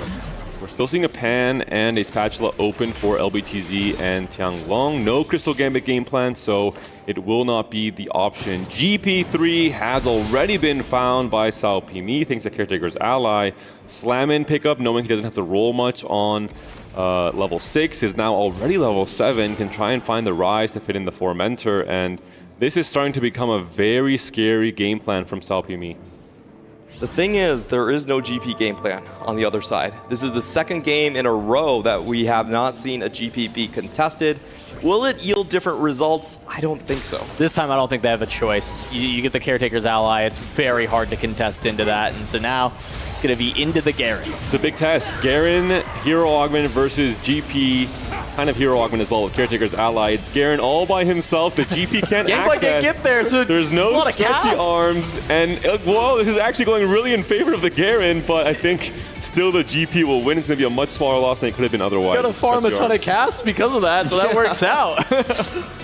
You'll farm the gold, I'll farm the HP. I think both players semi-happy with that one.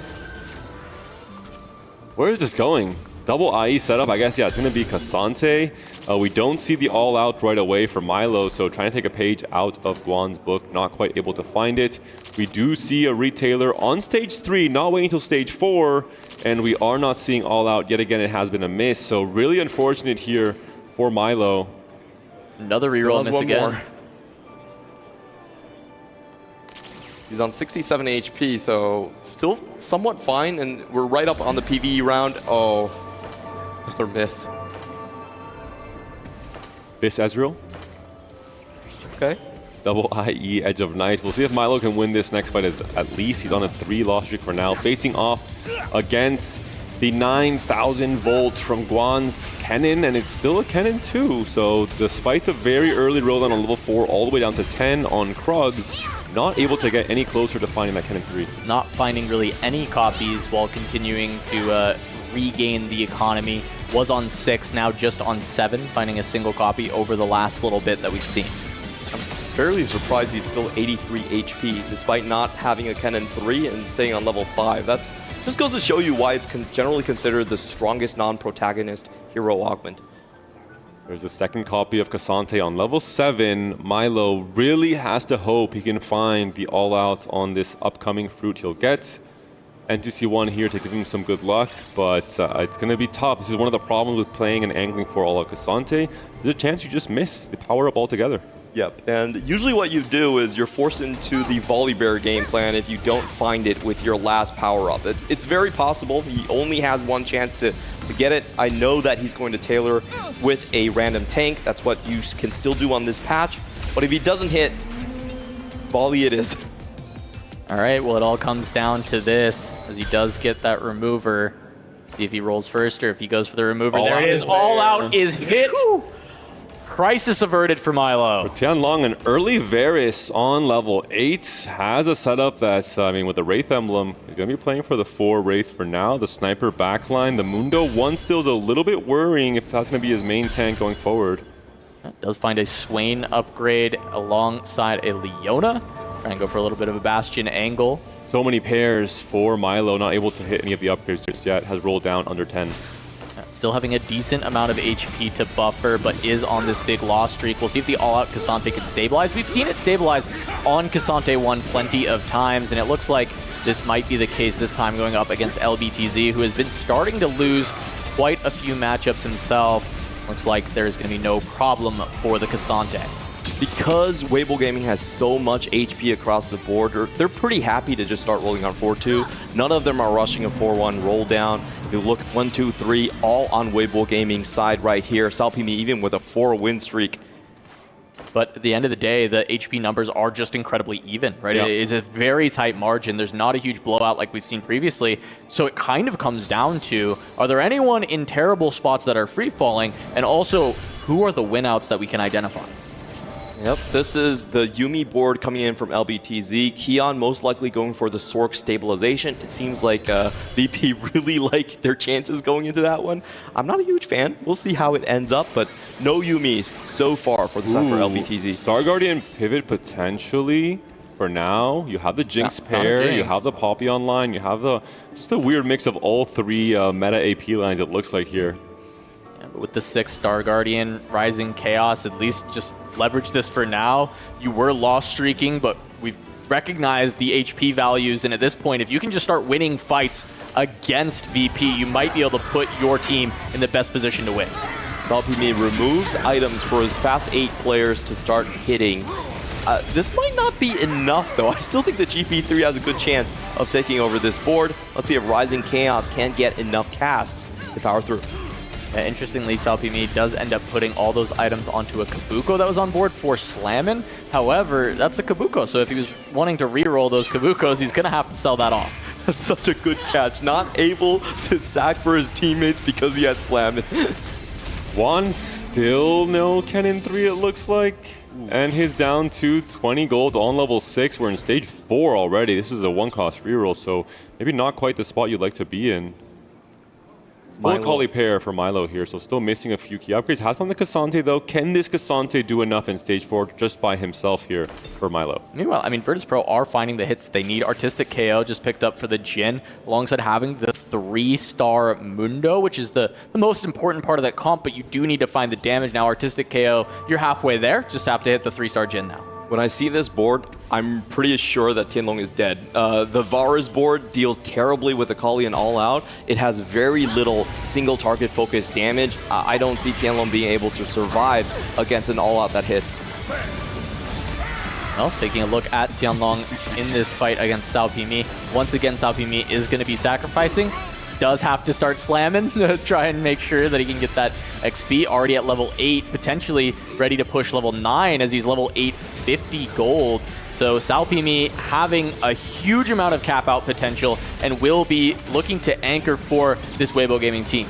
The Gunblade coming in clutch for the Jhin. Can the Mundo clean up all by himself? He can't. And LBTZ once again impressing. Playing off-meta lines, rolling down, playing a flex board that we see from only a few players in this caliber of TFT. And playing against NCC1 and once again knocking him down a notch. It's these two teams that have played the most Star Guardian, I believe, and it's just kind of finding that spot on your roll down where you're not hitting and just being able to pivot and successfully hold on to more HP for your team instead of just dying because you can't find the exact comp you want. We still have an open spat for Tianlong. He's really banking on if he can get another armor item in, potentially go for that 6 Wraith. I'm not really sure what else he could be angling for. He doesn't have a Reforger to give him Heavyweight or the Juggernaut, so it probably is just the Wraith. The final roll down coming in from Guan. He is closer to a Janna 3 than his hero augment carry in Kennen. He's rolling on 6, so only one more smaller odds of finding the 1 cost, but I mean, surely at this point you have to hit. This is the time you have to stabilize. Hits it on exactly 0 gold. Is this enough to turn this lose streak around? That is massive for Waybo, because as you said, Tianlong's spot is starting to look rough. Looks like that might be the 8th place. And going 7-8 in this lobby, yes, you might have the winner with Salpimi, but I don't think that LBTZ can be counted on to go top 2. He's holding on to HP, but not a good enough spot to cap out. He also does have max Arcana, so this Kennen has been stacking for a very long time, pretty much the entire game coming in here. You can only get this in stage 2, so all of a sudden, Waybo Gaming, they have a potentially 7th player now turning into a brawler for them. Yeah, the +1 Supreme Cell to go alongside this with the Kennen to be able to be even stronger. He is going to take down Tianlong, but that was at least a somewhat promising fight for Tianlong, because all those upgrades get hit by Guan and you're still able to kill off a lot of units. Especially as Clement mentioned, there could be a big power spike waiting on this next PvE round if Tianlong finds that Chain Vest for another Wraith Emblem. For Guan, we're seeing here, he is still fairly healthy. He is going to be stuck on 6 for a while still, especially if he doesn't sell these Jins. His late game plan, it's going to rely heavily on this Kennen being an absolute beast all by himself with his hero augment equipped. Yeah, over the course, you mentioned the max Arcana, 47 AP stacked up throughout this game, so very, very good for this Kennen. And again, I think it's the question about the winouts for Waybo Gaming. I don't think Tianlong has a great chance at stabilizing. Salpimi, for some reason, is losing a lot of his stage 4 despite having that GP3. I think potentially it's just an item problem. So it's down to LPDZ to hit the sort line. He is on Star Guardians, but that is not a win-out line. They don't have the room for it. Some amount of those losses from Salpimi have been sacrifices. We've seen a lot of removers used already from him, so I would expect him to start rubber banding and be able to turn things around. As Milo, able to get there, has found the upgraded Akali. That comp is fully online, and we have seen All Out Cassante win out in the past, especially when it is contesting Gangplank specifically, which is the win-out player from Waybo Gaming. A single tear rolls down Guan's cheek as he sees his own Cassante taking him down a notch in this fight in stage 4. And now Guan could be 2 lives if he takes some really big hits in stage 5. Tianlong on 1 life as well. NCC1 trying to dodge that 8th place yet again for Virtus.pro. I'm sorry, Salpimi. I thought there was something going on your board. Never mind. He's 50 gold. He's almost level 9. He is completely fine. There is a win-out player established. In GP, we trust. I think he threw like 3 life vests to his team in stage 4 with the HP trades he was given. And there's the level 9. Ooh, TF2. What a cap for this GP board. It's very so interesting. early. Do we transfer the Executioner emblem at all to At some point, surely you will, but I think it might be wait for Yasuo 2, because you're so far ahead, you don't really need to just immediately transfer with the Yasuo 1s on the bench. And waste the remover. Exactly, yeah, you don't want to waste the remover. Maybe you give up on Yasuo 3. You could, I think. right away, you're 9 already. Yeah. So. It's reasonable. If he wants to go 10, I think that's exactly what you would do, right? And 10 is maybe possible, because you need to cap high in this game to actually win. Yep. You need enough burst damage to get the all-out player, which is Milo, currently at the top of the lobby, out. Tianlong on his last life. Double Wraith Emblem has been found. Is that enough against just that one Jin 2 from NCC1? No Jin 3 upgrade just yet. It has been target grief by all of Waybo Gaming. For now, it looks to be enough. Mundo really tough for Varus to get through, but he has backline access, and the Braum actually throws the Mundo to the side, goes and takes out the Jin.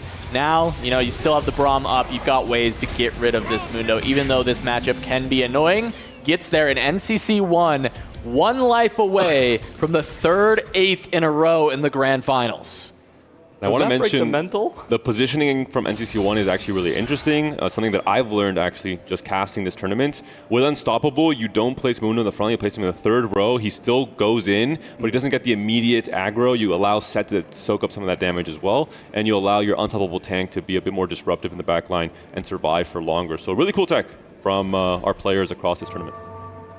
There's a lot of CC, but is that enough to save him? I honestly would have a breakdown if I go 8-8-8. It's just, it feels insurmountable, and now he's running up into a very strong board by Guan. I believe one that has pivoted. On the other side, Maris gets the Garen immediately onto the Varus and the backline, deleting everything, maybe rescuing his teammate from another 8th as he destroys Tianlong, sending him out of the game. NCC1 still having the Mundo in the front line, but it looks like he'll fall as well, though he is not losing nearly as hard as Tianlong. One last kill on Gwen, that could be the difference maker. Both players taken down. Who takes the bigger loss? Tianlong does. 8th place for Waybo Gaming, 7th place for Virtus.pro. NCC1 dodges the back-to-back-to-back. Maybe that one placement is all he needed to bounce back into this series to help his team in a possible game, or no, a guaranteed game 4 for both teams. So we're still on 1-1. We are getting to game 4. LBTZ is able to finish his transition as well. He was heavily contested by Keon, Sorkboard, but able to make the turn. Also running a 5-star Guardian, 4 Sorcerers. This is such a cool thing to see. Love this player. Yeah, LBTZ has been very creative throughout this tournament. His comfort zone are these flexible lines when he needs to steer and swerve to find a way to help save HP for his team, but that Akali is going to get in the back line very quickly. All Out Cassante has avoided a lot of these sides from the Karma. She goes down. LBTZ takes a lot of damage there. Once again, Virtus.pro controlling the HP, but not by a large margin as Keon drops to a single life. And the protagonist, Salpimi, is once again win streaking with his Gangplank 3 setup. Keon, unfortunately, only has 1-star tanks right here, and there's being nothing offered. There is a Braum, but he's skipped it already. For Salpimi, he's on Braum 1 now. Might want to pick up his 5 cost. Has a Shojin as well, can summon on the TF, so a really good setup. We see the TF does have the Executioner emblem now, so I think the Yasuo was sold once the second Yasuo 2 was found. And Salpimi, LBTZ, even if Waybo Gaming doesn't win this game 3, they've both played very impressive and creative games of TFT. Salpimi, a little bit easier, of course, having a GP3 to stabilize him throughout every stage of this game. Look at this health bar from the Garen for Maris. It's been stacking very well all game. The question is, how high can you cap without protagonist being able to push to that 4-star? Are they able to outcap someone like Salpimi? Are they able to be up at the top of the tables alongside Milo, who's on that amazing board as well? So the question is can the All Out and the Garen place high enough to bring this home for Virtus.pro, especially if Keon takes the 6th? It looks like it's going to be a team kill coming in. Milo, a lot more targeted damage running into the backline already. The Karma is going to be found. Akali also there. So this is the end of the road for Keon. Just missing too many critical frontline upgrades. Yeah, very close fight in the end, but just enough to knock him out. The 1-unit loss in stage 5. Keon ends up going out in 6th. Got some information. Garen is nearing 6k HP for the Schoolyard Justice. We're getting to that point again where it is just going to come down to who secures the first place. And that's where Salpimi, the protagonist for Waybo Gaming, who has continued to find win after win, or at least these top 4s consistently, finding the very creative and interesting augment selections that lead to win out angles. This one is a little bit less interesting because it's a gangplank, but still a different route to get there. And can he find it once more for Waybo when they need it most in this grand final? How do you even beat that board? Because that's going to be level 10 with a TF2 that's been stacking since Braum 2 as well. Stage 5. Items for almost everyone as well. Executioner emblem on TF. I mean, a really insane setup. We have 5 Leonas in the backline, 2 Gwen. Salpimi is briefing everyone that's in his path as well. We're seeing still Leona 1 from Maris, for example. So Salpimi doing it all here. Guan and LPTZ both taken down from Waybo Gaming in 4th and 5th. So important that they took out Keon when they did, because now it just means the first place is all that matters. Salpimi in a 1v2, but both of the matchups should be okay. Even though All Out Cassante is a counter to the Gangplank, there are now more threats than the Gangplank. There's the Braum and the Twisted Fate, which can do fine enough into that all-out board. So looking onto this board for Salpimi, he doesn't have Wound necessarily. Oh, no, never mind. He has Mentor in. He doesn't even need Wound. Well, there are no weaknesses to a board. I'm sorry. Hey, my bad. Hey, look, they're all, it's actually just the best board. Maybe a 3-star 4 cost is another way for VP to try and win this game, but Leona 2 is found for Maris. Obviously, Leona is blocked, and Yumi Possibly Yuumi, possibly Akali, possibly Cassante are the forecasts that are still being played by Virtus.pro to try and fight it off here. Garen has been scaling as well for a lot. Can Garen, Schoolyard Justice, fight against this incredibly stacked GP board? That's a real question. It's hard to even position to find a way there. Now Milo versus Maris. I'm curious if they'll just kind of fight it out. They're not sure who's going to win yet. You just see who can get stronger, stay alive, both of you, for as long as possible. But meanwhile, Salpimi against the Ghost, it's not even remotely close. The Braum will have a very easy time manhandling either of these carries from the side of Cassante or Akali, and it's just looking like a very, very strong board. There's no plan for 3-star forecast. We're seeing the bench there, no projection for Cassante 3 or Akali 3, so I don't know how anyone beats this. Level 10. Yep. Zyra added in, full 5 cost alongside the mentors. I have to say it, I feel like Salpimi has clinched this game again, getting a great roll from the caretakers. It's just too much to overcome, and the law of the land will hold still. Uncontested GP3, still undefeatable. Is there any way that Garen can somehow outposition, get onto the GP early before he scales, somehow 1v1 the TF and the Braum? Yeah, the question is even if you get the Gangplank, does it win you the fight? Because the Twisted Fate does so much damage still in the backline. Even itemization going towards Ryze at this point, getting so many carry options. The Gangplank wraps, ends up finding the secondary carry of the Caitlyn. Braum just throwing everything around. Garen finally gets through the front line, but it's too little too late. Maris goes down, and now the 1v1, Milo versus Salpimi, but Milo just lost about 20 HP to the Ghost. And there has been a 3-star Malphite cash out immediately sold. It's going to be a rush for the Cassantes here, so you have to deny 2 full Cassantes to make sure you lock that out. And we see the roll down coming in from Salpimi. He really doesn't have much to do. Maybe just find the Zyra and call it a day. Could have teched in the Malphite to get some XP on the rolls, but he's already level 10. Unlucky. All 4 costs that Milo has are being held. There's the Ryze on the board, 1 Cassante, 1 Jarvan, 2 Akalis. So even that's being locked out. So Milo may be looking to go 10, but 10 I don't think actually does anything at all for this board. It's going to be the Hail Mary Cassante. That's the only one that he can still find out of these pools. Maybe he can sneak one out from the carousel, and with the 50 gold, roll down for it. That's the only 1 in a million shot.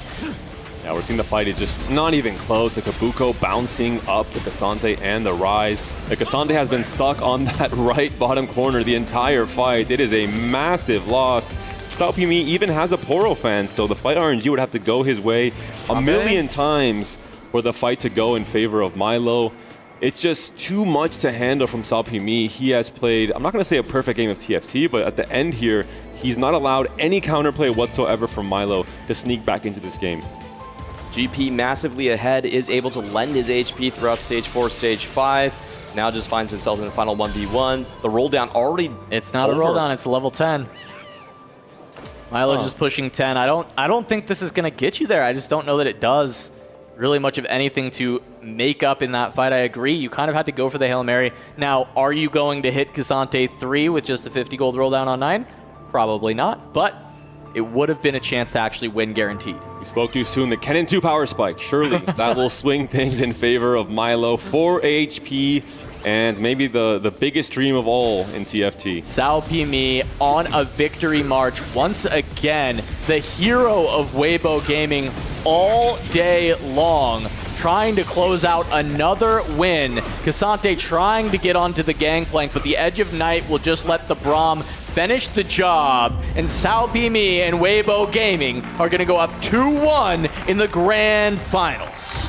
One more game, all that is necessary for CN to continue their dominance, for Guan, for Salpimi to finally earn the recognition that they deserve from the Chinese region. And let's be honest, a very fortunate augment pickup on 2-1 as well. Yeah, incredibly quick. You know, just getting the GP and also the 9,000 in. I think the game plans were settled. When you have a runaway GP, it always seems like an easy going. Yeah, and it's big for them to pick up yet another win as we see our final fight once more, Panda. Nothing that the Cassante can do against all of this CC. The board strength disparity was just way too high. I mean, level 10, all of your upgraded 5 cost, TF scaling, GP3, perfect items on everyone, Braum, Poro fan shielding you from damage as well. in future fights. All right, well, with that, we're going to send it back to our analyst desk to break down this third game as Waybo Gaming is on match point.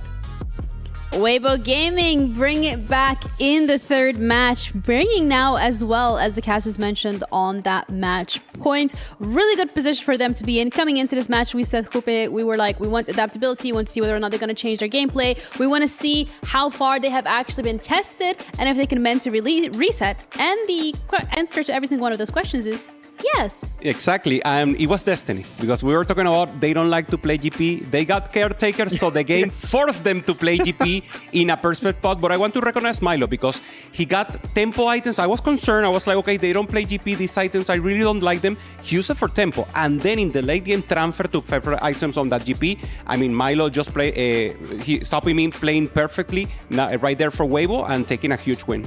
Yeah, it's probably the most normal game I think we've had of TFT throughout maybe the whole entire tournament. You know, starting off with the component anvils into the first silver augment. Very rarely have we seen a silver augment as a starting point. We saw that there was just a lot less economy in the game. But of course, when something like Caretakers comes along, you get gifted the Gangplank, one of the strongest units in this set. And of course, when you get given that spot, Virtus.pro are already on the back foot. You're already on the back foot in stage 2. You can't really contest the GP because every single time that you level up, you're getting another GP. So it means that you can't contest. You can't deny that Gangplank every single time. And for Virtus.pro, they did try and come back. They knew that they were going to lose out that first place in the end because of the Gangplank. They just need to make sure they didn't go into the bottom, which unfortunately they did do in the end. Yeah, a little bit an unfortunate side here for VP. But if anything, if there's a team that can bounce back from this, that can learn, that can change and adapt, it is going to be VP. And it is really important as well to keep in mind, Jupe, that this is a best of 5. So there is that opportunity of making a mistake and learning from it and maybe getting a little bit unlucky and bouncing back from that as well. Yeah, we're seeing the narrative of hibernation from the Bears, from VP. This is enough hibernation. Now it's a match game, so 2 losses right now. They need to step it up, but I think they're doing what they have to. They griefed the cannon from 1. One didn't have a cannon to 4-6 because a perfect play, and in the end it came down to who has the winner spot. Milo played also very well. Casante should be the priority to counter that composition, but in the end it was just too much. Level 10, getting the Twisted Fate with the Executioner, so just popping off once again here for Salpimin. And that was a big thing as well. I think that's a big decision that Salpimi made in the end, is that he didn't try and roll for like the Kabuko 3, the Yasuo 3 that we've seen. He's actually used his gold to level up instead, and as you mentioned, have multiple carries in his composition because he had that Twisted Fate in the end. We saw that in the early stages as well. Waybo were the ones that took all the spatulas and all the pans. It was actually, I'm trying to remember who it was, Tianlong, who went 8th at the end, of course had the double Wraith. Branching out didn't really work for him in the end, but them denying all them spatulas and pans means that Virtus.pro didn't have a chance to try and outcap this board. Yeah, exactly. You know that Tianlong is playing Dwarf, so you have to go for the counter of both that comp and GP. What is that? Casante. That's why Milo played Crystal Gambit, trying to go full Lustrik on the end, and then capping out in the end just wasn't enough. We're seeing a little more of the game. This Kennen still stage 4-3 and couldn't find it. And Tian, for me, was the one who was supposed to be the win-out player here for Virtus.pro. He didn't manage to find the win. He didn't manage to find the win too. Normally, the Sorc player is the one you want to achieve that level 9, even level 10, and include more into the composition. And of course, the hero players were not enough. There's no protagonist here, and it's just not feeling enough just to get maybe to the middle size. Yeah, I think it's so hilarious that both the hero augments in the end were just denying each other. We saw a Kennen 2 on the bench for Maris. We saw a Garen 2 and sometimes even multiple Garen 2s on the bench for Guan as well. In the end, yeah, as you mentioned, I don't think it was enough in the end, unfortunately, but I think it's just down to less economy in the game. As I mentioned, it was a lot more normal game. There was no prismatic start, there was no bunch of gold, there was no real Crystal Gambit. There was a few Crystal Gambits, but not too much. Yeah, this is what the final fight, Salpimin with 10 units on the board, plus Crazy. The invocation from Zaira, plus 5 Poros. This is like 16 units in the board here, so that's just amazing. We see him laugh, having fun, thumbs up. The tempo is there, and of course the audience is also loving Genie. Yeah, I mean, this is a great final. This is what we wanted to see. We wanted to see a back and forth. We wanted to see these teams pushing each other, especially after the quarterfinals were 2-0s and some of the semifinals were 2-0s as well. This is what everybody signed up for. 100%. This is the finals. This is the game that we all came to see. The underdogs here on Virtus.pro versus Waybo. That has been probably the best, at least if we see what other players have been saying. And this is the graph once again. Sapimi just looking strong, maintaining tempo in the early phase, and then just not dropping that final phase. So much gold to roll at level 9 and level 10. This is not normal. You mentioned it, not even having to find Yasuo, not even having to find the Kobuko 3. That was just pure power, pure strength, and taking the win. Yeah, taking slamming as well as a second augment. So he full just tempo. slammed components, just kept pushing. Yeah, he just kept pushing tempo, and he just went all the way to level 10. And Twisted Fate can be that great secondary carry as well for this composition. You've got the Executioner spat in there as well. Yeah, let's have a little bit of a change of topic here when we're discussing the hot takes that you guys have. What's the diagnostics that we're running? What do we think is most likely, less likely to happen, maybe not as serious? I think Virtus.pro will win this next game, and Hupe will change his prediction. Oh, okay. Maybe. That's a big maybe for me. That's my hot I don't take. like changing predictions in the final. He's never done it before. What are you talking about? Come on, man. Must have been my dream. No. Probably was. I will maintain 3-1 Waybo, but if we have one more game, that will be good for me. But 3-1. 3-1 for Waybo. Yeah, 100%. That's not a hot take. But it's reality. I want to give some reality sometimes. I don't want reality. I want something crazy. Okay, Stuart, your turn. I mean, let's have a think. Hot takes. Hot take. No GP at all in the next game. Okay. Zero that's- GPs. Zero GPs is a hot take. My hot take is that my analysts don't have any hot takes because they don't know what they're talking about. Wow. They do. You guys have been absolutely wonderful and some really great insights. But we still have at least one more match in this best of 5 final between Waybo and VP coming up. So this is match point. VP needs to lock in, but Waybo wants to close us out. However this is going to go, we're going to find out after the break. So don't go anywhere.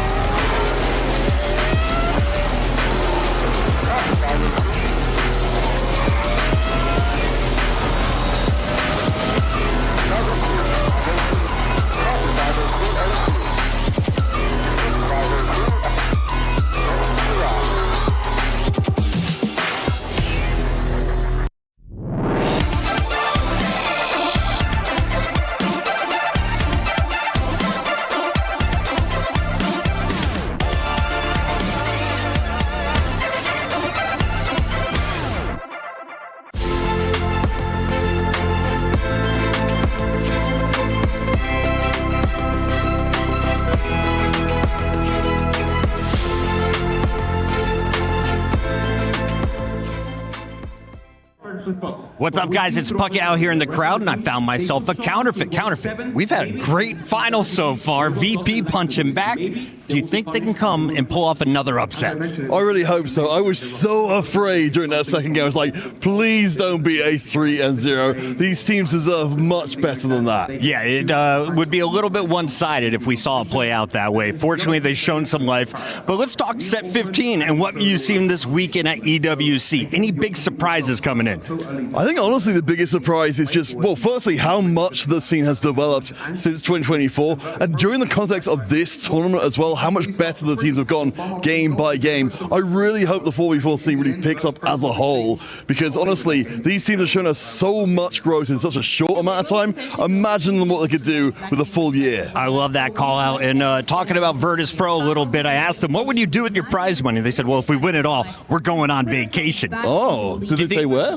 Not yet. I think we could help them decide. You got any places picked out in the UK where you're from? In the UK? I think people usually pay money to go away from the UK. That's how that works. But I appreciate you throwing me that bone there. Anytime. I mean, I hear France is nice this time of year. Me too. Maybe we'll meet them in Paris. Thanks, Counterfeit.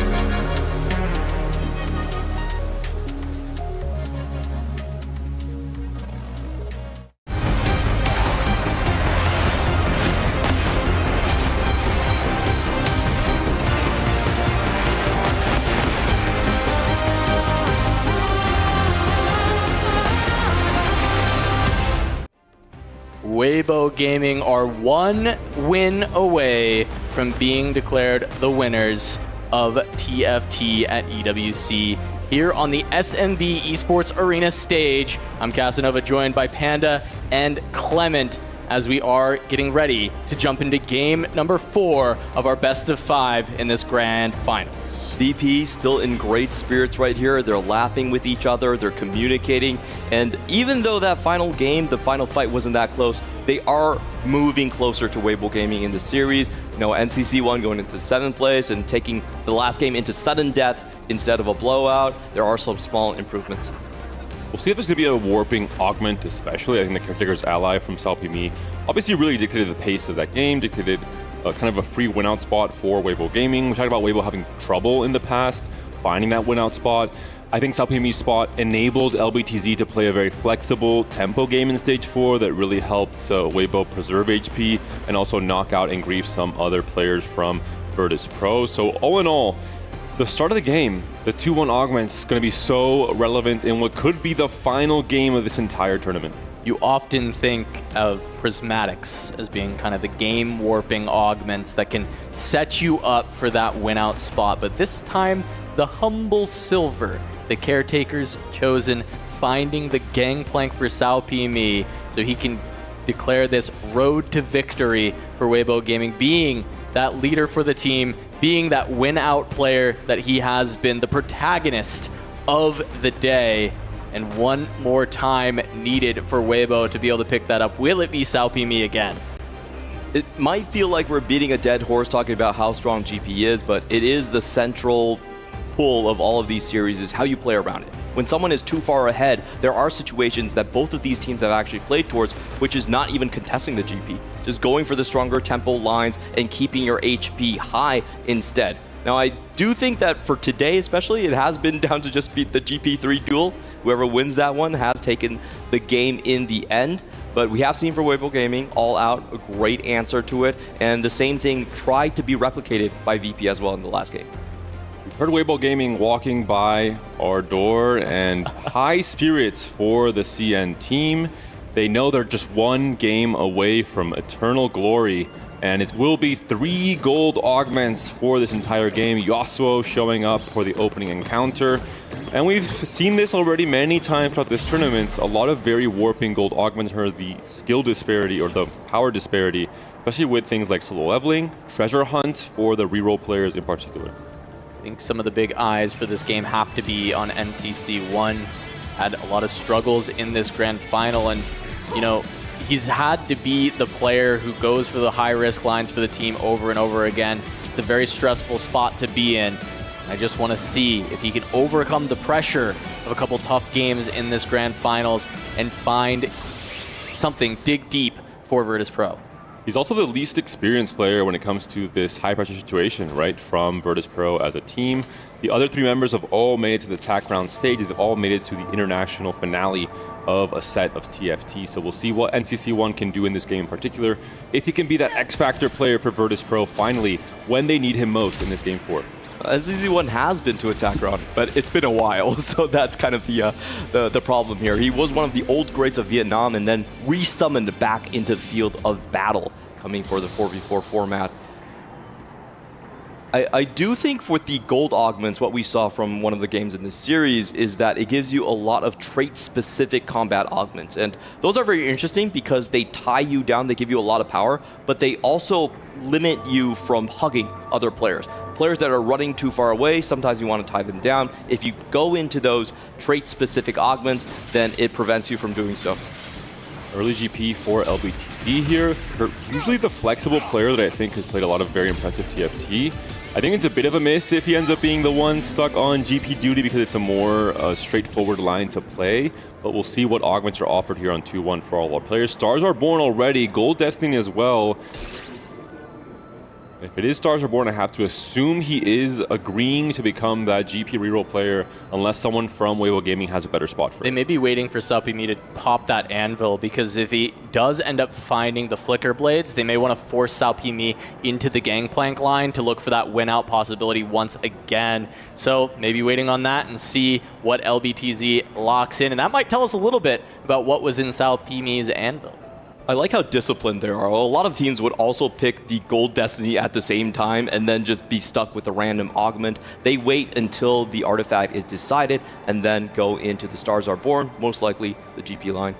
Milo most likely going to go into reroll with that duplicator pickup, especially into GP. Salpimi for now also has a GP on his board. He's also got a Midas Touch to farm some extra gold. This could just be a GP for the early stage 2 to get some extra gold with GP's kit. Hole Crusher will be the artifact, which is a very generic tank artifact that can work on quite a few different units. Keeping himself very open. NCC1, again, if he wants maximum value out of this augment, he will have to be loose streaking. And that is a little bit of a sweat coming out. And from Maris also has to be loose streaking with Calcloss. So all of a sudden, a very high risk, high reward game plan set out for Virtus.pro in this game 4. We've seen it pay off for them in the past. They went for this double loss streak in game 2. Maris was able to escape and actually cap out very high with the Sorcerers. And on top of that, unfortunately, NCC1 did fall flat. And I think when you go for the double loss streak, it is quite likely or double likely that you're going to have one of those players miss and free fall to the 8th. And I think 3-2 is going to be super important. You're really looking for things like quiet quitting or the forward thinking to maybe go along with that game plan.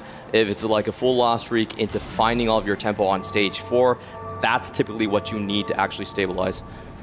Meanwhile, Milo does pick up the heroic grab bag, has the gangplank already, so going to be going towards that line to contest, and with the duplicators, might be able to get there first, but realistically, kind of catches you up against the Stars Are Born, and it's a very similar amount. 3 copies for Stars Are Born, 2 copies for the duplicators. So.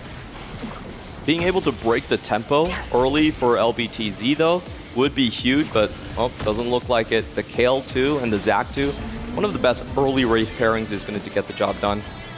There is a little bit more value in the duplicators, but the Stars Are Born does provide you with more early tempo. And LBTZ did pick up the Zac from the Stars Are Born, so for sure not going to be playing into Kill Reroll. It's an option as well, although unlikely one. Wine going to be on the generic combat route. This is kind of the line that has been the least successful so far, just going into the Jin Mundo line. And I really want to see one of these teams pull out what Aegis has done in the previous games, or maybe what Citadel has done, which is they play the strong Mundo 2, but then they veer off into the level 8 boards, getting the TF early or the Ash early. Juan is, of course, the AD Flex all-star player for Waybo Gaming across the entirety of this tournament. Yes, he can play AD reroll lines, but he can also play, of course, a la Cassante, that we saw from the first 2 games in this series from him. A very strong augment for the Juggernauts early on. They get extra power if they're above 50 HP there. So just keeping that in, and it looks like he will be the win streaker for the team. The other hand, taking a look at the rest of these boards, Tianlong going to be in the fast 8 position there. So we have our GP, we have our fast 8, we have our Jin Mundo most likely. Just one more question, what Salpimi is going to be playing into. He was the Hull Crusher for now. And most players need bows on this carousel. Kian is not one of those players. He has picked up a bow from Replication, so 3 bows already for what I assume will be an AP line that Kian will go for in this game. Taking a look across the board, NCC1 already announcing that he's not going to be into the GP contest, already has the Jewel Gauntlet slammed, so most likely AP fast 8 line coming in once again for the same player.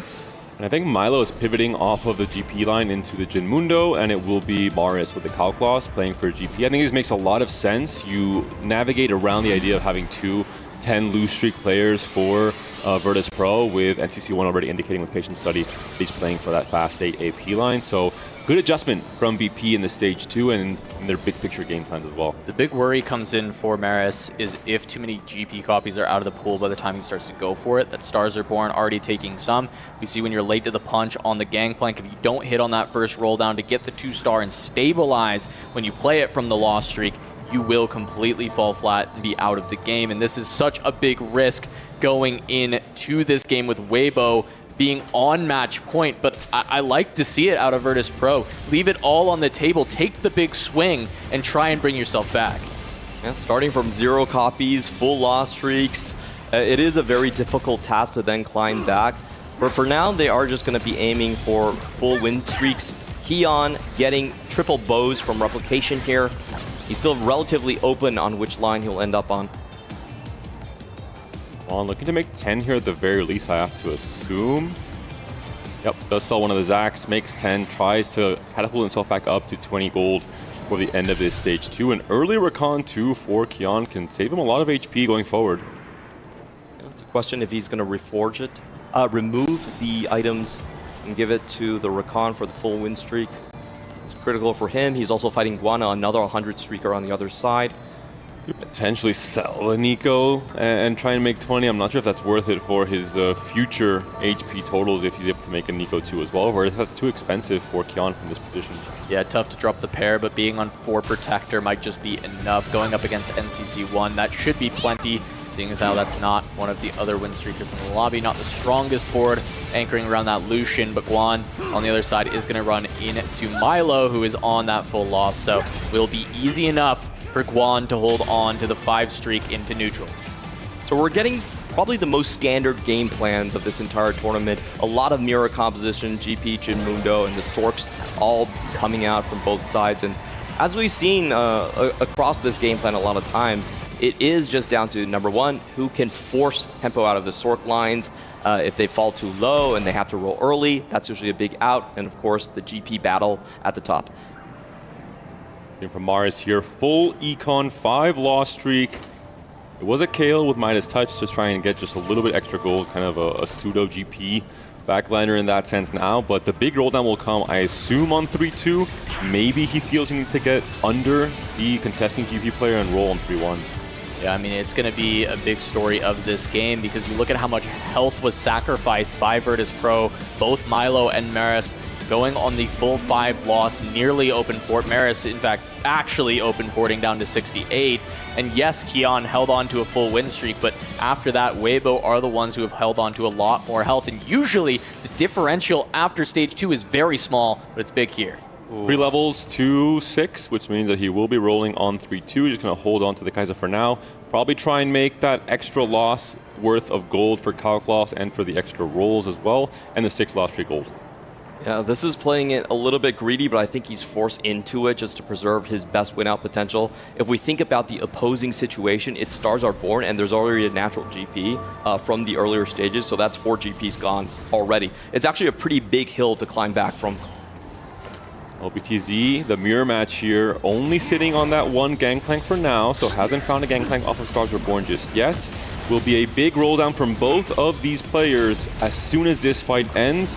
This is hopefully going to be a loss, actually, for Mars. It would be in his favor, actually, so prefers to lose this fight to LBTZ. This is the point where team play doesn't matter. How good are you, Maris? How fast can you roll down, find these gangplanks, and beat the enemy team? Because this is going to be incredibly close. Big matchup here between Keon and Guan, both of the win-streaking players, one from each team. Keon has been the hero in terms of stage 3 win streaks, the Gnar Luchador procs, but it should be a good enough win for the Janna here. It is.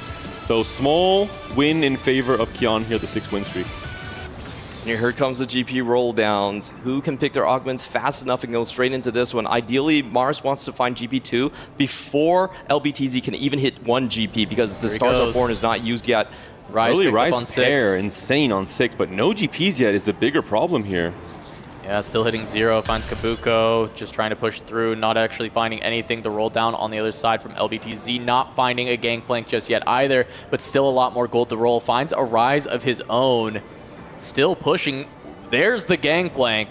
2-star comes online, and there's still nothing from the side of Mars. He's pushed so deep, but is going to be able to find the Cassante and the Akali, so could pivot out, but that will leave the door wide open for LBTZ to be an uncontested gangplank once again. And Clement, that has not worked out for anyone on this Championship Friday. And Morris has already slammed a Gwinsus. He doesn't have anywhere to go with that item currently in the all-out composition. So this is a very suboptimal roll down. I was surprised Salpimi took so long to pick his artifact, went into the roll, and still hit it regardless. Tragedy strikes already on this roll down for Maris. 20 gold still to maybe have a re-roll down now on this next round, but all in all, a big problem. Salpimi with a very early Yuumi pickup here as well. Immediately after, Mars runs into Kion, breaks both the loss and the win streak for Virtus.pro. Definitely not what they're wanting at this point, especially after losing so much gold, trying to find Gangplank and seeing none. Salpimi very happy to just play around this Yuumi board. This is what I think Waybo Gaming has been doing so much better than the side of Virtus.pro, is just finding ways to stabilize on stage 3, playing around the random 4 costs. GP pair has been found now for Maris, but is it too little, too late? You misstretch your arms as well. You go for the double strike here on the GP. Rerolling on this stage, actually, not waiting until stage 4, and misses again, unfortunately, on this GP. Yeah, with 58 HP, I feel like he has to do so. And, you know, this is the problem when you are kind of the only designated GP player. You have to slam the items, and if you don't hit, you're stuck in a very tough situation. Ooh, and Kion has found an early Cassante. Maybe this is why there wasn't even consideration for there to be a pivot from the GP player. And this could be that early Cassante that we saw from Guan in Game 2 that really took over stage 3. Having good items, did hit the all-out. Not going to win against Maris. Maris going to be able to start farming a little bit of gold to come back with this Gangplank. Rolling so deep, only finding the pair. Needs to just get this upgrade. Maybe a Gangplank will show up on the carousel, bail him out, but not going to happen this time. No premium 4 costs. Tianlong is cooking a little bit. We're seeing Portable Forge, Prowler's Claw on a Darius 1 right now. Could this be the mythical Prowler's Claw Cassante all out that I have heard rumors about? It sounds absolutely disgusting. I'm all down for it. He's in the fast 8 route. What I think is really interesting is Milo actually ditched the Jin Mundo and said, you know what, I'm going to go straight for the Cassante. We've seen the tournament stats. Jin Mundo not doing so hot right now. And with that, he could also contest Tianlong, maybe slow him down a little bit. Mara's going to continue the rolls, but not finding the Gangplank. Full of these Kabukos, but 5 copies of Kabuko and only 2 Gangplanks. Probably have to sell a copy of Rise here. I think making Rise 2 is nowhere near priority in this game. Looking at the current spot, looking at the GP 1 still on your board. And this is one of those situations where if I'm Waybo Gaming, I'm willing to just play unconventional to just run you out the gym. I know you're low rolling across the board. Milo, Mars, and NCC1 all at the bottom right here. So there's just so many different ways that Waybo Gaming can choose to close out this game. Oh, unconventional, we got you. Darius is popping around with the Prowler's Claw. Where did he go, though? He's just... Oh, it disappeared. Cassante turned around and said, "Bah." When a unit disappears from your board when you're facing Cassante, most of the times it means that Cassante killed it in one hit. I think Tianlong might have been playing a little bit too flex today, if I'm being completely honest. Branching out, Wraith boards. Well, here once again we have NCC1 6 loss streak, so resetting the loss streak, going down to 48. Going towards that fast 8 track once again. We've seen a lot of misses from NCC1 in this grand final. Will this be the time the luck turns around? He hits big and can be a win-out player for his team. I think this current loss streak is, of course, part of the plan. He has patient study. He is going to be patiently waiting until we see that roll down on 4-1. That being said, it's a situation where you have less agency as a player. If you hit, great. If you don't, there's not much you can do to bounce back unless you're rolling down flexibly for multiple comps. It hasn't usually been the case. It's been usually either Prodigies or Sorcerer, and the specific itemization for either of those carries makes you can't really roll for both in most cases. And I like this pivot from Guan. He was originally playing the Mundo as well. Now that he sees NCC1 is going for the Sorks, he's going to contest on the AP 4 cost line. He knows that VP, they're losing so much HP. If you just deny, that is considered a win. Been the target griefing strategy. Once they sense a weak link on the opposing team, they attack it with all of their might in the end of stage 3 and the start of stage 4. In game 2, it didn't pan out, even though they sent NCC1 in last place. They couldn't cap out and they end up falling down. 1 Karma has finally been found. You hopefully want to find the Karma 2, especially before your opponents on Waybo Gaming can roll and take more Karmas from the pool. And you have an edge of Knight as well. Yeah, he's an optimist. He knows he's going to hit the Gwen. I was like, I'm not so sure about that one. There's a lot of good tank items that could be made to buff up that front line. But he's looking for the ultimate cash out. He's going to have to do that. Oh, and there it is! The Gwen! The aura coming out from NCC1. He's coming back into the game when it matters most. Can he also hit the Karma 2? That is the bigger question. Braum in the shop as well. It hasn't worked out this entire day, but maybe NCC1, this fast 8 strategy for the first time, when it matters most, is going to stabilize. Backs against the wall. Gwen shows up. Edge of Night already there. NCC1 having perfect items for the Karma. All 1-star, no pairs. Facing Milo, Milo is buying him some time, not putting any of the items onto the Cassante or the Jarvan, and has not rolled yet as well. So surely this should be a win here for NCC1. Perfect items on the Karma. We'll have a chance to rejuice on this round and then hopefully finish off this roll down.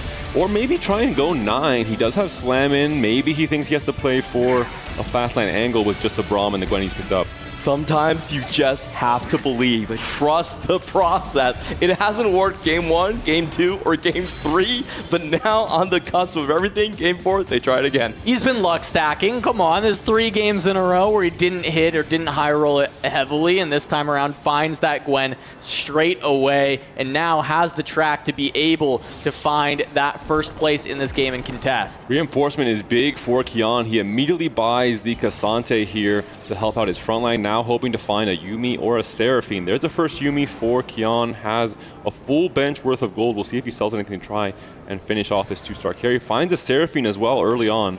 Virtus.pro hitting all of the priority 5 costs for their compositions. Prodigy getting the Seraphine, Sorcerers finding the Gwen. Both Milo and Kian have their Cassante 2 already, so that's sorted. If there's anyone else from Waybo Gaming trying to go for a Cassante, it'll be very difficult to find with 6 copies already out of the pool. Well, we had that Prowler's Cassante, maybe that would maybe not going to come to fruition this time. Might have to be a Volibear. Xiang Lang might think, what about me? So for Kian, no Garen saved right here, so I was actually kind of surprised he used the reinforcement on the Cassante immediately. I agree. Had a lot of gold, so maybe should have rolled for the Leona instead. There's no additional traits here, only the Protector. Unless Tianlong is trying to play for the Cassante Prowlers, and you know your teammate already has his Cassante, so it could be a good strategic move to go for the Cassante instead, but it will be a loss here against his team and against Milo. And looking at the HP totals, it is not looking good for VP. It's just already quite low, and looking at LBTZ, once again streaking in stage 4, 74 HP, Guan sitting now on 70. Yeah, and Sao Pimi actually hitting the Yuumi, holding an extra copy, trying to deny, has found only a single copy of Leona, but has one in the shop to pair that up. So there is a bit of a better hit for the Prodigy, though is missing away from the Seraphine, as we do have a Lee Sin with the Prowlers. It was Cassante, and this is actually a really good strategic play from VP, forcing Tianlong to instead itemize this Lee Sin. Does fit in, of course, with the Executioner with the Akali. We'll see if this will be enough to stay alive. I wonder how it works with Prowlers plus Executioner Lee Sin, because he flies to the lowest health target in 3 range. Maybe that is a range extension into the backline. Haven't played with this exact combo quite yet. I think he might be stuck here for a while. Ooh. Yeah, the damage trying to come through, but there's no pen to get through that tank. Finally, it will proc. But, I mean, I suppose an upgraded Lee Sin with this could get pretty nasty. The question is can you find the 2-star? Level 8, 0 gold. Yuumi on the carousel is huge. Oh, it's not in the right direction, though. It's moving away from NCC1, and Tianlong knows about it. Instantly taken away from the carousel. Yep, Gwen denied, but the Yuumi still available. Maris has to deny it from Sao Pimi. Doesn't. Ooh, Lets him have doesn't it. Get it. Oh, it's already a Yuumi 2, actually. So Sao Pimi is the one that thinks that he has to deny it. It was just bodyguard duty from Maris trying to deflect the idea that maybe he wanted it, forcing Sao Pimi to take it instead. Neither of the GP players have hit so far, so I think this game is still wide open on the boards. NCC1 just 1 hit away from stabilizing. Notably, Maris finding the Kabuko 3. Maybe that can help give some more time, give some more space to get towards this upgraded Gangplank, but only 4 copies. Having the Mentors online, Maris can at least potentially try and prevent the last place, but only 1 Gangplank away for LBTZ. So far ahead on this Mentors track, having very good augments to go alongside it, and still 74 HP at the top of the tables. Full level ahead of his opponent, one off GP. You have to assume that LBTZ will win this race. It's just now about how much the fight RNG can go into VP's way. If they can make this GP3 fight amongst each other, that would be the best scenario for them, and hopefully to come back in the game. HP traded here, a small win it looks like for the Yumi board, so really well calculated from Waybo Gaming. NCC1 with a loss is now going to be sitting on 18 HP, a loss for Maris as well. Not a good round for Virtus.pro as a whole. You have to imagine Tianlong will be free-falling, but he just got a win with that Lee Sin with Prowler's Claw, weirdly enough. Yeah, the big thing here is Kian and Milo continuing to hold on to their HP. The gap is not very large between VP and Waybo Gaming, but the question is can NCC1 or Mars be able to stabilize LBTZ so close to hitting everything and look for that first place? So VP needs to avoid the 8th at all costs. They need to try and set up conditions where they can win without a first. Also picked up Teacher's Council as that final augment, so just a really insane setup for this GP strategy overall. NCC1, this is the big test. Can he survive really the rest of this stage 4, the start of the stage 5? He's facing Maris, so once again GP versus Karma. The Karma damage is not quite able to do enough. The Eternite has just procced on the GP, but GP is still alive, and NCC1 is down to 1 life. We've seen this before, time and time again this series. Can NCC1 clutch up and come back in the standings? The thing is NCC1 is so close to having a board that could win out, but LBTZ is going to find the Gangplank 3. And the question is NCC1 has to find enough to be able to beat this board. It can't just be that he beats everyone else. He has to beat what could be the best board in the game. Karma 2 alone, maybe not going to get there. If he can find the Gwen upgrade, suddenly we may be in business. Does the rest of Virtus.pro want to sack for NCC1? Do they want to sacrifice their HP to try and salvage a spot from NCC1? Or do they give up? Do they say, hey, you're too far behind, your HP is already too low, there's already a Grim Reaper that when you face him, you might be losing anyway in terms of the GP3 that was just hit from LBTZ. So it's a tough position to be in for Virtus.pro already in this game 4. I think they have to try and keep him alive. That one placement is so important, especially when Tianlong also has a fairly weak board. Right now, it's just 2 live versus 1, even though there's a 14 HP difference. It's very possible for the fight RNG to go in VP's way. At least this round, NCC will likely face mercy from his teammates. Stretchy Arms not found. The only silver lining here for Virtus.pro in terms of what LBTZ has been able to assemble with this board. Yasuo 3 just hit 1 off Udyr 3 as well. Kian ends up losing around, the HP looking very tough. Milo is going to sack for NCC1. We do have the upgrade for the Karma and 3 items for this Gwen. The front line not fully upgraded, but the Swain having some solid items. Question is it enough, especially to hold out and maybe send Tianlong in 8th place? NCC1 is trying to go level 9. We're seeing he's almost there thanks to the Slammin. He has to try and win 1 more round, it looks like. Also is on the line for finding a Braum 2, for finding a Gwen 2. So NCC1 risking it all to try and find that cap. No, he does sold sell the Braum so he can go 9. And he adds Garen 1. Oh, okay, that's Bastion. That's actually, oh no, he already has Bastion. Let's just pretend it's Schoolyard Justice. Oh, okay. A bit of a forceful ad, to be honest, but any bit really does help here. And Tianlong also getting the Lee Sins denied away from him. Very rare to see that one. Can he survive? He's down to 9 HP. This is the battle for 8th. He finds LBTZ, who is able to sack for Tianlong. They're trying to send NCC1 8th for the 3rd time in the grand finals, but the upgrade for the Karma might be there. Look at the Yumi. Will she turn towards Karma soon enough? Yes, she will. She takes out the Karma. Not enough. NCC1 goes down at the same time as Tianlong. But who will take the 8th? It's Tianlong. GP3, no items, and Tianlong still took the bigger loss with an unupgraded Lee Sin holding that Prowler's Claw. The game plan did not work out because of the Cassante hold from Virtus.pro against Tianlong. And all of a sudden, NCC1 has once again done his job, outplaced one of the players from from Waybo Gaming. But they needed more for him. They needed him to be the win out, the complete win out for this game. He was so close, just hit level 9, had the 5 cost necessary, had the upgrade on the Karma. The rest of Virtus.pro, you look at the health bars, they're not in a great position against the likes of Waybo. They have to bring this back as we see the non-upgraded Gangplank. Yes, he's got the Kabuko, but is it enough to deal the damage to Waybo? It might be too much damage to Keon, and he's still stuck on Yumi 1.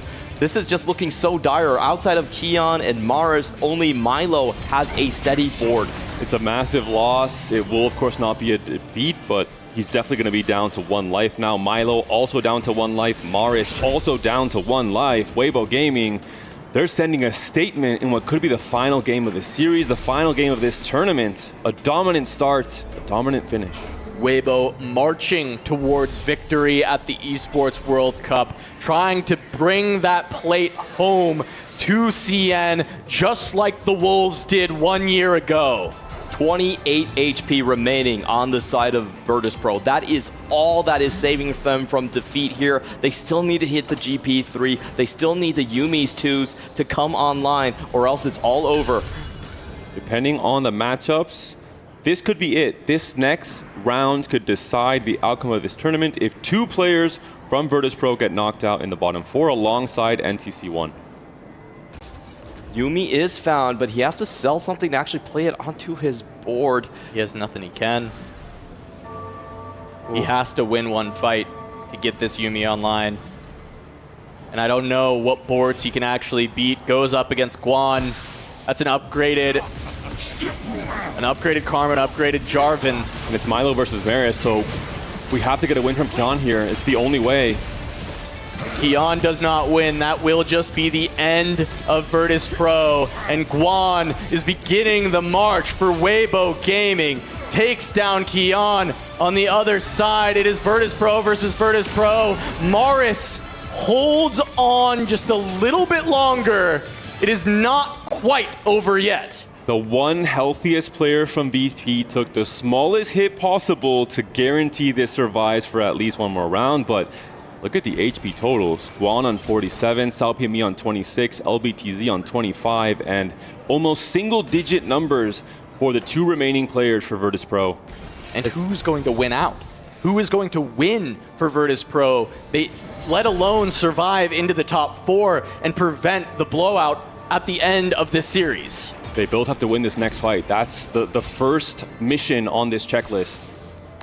Oh, and I think there were items removed there from Guan. That is going to be an item. But Maris runs into LBTZ. The Gangplank makes it to the back line already, starting the march for Waybo once again. It starts with Salpimi. It's finished by LBTZ. And Waybo Gaming are the winners of TFT at the Esports World Cup. Once again, CN comes out ahead of the APAC versus CN matchup right there, claiming glory for their squad. This was a team that had all of their members go to TAC round, but they have never took home an international trophy for their region. They're gonna do it today.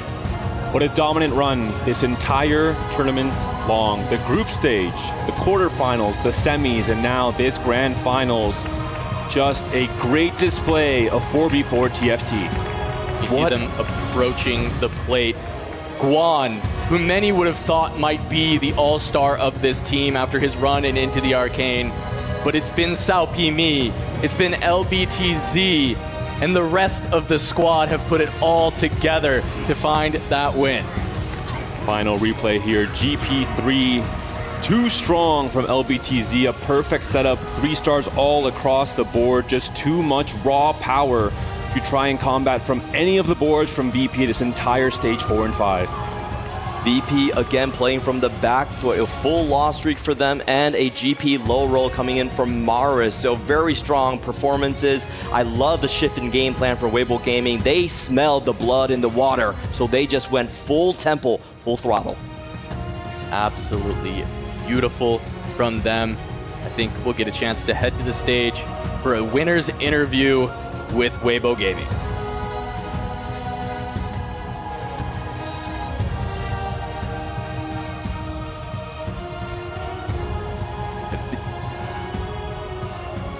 an insane performance from every member on this team. They all picked it up when they needed to. I think the most adaptable team for sure in this tournament.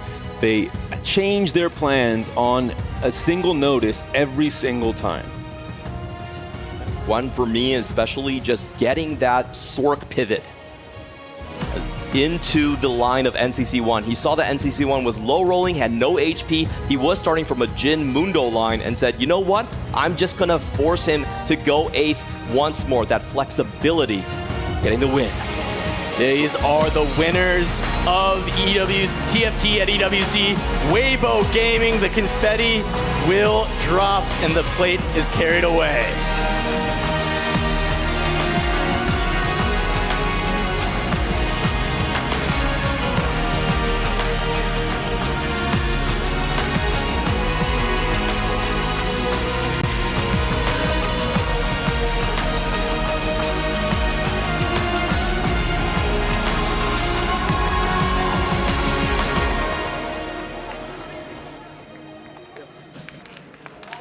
Just absolutely incredible scenes here in Riyadh as Waybo Gaming, after such an incredible run here, unstoppable on all counts, they claim victory and are your winners of TFT at the Esports World Cup 2025. I'm standing by here with our translator Jin. LBTZ, I've got to ask, you were a key component of the finish there. I need to know what was running through your body the moment that you realized that you just won the trophy. 请问当时你们夺冠的那一瞬间，你当时的情绪，你有什么感受？能跟我们分享一下吗？就非常的激动。I was incredibly excited. There's no doubt about that in my mind. And you and your team have just been so consistently dominant and powerful from start to finish here. It feels like there's a lot of trust. And I know you've mentioned that before, but you must have so much love for your team right now.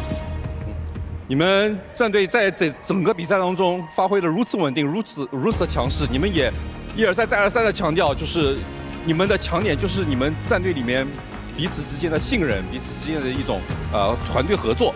就想问你，你们现在这次获胜了，你对你的队友有什么话想说的吗？就辛苦了，备战了这么久，我们做到了。It's been a long road for everyone. We have done so much. We've put in so much work to prepare for this, and we've finally done it. And so thank you to everyone. Just finally, last question. In the Chinese scene here, do you think that you now have demanded the respect that you deserve as a team here within TFT? 那你们现在夺冠之后，你认为你们战队以及整个中国区是否获得了国际的这种认可以及国际的这种尊重呢？我觉得是的，对。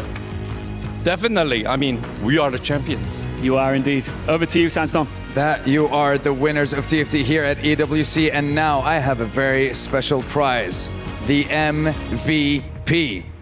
Boys and girls, ladies and gentlemen, who do you think it would be? First of all, Keymaster, join us on the stage and present it to Sao Pimi, the MVP of TFT at EWC. Now, Sao Pimi, join us, please, here on this side. I have a few questions for you. First of all, you are the MVP of the tournament. What does that mean to you to be the best here in Riyadh at TFT? 小平，恭喜你不仅仅是冠军，你也是本次比赛中的 MVP。能不能跟我们说一下，获得这个 MVP 奖对你来说代表什么呢？我觉得这个 MVP 属于我们 WBE 的所有人。I believe this MVP prize doesn't belong to me alone, but to every single one of WBG. And one final question for you and for the team. You get to pick 3 keys to be placed in your trophy. Which keys are you picking? 你现在要选择3支战队的钥匙作为你们奖杯的底座，请问你要选哪3支战队呢 ？T1 小蜜蜂 VP。T1, Team Vitality, and Virtus.pro. Sensational choices. Once again, congratulations. MVP award. A very humble and deserving winner of our Sony MVP award there. Let's wrap this up. Time, Waybo, lift that trophy. Make some noise for your TFT winners at EWC. The Chinese dynasty reigns supreme once again.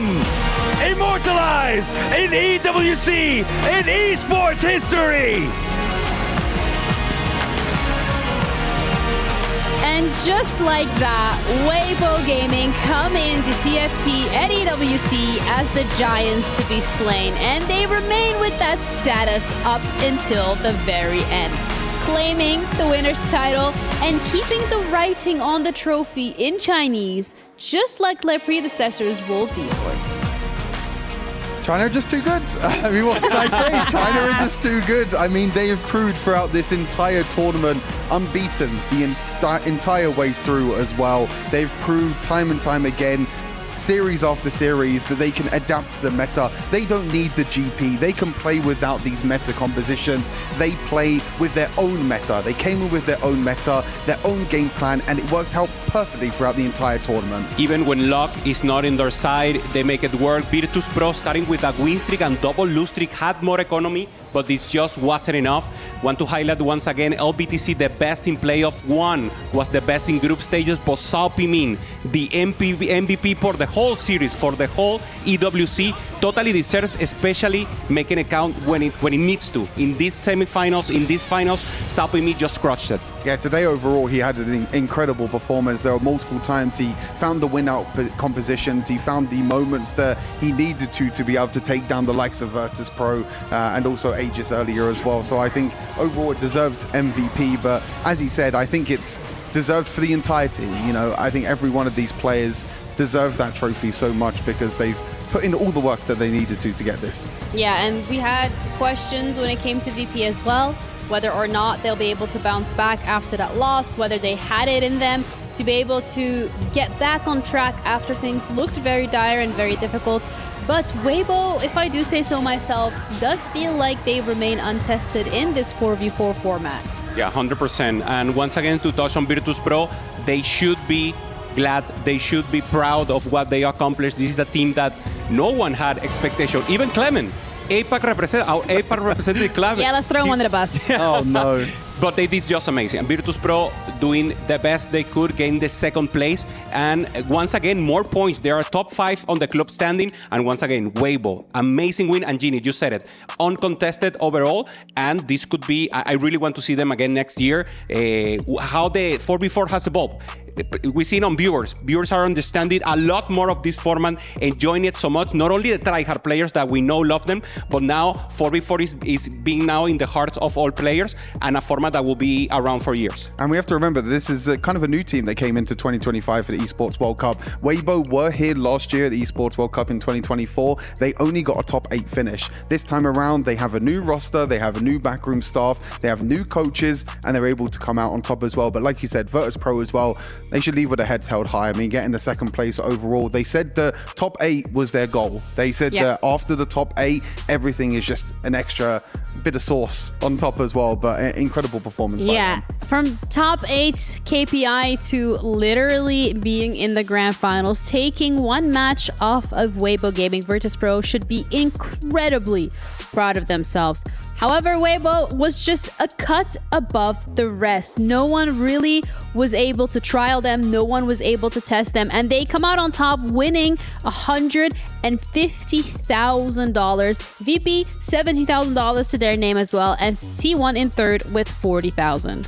Peter, a little for T1, but once again, gaining some additional prize. T1, one of the favorites, Aegis, doing so amazing also, Genie, in that 3rd and 4th place. But we have to wait once again to Waybo. This is just an amazing, it's glad, it's like, you finish this, I want to go directly to play TFT, maybe assemble a group and go for the 4v4. Such a beautiful format. The fact that, he said it in the interview in the end, especially Sao Pimin, the fact that they worked together so long, the power of friendship, if you will, and now being able to work and play directly completely with the teammates that you've practiced so much. It's just it's a different feel to play it when you're in a group stage. And it makes you so excited for like the future of 4v4 as well, because again, this is still relatively new to Teamfight Tactics. Players and teams are still trying to understand what's the correct way to play. But I think Waybo bring this new unique style that we haven't seen. You know, people were just deciding to play with the meta, trying to play around the likes of Gangplank and, you know, units that are Don't be a really meta overpowered. slave. Aye, exactly. Don't be a meta slave is I think the answer to the series. A question as well that we had throughout the entirety of the tournament was, when the team actually does get a win, what keys are going to be put into that trophy? And we were sitting here theory crafting, assuming Falcons was going to be in there, maybe Wolves, but Waybo kept it nice and classy, going for all the big names that they have slain along the way. T1, Vitality, and VP. Yeah, T1 and Vitality in group stages. That was probably the hardest group they had. And now there it is. They're going to be on the totem, and this genie is the moment. This is where they get to pick their keys. It's like It's a all kid the in a candy contenders. store. It's all the contenders, all the broken keys of every single team that has fallen at the EWC. T1 and Vitality taken. There was Virtus.pro, obviously, because of the final. You want to make that remembrance the most as you can. And now it will be included into that winner trophy, and huge memory for them. I love the format. I love the drama, the crusher. Now the keys are crushed and will be assembled within the trophy. It's so good. It is really good. And They'll it's remember also, that as well. Of course. And it's also really nice to see that the players have been enjoying it so much, where they're like, ooh, yeah, like, ooh, who are we going to pick? We thought about this all night, and we're just going to pick the teams that we beat. He said it. I mean, he didn't even think about it. The moment saw him, that's okay, true. give me They had it planned T1, already. give me Vitality. Okay, I'm Virtus.pro. I want to remember this final. It was amazing, and especially for Sao Pimin. He was the MVP. He outperformed everyone, especially in semifinals and finals, and totally deserves. As he said, of course, we need to have an MVP that ramp up against the other players, but he said it. It's a team effort, so he wanted to share, obviously, the honor of the trophy with the rest of the teammates. Yeah, and overall, I think it's just a case of just seeing how it evolves after this as well. Of course, Waybo will be coming, you know, as defending winners as well. So I think, as you mentioned, you know, the Chinese writing on the trophy is going to be the same. I think it was Cass that was mentioning it as well. So it's exciting times for sure.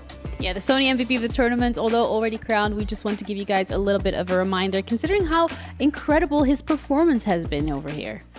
Yeah, he's had an incredible tournament. I think overall, as you mentioned, the final day today, he had incredible performance. He's been consistent throughout the entire tournament, but today especially, he was the one that stepped up above the rest for Waybo Gaming. Yeah, we're seeing there average placement 2.75. This is so huge. 71% win rate. Crazy. That's exactly what happened today. And if we see group stages and playoffs, he did perform. He was always there, good average placement, helping the team. But now, when the time is important to pop off, he was the hero.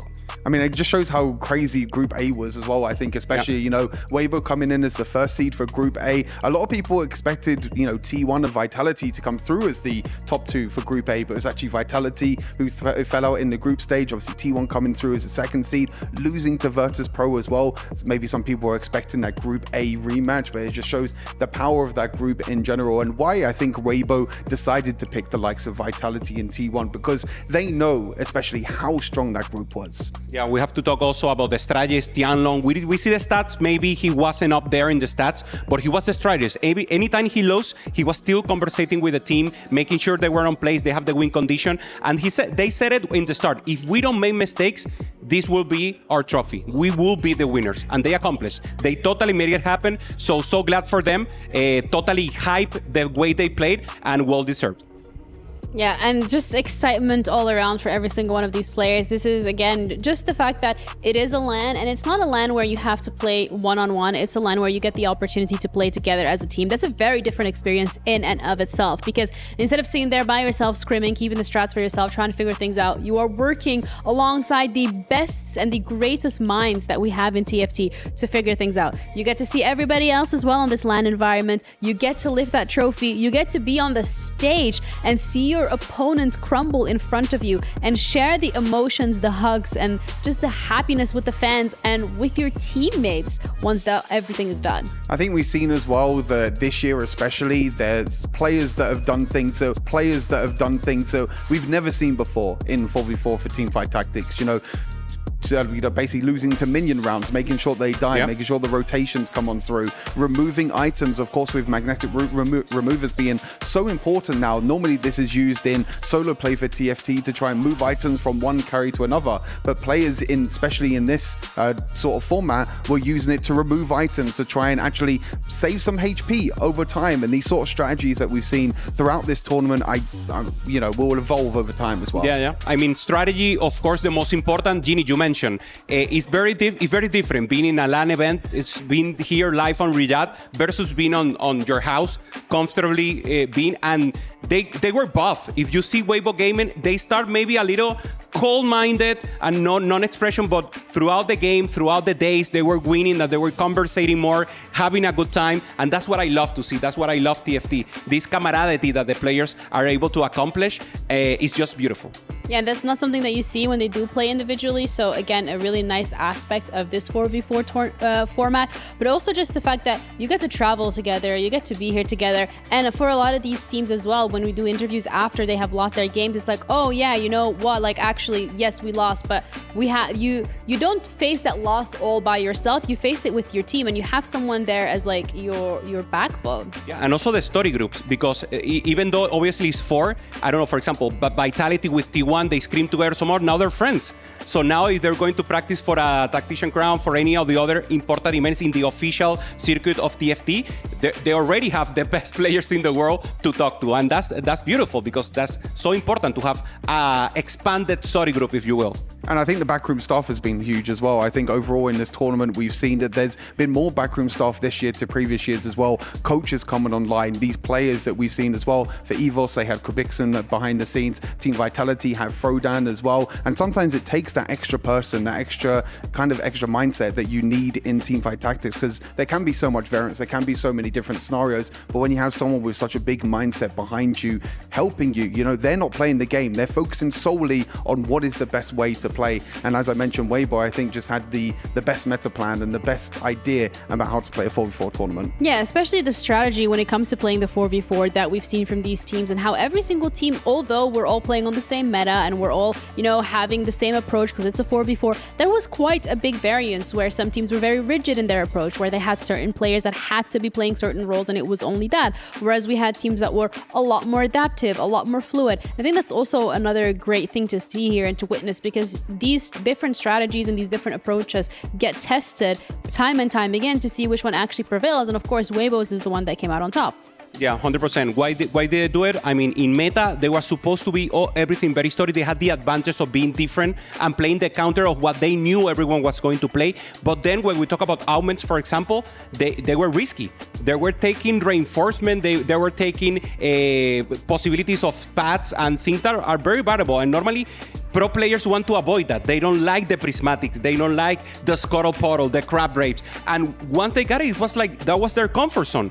So very good to watch that the players in the highest level are accepting these variants. So TFT, highest level, accept the variants, be comfortable with it, and then out-develop the other teams. And that comes with time as well, because obviously it being a new set, I think it's still very new for most of these players as well. The set's only been out for 2-3 weeks, so I think it was still very new for these players. As soon as a new set launched, all of these players scrimming, playing the 4 versus 4, and the more scrims and the more reps you put in, it becomes second nature really with the mindsets and how to play certain roles as well. And I think that's one of the reasons why Virtus.pro was able to get to the final as well. A team that played the most games out of anyone. They lost that first series right at the start of the tournament. They came through the entire lower bracket, through the quarterfinals, semis, all the way to the final as well. And the more reps that these players put in for a 4v4, they get to adapt and learn new things. Yeah, and that's just a great part of this as well, where the adaptability, the learnings, the camaraderie, just being in this environment in general. And of course for them as well, tomorrow they're going to wake up and they're going to be like, oh, wait, we won this. I don't know if, where they're going to put the trophy, who's going to be taking the trophy, if anyone's going to have it up in their room, but it's still a crazy feeling to be waking up with. I think when they wake up tomorrow, they'll probably be grinding ladder. They'll probably be playing more Teamfight Tactics. I don't think there's no room to rest, I feel like, with TFT, with so many other competitions on the horizon as well. For Waybo, they'll be going back to solo now. They'll be saying like, oh, time for a competition, time for solo play to come back on in as well. But I think they would have learned so much as a team, as you said, Ginny. You know, it's such a unique feeling for Teamfight Tactics where you can have the different study groups. You can actually practice with a 4v4 environment as well and have different angles and different perspectives from different players that maybe they haven't had before. You know, TFT being a kind of single player quote unquote game, you only have your own mindset and that's it, your way of playing. But now with 4v4, it just opens up so much for so many of these players. You mentioned that the set just launched, 2 weeks ago, KO Coliseum, and that's another thing I like about EWC, TFT at EWC. The level of mixing the game, of learning the game so much in just a few weeks, that makes everyone learn it more. So it's like it gets more complicated, it gets more juicy, if you will. So for me, TFT is a game that is easy to understand, it's easy to grasp, but it's so impossible to master, and anyone can make it. Waybo was the example. Everyone thought they understood the meta. They were the ones who played different, and they're the ones taking the win.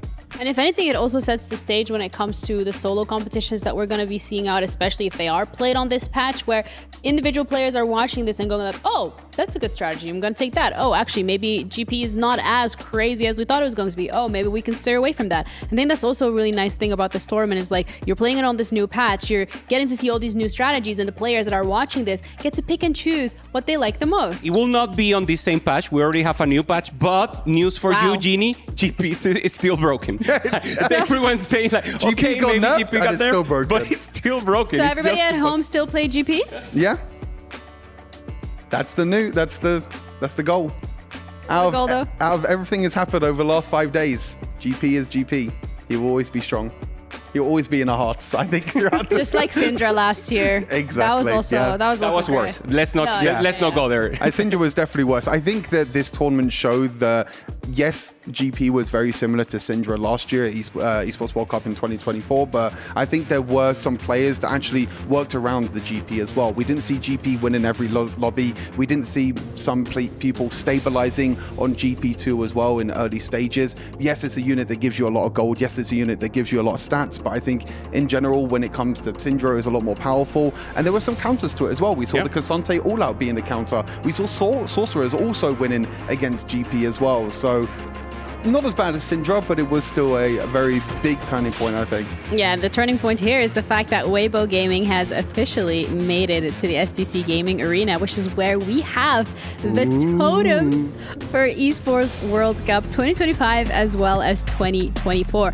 Only a couple of titles remaining as we are ending week number 6 here, but they do get that chance to grab their key and put it in that totem to mark their names in history. There's Mike from the EWC Foundation, obviously the leader of the group, having the frame of the key, and it will be placed on the totem, recognizing Waybo as the winners of this TFT at EWC. Totally deserved, amazing gameplay, amazing teamwork, and now we will see the ceremony. They're stepping on the keys as well towards the totem of those that have fallen.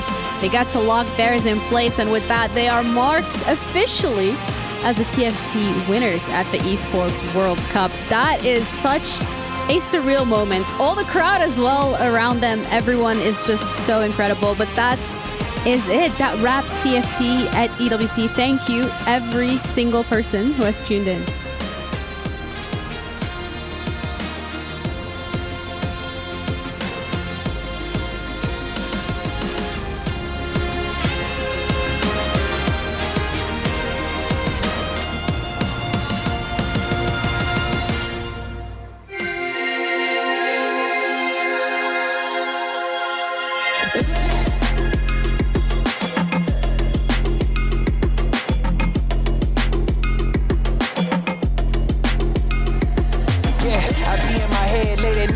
Contemplating all of my goals. Look, will I fold or will I chase them? I got adversity, 2 options. I can handle it purposefully or I can let it murder me. But sign up for war, point out the target, show me the giants. Hold your applause, just getting started, sending the lions. Ambition ain't for the weak, I see it before I speak. Ready and willing, is you ready for me? With or without your end. Oh, you try to make me stay. Now there's nothing you can say, 'cause I'm finding a way. With or without my sins. Oh, you try to make me stay. Now there's nothing you can say, but I'll find a way.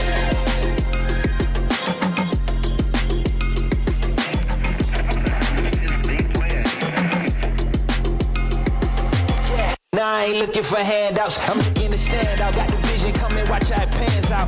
I've been writing my plans down, trying to stay focused, put out the notice. Who the GOAT is, me hands down, yeah. No time for arguments, I cut out the politics, no. It's all my competence, I could cause your apocalypse. Ambition, it ain't for the weak, get it even when I sleep. Ready and willing, what you ready to say? But I'll find a way.